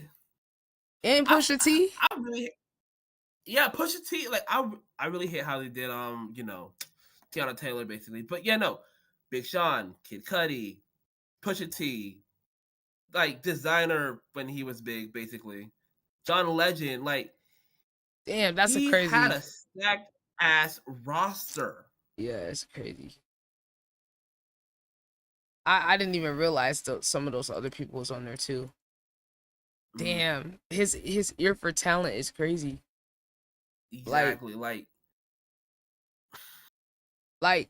I'm like, just think about that, and I think the future of like music is not gonna be like this big superstar group type thing. I think it's gonna be like collectives, like right. I mean, did you see Denzel Curry like start one with some of them other artists? Oh yeah. I'm talking about Ultragram of the Scythe. The Scythe. Yeah. Where there's such an interesting collection of people. Like, and then some of the collabs they did, like he's collabing with artists like Laserdem and BK the Ruler, and these are not people that his type of audience would usually listen to. But like curating those sounds together, I feel like that's what the future of this shit is, like the collaboration and the community and people personal taste. Like now that these artists are getting leverage and all of that, the ones that's like being smart with it are creating their own little world and multiverse. And I feel like that's the sauce. And I don't even think it's just gonna be big mainstream artists, because I think a lot more people are gonna be independent in this new era. Like I don't think the label shit makes as much sense. We've heard so many like horror stories with the labels, and we've seen so many good things. Like if Russ wasn't out here doing what he does, if Larry June wasn't out here doing what he does, if we didn't have the Kanye example, like there's so many damn benefits with going independent right now that like niggas don't need a label system. Mick Jenkins with like the even biz and everything. Like niggas can get some benefits if they're with a label with regards to like being pushed if you're trying to be big. But if you're trying to secure wealth, you are better off being independent and owning everything and building other businesses. That's gonna make you more money.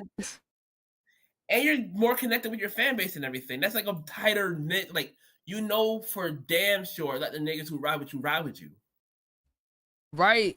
And then to me, I mean, you're gonna make more money from having your own personal connection with your fans. And that's kind of the thing where you realize a lot of people are doing this shit for the fame. Yeah. Like literally not even just the money, because the labels ain't paying niggas. So it's like, it's not even like a lot of y'all is getting paid for real. Like y'all getting a little advance so they could let you waste your money on your aesthetic instead of taking care of your business and getting a team. But it's interesting because it's like, when you're independent, like look at Russ. Like I think they be paying for hate campaigns against certain people, and Russ is probably one of them first people, because they're like, oh, look at what happened when you step outside of work with us. We gonna make you the butt of the joke. So you're gonna have to be able to deal with getting humiliated or underrated, because you're outside of their structure, but then still be laughing to the bank. You feel what I'm saying? Like Russ getting money. However the hell he wants to. Russ and he show you the receipts. He shows you the statements. He facts. Like I'm telling seeing him operate how he does has just like it's him, Mick Jenkins, to like seeing how niggas move outside the label just made me go like, you know what? A nigga don't need really to like be signed and everything. At the end of the day, it's like if you're making the music that you love and everything, and the people who you're making it for enjoy that music, like you guys will mutually support each other. And at the end of the day, it's like if niggas respect it, if niggas see it, But it's like, what's your main goal artistically? Do you want to be famous? You know, do you want to be over here jet setting, like just being part of like this, you know, fantasy that's been been pushed up the 90s? Or do you want to like create art that you love and connect with and that other people connect with, basically? Mm-hmm. Yep. Literally. It's craziness. Yeah, like, and that's the thing, right? Like, I feel like now we're seeing, like, with this content creating era, like, that nigga I Show Speed just performed at the damn FIFA World Cup. Like, this nigga's a YouTuber streamer. And, like, when artists are looking for all this fame and glory and all that, it's like, well, really, what these streamers and content creators are showing, influencers already show, like, is that if you have a connection with your support base, the more of authentically yourself you are, if people support the movement of what you're doing, you could go do a side quest as an artist and make songs that get millions or hundreds of millions of views. Or, 100%. you know, possibly perform at the fucking World Cup. Look at how many artists chasing it. Did they get invited to the World Cup to perform? You know what I'm saying? Look at how many people bending over backwards to be in the industry. And look, someone with a community and a movement in his own motion, and he can operate independently, is the one that has enough leverage to be able to get opportunities like that. Like, and that's another thing too, because like a lot of these labels, they're not looking to artists develop. Like, they're not looking to do any extra work or labor. That used because the niggas used to do that because that was like good, money psychic? and everything. Niggas were like, you know, just invest in like creating these stars. Mm-hmm. Just for like in the internet age and the TikTok age, somebody who dropped like a good, you can drop a snippet and start a fever pitch, and everybody over here want to like hear that full song and everything. The labels are like, okay, if you got like your own little movement, we'll sign you. Like, yeah. But at the same sense, that's kind of crazy too, because it's like, if you know for yourself that you can generate this buzz by yourself, right? Yes, you need a certain business acumen. You need a certain team to keep that shit pushing and everything. You need artistry to be continue to be developed and maintained. Mm-hmm. But like, if you sign to a label, they will gaslight you into thinking that you need them. They make you think that you can reach, you know, you can move forward with them.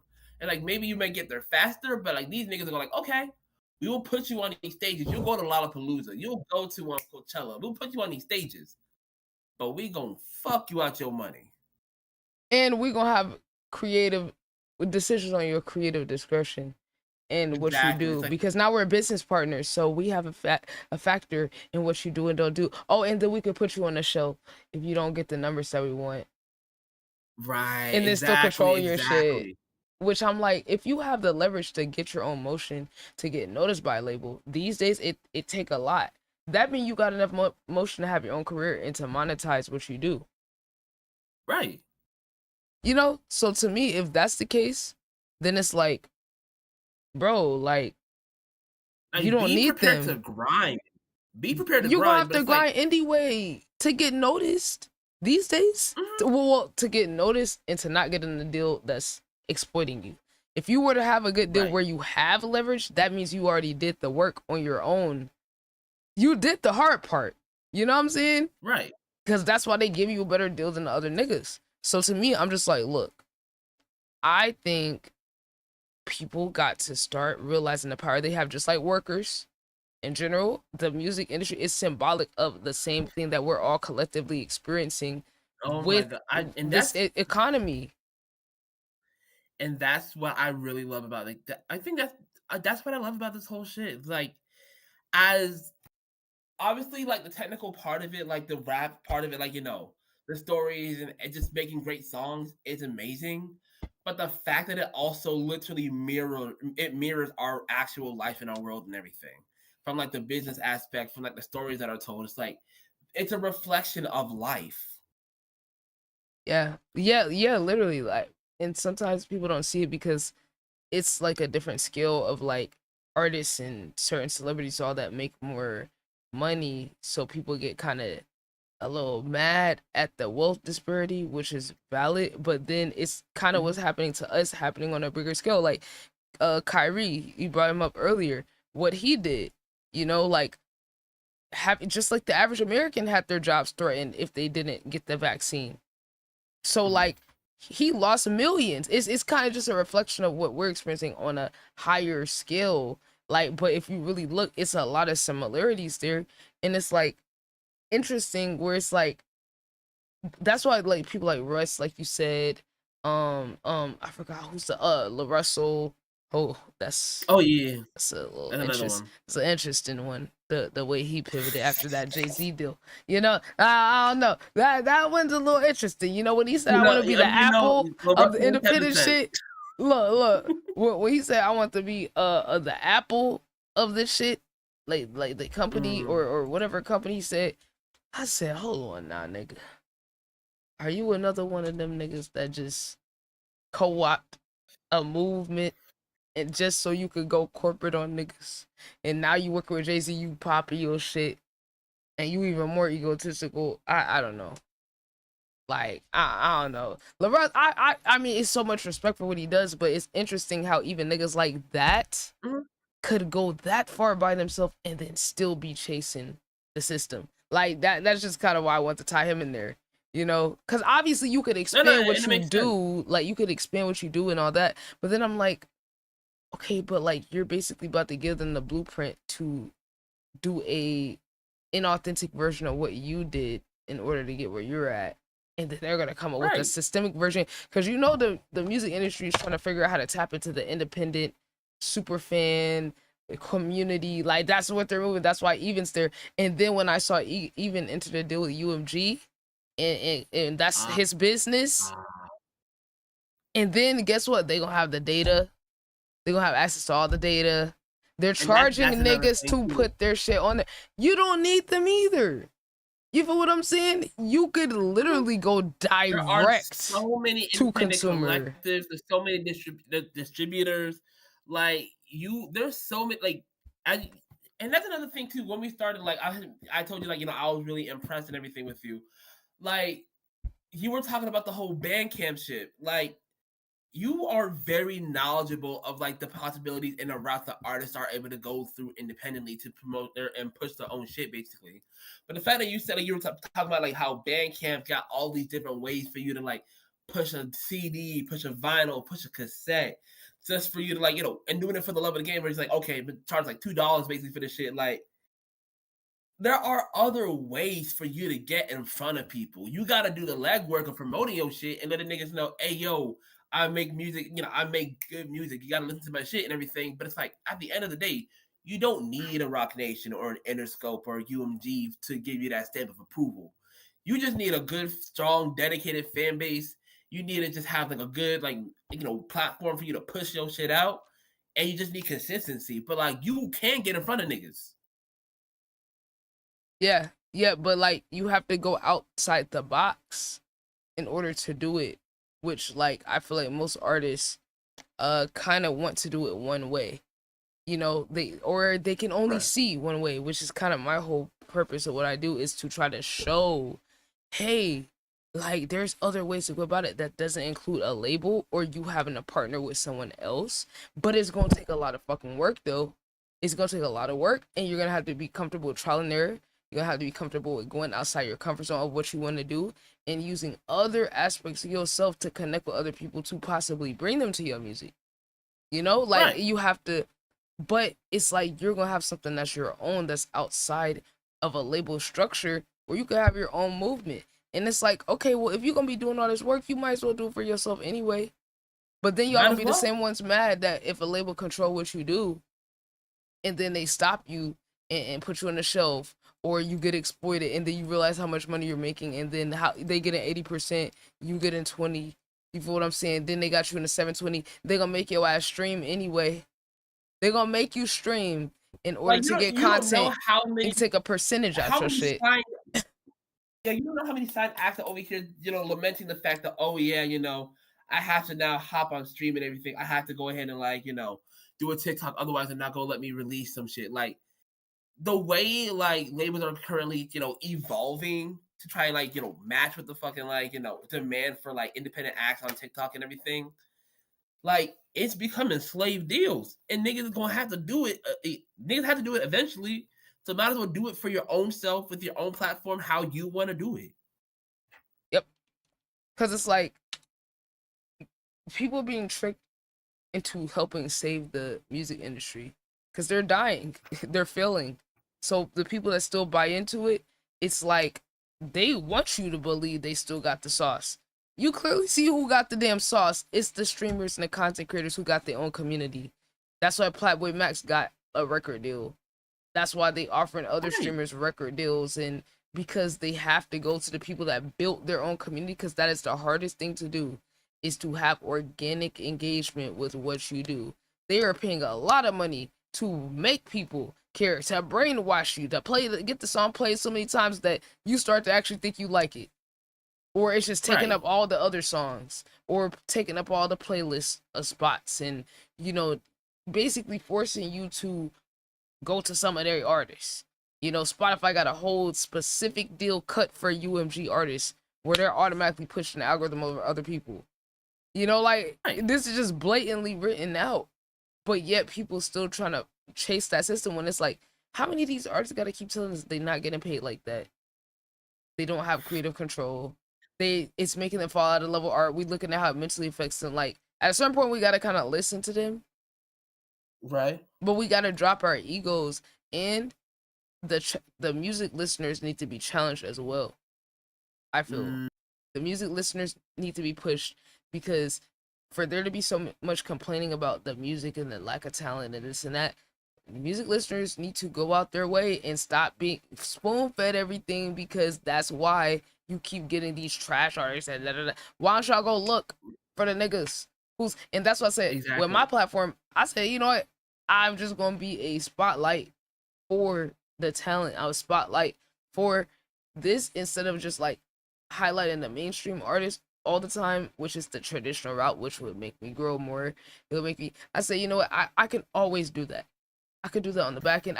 But I'd rather do the hard part, or going to find people in the mud who's on the come up that have the talent and need to see the power of community and the power of doing content and putting yourself out there in different ways. Because when they see it, you know, like, I have a lot of artists who they still just care about the followers. They still just care. They think that they're like, oh, if I go viral, if I get this numbers or that number, I can get signed. And then, or they just care about connections of knowing this person or that person. And I'm like, you guys, they're fooling you. That's not actually, like, they need you to buy into their system for them to survive. You could do this by yourself. Right.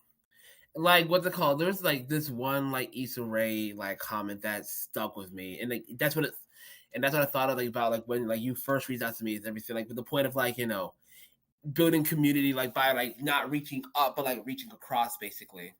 Where it's like, you know, people who are also like trying to build on the same level as you, basically. It's like, you know, linking up and making that community on your own without having to go like, oh yeah, I just need this one cosign from this one person or this other person for me to like actually feel like I made it. It's like, nah, link up with the niggas around you, and you gonna feel the army beside you.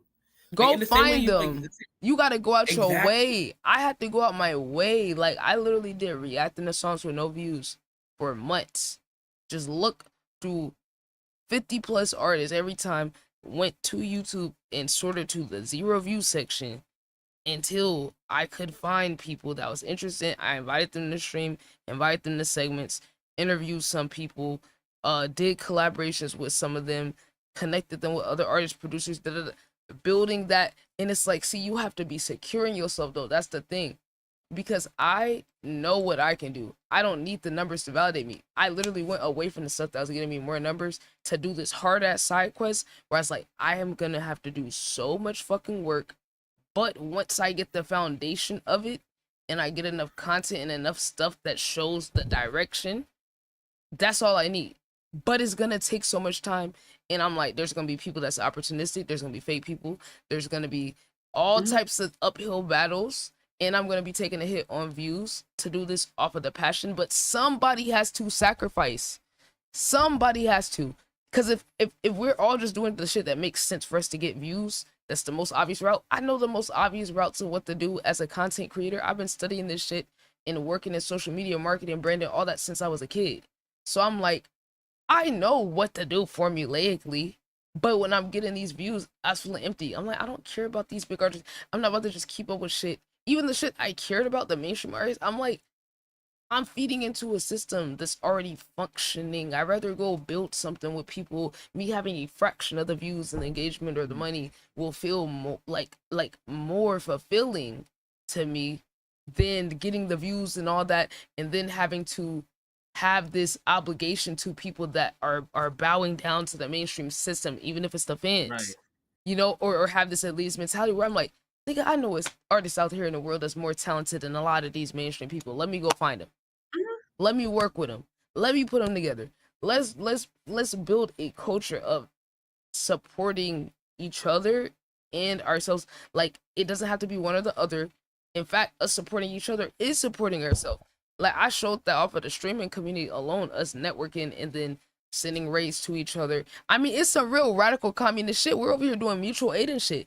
The people who's the bigger streamers giving money to the smaller streamers, helping them get affiliate, helping them get monetized, and then just keeping that culture going, like, to where anybody who's in our communities and in our discourse is all monetized.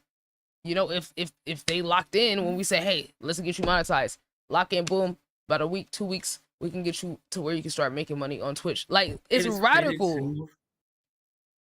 It's crazy too when you bring that up, because it's like I'm slowly thinking about it within the context of, like, you know, for example, like a streamer university and everything. Like, the thing is, like, let's go show my age, but it's like by the time like streaming started growing big and everything, I was just starting to like go like, oh yeah, like what's this little thing? So like I'm vaguely aware of a lot of stuff and everything, but with the second round of like, you know, streamer university, I started like, you know, seeing some more stuff about it.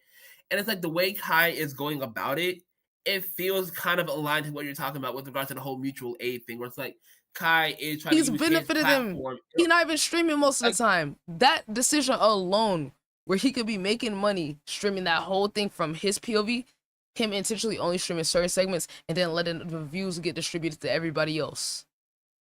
Like, something like that is radical as fuck. You feel what I'm saying? Or using the sponsors to that be my thing with niggas, where I'm like, if y'all really wanted to help niggas, y'all really could. When you're at that level, you could get sponsors to help other niggas. You wouldn't even gotta take it out your bank. You feel what I'm saying? Or I'm like, if you wanted to, you can. If you let go of the idea that there's not enough, and you just come from like an abundance mindset where it's like, okay, there's more than enough. Like, if you know that you're gonna get fed regardless, especially when you're as somebody as big as Kai, you're still gonna get fed, but you can also have that power to feed other people. And you see how he's doing it indirectly, where like he's putting money in people's pocket indirectly, boosting, like, it just shows the power of using your likeness, your image, your pool to pull other people into your orbit, and just how you could benefit them and put money in their pocket, get them in front of new viewers without even having to directly go buy him a house like the Clover Boys. You know, he directly bought them, but it's just showing the power of like using your platform to highlight other people. Like, that was always my thing when I grew up. I was like, see these successful YouTubers and then some of these black people like say DDG, you know, and then, you know, we're on this black excellence when we're growing up. Then, you know, I started getting more radical, and then I started looking at it like, wait a minute, you got all this money. Wait, you know that niggas is broke that watch you. You know, that's why we support you. Not everybody, but, you know, a lot of black people or people in low income areas, we proud to see niggas make it out. Y'all know that. And that's why you get support, donations, people buy your merch, watch you spam all these ads. This is why you have the unwavering support. But yet you can't, you're showing us the money you wasting. And I'm like, a fraction of that, imagine if you funded the next creator that's following you. You know, you brag about your influence and shit, right? But then you don't use your platform all the way to the extent where you ain't even got to give niggas money. You could use your community in your content and put other niggas on like that. He did it with his family, right? And this just reflects to all. I'm using DDG as an example, but this applies to everybody that has a platform, leverage, and all that. Where I'm like, y'all say y'all care about people, but I never seen no one growing up actually fully use their platform to support their own community or even create content with their community. Platboy Max, that's why he stood out, because he was actually making content with his community. Like, that's the thing. He was so interactive with his chat, even though he was up thousands of viewers and shit and millions of views on YouTube. he was so directly intertwined with them, where he would make them in the content, and now there's lore, there's storylines, there's personalities, there's different characters, there are different arcs, there's different, you know what I'm saying? All these things stack up and add up, and the people on the outside don't really see it because they're just thinking, oh, it's just a stream. You feel what I'm saying? Like, but he was able, well, his friends kind of fumble, I ain't gonna lie, except the one, the Dabo dude. That Dabo is the one who made it out, and he actually, I just saw him buy his own house at 18, so congrats to him. He's the one out of his whole com that actually made it into something, but he tried. He did a content house, he was trying to get him to stream, like, you know what I'm saying? But we're getting more radical though. It's that saying where it's like, you can lead a horse to water, but you can't make a drink and everything. Like, there's so many niggas where it's like, you gave them the opportunities to excel and to grow, and they squandered that opportunity. And it's like, you try your best, you put them in a position to succeed, but it's like, unless a nigga really want it for themselves and they really put in that effort to do it, like, niggas would probably just go like, oh yeah, this is just a free layup and everything. Nah, like, you still gotta work. You exactly. Yeah, like, and I mean, that's the part about the community thing, is like, yeah, I'm really experiencing like trying to authentically do it, and that is kind of the main issue, is that some people are just content being a part of it and being around the person that's successful, that's carrying. And that's kind of what I run into, where I'm like, a lot of people around me that have the talent or the ability, the gap that it takes to get to the level they really could get to, it takes so much work. And it's like, most of them don't want to do it. I'm not banking on everyone doing it. I just need at least somebody. I need at least one person out of my community to put the shit all the way together, to do all the different things. And I've literally had to go from being passive, and because, I'm letting people do what they do. But then I'm looking at how much fucking work it takes to do this shit and carry it on my back, of doing my own content, planning my own stuff. I do stuff like trading stocks on the side.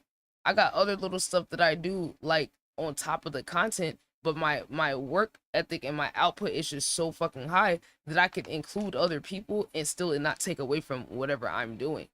Or I got like this crazy vault of content to where I can do these little side quest passion projects because I've already pre-recorded bunch of gaming content series, VR gaming, original segment ideas that I had that was solo. Like, I've done so many things that's not even put out yet that I've invested time, money, effort into, and then just decide to do a side quest of like making music just so I could connect with the perspective of artists more outside of just doing the segments. And then it's like, some people, it's like they see it, but when they don't do the work, they don't understand what really goes into it. And it's like, as a leader, you kind of got to be okay with that. And you have to be okay with being underappreciated, right? Like, you have to be okay with people.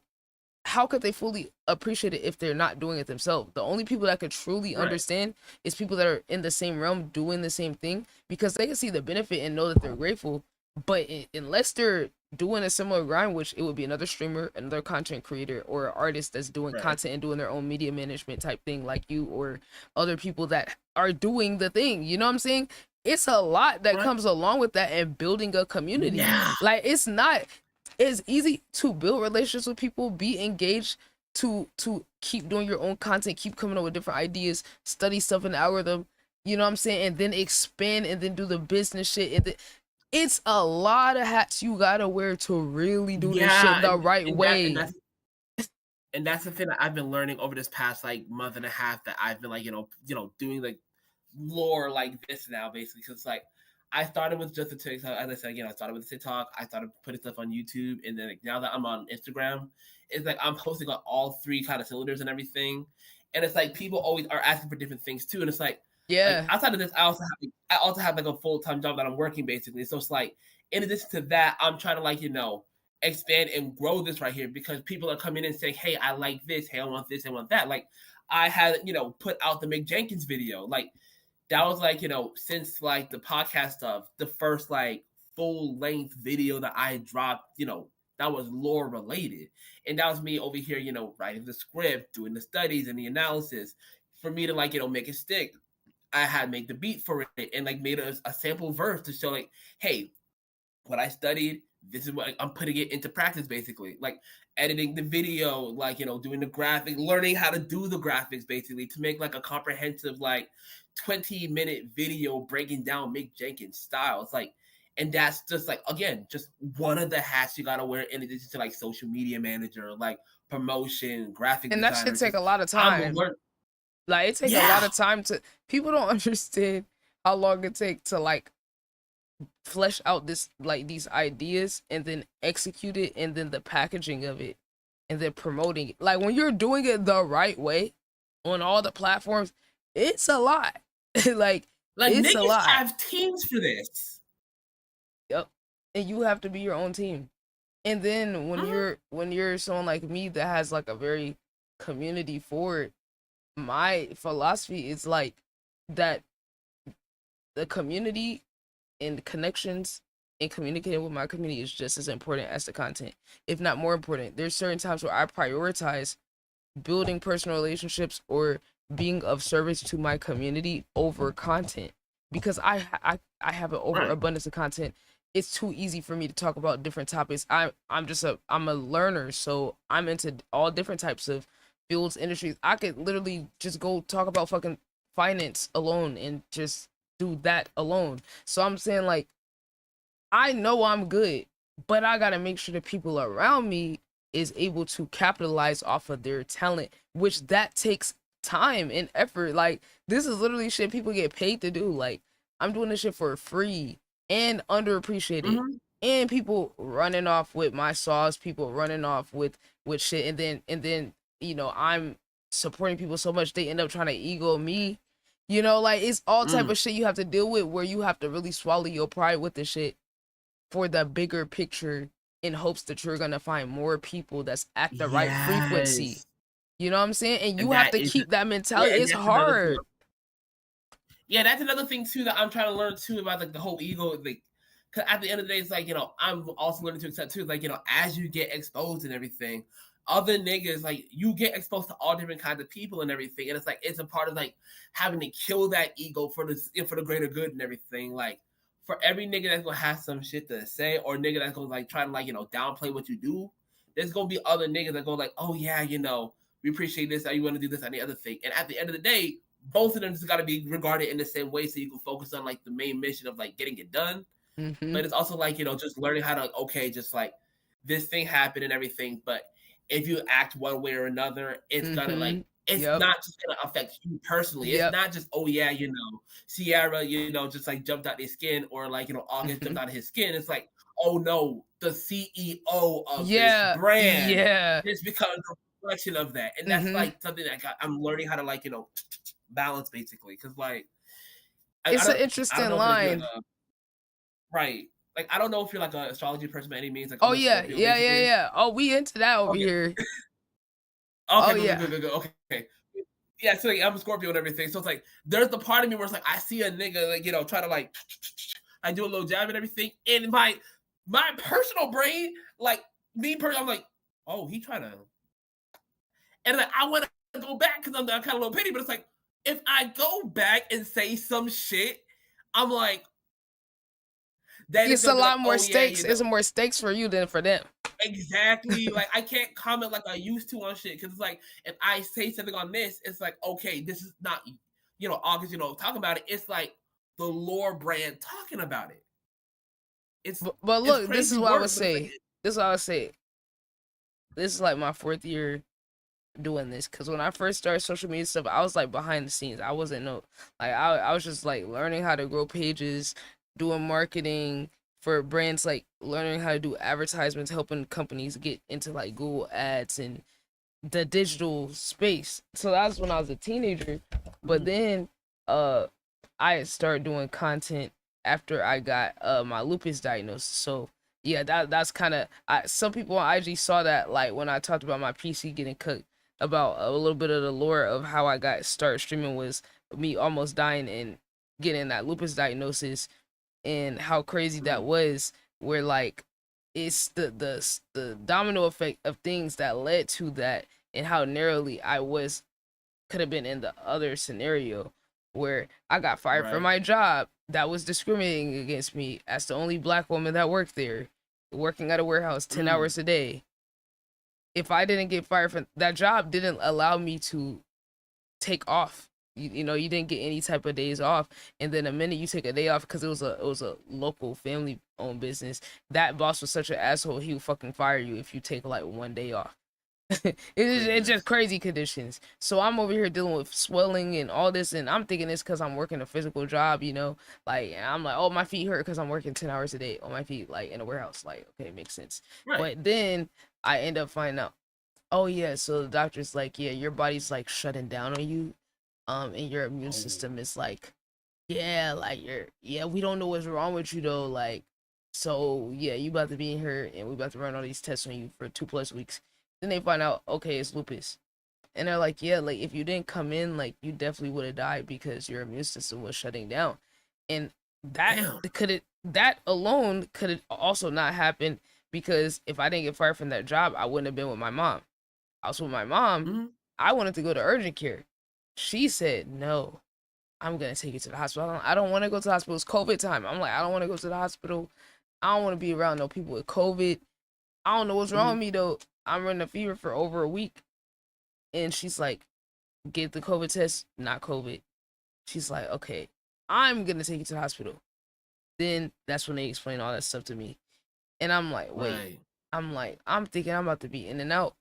So I was 20 years old, 20. So yeah, we're like 5 years, it's 2021, 5 years ago on this. And I was in college, I was working, I was trading my stocks, I was like out the house, and you know, got myself scholarships, did pretty much everything you supposed to do, you know what I'm saying? Right. And then that happens, and then now I'm disabled. Oh yeah, and I also get photosensitivity. I'm allergic to the sun now. That's the bonus stimulus package I got with my lupus. Everyone don't have that, but I just so happen to have that now. So 20 years old, you can't work, you can't go to school, you can't do anything. And you're like, my identity is built off of work ethic, my brain being able to use my mind to get out of situations. So now I got brain fog. I got brain fog from having so much inflammation. Now I can't even walk up the steps anymore, because that's how weak my body is. I can't even go to sleep. My immune system's so shot, I can't even eat. Like, it is all these different things like that are just seemingly so basic, could not do in my identity that was shaped around it. I mean, real ego death. Like truly real ego death, where everything that I base my life off of, or my work ethic, or pride myself on, can't lean on any of it. Couldn't even like read, and like I literally could not read, like, because I had this, well, the brain fog, and then the steroids I was on was so high, I had the more extreme side effects, and it caused confusion. So all my confidence, me talking, my lung capacity was so low, people were saying they couldn't even hear me. I can't even like hear myself. Then I'm talking and I'm getting confused, and I'm like, do I make sense? Am I making sense? Getting in my head, all these things that I was confident on, gone, stripped away, very lonely. And then it's a invisible disease too. So now you got people that don't even take seriously that you're actually dealing with something. I have family tell me, oh, like, oh, you don't actually have it. Oh, you're lying. You're just lazy. I mean, yeah, my family's fucking crazy. Yeah, niggas imagining that I'm lying about a condition this serious because they don't want to believe that I was able. Yeah, like, because especially now that I'm able to have more success, or they see I've actually turned something out of that horrible situation. Now that's even more of a reason for them to be like, oh, nah, you don't have it. You just don't want to live a traditional like lifestyle and da da da da. And it's like, well, I mean, I wouldn't choose these circumstances if I had a choice. I definitely would not choose to be allergic to the fucking sun and have my whole life centered around the fucking sun, and having to wear fucking sunblock and have an umbrella and cover up anytime I go out, and then have to put a timer on to reapply it every 2 hours. Because then if I get fucking these UV rays on me, it triggers my lupus, and then can trigger a flare up that can basically play Russian roulette with any organ in my body. So it's not like it's an isolated part, like oh, it's a heart condition. It's everything. You know what I'm saying? It's an everything condition, and I'm just trying to maintain it and refuse to be defined by it. And it's crazy how when you do that and you just don't even talk about the shit you're going through, like people can flip it against you. But then if you talk about what you're going through, then they'll say you're being a victim or sympathy farming. But then when you refuse to be defined by it and you just work through it, then people will be like, "Oh, you're not actually going through nothing for real." And it's like, Like no, diminish it. Like yeah, that's so it's like the shit that I have now, it was built out of that time in my life where I didn't have anything. Where I started on a PlayStation. I didn't have a laptop. I started on a PlayStation with no mic, without having any money because I can't work. All the things I did, I didn't have anything. But you know what I did have was a community that I slowly built from talking to people on Twitter about basketball. That's when they got Twitter Spaces, so you could get in the voice chat and talk to people. I talked to them about basketball, real life, all that. We was sitting there all day during the playoffs, and I was able to use a little of my social media brain to like go and experiment. Like, okay, I'm usually typing on NBA Twitter. What if I start like, I'm just about to go to these big people Twitter Spaces and go up on the stage, push myself out my comfort zone. So when I be pushing other people, it stemmed from me pushing myself because I wasn't necessarily comfortable with being on social media in the forward facing way, but I pushed myself in the worst time of my life because I said, dude, I don't got nothing else to look forward to. I don't know what the fuck my life is about to look like, but me connecting with other people was something I always enjoyed. So I slowly built some followers. I think I probably went from like 200 to like 900 followers by like the end of the playoffs. And I was like, yo, like, and I had like a little community over there that liked the way I did shit because I allowed space for everybody to coexist and disagree healthily, but have a culture of being supportive, all that. I built all that in like 2 months. So I was like, if I could do this, I know I could repeat it somewhere else, but I'm gonna have to start over on another platform. And I know it's gonna take years. I'm looking at this like a 10-year. I'm realistic. I'm looking at this like a 10-year plan. I'm like, well, first of all, I don't have no PC. I don't got this. I don't have that. But I sat there and I wrote, in my ideal world, even though right now, how the fuck am I gonna do any of this? What would I want to do? I took inspo from different content. I saw other people. I was like, I know I could do reaction videos. And then eventually I started doing the music reactions. And I was like, oh my God, this is it. This is so easy. I'm like, I could talk about music all day, So I'm over here live streaming, nobody in the chat, and sitting on here on one viewer, and I psychologically be playing games with myself to like make things easier. So I was like, okay, if I just sit here and record all my YouTube videos on stream, I could get 5 or 10 videos recorded a day and upload them, record them, upload them on stream, make the thumbnail on stream, and then I could double it and show the process of what this is like to my community. And then I'm gonna start these channels live. Like I made all my YouTube channels and all that live on stream at 0. And I said, look, I'm gonna document this shit, and people are gonna see all the videos on this channel is gonna be recorded live.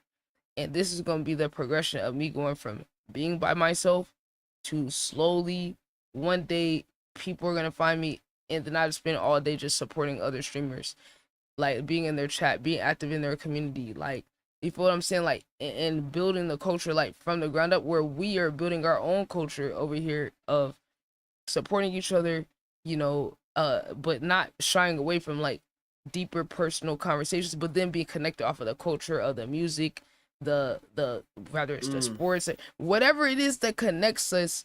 And then going further than that, and I show people, like, it's funny when people try to like downplay my numbers, because I'm like, dude, like the things I've been able to accomplish with my community, like I've been able to do a content house last year in Atlanta. Did a content house, IRL streamed it on my bootleg I set up for like 4 days in a row. Met up with artists that I found from my reacting to songs with no view segment.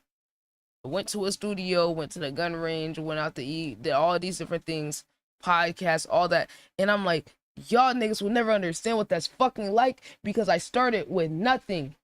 I started with nothing. 0. My own family hating on me in the worst time of my life, to being able to build a community of people that support each other. Not just me, but we have a culture of people that want to support other people, that want to see other people win, want to see each other win. You know what I'm saying? And it's like, that's why it's like, my purpose is way bigger than what anybody in a comment section or whatever. You're seeing a piece of this whole shit. And that's why I tell people, you gotta find a deeper purpose to what you do to keep you going. Because if it's just about your perception and how you're perceived and like how people engage with you or being popular, you're not gonna last, or you're gonna be mentally tortured the whole time you're doing whatever you're doing. Right. You know what I'm saying? And that was an important thing for me too. Basically, like when this started, like popping up again, it's like my issue is I gotta figure out consistency. That's my main thing. Like in the same way that you say, like you were finding you are easy. You are able to find a way to make things easier, or like okay, yeah, I can just take this video, chop it up 10 different ways, have like content for the month and everything. I'm still learning how to do that myself, basically, because I'm like, if things get overwhelming, it's hard for me to be as consistent. So like my girl had to tell me like, hey, listen, if you're gonna do this thing, you got to figure out the reason why you're doing it, basically. And I realized the thing for me, it's like my why is selfish as hell. My why is so selfish because it's like the reason why I even started this podcast is one, I wanted to find a place for me to talk about this shit because like it just intrigues the hell out of me. And two, I'm an author. I'm not an author. I'm a rapper. I'm a writer. Like I make my own music, and it's like I see rappers like Isaiah Rashad, like Kendrick Lamar, like J. Cole, Suave, niggas who are over here doing they shit, and I'm like, okay, what are they doing in their songs that I can just steal from them and apply it to my shit? Because it's like if I can unlock the little secrets behind what they're doing, I can put it in my music and talking about it with other rappers. Niggas can do that same shit too. Like exactly when I did the Mick Jenkins episode and everything, I'm over here. Like, I talked about the word banking. That was like one of my earliest videos on TikTok. And every time I popped it up and everything, niggas was like, okay, what are you talking about? What are you talking about? So, when I eventually did this video, I break it down where he's talking about, he just gets a little word bank and then he, tries to apply it in different ways to create these metaphors and everything. And I'm like, okay, that's how you do it. Let me try applying it to my shit. And it was a decent verse. Like it wasn't a bad verse, basically. I'm like, okay, just he did this, he did that, and everything. And it's like, okay, now I know how he think when he making his verse, so I can apply that to my next song. Like my why is so damn simple, but it's like it's been helping me with my writing, and from what I've heard from the people within the community that I've been building, it's been helping niggas when they've been like working on their shit, basically. But that's the part that I feel like is a big part of what I do too, where it's like I got some content that I do that is more for me service level because I'm just a very deep person. So like anything that's not just straight to the core of what I want to do is surface level. Even though it's not, like it still is, because I care more about stuff like that, where it's like sometimes you gotta like get the people at the surface level to pull them down to see that depth. And then when you see how it's able to impact people, like, or yourself, that's the part that I want people to see. That's why I come up with segments and ideas and challenges to show the artist the power of that, where I'll get inspiration from stuff that other people do. Like other, like when other rappers talk about it, or I'll see things in hell, even other niches where I'm like, like I could spin that into something that like challenges an artist to like do something a little different than what they would do, or it challenges them psychologically to not overthink. That's kind of one of the main things why I like to do time challenges, because if I give you a certain time, it's gonna kill the perfectionist in you, because you're not gonna have enough time to think. You're gonna have to do your first instinct, and I want to get people to trust their first instinct more and get rid of that inner voice that makes you second guess, or oh, that's too simple, that's too this, that's too, like, if I give you a short time, you ain't got enough time to negotiate with that part of yourself, and then you're having to appreciate yourself raw, in a raw form. Yeah, what were you saying? That's it. Like you got to make a choice basically at that point. Where it's like, are you gonna make a perfect line, or are you gonna like complete the task? Yeah. Right. Hold on. Chad, what's good? Let me chat. Okay, wait, you back? No, you free. Okay. Yeah. That you said it perfectly. Like you have to make a choice.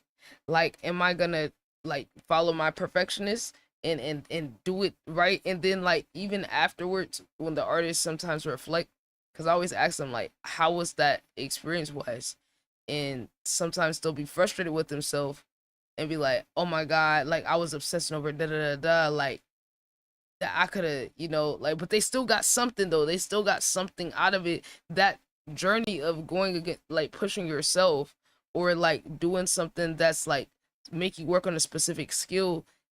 It's you're still overcoming yourself regardless, because you're not meant to finish the song. Right. It's meant to push you out your comfort zone, and then you prove to yourself that you could do more than whatever the fuck you thought.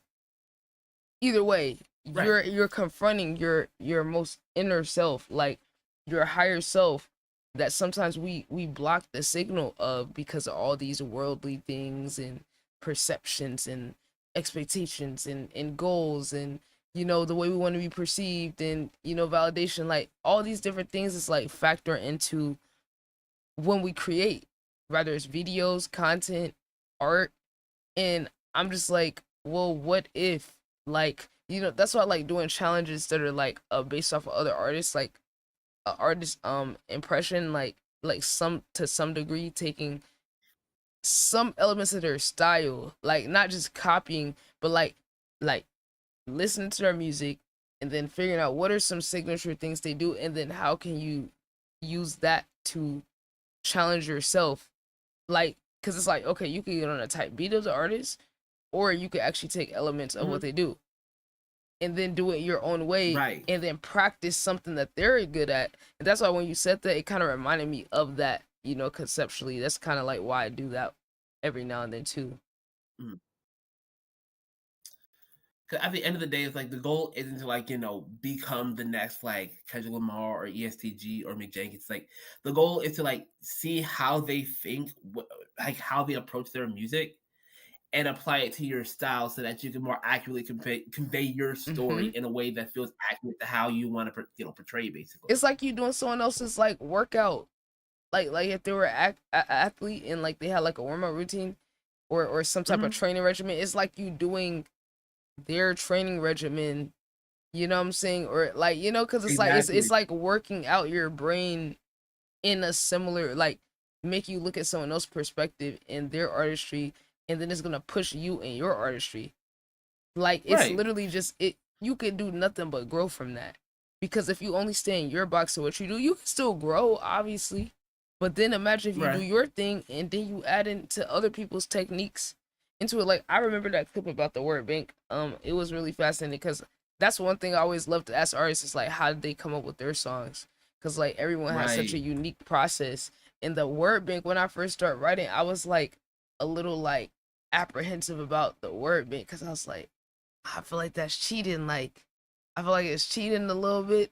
But then I also was like, I was like, wait, but am I kind of like giving myself an inauthentic expression of how I feel by like looking at words I pre-picked? You know, like I was in my head about it, you know, but when I heard him talk about it, it was an interesting perspective. Like I was like, okay, like I like how he did that with the coming up with the wordplay, and you know what I'm saying? Like it just gave me a different perspective on it. It's like it's funny because when I hear about certain, the thing about it is like when I think about the idea of writing through references and like word banking and everything, I'm telling you, I'm the exact same way where it's like, damn, did that just make it sound a little cheap and everything?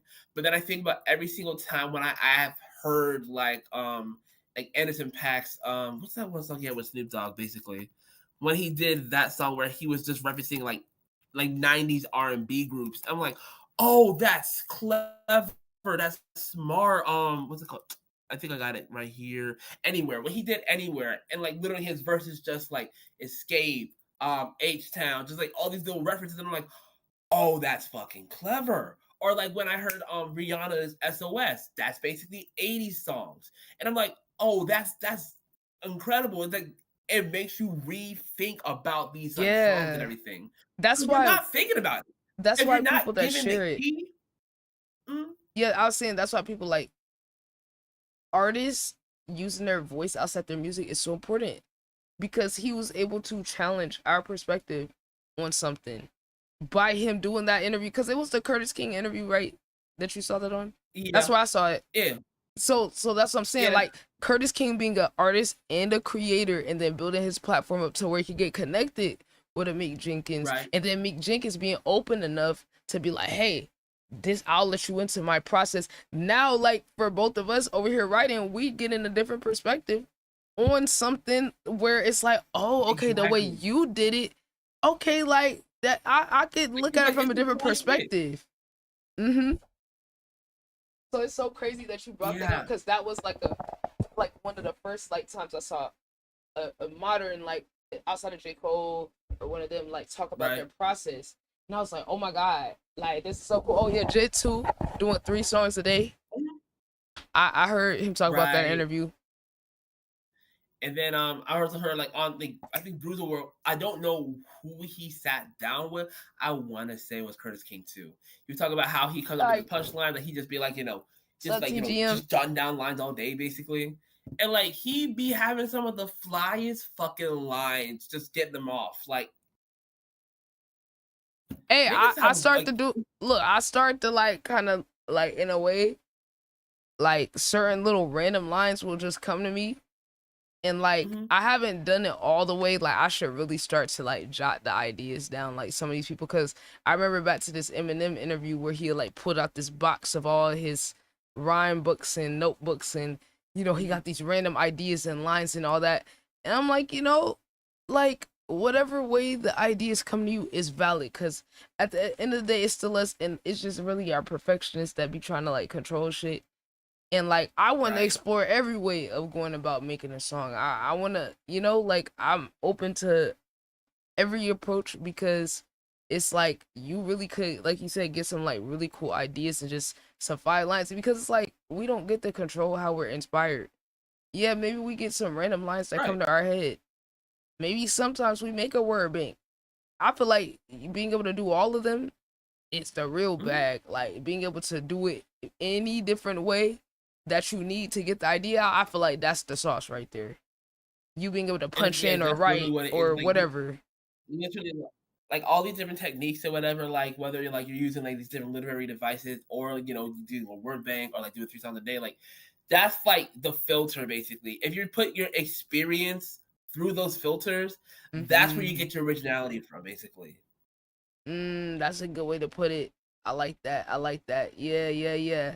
It's like they're different tools.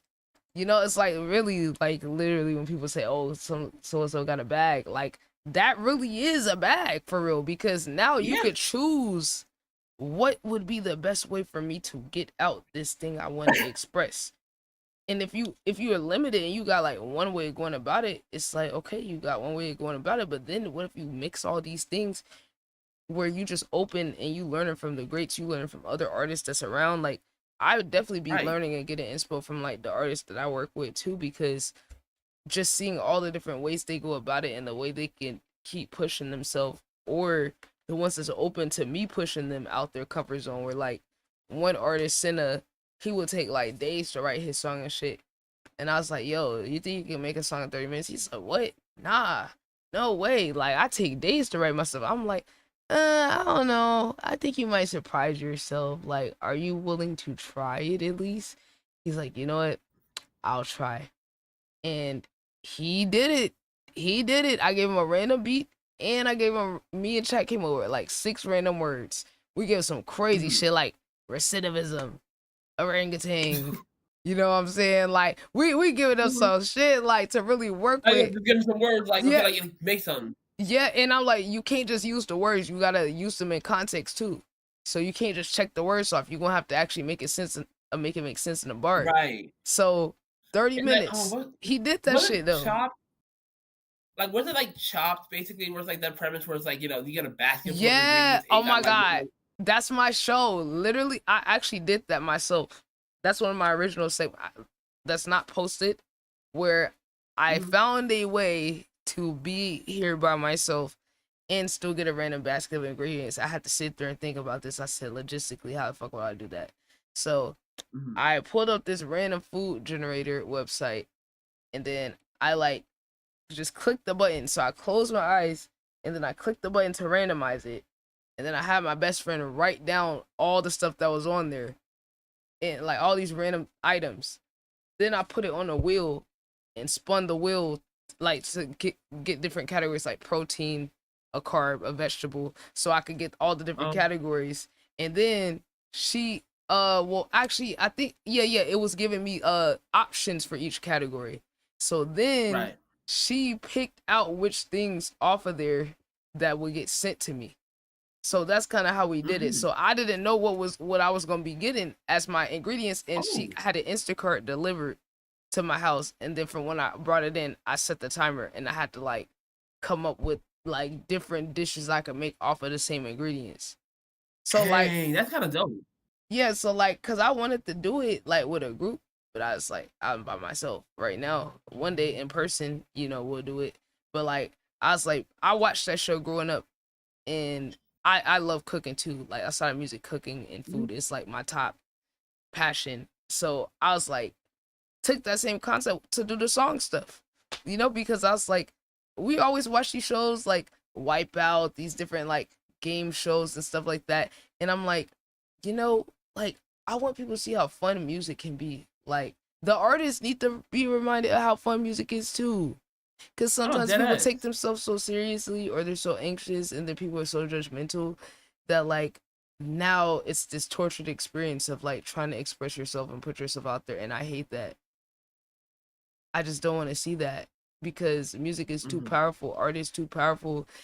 And, you know, I'm just like, what safe spaces are there for artists? You know, like everybody's trying to be exploited to get something, or, you know, they don't want to validate you until you blow up, you know, and I'm just like, where we go from there? And that's another thing, like, and that's why I kind of like appreciate that Nyla Simone is over here working on the Honor Roll mixtape or like album, whatever that is. Like, she's been like curating like, you know, this community of artists and everything that she's been around, like Ruben Vincent, Marco Plus, like Win out in Portland, like Ben Riley, just all these artists say, you know what, these niggas is dope. I want niggas to know how dope they are. I'm gonna just bring them all to Atlanta for a couple days and everything, and we're just gonna make hits. Basically, that's the goal. It's gonna be like hits, basically. Like, and it's like that's what I like about it too, because it's like at the end of the day, it's removing the whole like grind, the whole race of okay, you know, I'm trying to blow up, I'm trying to get big. It's like no, we're just gonna let's just do it now. Exactly. Yeah, like let's create our own moment. Fuck, like, oh, we gotta build up. No, let's just fucking create our own moment and then do it again, and then again, and then again, and then maybe there's people that want to invest in it to make it easier and to expand, you know. But as soon as you do that idea initially, you never know where it can go from there. And the thing about it too is like, I mean, what's it called? Like Chris Patrick is a part of that whole little collective over there too. Oh, but not only that, it's like Nyla Simone is over here. She, you know, she worked with Breakfast Club basically. So like she's over there sitting with like DJ Envy and Charlamagne the God. Basically, she's basically like the ear to the streets for them and everything. In addition, it's being funded by like Generation Now, and it's gonna be like Gangsta Grill's kind of like, you know, promoters, so like DJ Drama's involved too. Oh shit. So it's like even though it's like these are niggas that, you know, are outside of like the industry, like they're not like, you know, a Drake or a J. Cole or a Meek Mill, basically. These are like artists that are in our generation, at our age and everything, who's been putting in the work. Probably had a one-off feature or one-off moment with like these different artists that are in the industry getting together to make their own magic happen, and they have the opportunity to be heard by outside ears. And but even outside of that, power. It's matter of like they're doing this shit just to make good music. Yeah, and it's like, see, like it really is a perspective thing, because like I always tell people, like, yeah, it's gonna be a lot of people that don't pay attention, but it's like just focus on the people that do, and then double down, and then double down, and just keep doubling down on that group, and it's gonna slowly grow. And it's like, do you even want to appeal to the mainstream? Like, let's keep it a buck. Look at what the mainstream likes. Like, you know, like the power is in us, in our pocket, and then connecting the communities. Look at, that's why all these streamers are big. They intertwine their community so much in the algorithm. They literally just get together and they are the content. Like, think about that. These people can get together and then talking to each other is the spectacle and content. Let alone if they do an event, or, you know what I'm saying? So artists, imagine y'all are creating something together. That's a lot different than what these other people are doing. Y'all creating a moment of feeling. It's even more powerful than just getting together and yapping. y'all getting together, yapping, and creating something and pushing a movement. And that's part of why too, why I like respect what Plague Max is also doing with his like platform. Basically, like not only is he like streaming, he's over here making music with these different artists and everything, to the point where he's like putting out these little projects. Basically, he's doing the song wars where he's telling niggas like go band for band, song for song, like he's building these little things for the communities to like artists to be able to like talk about their shit and promote their shit. Basically, he's like making a way, but also like he's just making it comfortable for the community to go and discover these different artists too. It's not just about like right. It's a culture. Who's in it's who is in his environment, who's in his like atmosphere. Right, and that's kind of my thing. Which, all my amazing, innovative Black people that keep going to the corporate people, I'm so frustrated because it's like it takes so much fucking work to build a community like that where they can organically blow artists up. And organically talking about it because they genuinely care. And I'm just like, dude, it's the fact that like he's able to do all that by himself, and then now he works with Capitol Records, and then they're gonna farm his shit to push some of their artists to make sure their artists are relevant. But the thing is that's good is that you can't completely replicate when it's organic though. Like you could force people to be there, but see, like a lot of these industry artists don't have the personality or they're not interesting. A lot of these niggas are boring. How do I say it? A lot of these niggas is boring. And it's like when they get on the stream and they're forced, you could tell, but then the ones that got a personality, you could also tell. Like it works. And it's like, you can tell like who is, just being there for like the, just for the look, because the labels say, you gotta like, promote your shit. And like versus niggas who are like, oh yeah, let's go ahead and vibe, let's figure out some shit. Basically, it's like, and the community can feel it too. That's the powerful part. Like I'm trying to like back when Kenny Beats was doing his In the Cave series. Oh my god, yo! Shout out to Kid. He's the one that fucking got this whole shit off the ground. Literally, it's all been a domino effect from Kenny. Oh, 100%. Like the way he was doing his streams and everything. Like, listen, like Kenny Beats definitely like needs his credit for like what he was doing, like during like 2020s, during like the COVID and everything. He needs his credit. That series with where he would bring the artists in there, and we got to see them talk. Like we got to see their personality a little bit. That's what made it even more interesting. Right? The little back and forth, the banter. Like. That shit was crazy when we look back. Because it makes me think about like the Vince Staples episode where like Vince was like terrorizing Kenny, or what was it? You had like the Denzel Curry episode. I don't know if he did it twice, but he definitely was on there. You got like the Thundercat episode. Like you remember those, but then I also remember the Lil Yachty episode where he just. One of these days we will have a conversation about Lil Yachty, because like he's probably the most like frustrating act, I want to say, because on one hand he does do some, he is connected with like artistry, and he does push certain things and whatnot, but then he also dismisses hip-hop and like its tenets and everything, and then he also is not a bad rapper when he wants to get in that bag, but then it's also like he's very frustrating as an artist, honestly, because it's like he sits in a similar position of like Kanye for me, where like he's very much a curator. And he has a good ear for like artist and production and collective. And he has a good eye. He's a very intelligent man, very intelligent. He's really good at what he does, but he would just do some boneheaded ass shit, and I'm like, yep. And I was starting to like you, man.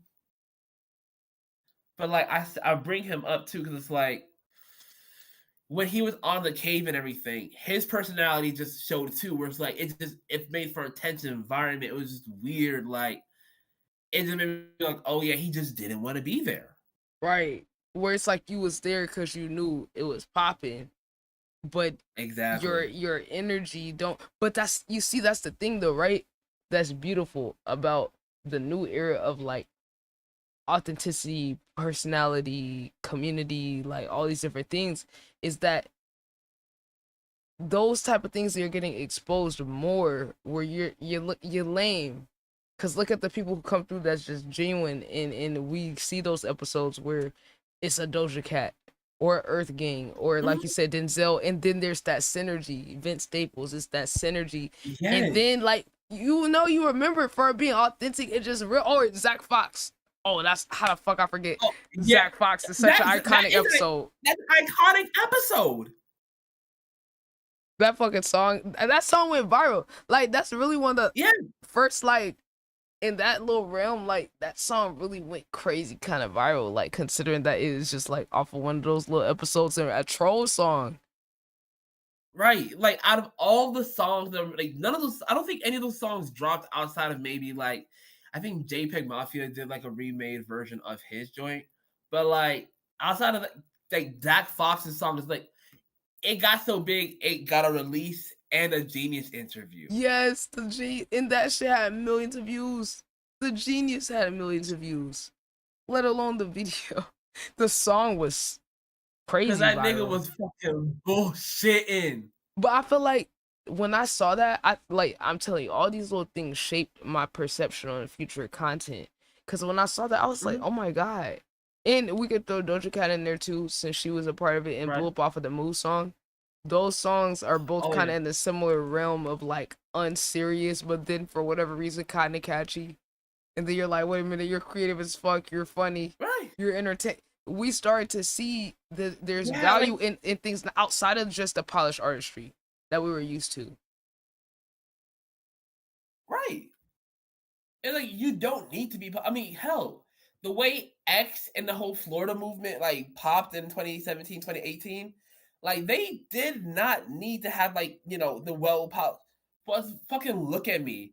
That shit is like clipped to hell. Oh yeah. You hear that bass. But like niggas felt that shit. But That it felt real though. It felt real though. Like literally. We were listening to it for something different than, and I feel like that's kind of where our generation was like starting to break away from traditional stuff a little bit. Like even though a lot of us still listen to like the traditional mainstream stuff, the ones of us that was open to that newer wave, we connected with it for other reasons than it being the best, most lyrical. You know what I'm saying? It was the emotion. It was the feeling connected to it, or like it just feeling real. So that shit just felt real. He wasn't doing that for no concept. That was really him for real. Like that was genuinely for better or for worse. Just like with Kanye, that was really him. But I think people appreciated that.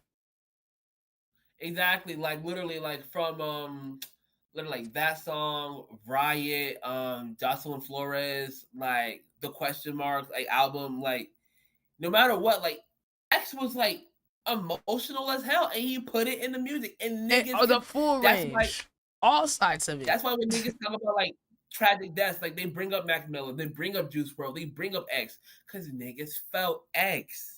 In the short 2-3 years that he was dropping music, niggas felt his shit. Yep, sure did. And my other little theory, like I said, as soon as niggas start getting radical, he started talking about the energy and shit, and the Matrix and all of that. And I feel like that's part of why they took him out, because once he started trying to use his influence to get people to do good things, it was that helping hand challenge. That was one of the first signs where he vlogged the helping hand challenge of, hey, go record yourself doing something positive for someone today. He went and used his money, gave money to his community, giving out PlayStation, anything he could do, and he made it hashtag helping hand challenge, right? And he was trying to get on his spiritual shit and trying to talk to people about more deep shit and go introspective and actually analyze himself, why he was the way he was. And I feel like within, like you said, that short period of time, he's already having like more character development in like 3 years than some adults in these niggas' whole life. Like he was able to actually evolve and be like, yo, spiritually, like this shit is way deeper than just what it is. And you could feel that in the music. You could feel how connected he was to the shit. And it's like, what's crazy? If X was big now, they would call him corny. That's how much we're devolving. Think about that. how deep he was Bro. and how deeply he felt about his art and all that, they would call him corny. Bro, and that's another thing too that I don't get from this new wave and everything. Like a lot of these niggas nowadays, they hate. If a nigga is like over here trying to do some shit with the artistry to like try something new or different, they say that nigga trying too hard. Like, oh my god, that's what I'm I don't triggered. fucking get. I'm triggered by the trying too hard. Exactly, because it's like, what do you mean put in no effort for some lazy ass slop that you're putting out? Like that's the thing about like when I hear about like the new underground and everything. I don't listen to a lot of the new underground and everything, like the net spends and the Matt Proxies and whatnot. Like I don't have a full like acknowledgement of that field, so I can't say anything without coming across as like I guess judgmental or like I can't say something from an educated standpoint, basically. But what I will say, for what I've understood about the scene, is that a lot of it does stem from like a too cool for school kind of approach when it comes to music, where it's like, if you're doing anything more, like I know like there was like jumping on Slayer basically. Oh yeah, and again, for trying. Exactly, I don't listen to Slayer, but from what I've understood and everything, like he's put out some music that is like kind of he produces his own shit and he raps and produces his own shit. Like he over here like working with Trim and whatnot. Like his artistry and his like mind with regards to the world of his music, it's expansive and everything. And it's like niggas say, "Oh yeah, he tried too hard." Listen. I'm a like zillennial basically. Like I'm very much. I came up off of like Childish Gambino, Tech Nine, like Eminem and everything. I'm not supposed to know who Slayer is. I'm not supposed to care about who Slayer is. But I know about who Slayer. Like I know about Slayer. So it's like, yeah, is he trying too hard? I don't know. I heard about him. So he made it to my he radar. doing So something. what does it say about trying? That's what I'm saying though. Right. That's what I'm saying. He's on Double XL. Yo, he was coming up in Discords and stuff, doing diss wars and song wars and being on IG Live, building with his community. Like I didn't know that about him till recently. That was his origin story. Was the community, the networker, the content. You feel me? And then I be seeing him get on live stream and break down his songs and the productions and all of that. Just on some side quest shit. And I'm like, that is testament to this shit is what's popping. Like the community, showing your process, checking in with the people that support you, get them in a group chat. You feel what I'm saying? Like, I feel like the artists that do that is gonna be the ones that succeed. Which is, like I said, it's a lot of work, but I feel like this shit is worth it. It's so worth it, man.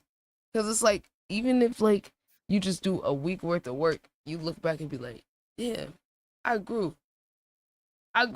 Like as like skill sets and in terms of the numbers. Right? Because what you were saying about all the different stuff you gotta learn how to do to, bro, I be telling folks it's a lot. It's a lot to it.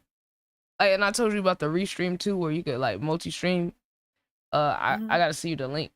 But yeah, you could multi-stream 2 platforms at once. So if you want to swap in your Twitch, your TikTok, your YouTube, whichever one you want to rotate, you could do that. And that's something I gotta like figure out and learn how to do too. Basically, I mean, like I've done a couple lives before, like last year, I want to say on TikTok, and it's like I don't know, it's something that I've got to like adapt to too. Like, cause it's like a different whole, like, evolver situation. Mm-hmm. Yeah, but so this is how I look at it. It's like if you could do content already, just turn your live stream into your live recording of your content, or at least some of it. Yeah, like that's the best, most simple way, because it's like regardless if anyone's there or not, you just using it to allow yourself to reformat it. And then like say like if you got a YouTube channel, the VODs are gonna be there. So for anyone that did want to watch the full thing, they could watch the VOD. And then you could go get your content, your clips from it, and then just go put it on your other platforms. Where you could literally allow yourself to just free flow whatever the fuck you want. You gotta record it. You just gotta build a system around it to like make sure you get your clips, your timestamps, all of that. That's what's all that I've been working on, is trying to figure out how to use systemically do this to where you could extract all the stuff. So like me, I started just clipping it while I'm live and just clicking the button, saving it. And like I got a whole system that I've been developing of like trying to figure out how to organize this, where like I added a section in my Discord for clips. that's different categories of clips. I see. So like, like this the different categories, different people might come to. Yeah, events, clips from events, like, and I've been involved in this too, because now not only am I doing that, I added this new section the other day where I was like, you know what, to make my process even better, because this the process is I clip it live, which some people who are big, they have a clipper, so I don't. So I got to do it myself and be aware enough of what I'm saying, what's going on, and then also aware of what could be a clip. And then boom, put it in the section and sort it. So then I was like, okay, well, when I go back and look, I have to go click the clip and then see what it's about and then see if it's worth it or not, right? So then Fair I was enough. like, I added this to the process where I was like, okay, why don't I make that a whole separate task for myself to sort through? I could be just chilling on my phone, walking away, take a break, whatever. Hey, boom, 5 minutes, sort through your clips, and then go label them. So now I'm taking them from these general areas to, all right, now it's labeled. Now I can go back and look at what the topic was, and then I can go in and get the clip, and then just decide based off of this. So now I'm like adding layers to it to help my process and help me be more efficient of what I'm getting out, because I do so many different things. Like, I got to be able to sort through it. Like, because when you don't have a team, it's about efficiency and about figuring out how to, Right, to make it like, to work smarter, not harder. yeah, because it's like the game these days is the clips. So it's like if you get clips live, that's really gonna be the introduction. I still tell people they need to do long form though. Just because you're doing clips don't mean you don't do long form content. You definitely still need to do it and pick what fits your personality though. Because like for me these days, I'd rather do album reactions. Like if I do mainstream stuff, it'll be an album that I care about so I can analyze the project or the cultural impact or Right. layers to it. You feel what I'm saying? Or like some of these new underground people that I might have missed. Okay, what was the appeal of Destroy Lonely or Sofago? I missed a little bit of that wave. So, if I do check them out, it's like a purpose behind it, like trying to analyze it on some scientific shit. But it's like even that, And that's I gotta what I'm get trying clips to from do that too, too. basically. Yeah, because Like, that's it's what I'm like trying you to got figure your out, series like, too. right. But And they like, got a like button the for that. series. They got a button for Is that that now. They got a button for that, like called a show, where you can make it a series. Hold on, look. Oh. So you could I like did not know this. Yeah, I just found this the other week. So you could go in there, and then section your stuff off now. So I'm I gonna check that believe out if real you quick got, too on my end. yeah, I see. I believe if you have a playlist, you can add the playlist there, if I'm not mistaken. But yeah, you can make it episodes can be watched in any order, or you can make it in sequential order. And then you can put a banner and a backdrop, all that. Description, title. Damn. Okay. But yeah, so I Damn. think once you create it, then you can add a playlist that already exists, or you could just curate the video specifically for that. Yo, I appreciate you putting me on the game. Oh yeah. Look, that's what I do. That's literally what I do all day, is try to like teach people this stuff. I be recording some of it, like for this ITB University series I'm doing. But like, I really want everybody to understand the apps because they're always evolving, and it's like they do not be making announcements on this shit. You would think they would tell us when they do updates. They don't even be telling us what they doing. So I'm They be always sneaking tapped it in. in. Yeah, like, I mean, they added this other thing. I mean, because they had podcasts back in the day. So, like, there is a podcast button, too. Right. But, like, shows, and then the shorts, like, that's the whole game, too, like, But YouTube is the best platform still overall because they let us link our clips to the video. Like, do you see that feature? You can do that? Like, Yeah. you can link the short to the longer video. Oh yeah. Oh yeah. They just added this like last year, the year before. That was a big problem. So now you could go from the short and then link the longer video to the short. So then when you do it like these. You can see. You can see. Boom. That Live links to from a your certain. state, it's Lemon. That links to another video. Right. So you could use that strategically. Type. Okay. So when they added that feature, it made me excited. So I was like, oh shit, wait, this is solving a big problem I had with the shorts. Is that y'all are taking away from the long videos. So it's like there's still gonna be a lot of people that watch the shorts, but even if 1% or 5% of those viewers go watch the long video, that's gonna build your momentum in the algorithm to get traction for more people to watch the long video. You know what I'm saying? Right. So it's like, you know, because imagine we just, you know, got only the views that the algorithm naturally gives us, but then we can get a little boost. You could post a bunch of clips of it, and all you need is some of the clips to pop off, and then someone go click that shit, engage with it, and then keep your long video in the algorithm. So that's why I said like YouTube is OP, because Instagram does not have nowhere for us to put long form content. If they did, they could be popping too. Right. But it's like some of these apps, they're just so stupid. Like they take forever to do shit. Like Instagram is adding a series playlist option soon, so stay tuned for that. They're having a update where they're gonna let us make playlists of our videos and link it to a Similar to playlist how on the like, real. similar to like TikTok, basically, right?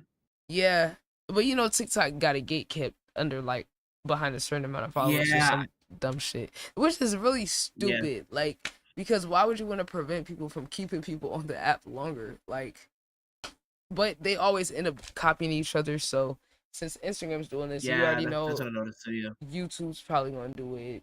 TikTok's probably gonna do it. You know, like because they're realizing that, especially like they're pushing the algorithm to where you can do variety content.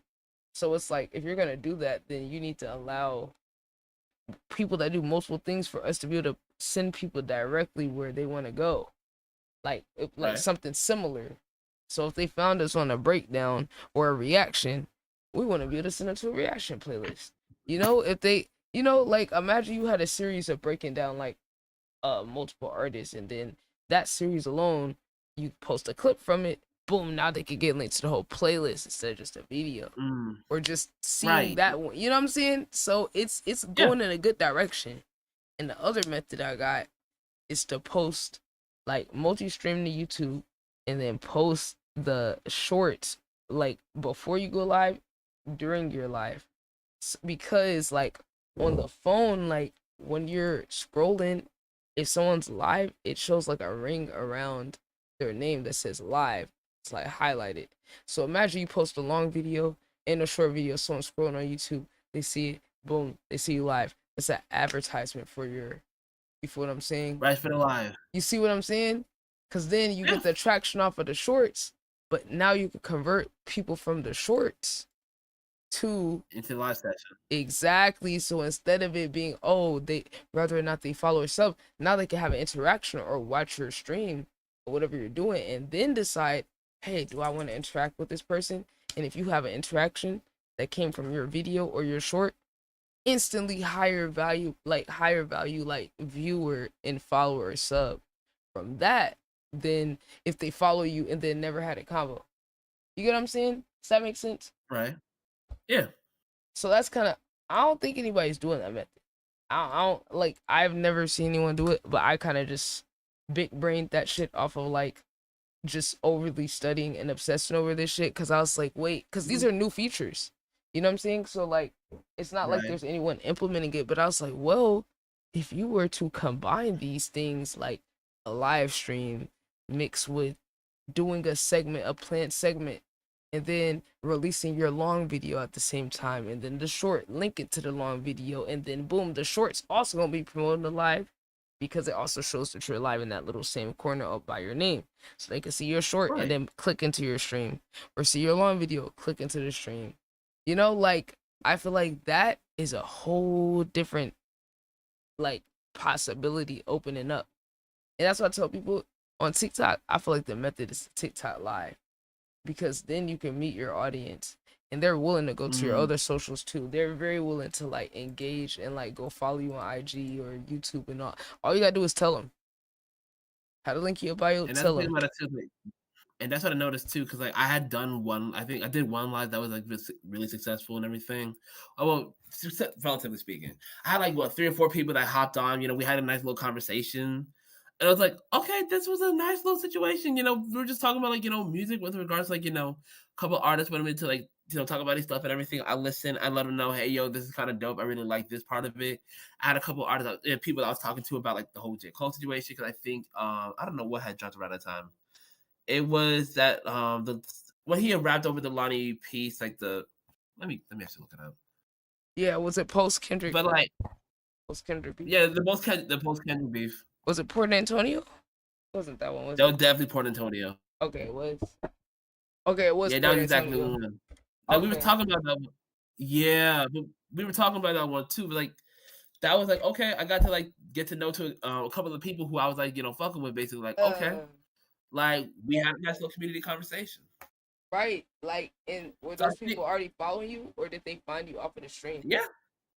So these are Well, some kind of people both from your actually. Like, audience. Okay, see, that's even better.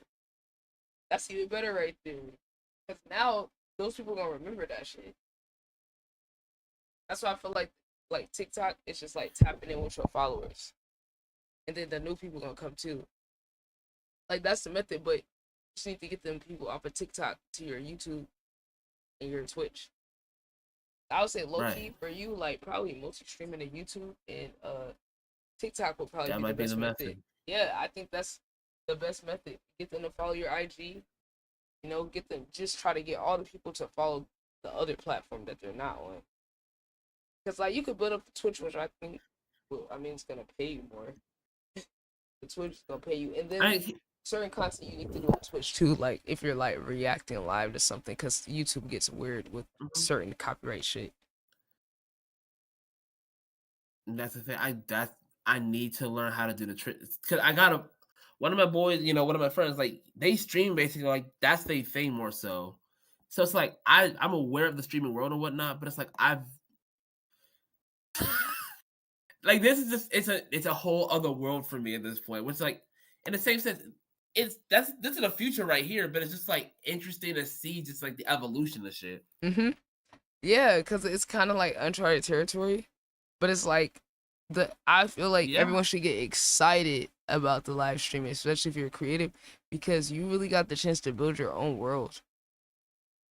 Like when you look at it like that, you're building your own world, and like you get to define like how it goes or the aesthetic or all these different things where it's fun because it's like then you're gonna meet your people. That's why people got a live stream, so you could meet your people and like build connections with them and just have combos and all of that, because it's like it's gonna stack up.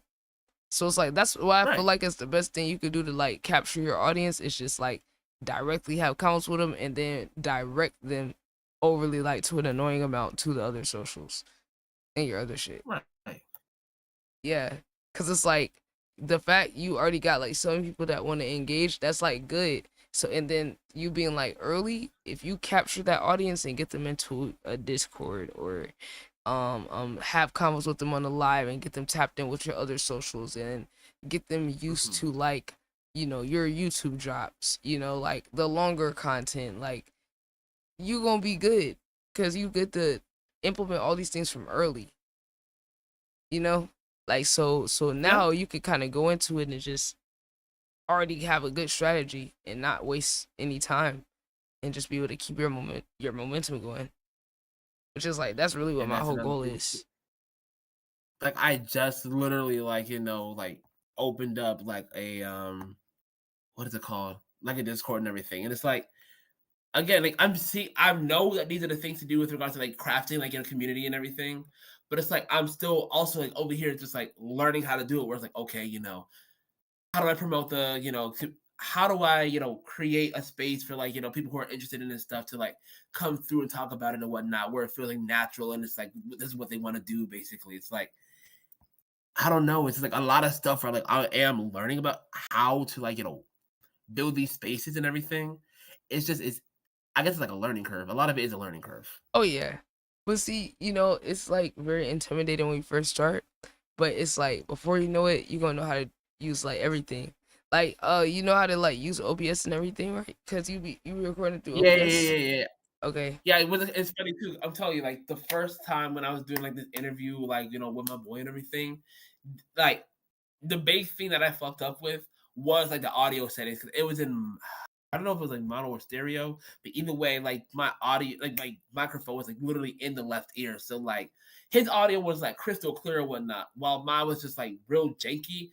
I still posted it, but I was just like, I was kind of holding off because I was like, damn, I sound horrible in this and everything. And then when I discovered it, I was like, oh, that was just.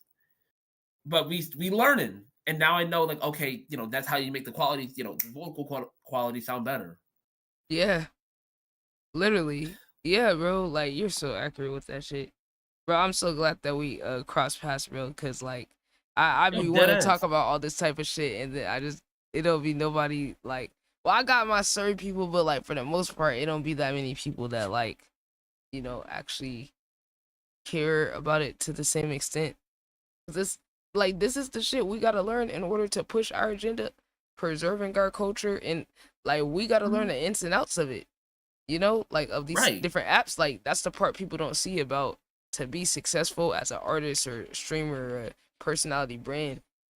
Really, you gotta learn how this shit work. Otherwise, you will be paying somebody else to do it. And the amount that they can charge you when you can make money off of these things truly would be a high amount. Like it would need to be a high amount, and that's why I be telling people, okay, y'all keep trying to take me for granted. Like I can't be getting paid to do this shit. Like there's literally people who would pay. Yeah, it's people who will pay for each individual thing that I'm saying, and I'm just trying to make sure people around me get it so they could take it, run with it, and be able to have an easier time growing, and seeing themselves able to like find that community. Because it's like as soon as you find that community, like it changes you, it changes your perception. But then you got to do the extra work of once you got the community and you got the followers, what do you do after that? People don't be prepared for that. What do you do after you get the followers? What do you do after you blow up, after you go viral, whatever? That's a whole separate plan. You know what I'm saying? Like you got the plan of trying to get the people, and then once you get the people, what do you do once you capture that audience? And for me, that's the scary thing about it too, because it's like when I was posting these videos, like off rip, like I posted like 4 or 5 videos in the very beginning and everything, because I was like, oh, I forgot to post. It was literally just an afterthought. Like I hadn't posted or made videos in like a little bit, and I was like, oh, I forgot I could just cross promote on Instagram basically. So I was like, okay, let me just take 2, 3, 4, 5 videos that I had posted like made a while back. It's like let me just throw them on Instagram, see how it goes. And like the way that took the fuck off, I was like, oh, niggas like this. That like it surprised the fuck out of me. I was like, oh damn, okay, we're here. Yeah. So now that's what, and a lot of this right now, like what is the last couple months have been trying to figure out what does this look like. And the thing is too, it's not even like I'm over here, like there's a lot of like life stuff that I'm working on my other end too, outside of just like the lore stuff. So like in addition to like my life stuff, it's like I'm over here. Well, not like I'm over here trying to figure out like getting a second job and moving and everything. Like I got some stuff that I'm trying to work on, but in addition to that, this lore page is taking off. Niggas is reaching out like, hey, can you listen to my music? Hey, try this artist. Hey, can we get long form content? And it's like there's something here that I'm realizing, but it's like, how do I harness it in a way where there's genuine growth? Where I'm not like, oh my god, I'm writing trends, but it's like building something that can actually last, that not only serves like me, but serves like the artists and the analysts and the people who love this shit. How can I create this into a thing that they can also like pull from, basically? Yep. Oh, and you said something about the music. So I be using this website called Neuro for the song reviews. So I would give them a try, cause this is it. Hold on, let me. Okay, got it. Mm-hmm. So here it is. So I like it because I was doing music reviews like by myself, where people come to Discord and send it, but I ain't like that shit. I wasn't jacking that because I was like, oh no, I don't want random people in my Discord. Like I'm good. So they make it to where they could drop the file, which I think I could show an example. They could like drop the link or the file,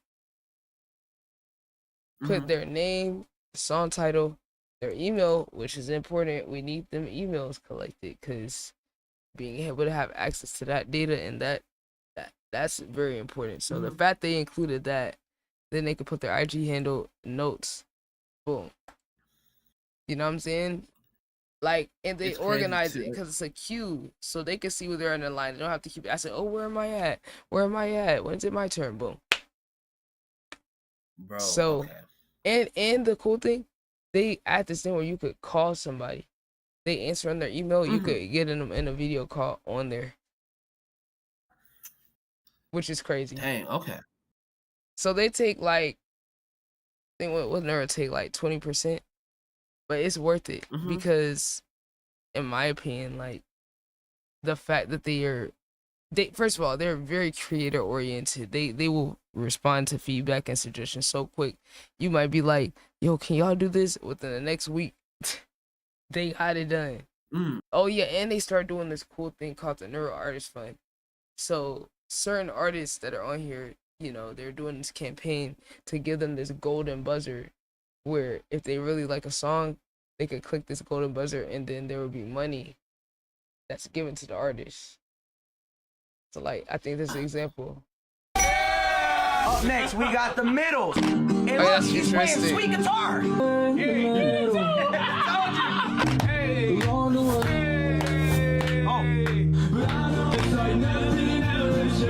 Oh, my white side's going. I don't care.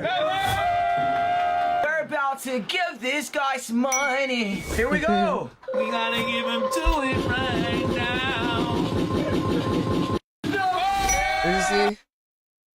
They just started doing that recently, where they start partnering with certain like artists that's on there to kind of like give back to the community. But you see, this is a crazy concept, right? Crazy concept, right? They took just the platform that's music reviews and then, you know, actually catered to the content creators and the streamers and the artists. And the thing that, you know, part of their purpose is to like help fund artists. So it's artists on here reviewing other artists' music. There's some regular, like non-artist people too. But for the most part, it's building community. Right. You know? Because now in these live chats, there's a culture of people who's checking out for other artists. Like, oh, hold on, they were fire.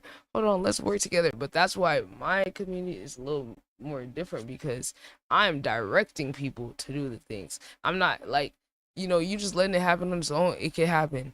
But if you're telling people, hey, if you fuck with somebody, let them know.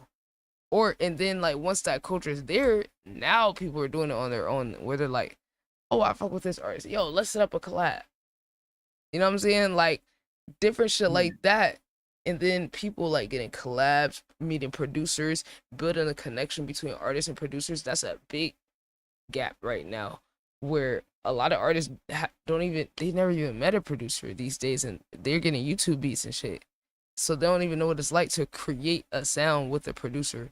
So it's like these type of things can happen in the live streams during the song review. So now your live stream ain't just a song review. Now it's a community of other people that people's want to come back to. So that's what I think if you do it on here, it's and I like them too because they will promote you like on the homepage, so you kind of see. They like, so I didn't realize they were bringing traffic to my stream.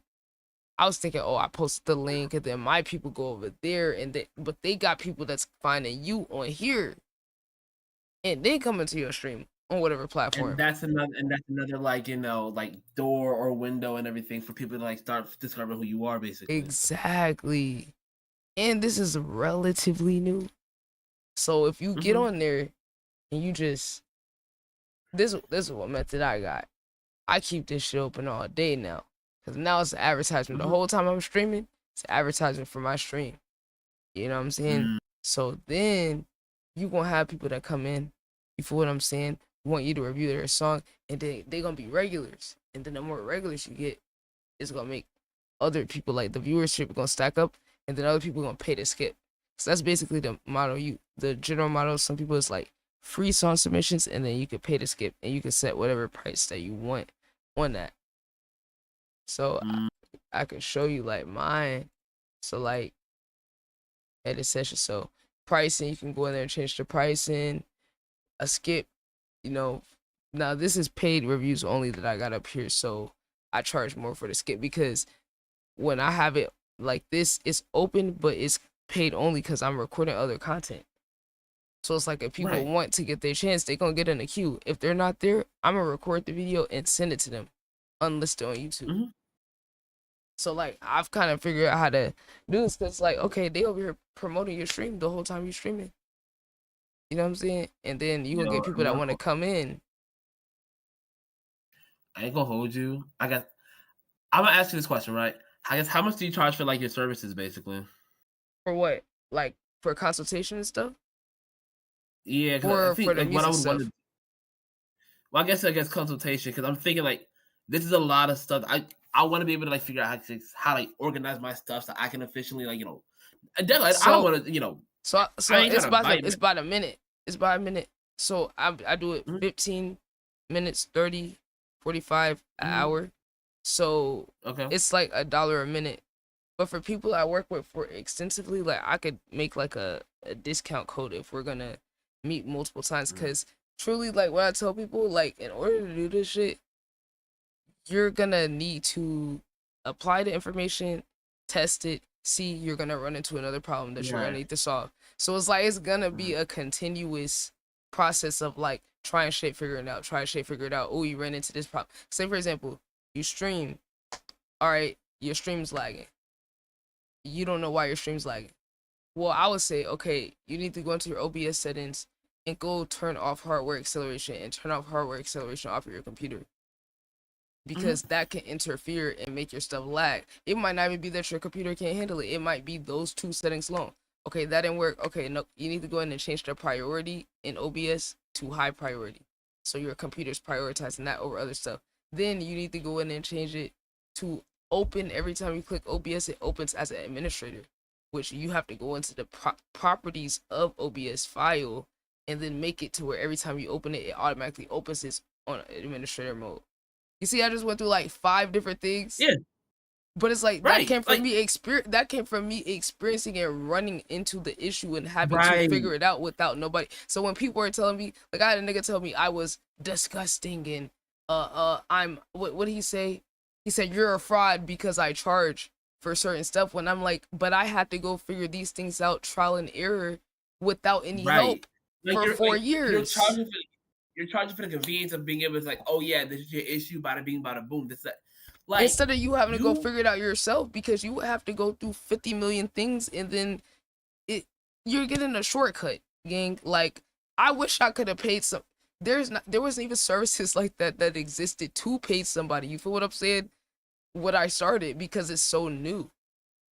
Right. And it's like, if people stick around in the stream or actually interact with me, I'm telling this shit for free the whole time, you know, if people are around. So I'm like, if you're not around or you're not that tapped in, then it's like, yeah, like I'm giving you information that's going to make you money, period. You know what I'm saying? Like, this is going to increase your business. The people who take this shit serious don't ever have a problem with paying for it. It's only the people that don't take it serious, or they're just they're leeching. Cause like I had to pay to learn how to do certain shit. Like with my trading shit, I had to pay to get in a Discord with expert traders to learn and just watch them and to be able to ask them questions. Not to get rich overnight, but to be around people with experience, and they taught me certain shit, had classes in there, all that type of shit for $100 a month. See, that would scare a lot of niggas. But I wanted to learn the fucking skill. So I was like, hey, shit, I'm tired of these YouTube videos. I feel like I'm missing stuff. I need an edge. So I had to pay to get the edge. So now I could teach other niggas and not gatekeep it, right? And it's like, man, if only you could see how many people I done tried to like teach how to trade for free and nobody take me up on the offer. But then when I start charging, now I'm wrong. You know, it's like, come on, bro, I'm doing this shit, loving the game, bro. Niggas charge tens of thousands of dollars for this shit. Niggas don't appreciate this shit when it's like you're giving it out for free, but once you put that paywall behind it and everything, that's when niggas are like, oh yeah, why you be doing it for free? Like, Oh yeah, I niggas was tried to doing it tell for me. free. Oh, niggas tried to tell me yesterday. Oh, I thought you loved the culture. I thought you did this for the love of the culture and the love of the game. Da da da. And I see you're just like everyone else. I'm like, nigga, I got hundreds of hours of content that I ain't got paid off of that I just did for the love of the game. Nigga, I got a 4-hour fucking Kendrick Lamar reaction to Section 80 that I can't get paid off of. You can't tell me I'm not doing this for the love of the game, nigga. It's 4 hours. And it's like, if anything, too, you're probably undervaluing yourself too. Oh yeah, I'm not even charging nowhere.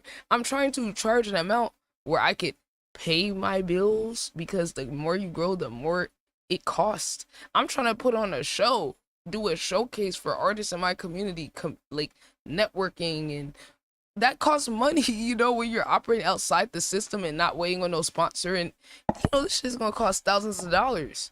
So I'm like, bro, I can't keep like doing everything for free because y'all are getting value. I'm building a nigga's career. Like, dude, if I could tell you how many people I built their career and helped them make money and get their own brand, community, all that, just off of the love of the game, and I'm not taxing nobody on shit, just off of I want to see you do well, you know. And it's like, it's in the same way that, you know, these niggas who are trying to hit you up are living in a capitalist system.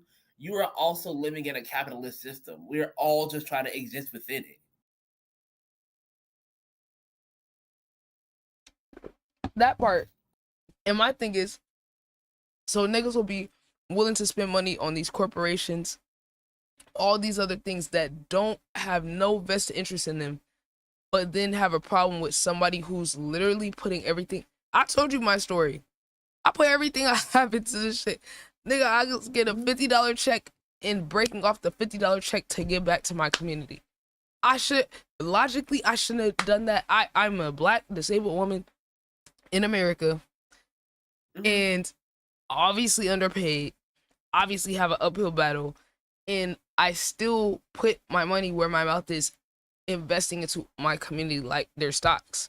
If when it was $50, it was maybe like 7 out of 50. I used another part to go get the headphones so I could have a mic, you know, but I'm putting everything I got, literally only having enough money to pay for my bills, for my doctor's appointments, and food for 4 years, and giving my information and knowledge to people for free. 4 years when I know I could charge for this shit. This is a random question too, my apologies, but what is your sign? Oh, I'm a Gemini. I thought you were. You knew my sign. You knew my sign. Bro, it was either Gemini or Taurus. It's only because it's like, damn, you're just so fucking intelligent. I'm like, yo, they said I got like multiple They said I got multiple. My guy Cartier, I gotta introduce you. Yeah. What's the thing where you got like 3 or 4 like in the same? Oh, we got a stellium. Yeah. He said I got that. He said I got like quadruple Gemini. I'm over here just like listening to you and watching you. I'm like, nah, you gotta be Gemini. You gotta be Gemini. Like, it's big. I'm telling you, the way you speaking about everything right now is just so fucking intelligent and just so in tune and just like so natural. I'm just like, wow. I'm dead ass impressed. Bro, I'm impressed by you, bro. I'm impressed by you. Like, I respect. That's what I was saying, bro. I was like, well, because I'm always that person. When I see somebody doing something, I gotta say something. You know, like, never had no ego, because I was always like, you know, I feel like sometimes when people are like good at something, you know, people like, oh, you already get love and support, so I'm not gonna say nothing. I'm always the exact opposite. I'm about to sit here and tell you exactly what I like that you're doing, and it inspired me, and and that's what I was like, bro. I was like, we gotta talk, because I'm like, I could just already tell off of just the passion, the level of detail. I was like, yo, this is somebody who I know we both on the same wavelength, and this whole, like I said, this whole 4 years, I built this whole shit just to possibly run into somebody like you. You know, I'm over here just off of the hope and the belief that there's other people, you know, before I'm even seeing the people, you know, it's just me in the stream by myself, where I'm like, one day I might run into somebody that sees shit the same way as me, and then we can work together, and then we could all just collectively grow and pull our stuff together and be able to have our own pocket and just be able to move on our own fucking like wavelength without needing nobody co-signing us, just doing shit ourselves and having our own culture and having our own wave and being against the wave of this anti-intellectualism, this like you said Right. earlier about, oh, it's you're getting clown for trying, you know, like this whole disgusting culture that is like really like devolving our society and eroding like Right. the power that we have as humans, for real. Like, you, oh, someone's trying, oh yeah, let's all have a humiliation ritual, let's all try to compete on who can hate the funniest, who can hate the most, you know, like Right. just that culture alone and showing love and appreciation is radical. Right. Literally. Okay, who's the fluffer? Oh, this is my dog Yodi. He's the main character. He's running the stream actually, and I'm just I he's allowing me to stream. You know, like I believe it. he runs the show. Like he really run this shit. Yodi bark him down. That's his name in the streets, cause he will go bark down the big dogs. And yes, he's been, you know, he got to get his camera time. You know, he's so adorable. Obviously. Yeah, like I know. Yodi, say hi. We gotta get a haircut. We're gonna haircut him Yodi. tomorrow. Yodi san. That's what I call him, Yodi san. Like what that karate movie where he's like Daniel san. Right. So I just call him Yodi san. Right. Yeah. But I'm so excited. Cause look, that's what I said, bro. I want to like help with whatever I can. I also have something else I could give you. I don't know what you're currently using, but like I have this like form that I made for services, or you could, it's multifunctional. It's multifunctional. Okay, so I've been using Google Forms. Okay, so I got like a blank, like a submission type form that you can use. Hold on, okay, so this is a sign up. Okay, hold on. I think I got the other one on the other. Okay. So okay, this is let's just use this as a blank. Anonymous confessions. You see how simple this is? We can just like reformat this shit to anything. So say if people wanted to request or submit ideas to you, you could put this in your link tree. Boom, suggestions. Now we can have an organized way for when you get in ideas, and you can take advantage of your audience throwing you ideas and then not get overwhelmed. So the ones that's serious, they can just go click the link. Boom. Oh, go put your idea. And then now when you pull back and you're like, okay, what I want to take something for the community. Let's see. Boom, you got a whole list of like responses that you could just, you know what I'm saying? Right. That you can pull from.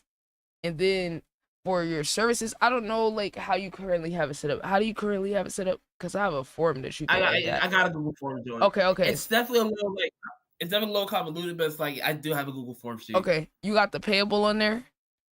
The payable add-on? It's an add-on. It's a plugin that connects it to PayPal checkout, where people can check out with their card and it gives them the invoice and all that. Okay, no, I'm gonna show you what I got. Oh, hold on a second. Yeah, because you could add that to it.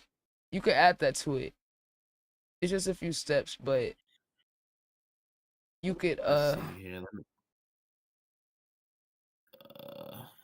Got you right here. Okay. Yeah, now here's what I got right here. Okay, let's see. Okay, so and it's like okay. Bet. So the payable. So how you got them doing the checkout? I don't even have a checkout for this job right here. So I just you have got it like this. Okay. Yeah. Okay. So I still gotta like, you know. Okay, so basically you could go to this. Hold on. I'm trying to see how it looks on my end. You said Yodi in the Barkus. I'm fucking crying, Pyro. Hold on, wait. Okay, now go to this thing, the 3 dots up there. Do you have the 3 dots on yours? Okay. Yeah, by your logo. Yeah. Right. Okay, now you see it says get add-ons towards the bottom. Yeah, right here. Yeah, just click that. And then type in payable. And it should pop up, and then you can add it, right? And then the way you have those, I don't know if you have to like reformat it. I don't know. Because really, I could reformat your whole shit. Oh, there we go. We got it right. Yeah. Maybe. I could reformat it and then put it into my template, and then you already had, like, you know, I could get the aesthetic and all that. Or I could see you the template and then you could reformat it and all of that. Okay, it's ship payable forms. You know? Because you could get the same color, all of that, and then because the way I have it set up, you could just plug it in and Right. then it automatically links to the payable shit where it, because basically it's gonna link the number or the price to the checkout.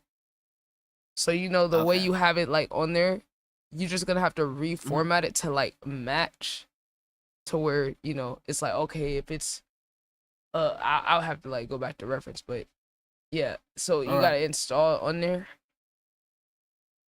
Let's Is see it on here. there? When I hit the install joint, it's like saying this joint right here. So Yeah. Oh wait, did they give you a message or something? yeah. Oh yeah, I forgot. It's only showing that. Let me actually show the full screen. 1 second. Okay, change stream. Entire screen. Okay. Okay, yeah. So when I do this, it shows this right Okay. here. Okay, get sub down. Interesting. Apps and Google Drive. Yeah. Interesting. What does that say? Oh, that's apps. Okay. Interesting. Yeah. Interesting. I don't know why that's not working. Interesting. What I other could probably ones? I can definitely like troubleshoot it, like, you know. Let me actually. I wonder, is the payable added on to the form by seeing the template automatically, or do you still have to add it like that?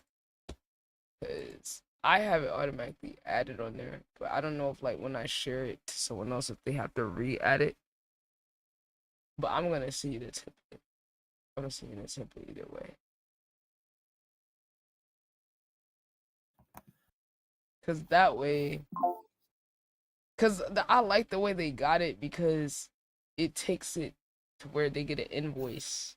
They get an invoice and all that, and it sends to like that Excel sheet where all those responses is like organized and shit. Right. That's why I like it. But there is possibly another option. Linktree. Do you have the premium Linktree? That's $15 a month. And I think I got the basic joint. I can definitely get the premium, but I definitely got like the Okay. Because the regular Linktree joint. actually added something recently. Hold on. They added something where you can do services directly on your Linktree. So this could be the other option that could help. So I didn't even know they added that shit too recently, but I'm gonna try to see if I can find it, because that would be very useful. Okay, like, yeah. Okay, look, they even have forms on there. See, look at that. They have coaching meetings, upload files to sell to your Linktree. What else? They got all types of stuff, man. E-commerce. Like, they got, I don't know when they added all this, man. Oh, coaching and bookings, sell one-on-one sessions, consultations, private coaching, digital products. What I'm saying? Sell courses. I mean, man, I don't know when they added all this, man. Cause I was just scrolling on there the other day and I'm like, wait a minute. Y'all letting niggas do all that? Oh yeah, you can put the Discord server. Like, they got all type of little shit to. Oh yeah, they even have an option in here where it gives you this website where you could like post all your socials at the same time. They're like partner with somebody. Right. Contact form. You know, collect. You know, like you could directly do it through your Linktree now. Collect info, like, you know what I'm saying? Like, it's mad options. Yeah. But like you that's the can thing. really do literally anything with this. This is crazy, bro, because it's like compared to a website. Like, I know we're gonna be in a subscription for life, but like a website is pretty expensive. Like, that has all this different shit. It's pretty fucking expensive to put together. So yeah, I think there's a way you could kind of like do that where like you could set it up through there. You can set it up. Coaching meetings, like, bro, all this shit. Oh, Pyro said 900K bonus bucks. Come on, tell them get their money up. Get these bonus bucks up, Pyro. So I finished the 5 remixes. Oh shit. Damn, Pyro W grind, bro. Yo. And I still ain't made a song. It's okay though, it's gonna happen. So yeah, we could like look into all that, but I definitely want to try to figure out that form. And if anything, worse come to worse, I think I could just remake it for you. If you send me the form, I think I could remake it for you on my end and then give you the file link, and then you could literally just have the access to it and copy it, like make a copy of it. Nah, that'd be straight. I would appreciate that. Shit. Yeah, I just need just send me the link to the form that you have now. I got you. And then I could like try to format it, and then you could go in on your end, make a copy of it, and then customize it to like your aesthetic and all of that. Okay. But I could just try to like format all this stuff, cause like for my link tree, hold on, this is how my is set up with the, and I'm not even fully using the link tree to the extent I could for real. But the consultation, this is my form. It's like real basic. You know, just got email, username for Discord, you know, all that. Name, yeah, this name or username from another platform, Discord username after they make the account, and then whatever consultation interests, they can go select it, so I can know going into the meeting, okay, what are we talking about? And then I have a space for other, in case it's like some custom thing, and they could put what they want to talk about or their link, you know, depending if they're artists or whatever to the music. And then this is kind of the payable part I was trying to show you. It's like, you see how it's coded to where that number is attached to the dollar, and then when they click it, it goes. Yeah, so that's why I had it. I was like, dang, I gotta try to see if I could just do it on my end for you, so I could like organize it like this, so it could be like a drop down, and then so that way when they click it, it could just check them out with that total, and then you like, you know what I'm saying? Because worst come to worst, what we could do is I format it and then send it to you. You do the aesthetic, make sure you get it aesthetically looking how you want, and then you send it back. And then I add the payable to it, and then I give you the rights to use the file as an editor, and then you just use that link, and then you have access to it. You know, so like even if I have to do it on my end to make sure the payable is attached, I think. No, I mean, here's the thing. I appreciate you getting me right too. Cause I'm telling you, like, you clearly have this down to a science. Oh yeah, bro. I tell people I'm a mad scientist with this shit. Like, it's very few people in the world that looked at this shit with this level of detail, because I mean I've been studying this shit since I was a kid, but like I'm a problem solver, so I'm gonna figure this shit out. I'm gonna figure it out, and that's what I was saying, like I want to figure it out so that as a collective we can have it figured out too, so that everybody's on the same page with the same information, you know, so that we could, you know, like do it efficiently, or like even the merch Teespring, put you onto that too, free. You know, all you need is your design. And then you could literally drop it on there as a file. Like, go find what you like, drop your design on there, and then boom, like they giving you the website and everything. You know what I'm saying? You can link your socials. I don't even got my shit all the way set up because I could have some aesthetic shit. But like, these are all my designs and shit. And over time, oh, we scrolled past the ops. They got put in the shirt. Oh yeah. Yeah, I be trolling. Wait, what's the story behind that? Now, what's the story behind that then? Oh man, it was some people that I helped, and they end up being snakes and doing some borderline racist shit. You know, they basically was trying to tell me streaming was lame and shit. There were some artists, and then eventually when I met them in person, they were like, oh, I was wrong. You know, I just didn't want to accept if you were right, but yeah, we should, because they were on some ore farming shit, like, oh, we're artists, we can't stream, you know. Then he end up start streaming, but then he started doing humiliation content on himself to blow up. I'm like, okay, whatever. Then he started copying me, trying to do the song worse, and that went left. And then he was letting me get attacked as the only black woman in the event and not saying nothing. I'm like, we're supposed to be cool. Like, interesting. When you finally get your own platform, you know, I protect people in my community. I don't allow no toxic shit. We don't farm off of toxic shit because it's too much time to be doing that. You feel me? So I was like, cool. Yeah, 100%. But then I saw he was like trolling about some Black History Month, like he used it as like a hook, like supporting black people as the hook to promote his music. And like, cause he was always trolling, doing humiliation content. So I'm like, wait a minute. The Song Wars was on the first day of Black History Month. You're gonna use that to promote your music. And then you let me get attacked during your event as the only black woman. And then you let a white man win that was saying nigga in his music. And when we brought it up, trying to make us feel like the weirdos. So, you know, it was like and mind you, I was gonna not say nothing, but then I realized he set us up to get dissed for the plot by one person in his cool. Which I'm like, cool, don't know why he had to lie about that. But then when you start adding it all together, I was like, oh nah, you playing in my face, because I saw the video of him saying, oh, I love black people the next day. I was like, oh fuck no.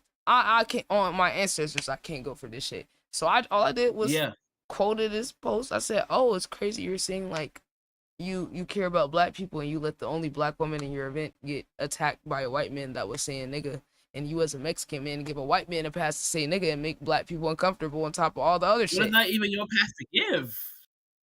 And mind you, he said I was trying to get him canceled. Did a whole flyer. Oh, guys, I'm getting canceled. Stream at 6. I'm like, bro, I'm trying to talk to you. It's a real life shit, and you over here clout chasing. And it's also like, at a certain level too, it's not like you can get canceled. Because at least you need to have a certain amount of cachet for you to get canceled. That's why I was saying I'm over here trying to have a real life convo with you about the shit, and you're trolling and then trying to clip farm and turn it into a moment when I was just gonna have a convo with you as someone that I've been building and working with. And then he basically played victim and then tried to tell me, oh, I thought we were friends. You're trying to get me canceled. I'm like, dude, what? I'm just trying to have so his plan was to just railroad me, make the narrative that I was some fake friend and all this. And I'm like, it was just victim blaming bullshit. So I was like, okay, I just made a song about it.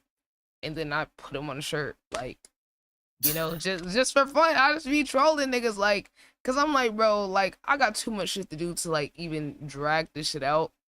But I am gonna turn it into a song. I just express myself in the music and by trolling, cause I mean that's the best you could do is laugh at niggas like that, cause they're really jokes for real. Like, what could you really say? So like that's like he's trying to get on with the humiliation content. So it's like if that's how he gets his rocks up. Like exactly. There's certain niggas like you can't take seriously. At the end of the day, that's how they woke up. He made himself a joke. He wants to be looked at as a joke. And I'm like, okay, I cannot seriously engage with you.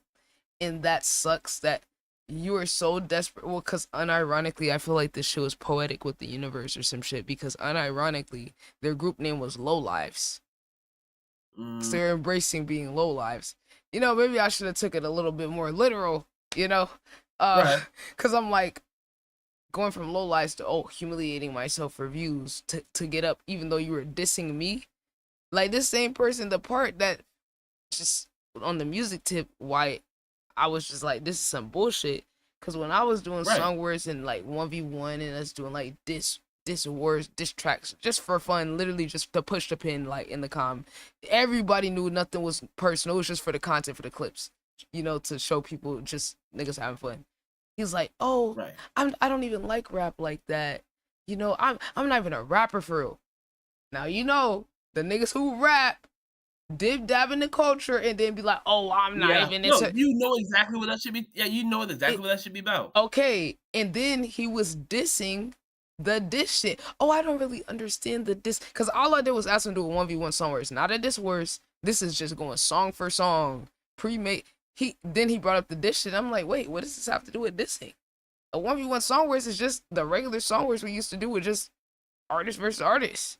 So I'm like, then when he starts, then when he starts streaming, that's why it was crazy that he had someone in his diss us during our regular song wars for a plot for his shit.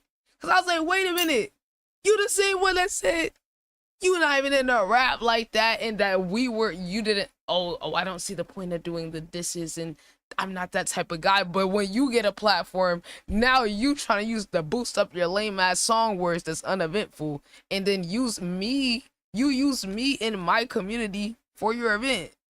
You invited me as a judge. I said no, I'm gonna go in as an artist. Like, so we were the main events of your shit, and then you got someone to diss us for plot, and then when we didn't react, you were just shocked. See, I'm like, it makes sense now why when the dude did the diss song on us, we didn't react. He's like, oh, did y'all hear that? You know, because he's the host. So I'm like, okay, like, yeah, we did. It was ass. Like, what are we supposed to say? Like, we want us to react harder? And I'm like, oh, now that I know you knew about that ahead of time, I see why you were trying to, oh, did y'all hear? I get it now, because you planned it or you coordinated that, thinking you were going to get a reaction out of us to make your shit more interesting. So I'm like, damn, y'all be thirsty, because it's like, they let the event, oh, shout out to C. She's the one to put us on the streaming shit. Blah, blah, blah. I don't give no fuck about nobody giving me credit. I just want to see people do well and do right. You feel me? I don't care about being acknowledged for what I do. You could never mention it at all and show me with your actions and your character that you gonna do the right thing. You feel me? Like, that's all I want to see. Right. So that's why I was like, how you say that? And then in the same breath, you let me get attacked. It just lets you know niggas be hating. And then, like, I'm a black woman in this space too. That is a factor overly more than I'd be wanting to acknowledge, that because I'm a black woman, it makes me more susceptible to these people being around and being on some like hating shit, because I have a harder work ethic than them. And then then in a way it's weird, because it's like people kind of resent you sometimes for helping them. Unhealthy, toxic people build a resentment towards people that help them. Now the regular people that's community oriented, all that this don't apply, but to those certain types, like, you looking out for them even though you're being genuine, the way their brain interprets it is like the opposite in a way, where it's like they have a negative perception on you or what you're doing, even though you're helping them and you're genuine. They kind of look at you like look down at you, or kind of get mad or hate a little bit. And I'm like, that's why I kind of just like start being more closed off, where I'm like, bro, like, I was already good with just my core community, like, but seeing like other people like hate on you for something, then start doing the same thing you're doing, and then start humiliating themselves, even though like you was over here dissing me doing 1v1 song words just for you to start doing fentanyl folds. Like, this nigga was literally like pretending like he was on fentanyl in public, nigga, in public. He would record himself like leaning like he was like off of the fentanyl, like bending in these crazy angles and shit in public places to try to blow up. But you was dissing me just doing honest work of just doing song words and events and diss tracks for fun and shit. The things that niggas would do, like, I'm telling you, it reminds me of this. Like, this song came to mind a couple times during the conversations and everything. But like Pusha T's song "More Famous Than Rich," like, that's a whole philosophy. Niggas would rather be more famous than rich.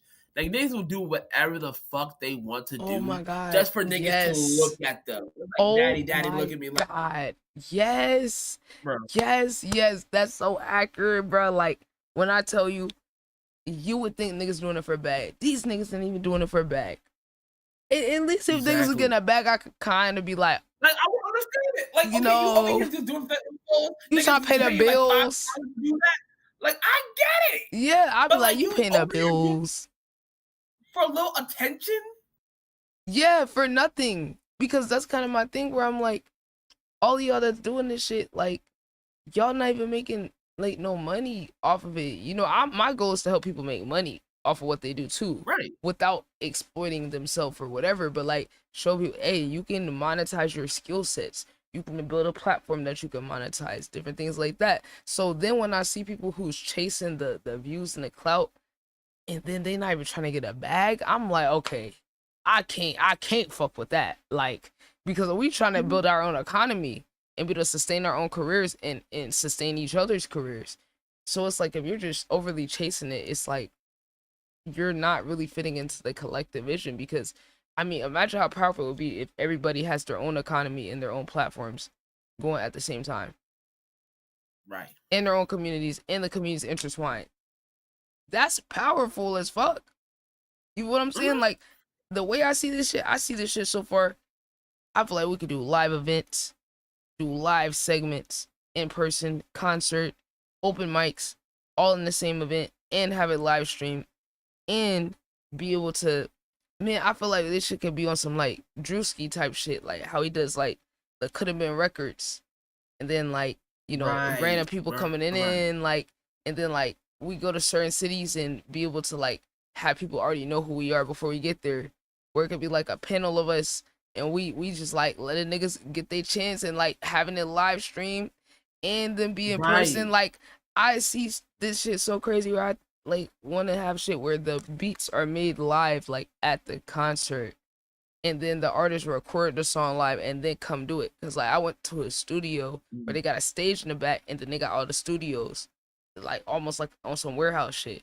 And I was like, bro, imagine if I get a producer and an artist in the studio and have a studio POV casted to the stage, where we take the song challenges I do here, do 30-minute song challenge, producer gotta make the beat, then you see the artist in the booth, and I'm recording that, and then the crowd can watch it, and then the artist can come out and perform. That'd be crazy, so right? So many ways to get this done. Yeah, no, dead ass. Like, I'm telling, like, another thing, like, because I'm hearing you talk about this, like, in my head, it's like I would want to do, like, you know, I would want to make like a community mixtape, basically, where it's like, you know, either I produce the beats or like there's somebody in the community just making the beats, and like all these different rappers that are in the community, they throw a verse or a hook in there, just like, you know, just like I'm telling you, like, digital mix. Bro, I've been able to do that. I have multiple projects like that. That's pretty much my goal when I make content. Yeah, I think I got the first 2v2 song words EP on all platforms. Where like, that's why I be telling people the content of all this shit ain't even out. Like, I'll put certain pieces, like this was a song challenge idea I came up with. It's an EP speed run. So it was an artist and a producer versus another artist and producer, and I give them a stopwatch and I said, look, y'all gonna curate a sound together, work together. I had one in one Discord channel and the other in another Discord channel, but I said, this, y'all gotta make 6 songs. No timer, stopwatch. We gonna just track your time, and then you are gonna have to swap your first 3 songs with one pride, and then y'all gonna have to swap prides for the next 3 songs. So now you're gonna have like a 2-side EP, and then we're gonna hear both artists work with both prides. So we're gonna have like 4 different combinations of shit. And then like these are artists that, like, this is one of the artists I actually got to meet him in person a few months ago in Atlanta. He's one of the artists I found from reacting to songs with no views. The other artists I did it with, also artists I found from reacting to songs with no views. The prides, the 2 most loyal, consistent prides from when I first started trying to do this, like last year. And I was waiting to get people that had like the talent and believe in it enough to do this. So like this project like means so much because it was recorded live on stream. I came up with this idea and I wanted to have these people display their talents, like the producers and the artists, and just see what the fuck happened. And like I have like a vinyl for this. And I'm gonna get it like on the CD and all of that. So like all the projects that I make are gonna have like a vinyl, a CD, you know what I'm saying, and then a actual visual of it. So like that's why I've been building out like certain stuff. That's why certain content's not out, because I've been like building it up. Or we did the Song Wars Olympics where I had like different challenges, like 3 different rounds of challenges, 30 minutes for a song, 20 minutes for another, and 10 minutes for another. But then there's an objective they have to do in each round. And then pre-made songs battle in the second half. So like that's a project where we use YouTube beats for that one. This last one, we got the prize to make the beats. So now we own it. So I'm trying to make stuff that we own collectively so we can do whatever the fuck we want with it.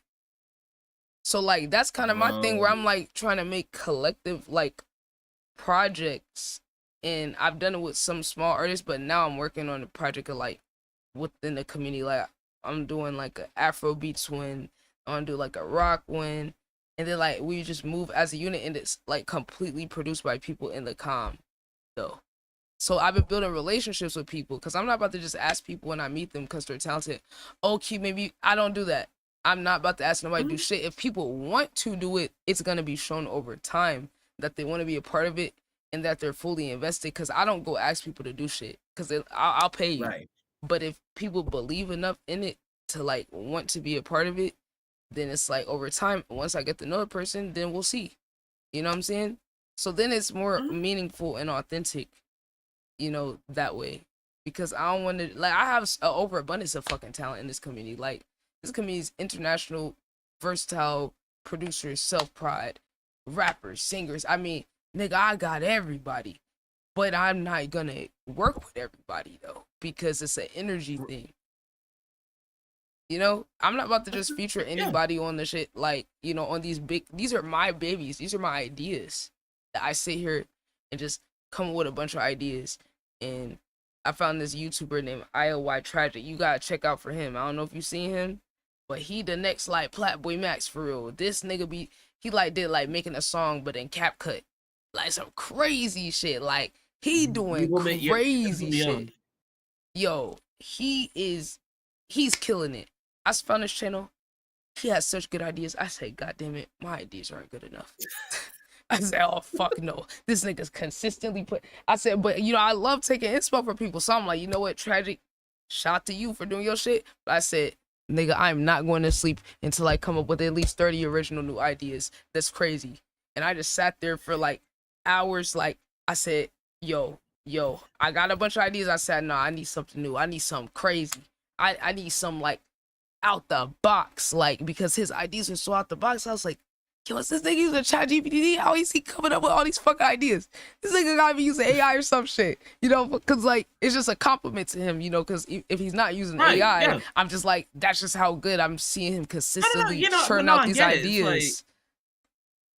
It's like I fully get that too. And here's the thing too, from my vantage point, someone who's like being introduced to like, you know, you and everything that you're doing with your stuff, I'm just like, damn, you have like a lot of amazing ideas. It's like, I'm telling you, like, for me, I just came with the idea of like, okay, I want to do like a little like, you know, a little like lore mixtape. And you over here talking about, oh yeah, I do all these song challenges. I mean, like, not only do I make like these projects, I have these people, you know, coming in to make these projects under a time limit and everything. They have these objectives. I turn it into like, I'm over here just like looking at like the whole like environment and the community and just like the business that you have set up, and I'm just like, God damn, like you putting belt to ass over there.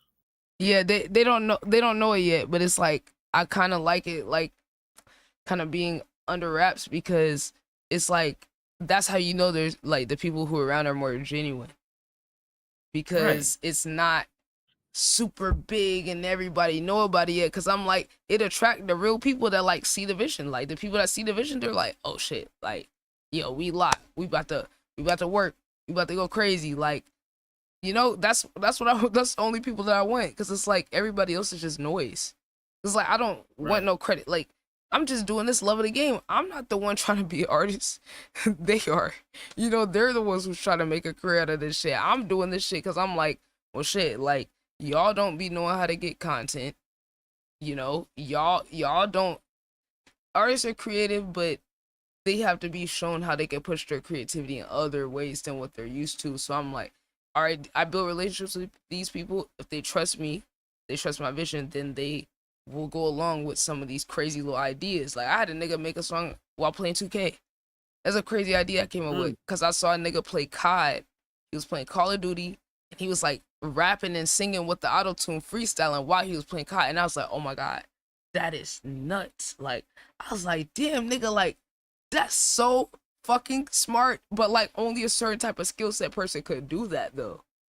Right. And I was like, okay, how could I come up with something like that? So it was 2K. That was based off of the person's like personality though. So I'll come up with stuff for people's personality too. Like I don't just get anybody in any segment, because certain people, like say there might be someone that's good at producing, that don't mean they could make a beat in 30 minutes or 10 minutes.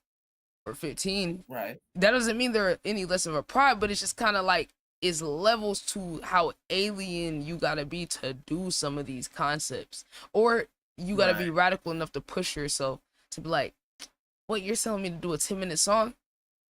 Huh? What am I supposed to do? Okay, well, you could be confused and ask what you're supposed to do and still do it. That's a certain archetype of person versus, oh no, So, like- I can't do that. And it's like you learn how to do it too, where it's like, okay, you know. Oh, that's actually kind of crazy. No, what's it called? Because it's like you over here just like you're learning how to like do it. It's like, okay, you ask the question, but you're doing the important thing of like asking questions about it and just like, you know, okay, you know, how am I supposed to do it? But you still do it. You force yourself to get uncomfortable. Exactly. But then the beautiful part is seeing the artist surprise themselves. Like, that is literally why I do it.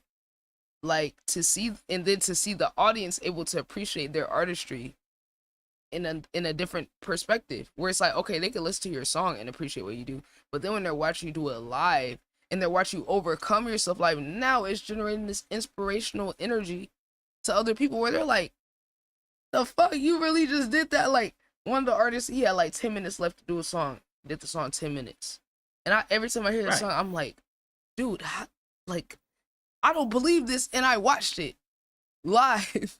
You know what I'm saying? Like, I'm like, no, I literally witnessed this. But then I'm like, when I hear it, it's this disconnect, because I'm like, no, this is not supposed to be possible.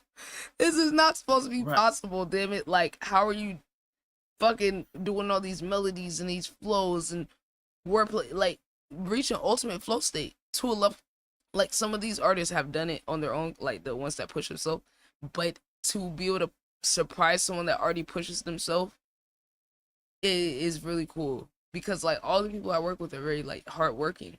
So like even them reaching a height where they're like, I don't even know what I could do, but my brain is off. This is just flow. This is just me being connected to higher self and source, and then just doing whatever, and then being able to like experience that, and then it'd be like this thing where the people that were there live experienced it. So now it's a rare experience.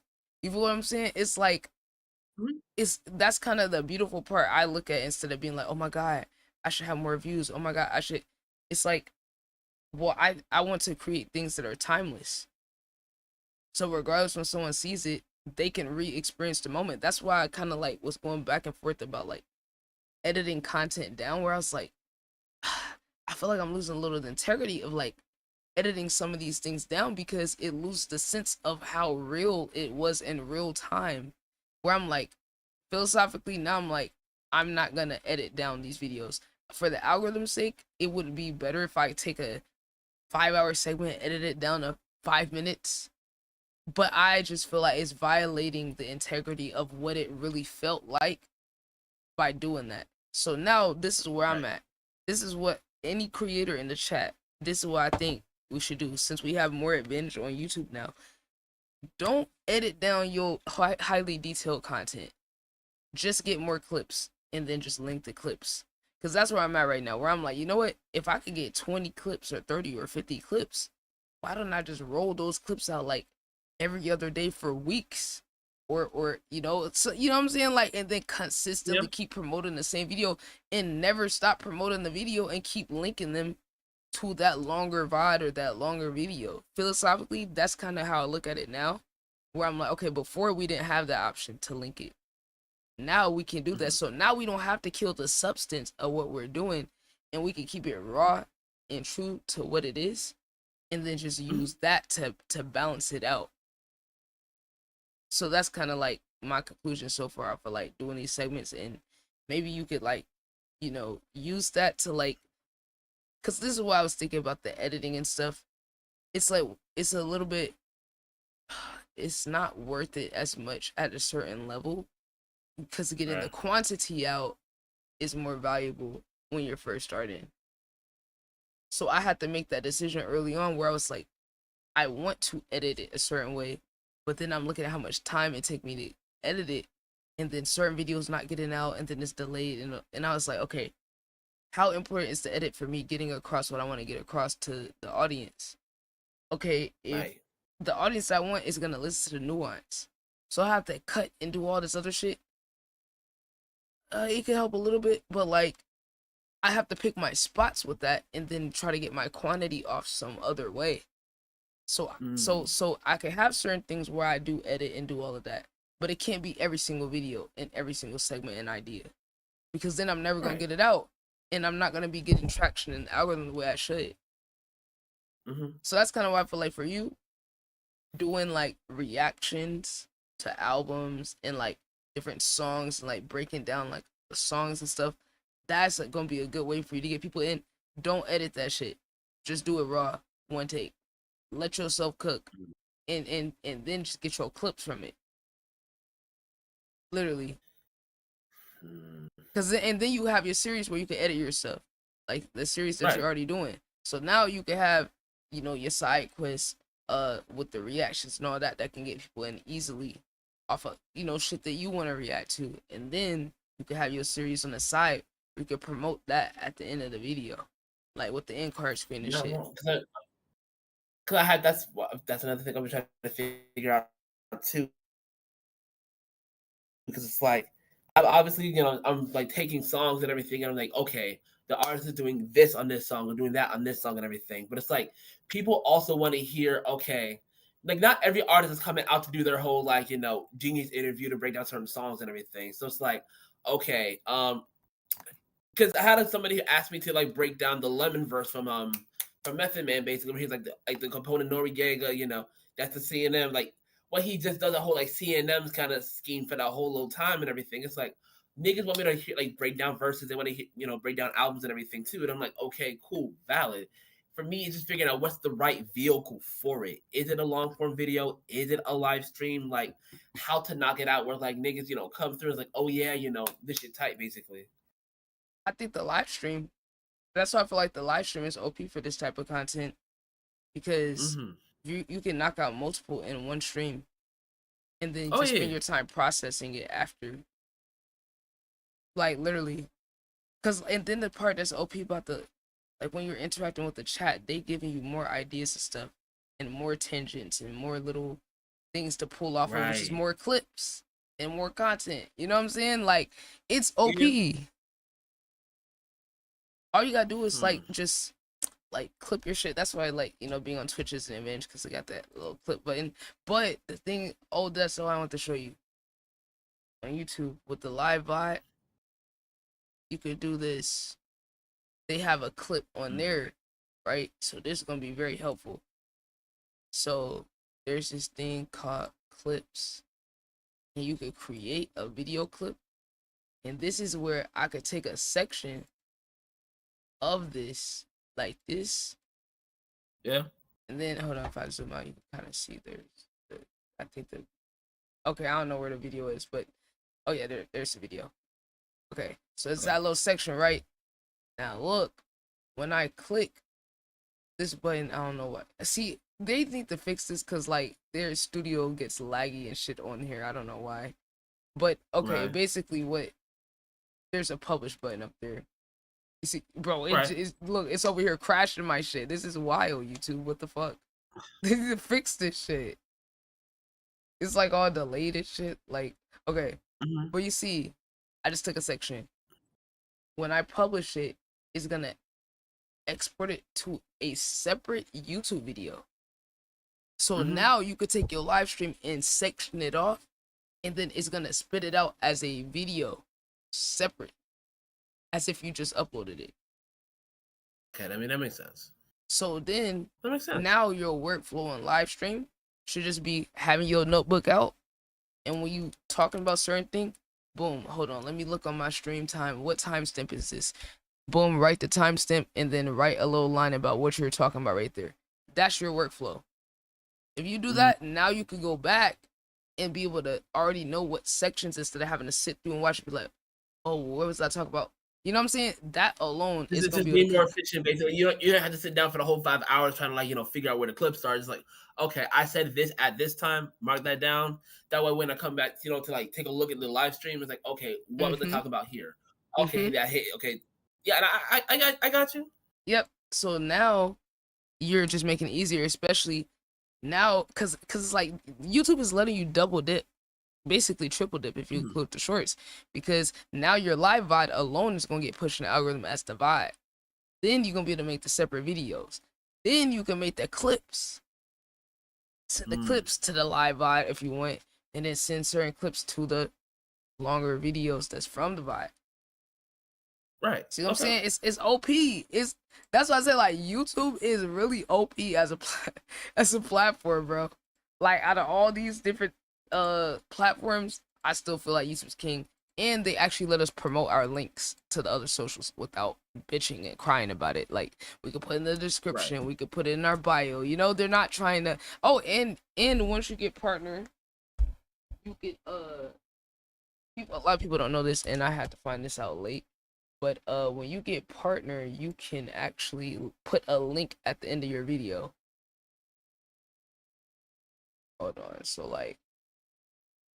on the end screen cards, a lot of people see, like, it's so many little things you just gotta know to know. But you see this right here, it's my link tree. So now on the end screen, it's a playlist, best recommended for viewer, another playlist, and my link tree. Okay. Shit. But you see, that's so important for conversions and shit. Yeah. Because it's like, first of all, I had my Twitch there first. I sat here and went to all my top videos and I changed from my Twitch to my link tree. Like, it's little things like that you gotta do. You know what I'm saying? Went back to old videos that still get traction, changed the end screen to whatever I'm pushing now. Because then when you gotta, like, hold on, I need to clip that. I'm trying to, like, you see what I'm saying? Like, I'm over here thinking about the clips, still trying to talk, then trying to clip the other shit. But when you got a YouTube, this is what I be telling people. Like, it's like you got a digital real estate, basically. And the part that I love about YouTube is that they will let you push your other videos at the end of the video. That's really how you grow, chat. Like, a lot of people don't know that, but you could have a video and then you have no end screens. Now, you just lost a potential person going to find another video and clicking something else and then going down a rabbit hole, seeing what else you have. But you could really use the tools that's on the app to push it to people. Because now, and that's what I do, why every video I have on my channel is sorted into a playlist, because I do variety. Because I need to make sure, what if they find me off of music reactions? I'm going to link the music reaction playlist at the end. What if they find me off of album review? Boom, I'm putting the album review playlist. Or if it's a certain artist I react to all the time, I'm going to have a playlist for J. Cole versus Kendrick versus, you know what I'm saying? So it's like all these things are sectioned off so that when I do a video that's similar, I can link people to something they're more likely to engage with. Versus, you know what I'm saying? Like, you could just, like, increase the probability, because it's not about the person that's not going to click it. There is going to be somebody one day that is going to click it. Because you have to imagine, when we find somebody we like, how do we engage with them? We be binge watching. We want to go down once you, like, imagine how you feel when you found one of your favorite creators. You find it, oh my god, this is so cool. Wait, what else they got? Boom, let me go look at their channel. The amount of times I went on somebody's channel where I fuck with them and they didn't have no playlist. I found them off of one thing and I couldn't go find a playlist of a similar thing. And I was like, bro, why won't they just put a playlist so I could go watch all the videos? Now I'm having to search through your whole videos and you got variety, so I don't even, you know what I'm saying? Like, just put yourself in the viewer It's perspective. like, you know, you're moving, like, you know, like, I guess, like, the responsibility of burden or whatever on, like, you know, like, you have, like, if you discover, like, something that you like and everything, it's very much, you got to remove that the burden of, like, you know, having to go through everything. Like, okay, if you make it, okay, this is just everything that I like in this section. Here's this playlist about this thing. So it's like, you ain't gotta go like, oh yeah, scroll. It's like, okay, everything that I like, this very condensed specific thing that I like, here's like 5 or 7 videos about it right here. Yeah, so because it's like, philosophically on social media and like just the psychology of how people work, right? The more steps you give them, you're losing conversions every extra thing they have to do to further engage with you. So say, for example, if someone's promoting a music video I get on people about this all the time. They'll like maybe post a reel of it. Okay, that's it. They don't post it on their story. They don't even put a link to the video on their story. So guess what? Now you're banking on someone looking at your video and then being like, oh shit, they got a video out. Oh, let me go find their link. And then maybe they got the link in the bio. Half the niggas don't even got a link in the bio. So wait, you're gonna expect a person to stop what they're doing, get off the app, go to YouTube or Spotify or Apple, type in your shit, and then play it. How many steps we just went to? You just lost people at step 1. Versus, what if you told them, prompt them in the comments, hey, the link is in my story, or the link is in my bio. Boom, click the link tree. Hold on, you got a link tree, but where's the new video? Right. You know what I'm just real saying? quick, simple stuff. I mean, look at my link tree. I'm making it easier by adding this section right here. Boom. This is a whole playlist of my music art. So now it's like I'm making it easier for people to engage with me by putting it right there. And I curated this playlist in order, in a specific order to tell a story. So like it's levels to it, because it's like I didn't just throw this playlist together. It's curated in order of how I want people to experience this journey that I went on. And then boom, I put my playlist for my songs. Then I put another playlist right here that goes to all my new videos. You feel me? I got a new videos pack playlist where every time I post a video, I put it in this playlist. So guess what? If somebody wants to catch up on what I do, how do I make it easier for them? Make a playlist where they can see every single video in order from this channel and my plug channel. So this channel and my backup channel. So now I'm pulling videos from that channel onto my main, where this is another layer to like curating your page and things like that. There is a customized channel option where you can go in and rearrange the order of what's even on there. Like a lot of people don't even know this is on here because boom, feature video for returning subscribers. I could remove that. I could feature a video for people and just have it at the top. So then what I got first, my live. I want people to see that I'm live now as my top section if they find me, because I'm gonna be live streaming a lot. Boom, music art playlist. This is what I'm pushing because all the people who I built up, they mostly found me from music reactions, but I'm pivoting. So now I don't want people to see the music reactions at the top. I want people to see my music art and what I'm personally working on, my passion project, and so they can follow the storyline at the top. Then my new videos pack playlist has all my new videos, right? So they can scroll, you know, do whatever they gotta do. Then boom, music. So this is the beauty of having playlists. Because now look, I got variety content. This is a section of playlist. So then when you look on there, right, visually, boom, music art playlist. Like, you know, it's telling a story. New videos pack. ITB music. This is my music and mostly people in the community's music and music videos. So I went in, curated that, curated the order, rotated it every few songs. Another person get rotated back into it, like variety content. Now they can see it organized, all these different playlists of these different categories of stuff that I do. ITB University, gaming, music art, music reaction, album reaction. So now I'm helping people direct, okay, what are you interested in? Album reactions, music, hip hop, reaction, stream, like I'm helping cut down the friction of engaging with me. You know what I'm saying? Okay. So I got a music review section specifically. So Young Boy, where I have multiple videos of a person, they'll get their own playlist because their fans are going to want to see me react to more of their shit. Right. So, and then at the end of the video, I could put the playlist of Kendrick reactions at the end to further drive them, and it's just gonna build momentum on all the videos. Because like what people gotta understand about YouTube, that I just love the way that they give your video a chance forever. if you could bring momentum back to it, they'll put it back in the algorithm. If it stops, but then someone watches it, they'll put it back in the algorithm just off of one person, off of one It's like view. so long as there's interest, like if it feels like evergreen or like if it feels like there's interest in it, they will push it. Yep, exactly. You always have a chance, and that's why I said we gotta get radical with how we promote videos where we don't promote them one time and we keep promoting them over and over and over and over. Like almost like a movie.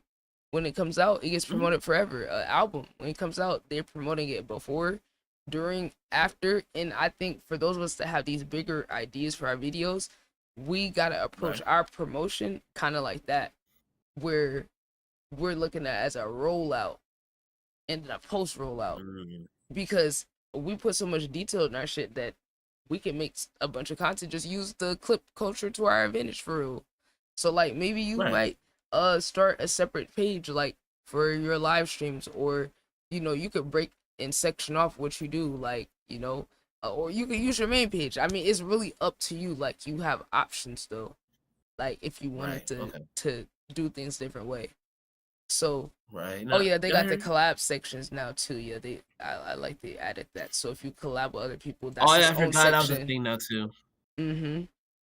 So yeah, that's kind of just some of the little things that you could do to kind of like optimize the work, and then of course like I got extra things blended in here. I got the music blended in with all the other stuff, and I actually went and updated this recently to be more. But you see, like I have people in my community. I have a whole section of like my channels and then their channels.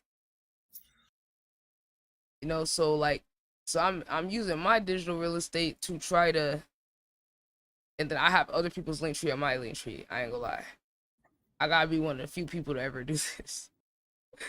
I gotta be one of the few people to ever do this. That's developing the community and showing people like who are like as you said, characters within like your show, metaphorically speaking. Because I've seen like all throughout your stuff, like you have Senna that's always like showing up. You have the Cartier, you have Yana Creates and everything. Just people who constantly show up within your streams and everything.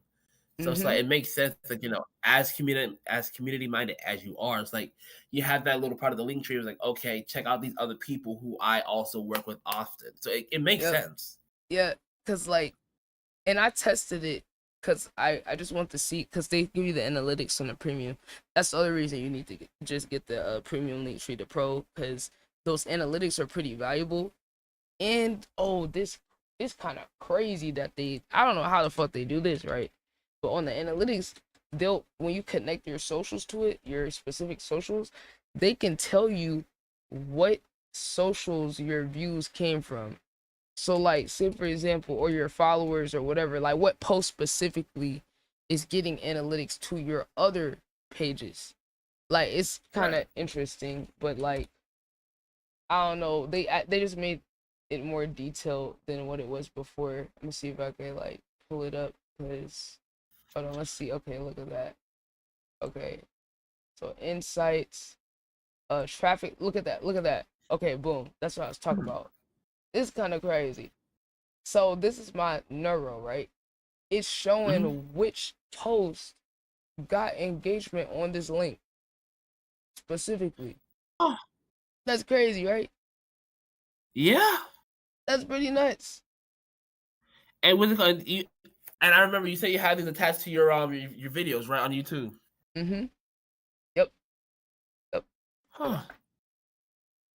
So that it's kind of crazy. It's literally like kind of crazy, because I was like, damn, like how the fuck y'all tracking that?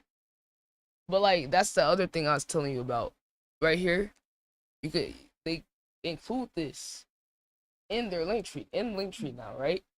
So now you can schedule posts to all your socials at once. So now you ain't got to even do that thing where you have to go in and like do. You don't like just post individually. It's like you just have the video set up and just like click it. Yep.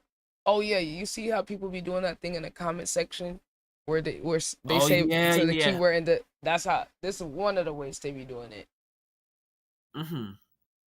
Now I'm kind of torn on this, Cause like I think at a certain level I might need to do it to make it more efficient, but for now I'm just gonna lean into like doing everything myself. But I do think when you get to a certain level, As a personal touch. But I do feel like when you're scaling up and you're starting to get like, man, you're probably like over like 20,000, 50,000, 100,000 followers. Yeah, you probably gonna need to do this to make sure you capture as much as your audience to give them a prompt. So like if you have a service where it's like, if you're like, oh, if you want me to break down yours, then comment blank. That is useful because it's gonna automatically reply or DM them the link to your form for them to sign up. That's actually kind of crazy. That's real though. Like you can just say like save form so you can for me to like listen to your song and everything. Like it DMs in the form, it leads to the form, at the whole parable, and it adds them to the list. Like just all ways of like automating the whole process. Right, because it's like it's hard to keep up with all the comments and the engagement and then do all your other shit. So it's like that way you can make sure you're not missing out on the engagement you're getting, and the people that literally just only want something from you can just type it and get it. You know? Right. It makes sense. It makes sense to me, like at a certain level. I don't think I'm there, but I think I'm probably gonna have to use it in the near future because I'm not doing stuff where I'm prompting. I'm kind of just like testing out content right now more than right. So once I'm like pushing certain stuff, I'll do it. But that is something that could be helpful for you because I know like a lot of people be asking you to like do different shit. So that could be another thing that you do. And then I don't know what the fuck is up with this business card. I don't know what this business card bullshit is. I have no idea. But they got other little stuff. You can turn stuff to a QR code. Let's see. Hold on. Oh yeah. Oh, this is actually pretty important. So I don't know they even added this. So you can shorten links, right? And then it'll give you the stats for the link, the clicks, and all of that type of stuff, which is very useful for you to get your analytics. So you could turn any link into that and then be able to view it through Linktree, through your insights and different shit like that. So like you could just kind of see like when I got my socials connected and then most clicked links, and then it's telling me like about the people that the profile of people that are, coming to my Linktree. And then so it's very helpful. But they could also give you like I said, that contact form could be useful for you collecting emails. If people want to buy stuff from you digitally, paid bookings. Like I think what you should also add to your stuff is maybe like some type of like coaching or mentorship, or like I think that would be a good thing too. That there would be people that want to like work with you, where you directly work with them, like on some advising them type shit, like on the music, or coaching them to get better. Because there's a lot of people who would like to get better, and they'd be like, okay, boom, let's say they submit a song to you, you review the song, and then you start giving them advice on what you could do. Well, what if that person wants to work with you extensively, or what if that person wants a feature? How much you charge? That's the thing too. It's like that's another thing I've been trying to consider too. Like that's part of like why I was trying to do like the forums and everything. Where it's like, because the thing is too, like, so my degree is in like cybersecurity, right? So like I got it like for a little bit of my story, because you definitely gave me yours and everything. So it's only right that I share some of mine. But so my original degree was like cybersecurity. I had started in 2018. I had some delays and everything, but I ended up getting that degree in 2024 more so. And like I've been having, a little bit of an issue, I guess, like trying to like enter the field basically. But one element that like one part of it is like deliverables, specifically like writing like risk assessments, so like just executive summaries that describe like scenarios with regards to like how I guess like certain cyber attacks occur, ways to like prevent them from happening, and like measures in order to like prevent it from happening, whether it's like on like the technical side or on the human side. But when I've been like doing like the studies on that end, I was like, okay, I can technically apply this as well to like, music more so. Yeah. Because niggas always, niggas want to figure out, okay, what's up with my song? And is there anything that you think I could do to help? So I'm over here going like, okay, what is strong about this song right here? Because again, like you and I, like we listen to music on a very deep level. So it's like, okay, what are these people doing right? What are they doing wrong? What can they improve upon? And another thing I wanted to add too is like, what exercises can they do to like build it up more so? It's like if you're storytelling, okay, how can they get better with storytelling? Like describing, like trying to describe the room, like Real trying to artist go, like some development. details. Exactly.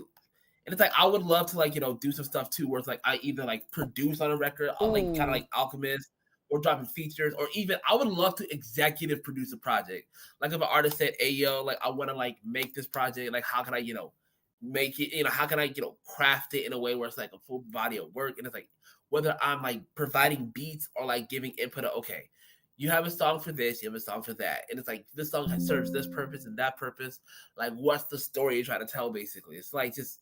Oh I yeah, would that's love that to, coaching development right there. See, that's what I'm saying. That need to be a whole separate service, but you gonna be able to start and advertise for your service when you're doing the song reviews. That's why the song reviews is good, because even if you're not getting paid, you're getting content and clips. That's why you just live stream the song reviews is OP, because then you could take your favorite reviews or breakdowns or analysis, and then now boom, that's a whole video that's promoting you reviewing other people's shit. And then it's just gonna snowball, because now they gonna see, oh shit, wait, I want a review of my shit like that. Like, hold on, how I get that? Right. So I'm about to send you the link to the Neuro. I'm sending you the link so you can sign up. Appreciate you. And then the thing too, if you know other people and then get them to sign up, then you can get a percentage. Yeah. I got you. Okay. Cause like basically the way they do it is they charge 20%, but out of that 20% is what they use to pay us more. Right. Like so say for example, they're not taking it out the person you get to sign up, but they're making sure you can get like, I don't know, like 5% for like 2 years on anyone that signs up with your link. So knowing other artists and other people, if you get them on your link, you see what I'm saying? We all Right, give I each see other. that. I see that.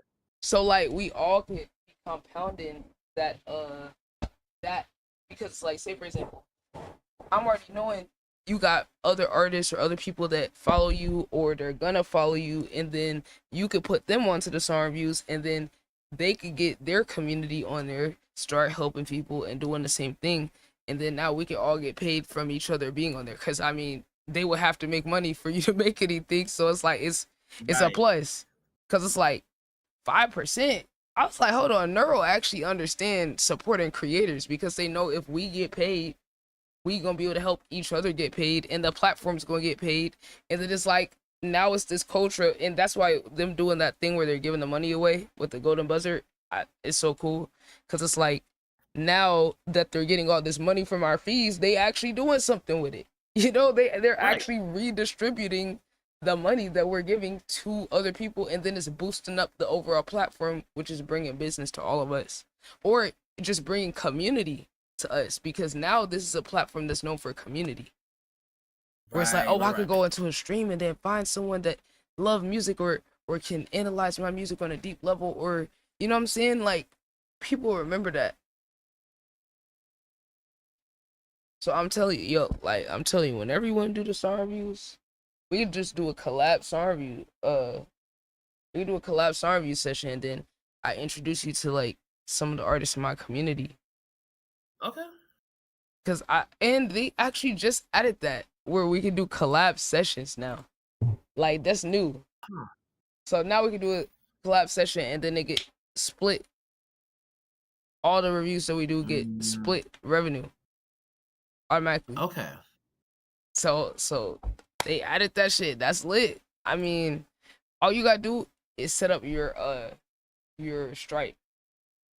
So if you got a Stripe account, it's real easy. Once you get your Stripe, that is gonna just want you to connect it, and then once you're on there, you'll be good, because they just want that for your payment process and to send it to your bank. Okay. They pay out like every like 5 days or something like that. It's like 3 to 5, but they pay you consistently. So as you get your reviews and all that, and I'm already knowing, like the first couple times you're doing reviews, all you need to focus on is getting your clips of your reviews so that you can slowly roll those out in between your review sessions, so that you could be getting people, you know what I'm saying, coming in like, oh shit, hold on, I'm trying to get my review when the next time you're doing it. And then you already got it planned, but you got these clips scheduled coming out that's showing you just deep diving. And I know you gonna have so many different clips you could use to promote it off of possibly just one song. Listen, you gonna have to tell me how the hell to repay you for, like, listen, you're giving me like a lot of game, a lot of stuff to consider. Like I know you be charging, bro, by niggas, going crazy. Like you really gotta let me know how the hell, like okay. Like, bro, like what I'm trying to do is all I'm trying to do is just pay my bills, gang. I'm just trying to pay my bills, gang. Like literally, like I feel like it's like I'm growing, but I'm not like where I should be for like the level of information and value that I have. The best thing people could do is like, as a collective, we take advantage of this shit and grow and make sure that in this third or this fourth quarter of the year that we're clicking on all cylinders. Everybody got a system so that we're all flowing and working together. Right. Like literally, like just you building these things out and applying it. Like the worst thing is when I explain stuff to people and they don't apply it, which I know you are. So it's like you just doing that. I mean, anything you want to contribute, you feel me? I'm about to update my Patreon. I got Patreon, I got merch, I got you know, all type of stuff. But yeah, people, whatever way people want to support, that's kind of up to them. Like, you know, because I don't need people to support no one type of way. You know, it could be free ways of supporting. It could be that's kind of up to you. But money definitely does help because I am like very underpaid for what I do.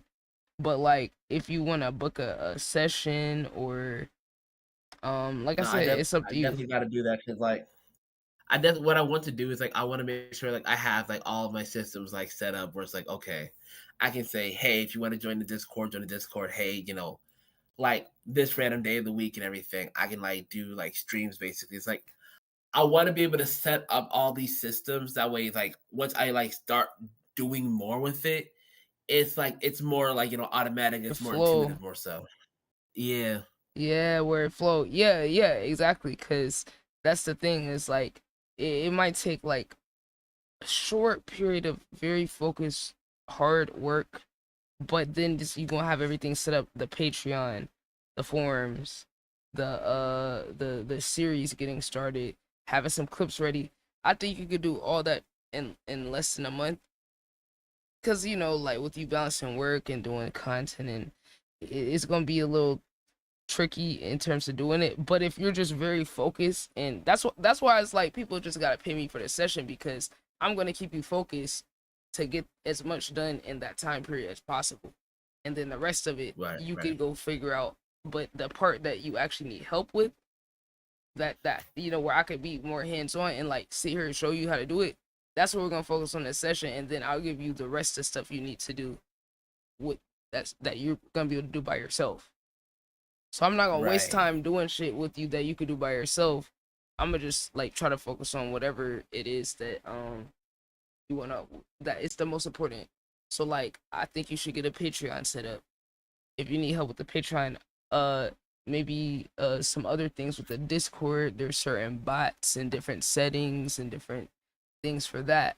The Twitch, you gotta get certain bots set up as well to protect your chat, and just certain things, you know, because it's like so much where like you would think, okay, you just stream, and it's like, yeah, but then what about when all these bots come in your chat? Like me not having bots in my chat is not a given, because Twitch does fucking nothing to protect us from bots.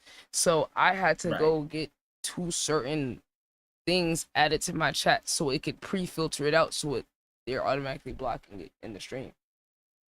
Little shit like that where it's gonna affect your experience, or like commands.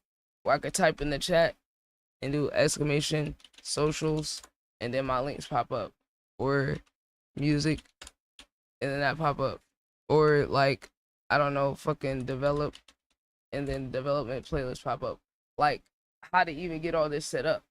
You know what I'm saying? Like these are all like little things, but then they add up to the efficiency of your operation. Of are you getting the most you can out of the stream?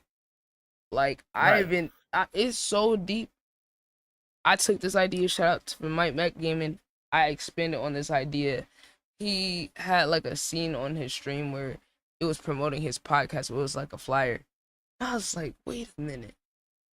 Is Twitch is running ads on my channel? Like, and I have these events. I'm like, and different stuff. I'm like, yo, I need to record my own ads for my stream so I could click a button and run an ad. Because the amount of times you gotta say something to get it through someone's head is a lot. And I was like, I get tired of repeating the same thing. So why not just pre-record an ad, edit it, so then when I'm streaming, I can click a button on my stream deck and swap it to the ad, and then it run and say everything, and then boom, I just click the command, and now it's connecting the command to the video, and then I'm able to click that as many times and run it multiple times. Like I'm running my own ads on my shit. If they gonna run ads on my shit, I might as well make my own ads. Boom, I got an ad for merch. I got an ad for socials. Then if I have an event, I have an ad for the event. So now I can have it on a schedule to where I'm constantly pushing stuff and not having to repeat it over and over again. But it's like, I don't really see nobody doing that. For real. I don't see nobody doing that. You know, and I actually haven't been running them because I need to re-record new ones. So I have my old ones, but I'm like, I updated my merch, I updated my link tree. So I need to make fresh ones and then edit them. So that's like a little project that I got. But it's like, these are the little things that really add up to make your shit more effective, which is gonna make you more money and then grow you further. So it's like, that's why I said we can break it up into different meetings. And whenever you need help with something, because like once you get certain shit done, it's gonna be a whole new set of things that you have to focus on. But once you clear all those out, you're gonna be good and not have to worry about nothing else. You know what I'm saying? Patreon, merch, forums, clips. You know, what series you want to focus on. That's it. You know, song reviews. Those are like the main things that you should probably focus on. And then once you get all the systems around each one of those, you're gonna be good, because now you're gonna be able to draw people from one thing to the other. Okay, you found me from this. Okay, well, if you want to be in my mentorship group, or if you want to be in my group chat or my Discord, in order to get in the Discord, you can get in there for free if I invite you personally, or you could pay to get in by subscribing to my Patreon for $2 a month. You know, like, you know what I'm saying? But it's like, you gotta have a Patreon set up to get niggas over. And then it's like, okay, if they want you to do a deep dive, you could have a $50 tier where you can do one deep dive on their song a month, or like you personally work with them for what, $30 or 30 minutes or an hour. Just like little No, things, you know what I'm saying? Because like over time, as you see what the requests are, that's just helping you build out the services around it. Because you're gonna be just doing a free ad for yourself every time you do the song reviews or a breakdown.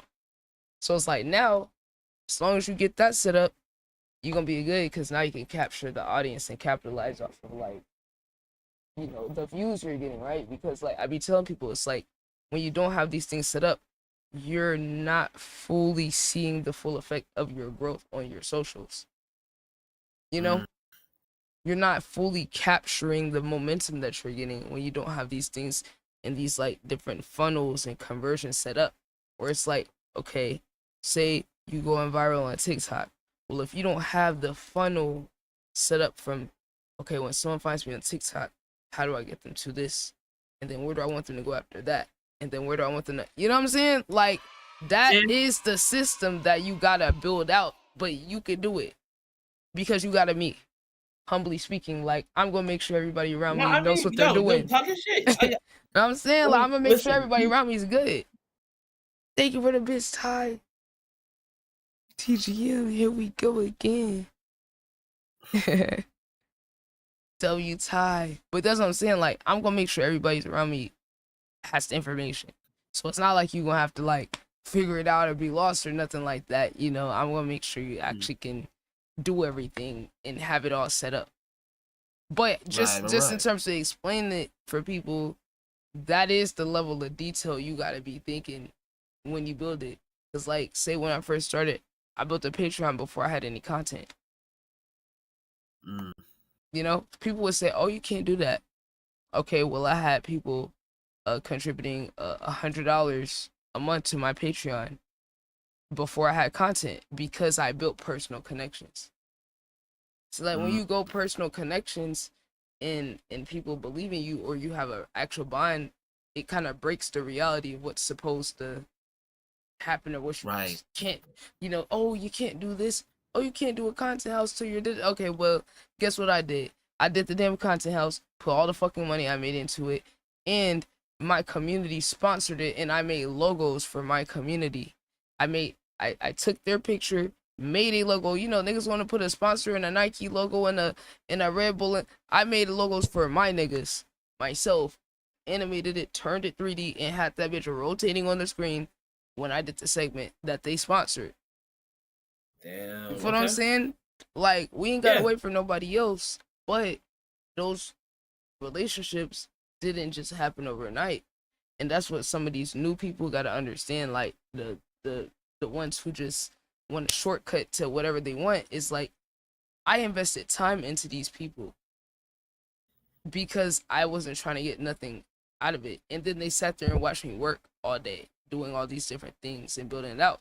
That combination is why they're willing to do that. You don't just get that off the rip. You know what I'm saying? Like, you don't just get that overnight, but it's because they believe in me, because they see my work ethic, my execution, and they see the vision of what I'm doing. It's not just for selfish, like, gain of like, oh, I just want to go up and get rich. It's like, nigga, if I get rich, then the niggas around me know I'm gonna fucking carry everybody with me.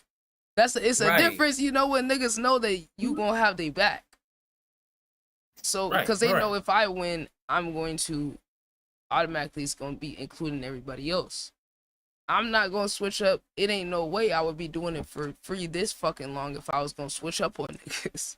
Like, there's no way I would. Yeah, like, nah, man. Like, this is slowing me down, if anything, which I don't look at it that way, but like, just bird's eye view, it's slowing me down to do these things.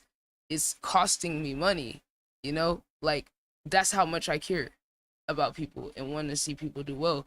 Because it's like, bro, somebody that knows this shit has to be selfless.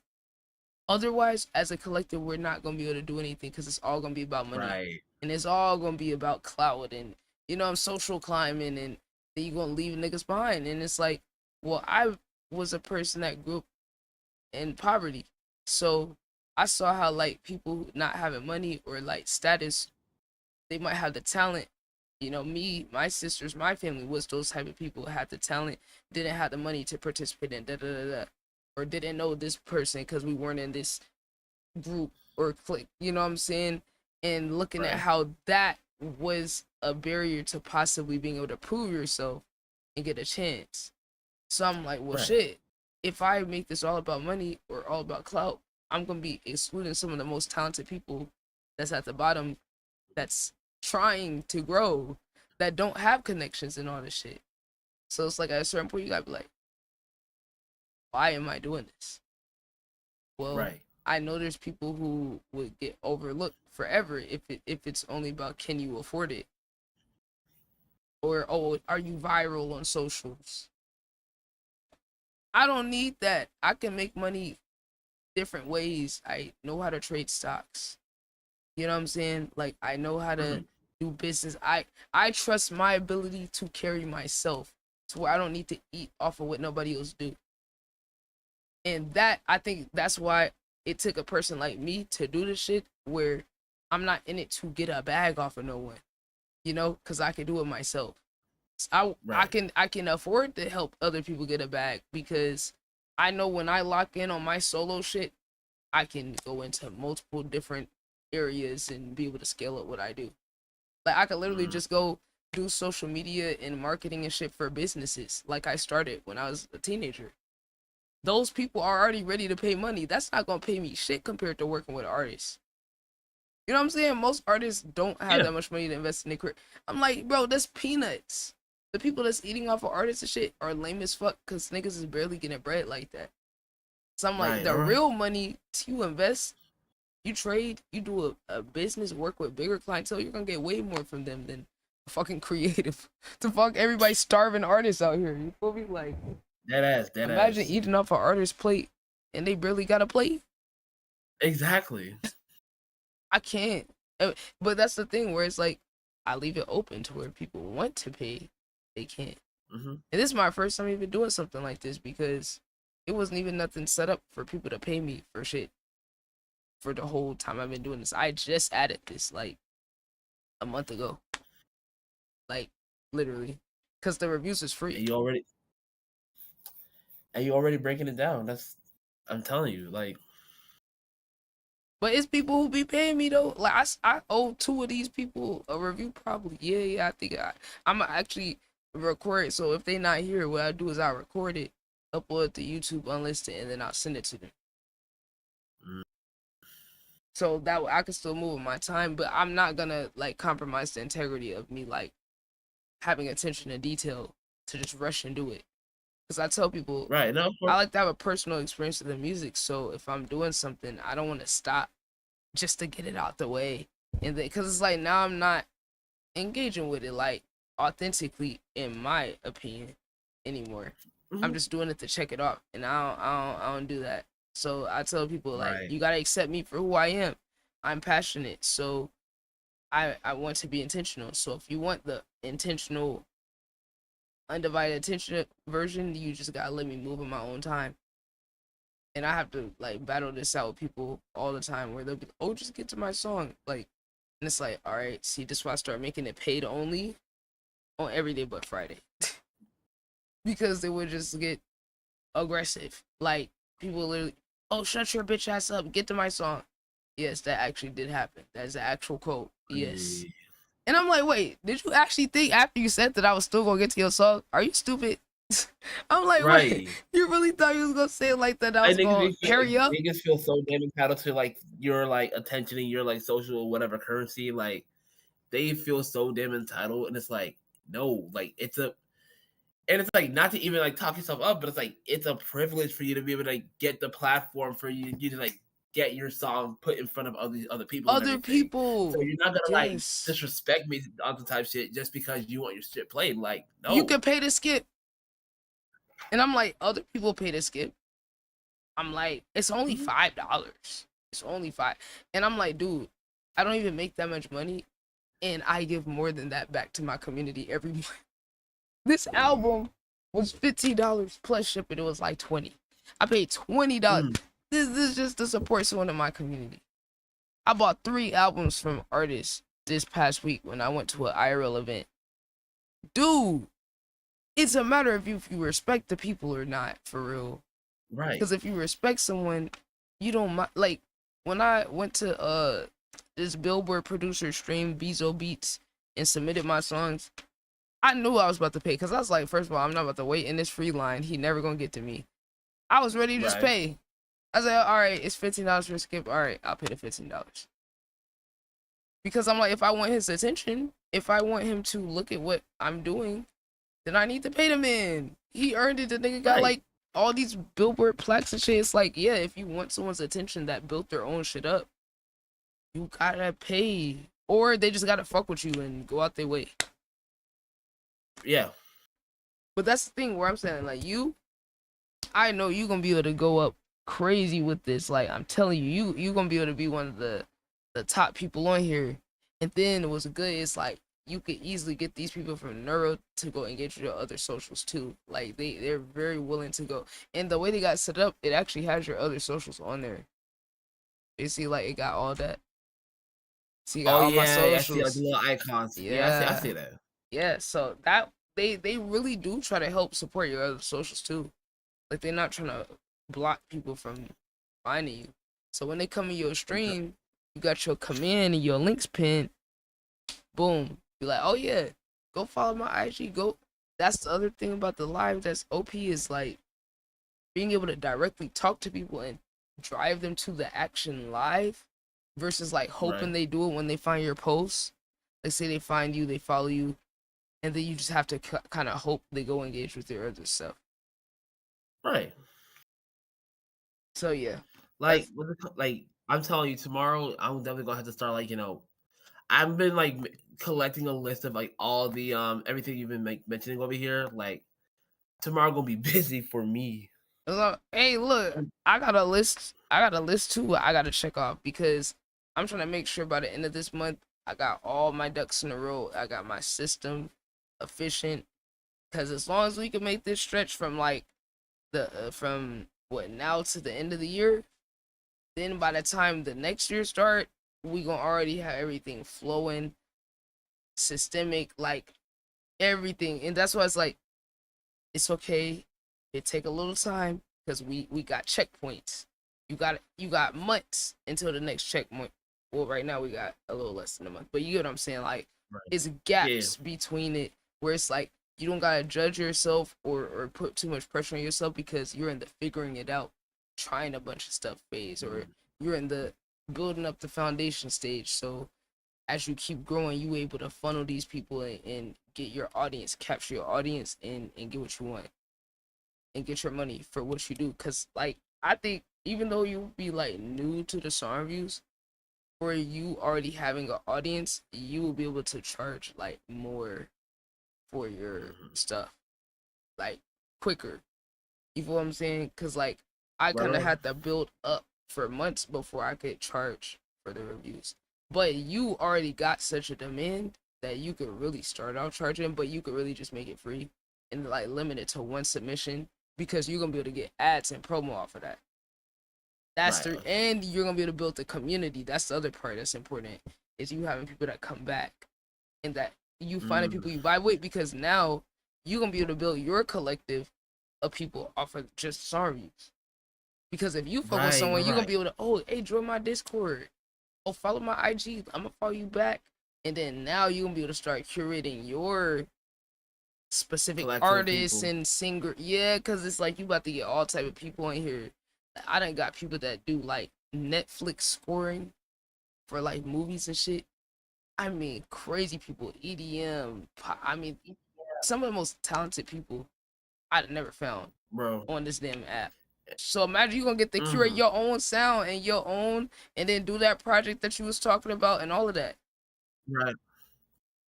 And it's like I'm telling you, it's been interesting seeing like who like the videos reach and everything. It's like it's been like in addition like on both sides of the spectrum and everything. Like you got like there's been a few like projects that I've been listening to where it's like, okay, no, these niggas are like dead ass talented. They've been working on their shit. Like somebody had just filled in the form like for the like I got my first like form request and everything, and I'm listening to his shit. I'm like, this is some really dope. Like these are some talented ass niggas and everything.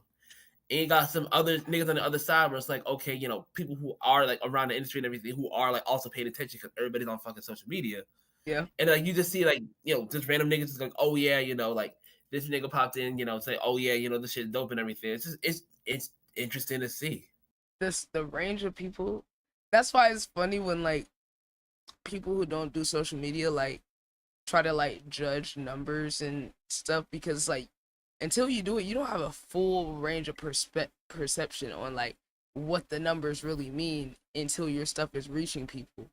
Cause then it's like, oh shit, like, wait, these people are really finding me for real. Like off of this content, like they're really watching what's going on. Like, you know what I'm saying? Like you had that realization, like, what the fuck? Like, yo, I didn't even think you would see this.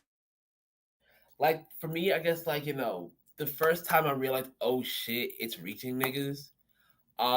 When like like Brandon Jinx Jenkins. Who? Jinx. He was I think he was on Conflicts and everything. He's like a reporter or whatever. I might know him by a face. What's his name? You probably do know him. Like, cause you watch a lot of interviews and everything. Yeah. You look him up. What's his name? You said Brandon? Brandon Jinx Jenkins. Brandon Jink. What you said, G? JINX, I believe. Oh, J. Oh yeah. Yeah, this nigga. Yeah. Like when I saw that nigga followed, I was like, oh shit.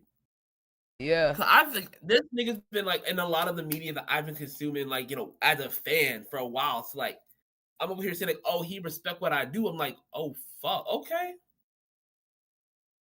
Yep.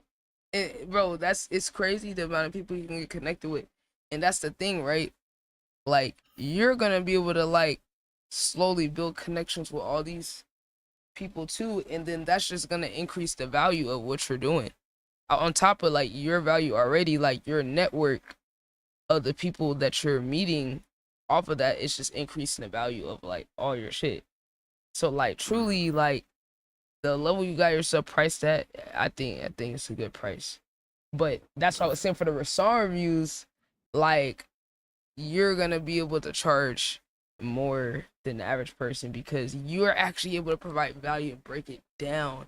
Most people in the reviews is not doing that. Like literally, you just go onto the website and go look at some of the reviews. Man, some of these people is just, oh, it was trash. It was good. Literally, that's it. And it's like, and the thing for me is too, like I'm not in the business of that. Cause for me, at the end of the day, and this probably stems from my perspective as an artist. Everybody, at the end of the day, we are all creating works that are expressions and like, extensions of who we are, basically. So it's like we all have our own like ranges of influences. So I'm not gonna say like I'm not gonna say an underground ass nigga is trash because you know my reference point is like 90s boom bap. Like yeah, I don't feel like I have like a right to actually say that because I don't have a reference. I can't tell you like, oh yeah, you know, you over here trying to make like, you know, some video game music where you're rapping over. I can't say that's trash because I don't have that reference point. So for me, it's like, okay, where are you starting from? What are you making? Where are you trying to go? And it's like, okay, I can tell you, okay, you know, from like a break from a lyrical perspective, okay, like maybe the writing's a little vague here. Okay, you know, maybe you can add a couple things to make your writing more interesting. Like maybe you're trying to like you can find some flows that fit better with like I want to break down like what's wrong with the track mainly so I can say, hey, here's where you can improve. Cause I'm not in the business of like saying, oh yeah, this just ass, you know, move on. I'm very much like, okay, there's some like this, there's some potential here, there's some weak points here, but if you're trying to get to this point, here's where I think you can go based upon my own references. Yeah, that's literally the way that I approach it. Where I won't engage until the artist just tell me like, okay, what are you going for? And then like, what is your goal with the song? Are you just trying to see if it's a vibe? Or do you actually want feedback on like were you working on something specifically, or you want like a breakdown or analysis? Cause I ain't gonna waste my time on people that just want to see if it's a vibe. But if you want the analysis, I'm just gonna document what I'm experiencing and what I'm seeing. Right. And then I'm basing my feedback based off of what the artist is going for. Cause it's like if you're going for some experimental shit, I'm not gonna try to control your experiment. Right. I'm gonna just witness it and document and tell you what I'm hearing. And then if there is anything where I'm like, okay, what are you going for? If you're going for expression, like raw emotion, if I feel like you could do a little thing to make it more raw, then I'll try to like point that out. You know what I'm saying? Like, you know, try to get you aligned with yourself, not with what I want, but like I'm using my perspective to try to get you more what you want as the artist, you know, based off of what I think you're trying to go for, you know, like if I hear it and I'm like one person was kind of like monotone but they were trying to do like some vibey like underground shit, and I'm like, okay, well, you're saying these lines but I don't believe you. It don't feel right. I'm not convinced off of your delivery. Where you don't have no emotion. You trying to stay in one comfortable little pocket. But in this type of music, you have the ability to express that range. You can't be hesitant to hold yourself back, but then still trying to do that style. Maybe you go find something that matches where you're naturally at, or you're going to have to push yourself. You decide. You know? But if you're going to go for it, then you got to go for it all the way, which means you're going to have to be vulnerable. You know what I'm saying? It's like little stuff like that. That's the type of stuff I be trying to bring to artists' attention, not trying to like control what they do, because I'm like, you know yourself the best. I want to get you more tapped in tune with yourself. Exactly. You know, it's because it's like at the end of the day, if you don't love what you do, why does it matter? And that's why sometimes I tell the artist, my opinion don't even fucking matter. I'm just doing this to give you my experience of going into your world. What does it make me feel? What does it make me think?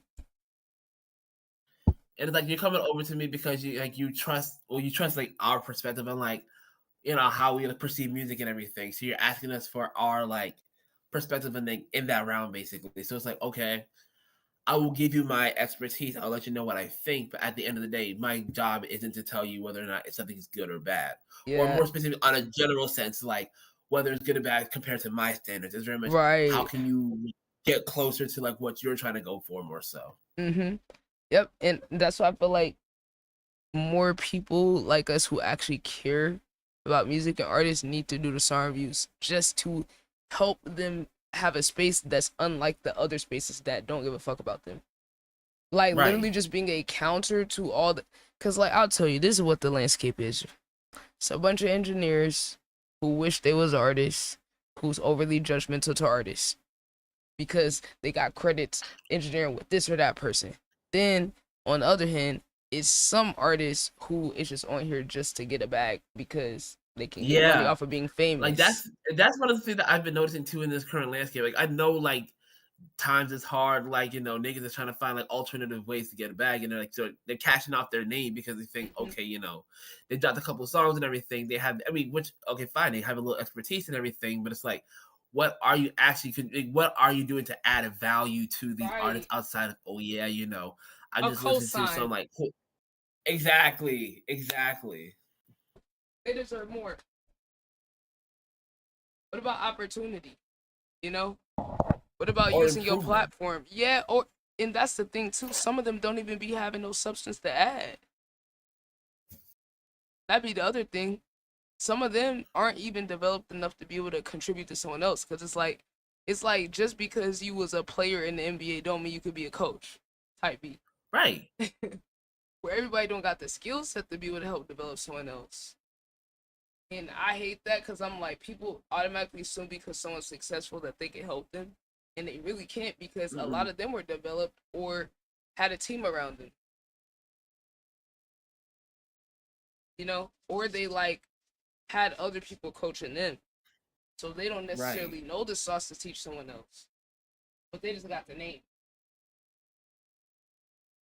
That's the thing where like, I feel like all of us in the community can be the top like non-industry people doing the reviews and stuff. Yeah. Like literally out of all the non quote unquote professionals, we could be, and that's a pretty good fucking tier to fall into, I would say. Because people are gonna find more value with us than those people. Right. No, most definitely. And it's like I take a look, and the thing is too, it's like I'm over here looking at like the Vanguard, like that came before us and everything. Like people who are like the company man or like Jeremy Hecht and whatnot, like people who are like the talking heads of like the generation and everything. Like they still are over here competing, and like they have their social and their name to like coast on. But it's like you're not seeing a lot of people that are like our generation, our range, and everything that are talking about like the artistry of it, or like going deep into like that have like not only like one foot in the past of like understanding and respecting it, attempting to preserve like the quality of hip hop and everything, but also having a foot in the new generation, so we have an understanding of okay, in the same way we listen to a Tyler, like maybe we listen to an NBA Youngboy, or listen to like a Osama Son or something like that, like having that understanding of the different ranges to go like, oh yeah, we can still be the cultural like auteurs, basically just saying okay, like this is still within the genre of hip hop and everything, but like trying to improve like the quality of it, basically. It's like, well, I truly feel like you can make whatever type of music and build a career in a fan base. That's why like really with artists, like I try to focus more on like their social media, their branding, their marketing, because it's like you could pretty much do anything, have the most raw like bin lab, earbud mic, as music like laser them, and be able to build a whole fan base and get millions of views, and like be able to actually go do shows and get paid. And it's not even a thing where it's about like the type of music or the quality these days, because if you have a storyline, you have a vision or something about you that's interesting, that's really all you need. Like, you know, because you can have the most raw music and people fuck with it. Yeah. And I feel like as Black people, we got a little bit of this like exceptionalist mentality where we feel like we got to be exceptional in order to like do stuff. But like, let me just show you this girl, someone, Penelope Scott. Now, is this her? Is this the right girl? Is this her? Hold on. Wait. Oh my God. 144 videos. Chat. We got another 144 chat. Maybe it wasn't Penelope Scott. Or maybe because wait, maybe it was. Okay, because like she has some like multi-million view song. Hold on, can I go popular? Cause like someone showed me this and I was like, what the fuck? This blew up? Are you serious? Here we go. All right, just look, man. And you were beautiful and vulnerable and power and success. Goddamn, I fell for you. Your flame, the words, your tunnels, and your tech. I studied code because I wanted to do something great like you. And the real tragedy is half of it was true. But we've been fucking mean. We're elitist. We're as flawed as any church. And this faux red West Coast dogma has a higher fucking net worth. I bit the apple because I trusted you. It tastes like Thomas Malthus. Your proposal is immodest and insane. And I hope someday some. Now, not my cup of tea. You feel me? But this shit got 67 million views though. You see what I'm saying though? You see what I'm saying though? Yeah. Cause I'm like, okay. Yeah, no, I feel like she has a very random style about her. Yo, child, man, we just talk about artists. But I get your point. Basically, it's like, you know, there's an audience for anything. There's an audience for anything. There's 7 billion people in this world. Eight or 9 people that will accept it like that raw, kind of like, you know, in my head, I'm like, girl, you like a little offbeat. You rambling. This is a run-on sentence song. What, like, you just yapping. That's my POV, but it's still valid art. But I'm just like, you just yapping for real. And then I listen to a lot of music and listen to artists that are just outside of what I would normally listen to that like push me. And I'm like, wow, I get inspiration from seeing people like this. So I'm like, girl, if this could go up, we can do anything. I mean, no shade, bitch. But I just saying, like, no, but that's dead ass though. It's like if you look at the things that blow up, if you look at the things that get attention and everything, it's like there's literally a bag in anything. You just gotta, like, you know, find an audience that connects with it. Exactly. And that's why I feel like you just focus on that part, finding the audience that can or helping them find you. You know, the content and all this shit. So I'm like, bro, we could do anything. We could have the most imperfect art, and that shit can still go up. Like Laser Dim, this nigga, it's so interesting how if you psychologically train your audience on something, they could love something that other people find flaws in. So say for example with Laser Dim, he would rap off of his headphones on the phone on BandLab. When he started getting more studio time, his fans start complaining about the studio quality. It's like, oh, we want to hear the old quality on the band. It don't feel raw no more. It's still too polished. And I'm like, that's interesting, right? Because like that rawness became a character trait and another thing too, appeal. Because that reminds me of two things. One, like Tommy Richmond's whole $1 Million Baby joint, like. When that first was going around on TikTok and everything, I think there was a version of it where I think it was bass boosted. So like when he dropped the original version, everybody's like, "Oh yeah, he ruined it." You know, where's the bass boosted version? Where it's like, you know, it sounds rough and raw and everything, but like niggas was fucking with that. Right, and that's kind of like my thing, where I kind of want to just free artists from this trap of like always trying to optimize and overly polish their stuff. Where I'm like, look. This art is a reflection of your spiritual relationship with yourself.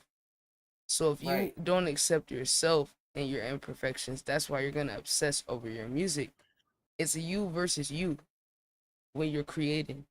So it's like when other people are in this space, like doing the song reviews or have authority in the space, I feel they use it to like validate themselves and their ego by being so critical of other artists. Because my thing is, if you're gonna have criticism, number one, let it be constructive. Number two, don't critique something if you can't offer a solution. Right. Like No, if that's my you main gotta thing. be able to break down what someone like what's wrong or what could you do, or you know what I'm saying? Like you gotta be able to Exactly. pair Like, it don't with just say, oh yeah, something. like, oh yeah, no, this is mid, or oh yeah, like it's trash and everything. Why is it trash? Like give a constructive reason as to why you think like, this isn't like good by your standards and everything. Right. Because that's what I noticed. A lot of people don't even have that extent of information. They're not even thinking about it that deep, you know? But I feel like this idea of like pushing people to consume art in different ways than just what automatically they want to hear.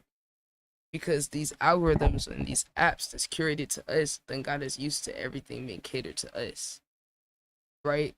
So then now people aren't willing to engage with art that doesn't immediately satisfy their dopamine hit. It isn't what art they want. And that's the thing I've been learning too, basically. It's like I've been learning to like listen to like albums, like when I don't understand them.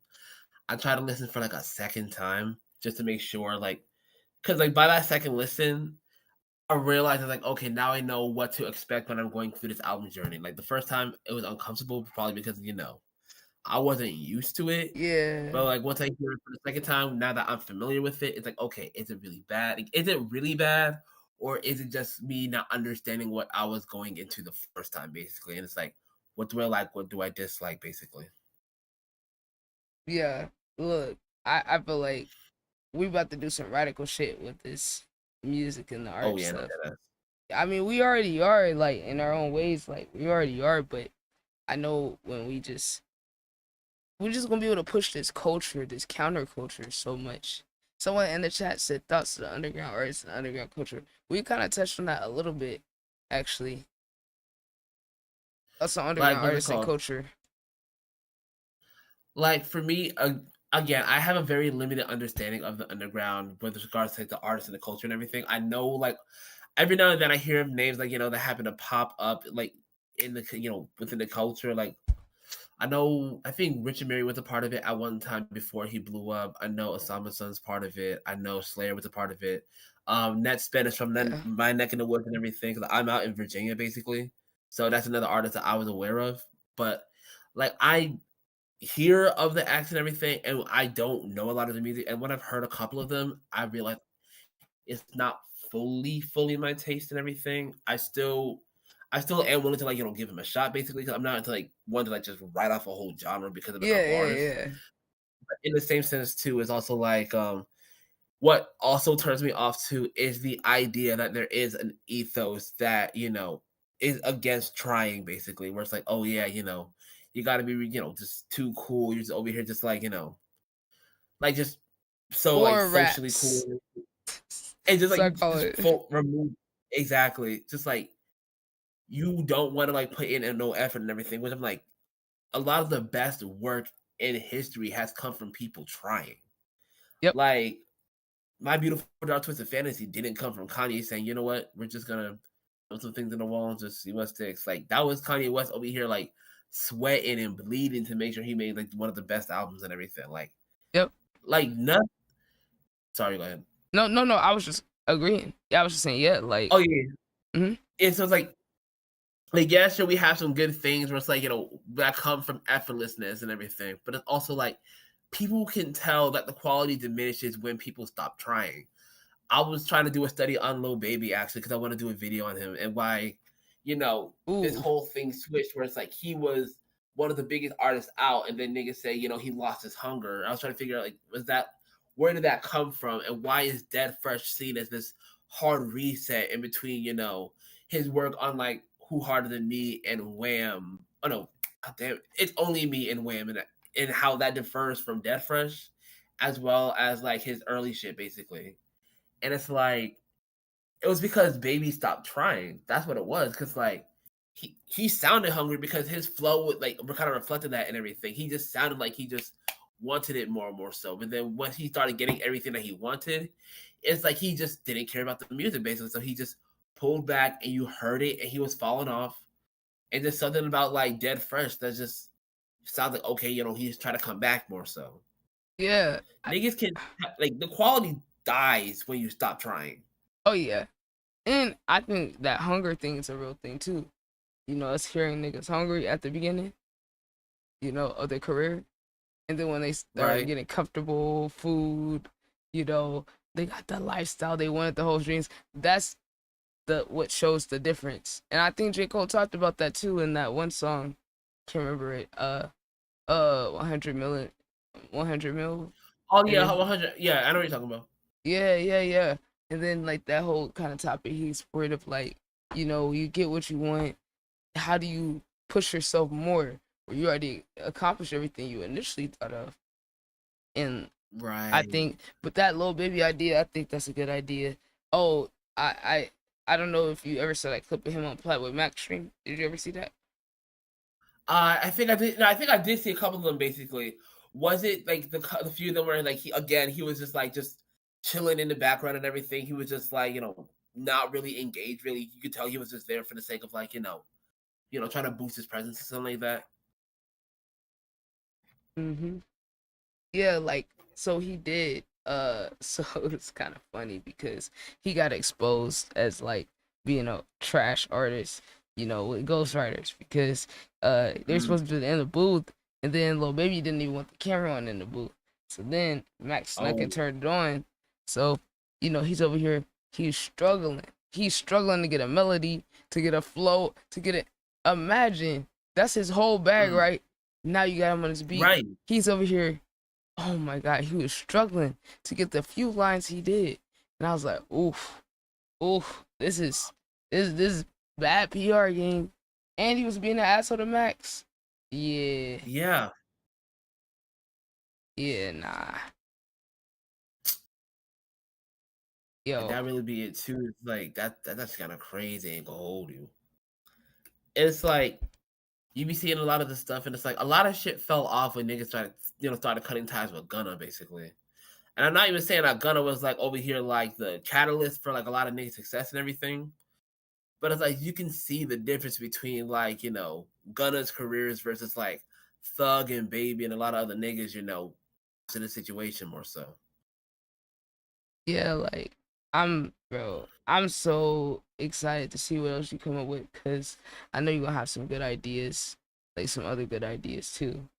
Like you got a list of all your ideas down? Oh, listen, I got an Excel sheet. Like, cause my thing is too like there's a lot of fucking bags I need to tap into. Cause it's like you have like, the main faves and everything, but then you have your underrateds. Like niggas don't talk about how like niggas like always like to downplay Big Sean, Wale, Meek Mill. Niggas don't talk about Currency often. And then you also got like, you stretch it out, niggas always downplay trap music. So there's some shit that Future's doing, that Gunna's doing, that like I'm looking into ESTG because he's getting this resurgence right now. Niggas is like, oh yeah.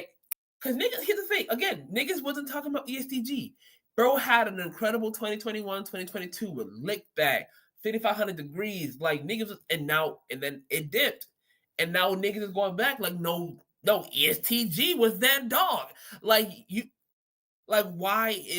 is he now connecting? Why are niggas always like dropping these videos of, oh yeah, me listening to the most gangster shit ever while I'm like doing non-gangster shit? Like, what is it about ESTG's music that's connected with niggas who aren't in the lifestyle, but still over? Because like again, like a lot of this is like words. It's not like ESTG may not be a lyricist by standard tradition, but like he's still communicating messages in his words, and it's something about the way he rap about his stuff that allow people to correlate it with their own lives. Like, oh yeah, I'm over here just a dog, and I'm a dog in the spreadsheets and everything. And it's like that's another thing I want to talk about. In addition, like we're not even considering the 2010s, 2000s, 1990s, all these different artists that there's just so much I can and want to do with this thing, and it's just like it can get overwhelming at times too because it's like oh my god, there's just so much in it, bro. And that's not even talking about like overseas. I just dropped the Gets video because I've had a nigga in my ear for the past 2 months, I want to say, who's putting me onto all these like UK artists, like who are doing shit and everything. And niggas don't talk about the UK. Especially with the no. whole, especially after the, listen, it's funny. Last year I got my ass jumped in the middle of like the Jordan Lucas and Skepta beef because I happened to say, you know what? Maybe there are some lyricists over there that may be on the same level as Kendrick. I'm not 100%. And niggas are like, ain't no niggas in there better than Kendrick. Like, but in the same sense, it's like there's so many areas that are untapped that I want to tap into because again, a lot of the conversations are around the same five, like Kendrick Lamar, Tyler the Creator, J. Cole, like who gonna break which, away? again, Because it makes sense business wise to go with them, but still, it's like, how do we balance it with what we, the other shit we're and it's passionate like about? to ignore these niggas is to be disingenuous to the history of what their actual contributions are. Like the biggest sin that I want to rectify with my shit is the narrative of Wale. Wale is literally on the tier of Kendrick Lamar, on the tier of J. Cole, on the tier of Drake. Like he's there. The issue is his publicity. Niggas like whenever he hop on, like it expresses his feelings and everything, he always gets jumped on. But everything is a lot. He dropped that in 2025. Still probably one of the best albums over the past year. And it's like, bro, I'm so excited for you, bro, because I know you're saying like you're a little overwhelmed by it, but like I want you to embrace that feeling of like being overwhelmed and reframe it as like you have an overabundance of ideas and passion, and you're in the era where you could actually really build some shit just off of that alone. So like you got all these ideas and you're gonna be able to check them off, and man, just appreciate this journey because you already been doing the work. You've been doing the hard part already. The rest is just gonna get a little easier. Like once you got everything set up with like the stream and you can multi-stream it, tap into that TikTok audience. You feel me? You can rotate them too. You could literally rotate what you're on. So like right now I'm on Twitch, YouTube, and TikTok. I could turn one of these off, go live on another one. Turn one off. Wait, so I think it's connected to IG too. So you could literally pop on IG live, boom. Turn it off. Like it's really that simple. But like I said, for the free plan, you get 2 for free. You get two platforms for free.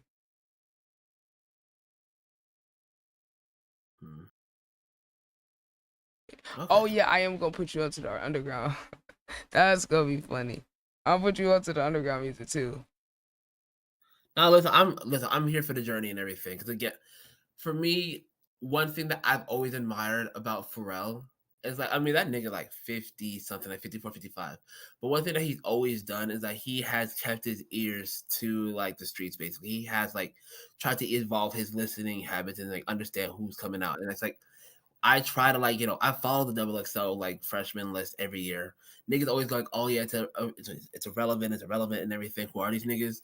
But I try to use it as a gauge to go like, okay, who's actually making waves? Who's actually making dope music? Who should be recognized? Who hasn't been recognized? Like I've been honestly one of my favorite discoveries over the past year has been Babyface E. Like, oh yeah, I've heard him. Bro, that nigga flow is so fucking slick. Like I like the Detroit scene already, like Sada Baby, Icewear Vezo, T Grizzly, YNJ, what's it called? Just that whole Detroit Flint scene I fucking love. But listening to Babyface E rap, I'm like, God damn, that nigga slick. Oh my god, I like, bro. Yeah, now that nigga go fucking hard. Yo, who do you think like, is on the like who is the an underground artist that you've actually been able to like kind of engage with them or any of their music? Is there anybody so far? New underground chat, new Honestly, underground. honestly, I don't. Closest I want to say is Ice Cold Bishop. Ice Cold Bishop, yeah. So he's actually a West Coast rapper. He's I've been following him for like a hot second, basically. Let's see here, because he did a color show back in 2020, basically, and from there I was like, oh, this nigga tough. He had like the high pitched, kind of voice similar to like a Jid or a Kendrick Lamar, basically, but like the energy that he hit it with, he had like bangers and whatnot. So I'm like, okay, all he had was features at the time, but I'm just following his little feature run, and I'm like, okay, now that's tough. That's tough. Then he dropped his debut, which was Generational Curses in 2023, and I'm like, oh, this is like a kind of a classic, basically. But so I had to make a video on him, and when I did, he kind of reached out. And then earlier, I think this year, he had slid in my DMs. Basically, we had a conversation about his music. I'm like, nah, like bro stuff is like hella tough, basically. And that was like the first time I've ever had like a like interaction of that kind of where it's like as a content creator, like talking to an artist who I'm covering. It was just like, dang, like not only is it reaching, but it's also like there's kind of it makes me understand like the relationship where it's like, oh yeah, he's over here working on stuff and whatnot, and like he recognizes what I'm doing over here, trying to like bring light to like music that I'm just over here just discovering and appreciating. I just thinking of like how many different underground artists I'm about to put you onto. I just can't wait to see your reaction to some of these. I'm over here like Laser Dim, Xavier Soul Based, fucking. Oh my, wait, you've had to heard Mouse, right? You've heard him, right? Oh yeah, See, we I go know viral. Mouse. Okay. Cause I'm like, he's so viral that like I know you had to hear him. But like, I got like a whole bunch of people where like, I'm gonna show you some of my favorites that I know when other people hear them, they'll be like, yo, what the fuck is this? But I love artists like that. I love artists that do some shit where I'm like, it made me uncomfortable. Like I'm doing a double take. I'm like, wait, hold on. Right. What? And then wait, I but heard, this like, works though. I heard Laser Dim on a couple songs, basically. I heard him on a couple songs he had with Denzel. And there's a song that has like what, him, Ian, and then Nino paid, Rich and Roll, that I've heard. Yep. I remember that one. Yeah. So Laser Dim, when I first heard him, honestly, I have to do like a 2K bill breakdown on him because, dude, this guy gotta be one of the most interesting rappers I ever heard with his style when he's just in his natural element. Because those features, he was kind of like, yeah, on the one with Ian and shit, he was still being himself, but the other one is a little different. But like, what number one thing he did that was like crazy, I was like, so, like people usually have like a rhyme scheme and then they keep rhyming it. He has like commitment issues to the rhyme scheme and cadence, I say. Because, he got a beef with it, He's always changing what rhyme scheme he's doing so frequently, like way more than the average person. It's because he punching in and he really going line for line, and not thinking about it. But like, it's so interesting because it sounds very jumpy, like, from going from one cadence to the, it could sound very like chaotic to someone that doesn't listen to that shit. And I think it's fascinating because the type of music he makes, people wouldn't be willing to engage with like more nuanced thoughts about him because I feel like rhythmically he's actually really fascinating if we just break down what he does off of rhythm. And then like in terms of just the ability to not stick to a rhyme scheme, I'm like, actually, after doing multiple songs with his like, homage to his style, like it's actually hard. It's harder to switch your rhyme scheme every other line. Every two, you know what I'm saying? Versus like dragging it out. And it's like he does that the whole song through. But it's like people wouldn't give him credit because of the type of music he make for real. Right, and it's like it reminds me too of like artists who are like part of like the abstract movement or like the Dadaist movement, where it's like it's a deconstruction of like how we understand art itself and everything. Where it's like even Cubism, where it's like it's not like paint by numbers. Okay, this is a tree. This is a brook. Like it's okay. This is a representation of the thing that you understand basically, and it's like people still consider it art and everything, and that's not saying it isn't art by any stretch of the imagination, but it's like applying that to like the underground and everything, where they are deconstructing how we understand it. It's similar to how like the trap movement of the 2010s and everything, where you have a song like Tony Montana, where like Future is just like on just drugged out singing like Tony Montana. Like niggas didn't think that was hip hop, but now like that is literally like the progenitor for like a lot of stuff that we hear today, or like lifestyle. I remember niggas clown the lifestyle. Cause like niggas, they said, oh yeah, niggas was on rap, like, but now it goes on to the party. Like that's a classic song. Cause now we have the understanding, okay, this is what Young Thug's flow is. This is what Young Thug's like lane is basically. So it's like, it's never like a matter of, oh yeah, like this is or isn't hip hop and everything. It's an evolution. It's a deconstruction of what we understand. And it's just the next step of it basically. Yeah, literally. Like, dude, I can't wait to see, because you got all those terminology and stuff like that I be missing. So I'm gonna be definitely looking forward to learning like some of these different like words to describe what they're doing. Cause like I can describe how I feel and what I'm experiencing, but like to know there's certain like words or phrases that could describe the shit, it's so cool. Cause like I'm just like, bro, like this shit is a science for real. It's a science, like the arts, and then everybody got such different expressions. Like I don't know, man. I'm excited because I just want the world to see how complex some artists are. That's kind of why I wanted to like start with a mainstream artist and then go someone like kind of unexpected. Right. Like, have you listened to Yeet? No, that makes sense. Listen to Yeet? Have you listened to Yeet? I want to say like the first one I heard from him was like Poppin', basically. Like no, Poppin' goes off honestly. Like he has some songs and everything, and his work with Benny X is also like really dope too. It's like I don't listen to him religiously, but whenever like I hear certain songs that he has dropped, I'm like, okay, that's tough. Look, man, I feel like we could be like a super team. I believe it. Listen, I'm telling you, like I'm forever grateful that you like just slid in the DMs and like letting me know like, hey yo, like you fucking my shit. Like I appreciate this, and I felt like we're definitely gonna be able to like do some shit together. Like, bro, I'm saying we could just make this a series on top of all the other stuff we doing, and then do our the collab song reviews. I feel like we just do that. Boom, series that. Oh my god, I think business about to be booming. Cause niggas is gonna want us to do that for them, on top of all the other shit they might come to us like for individually.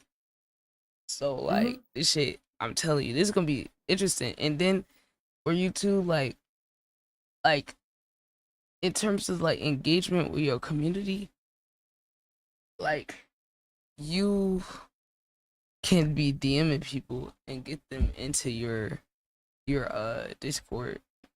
Cause then when you go live or post or whatever, you could post a link of your social post or whatever in the Discord, and then people that's tapped in can go engage. You feel me? Like you can just use it to drive your people over there.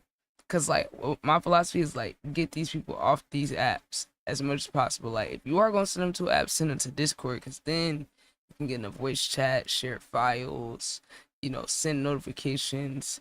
With the app, everyone come in like. That's why I said if you need any help with the Discord, like I can look and see what you got on there, and then there's like a couple little settings we can go in and tweak, and then like make sure it's locked down and protected. You know what I'm saying? Where random people can get in and all that. I do greatly appreciate that though, so thank you. Yeah, cause like I mean I had to learn the hard way with not knowing there was moderation settings, and then niggas coming in and spamming like porn and shit like. It was just crazy. Right. Yeah, cause like imagine I got the Discord on the screen, they see that, this back when it was public. They see that join drop, so they could try to get me banned. People be crazy on this shit. Yeah, no, I really like niggas like find joy and just try to like make other niggas miserable and just ruin other niggas shit. Like they get off on that shit. Yeah, it's kind of psycho, but that's fucking America. America is literally a psycho's playground. There's like so much shit that like it's kind of not normal. It's like kind of weird, but it's normalized, you know. But that's why I feel like it's other people that feel like us that's tired of that shit. Yeah. So it's like No, that's dead our ass. audience right there. Is like we not gonna appeal to mainstream people because most people are bots. Niggas don't even be having an internal fucking dialogue going on or internal monologue. I'm Like just niggas is too saying. afraid to No, you're being dead They're ass. just Like niggas are too existing. afraid to they don't be questioning like how things go and everything. They just like they take what they've been given and it's like okay, that's just gospel. They never question it. Yep. And look, like I'm telling you, man, like this is how I started to look at it. With this new era, the creator economy, I looked up the stats. I said, how much is the creator economy gonna be worth this year? They said $310 billion. Then they said they're projecting it to get to basically like 2 trillion by like 20 what did they say 2030 2034 or some shit like that. They expected to get to 2 trillion. So I'm like, wait a minute. And it's probably gonna be higher than that, if I had to guess. But I was thinking about how do we fit into that, right? Right.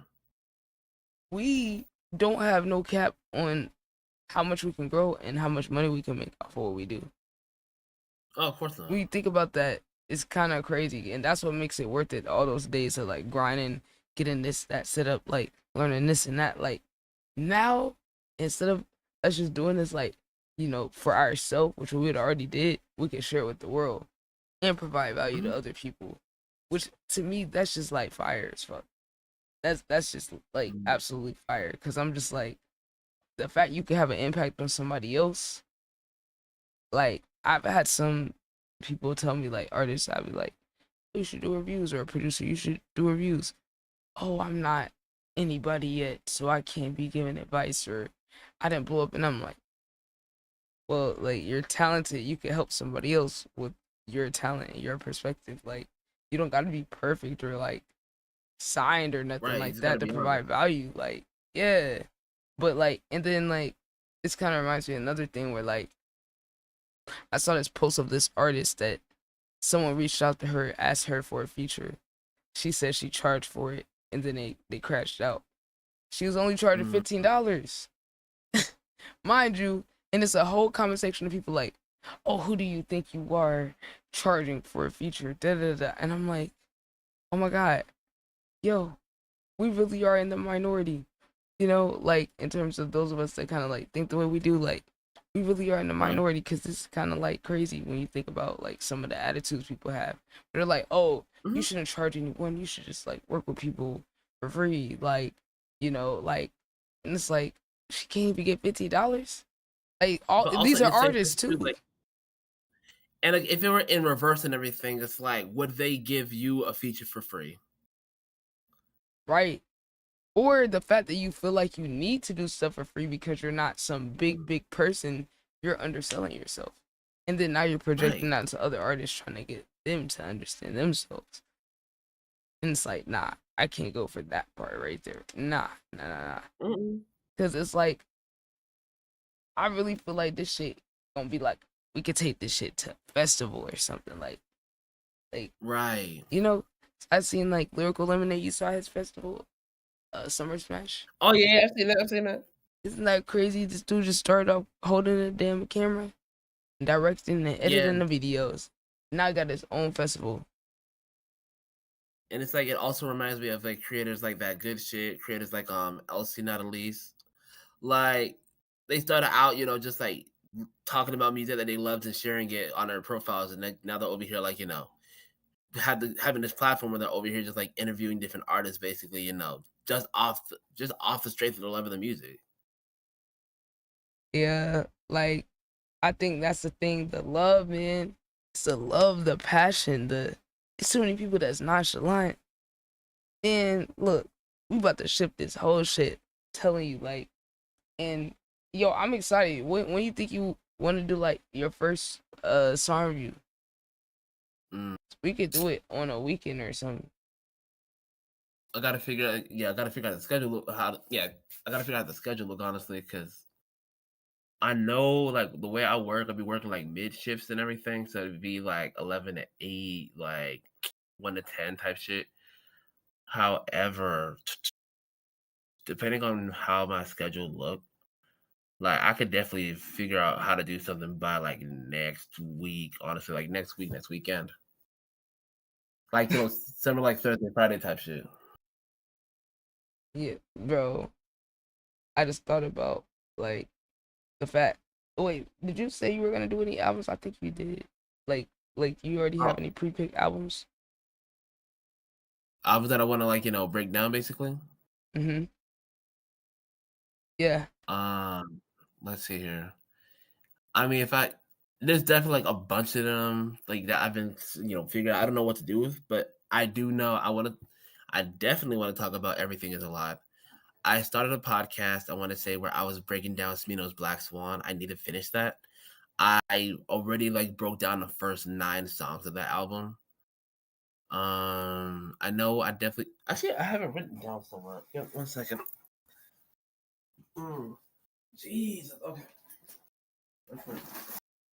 They got a notebook full of this shit.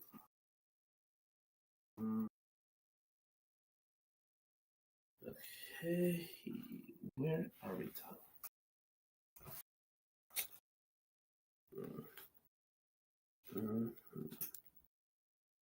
All right. You got a list?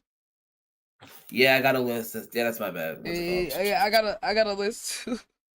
I wrote down like 50 different albums that I want to check out one day. Where it's like old ones, new ones. Okay, yeah, I think it's not another. I got like 11 different notebooks. I know I definitely want to cover Open Mike Ego too, because he also got some really good shit and everything. And he's like hella underrated as an artist, basically. Oh yeah. I just got tapped in with him recently. In the past year. I wasn't hip. Wait. I was. Mm-hmm. Let's see here. No, you got him. Oh yeah. Go ahead. Okay, I know I definitely want to do Blue Lips, and I definitely want to do Blank Face. Like those Schoolboy Q albums are like incredible. Starline, I definitely want to do Starline by chance. Like the level of like lyricism on that project, just it feels on a different level compared to like what he's done before, more so. I think I just found it. Yeah, I want to do some rap songs. I want to do Run the Jewels 2 or 3. Right. Hey, there's been a few that I want to break down. How about yourself though? You say you had a list as well? Oh yeah. Man, because there's certain like artists where I listened to them, but it was kind of like spotty. So like I want to go through Lil Wayne's discography, the Carter series in order. Some artists like I'm listening completely in order, but like Wayne, he has so many things leading up to that series, like and mixtapes. I'm like, look, I'll get to all that later. I just want to make it through so I can have it. Oh, I'm finishing Kanye, like, cause I actually listened to Kanye when I was a kid, obviously, but I didn't have my own full like sit down listen to an album till Life of Pablo. So pretty much all his best works, I've been hearing like songs from it and stuff, but I never listened to the full project. So I started with what's that first one? Was it? What's the first? College Dropout. Did that one. So now I'm just ready to move to the next ones. That's where I'm at right now. Late registration.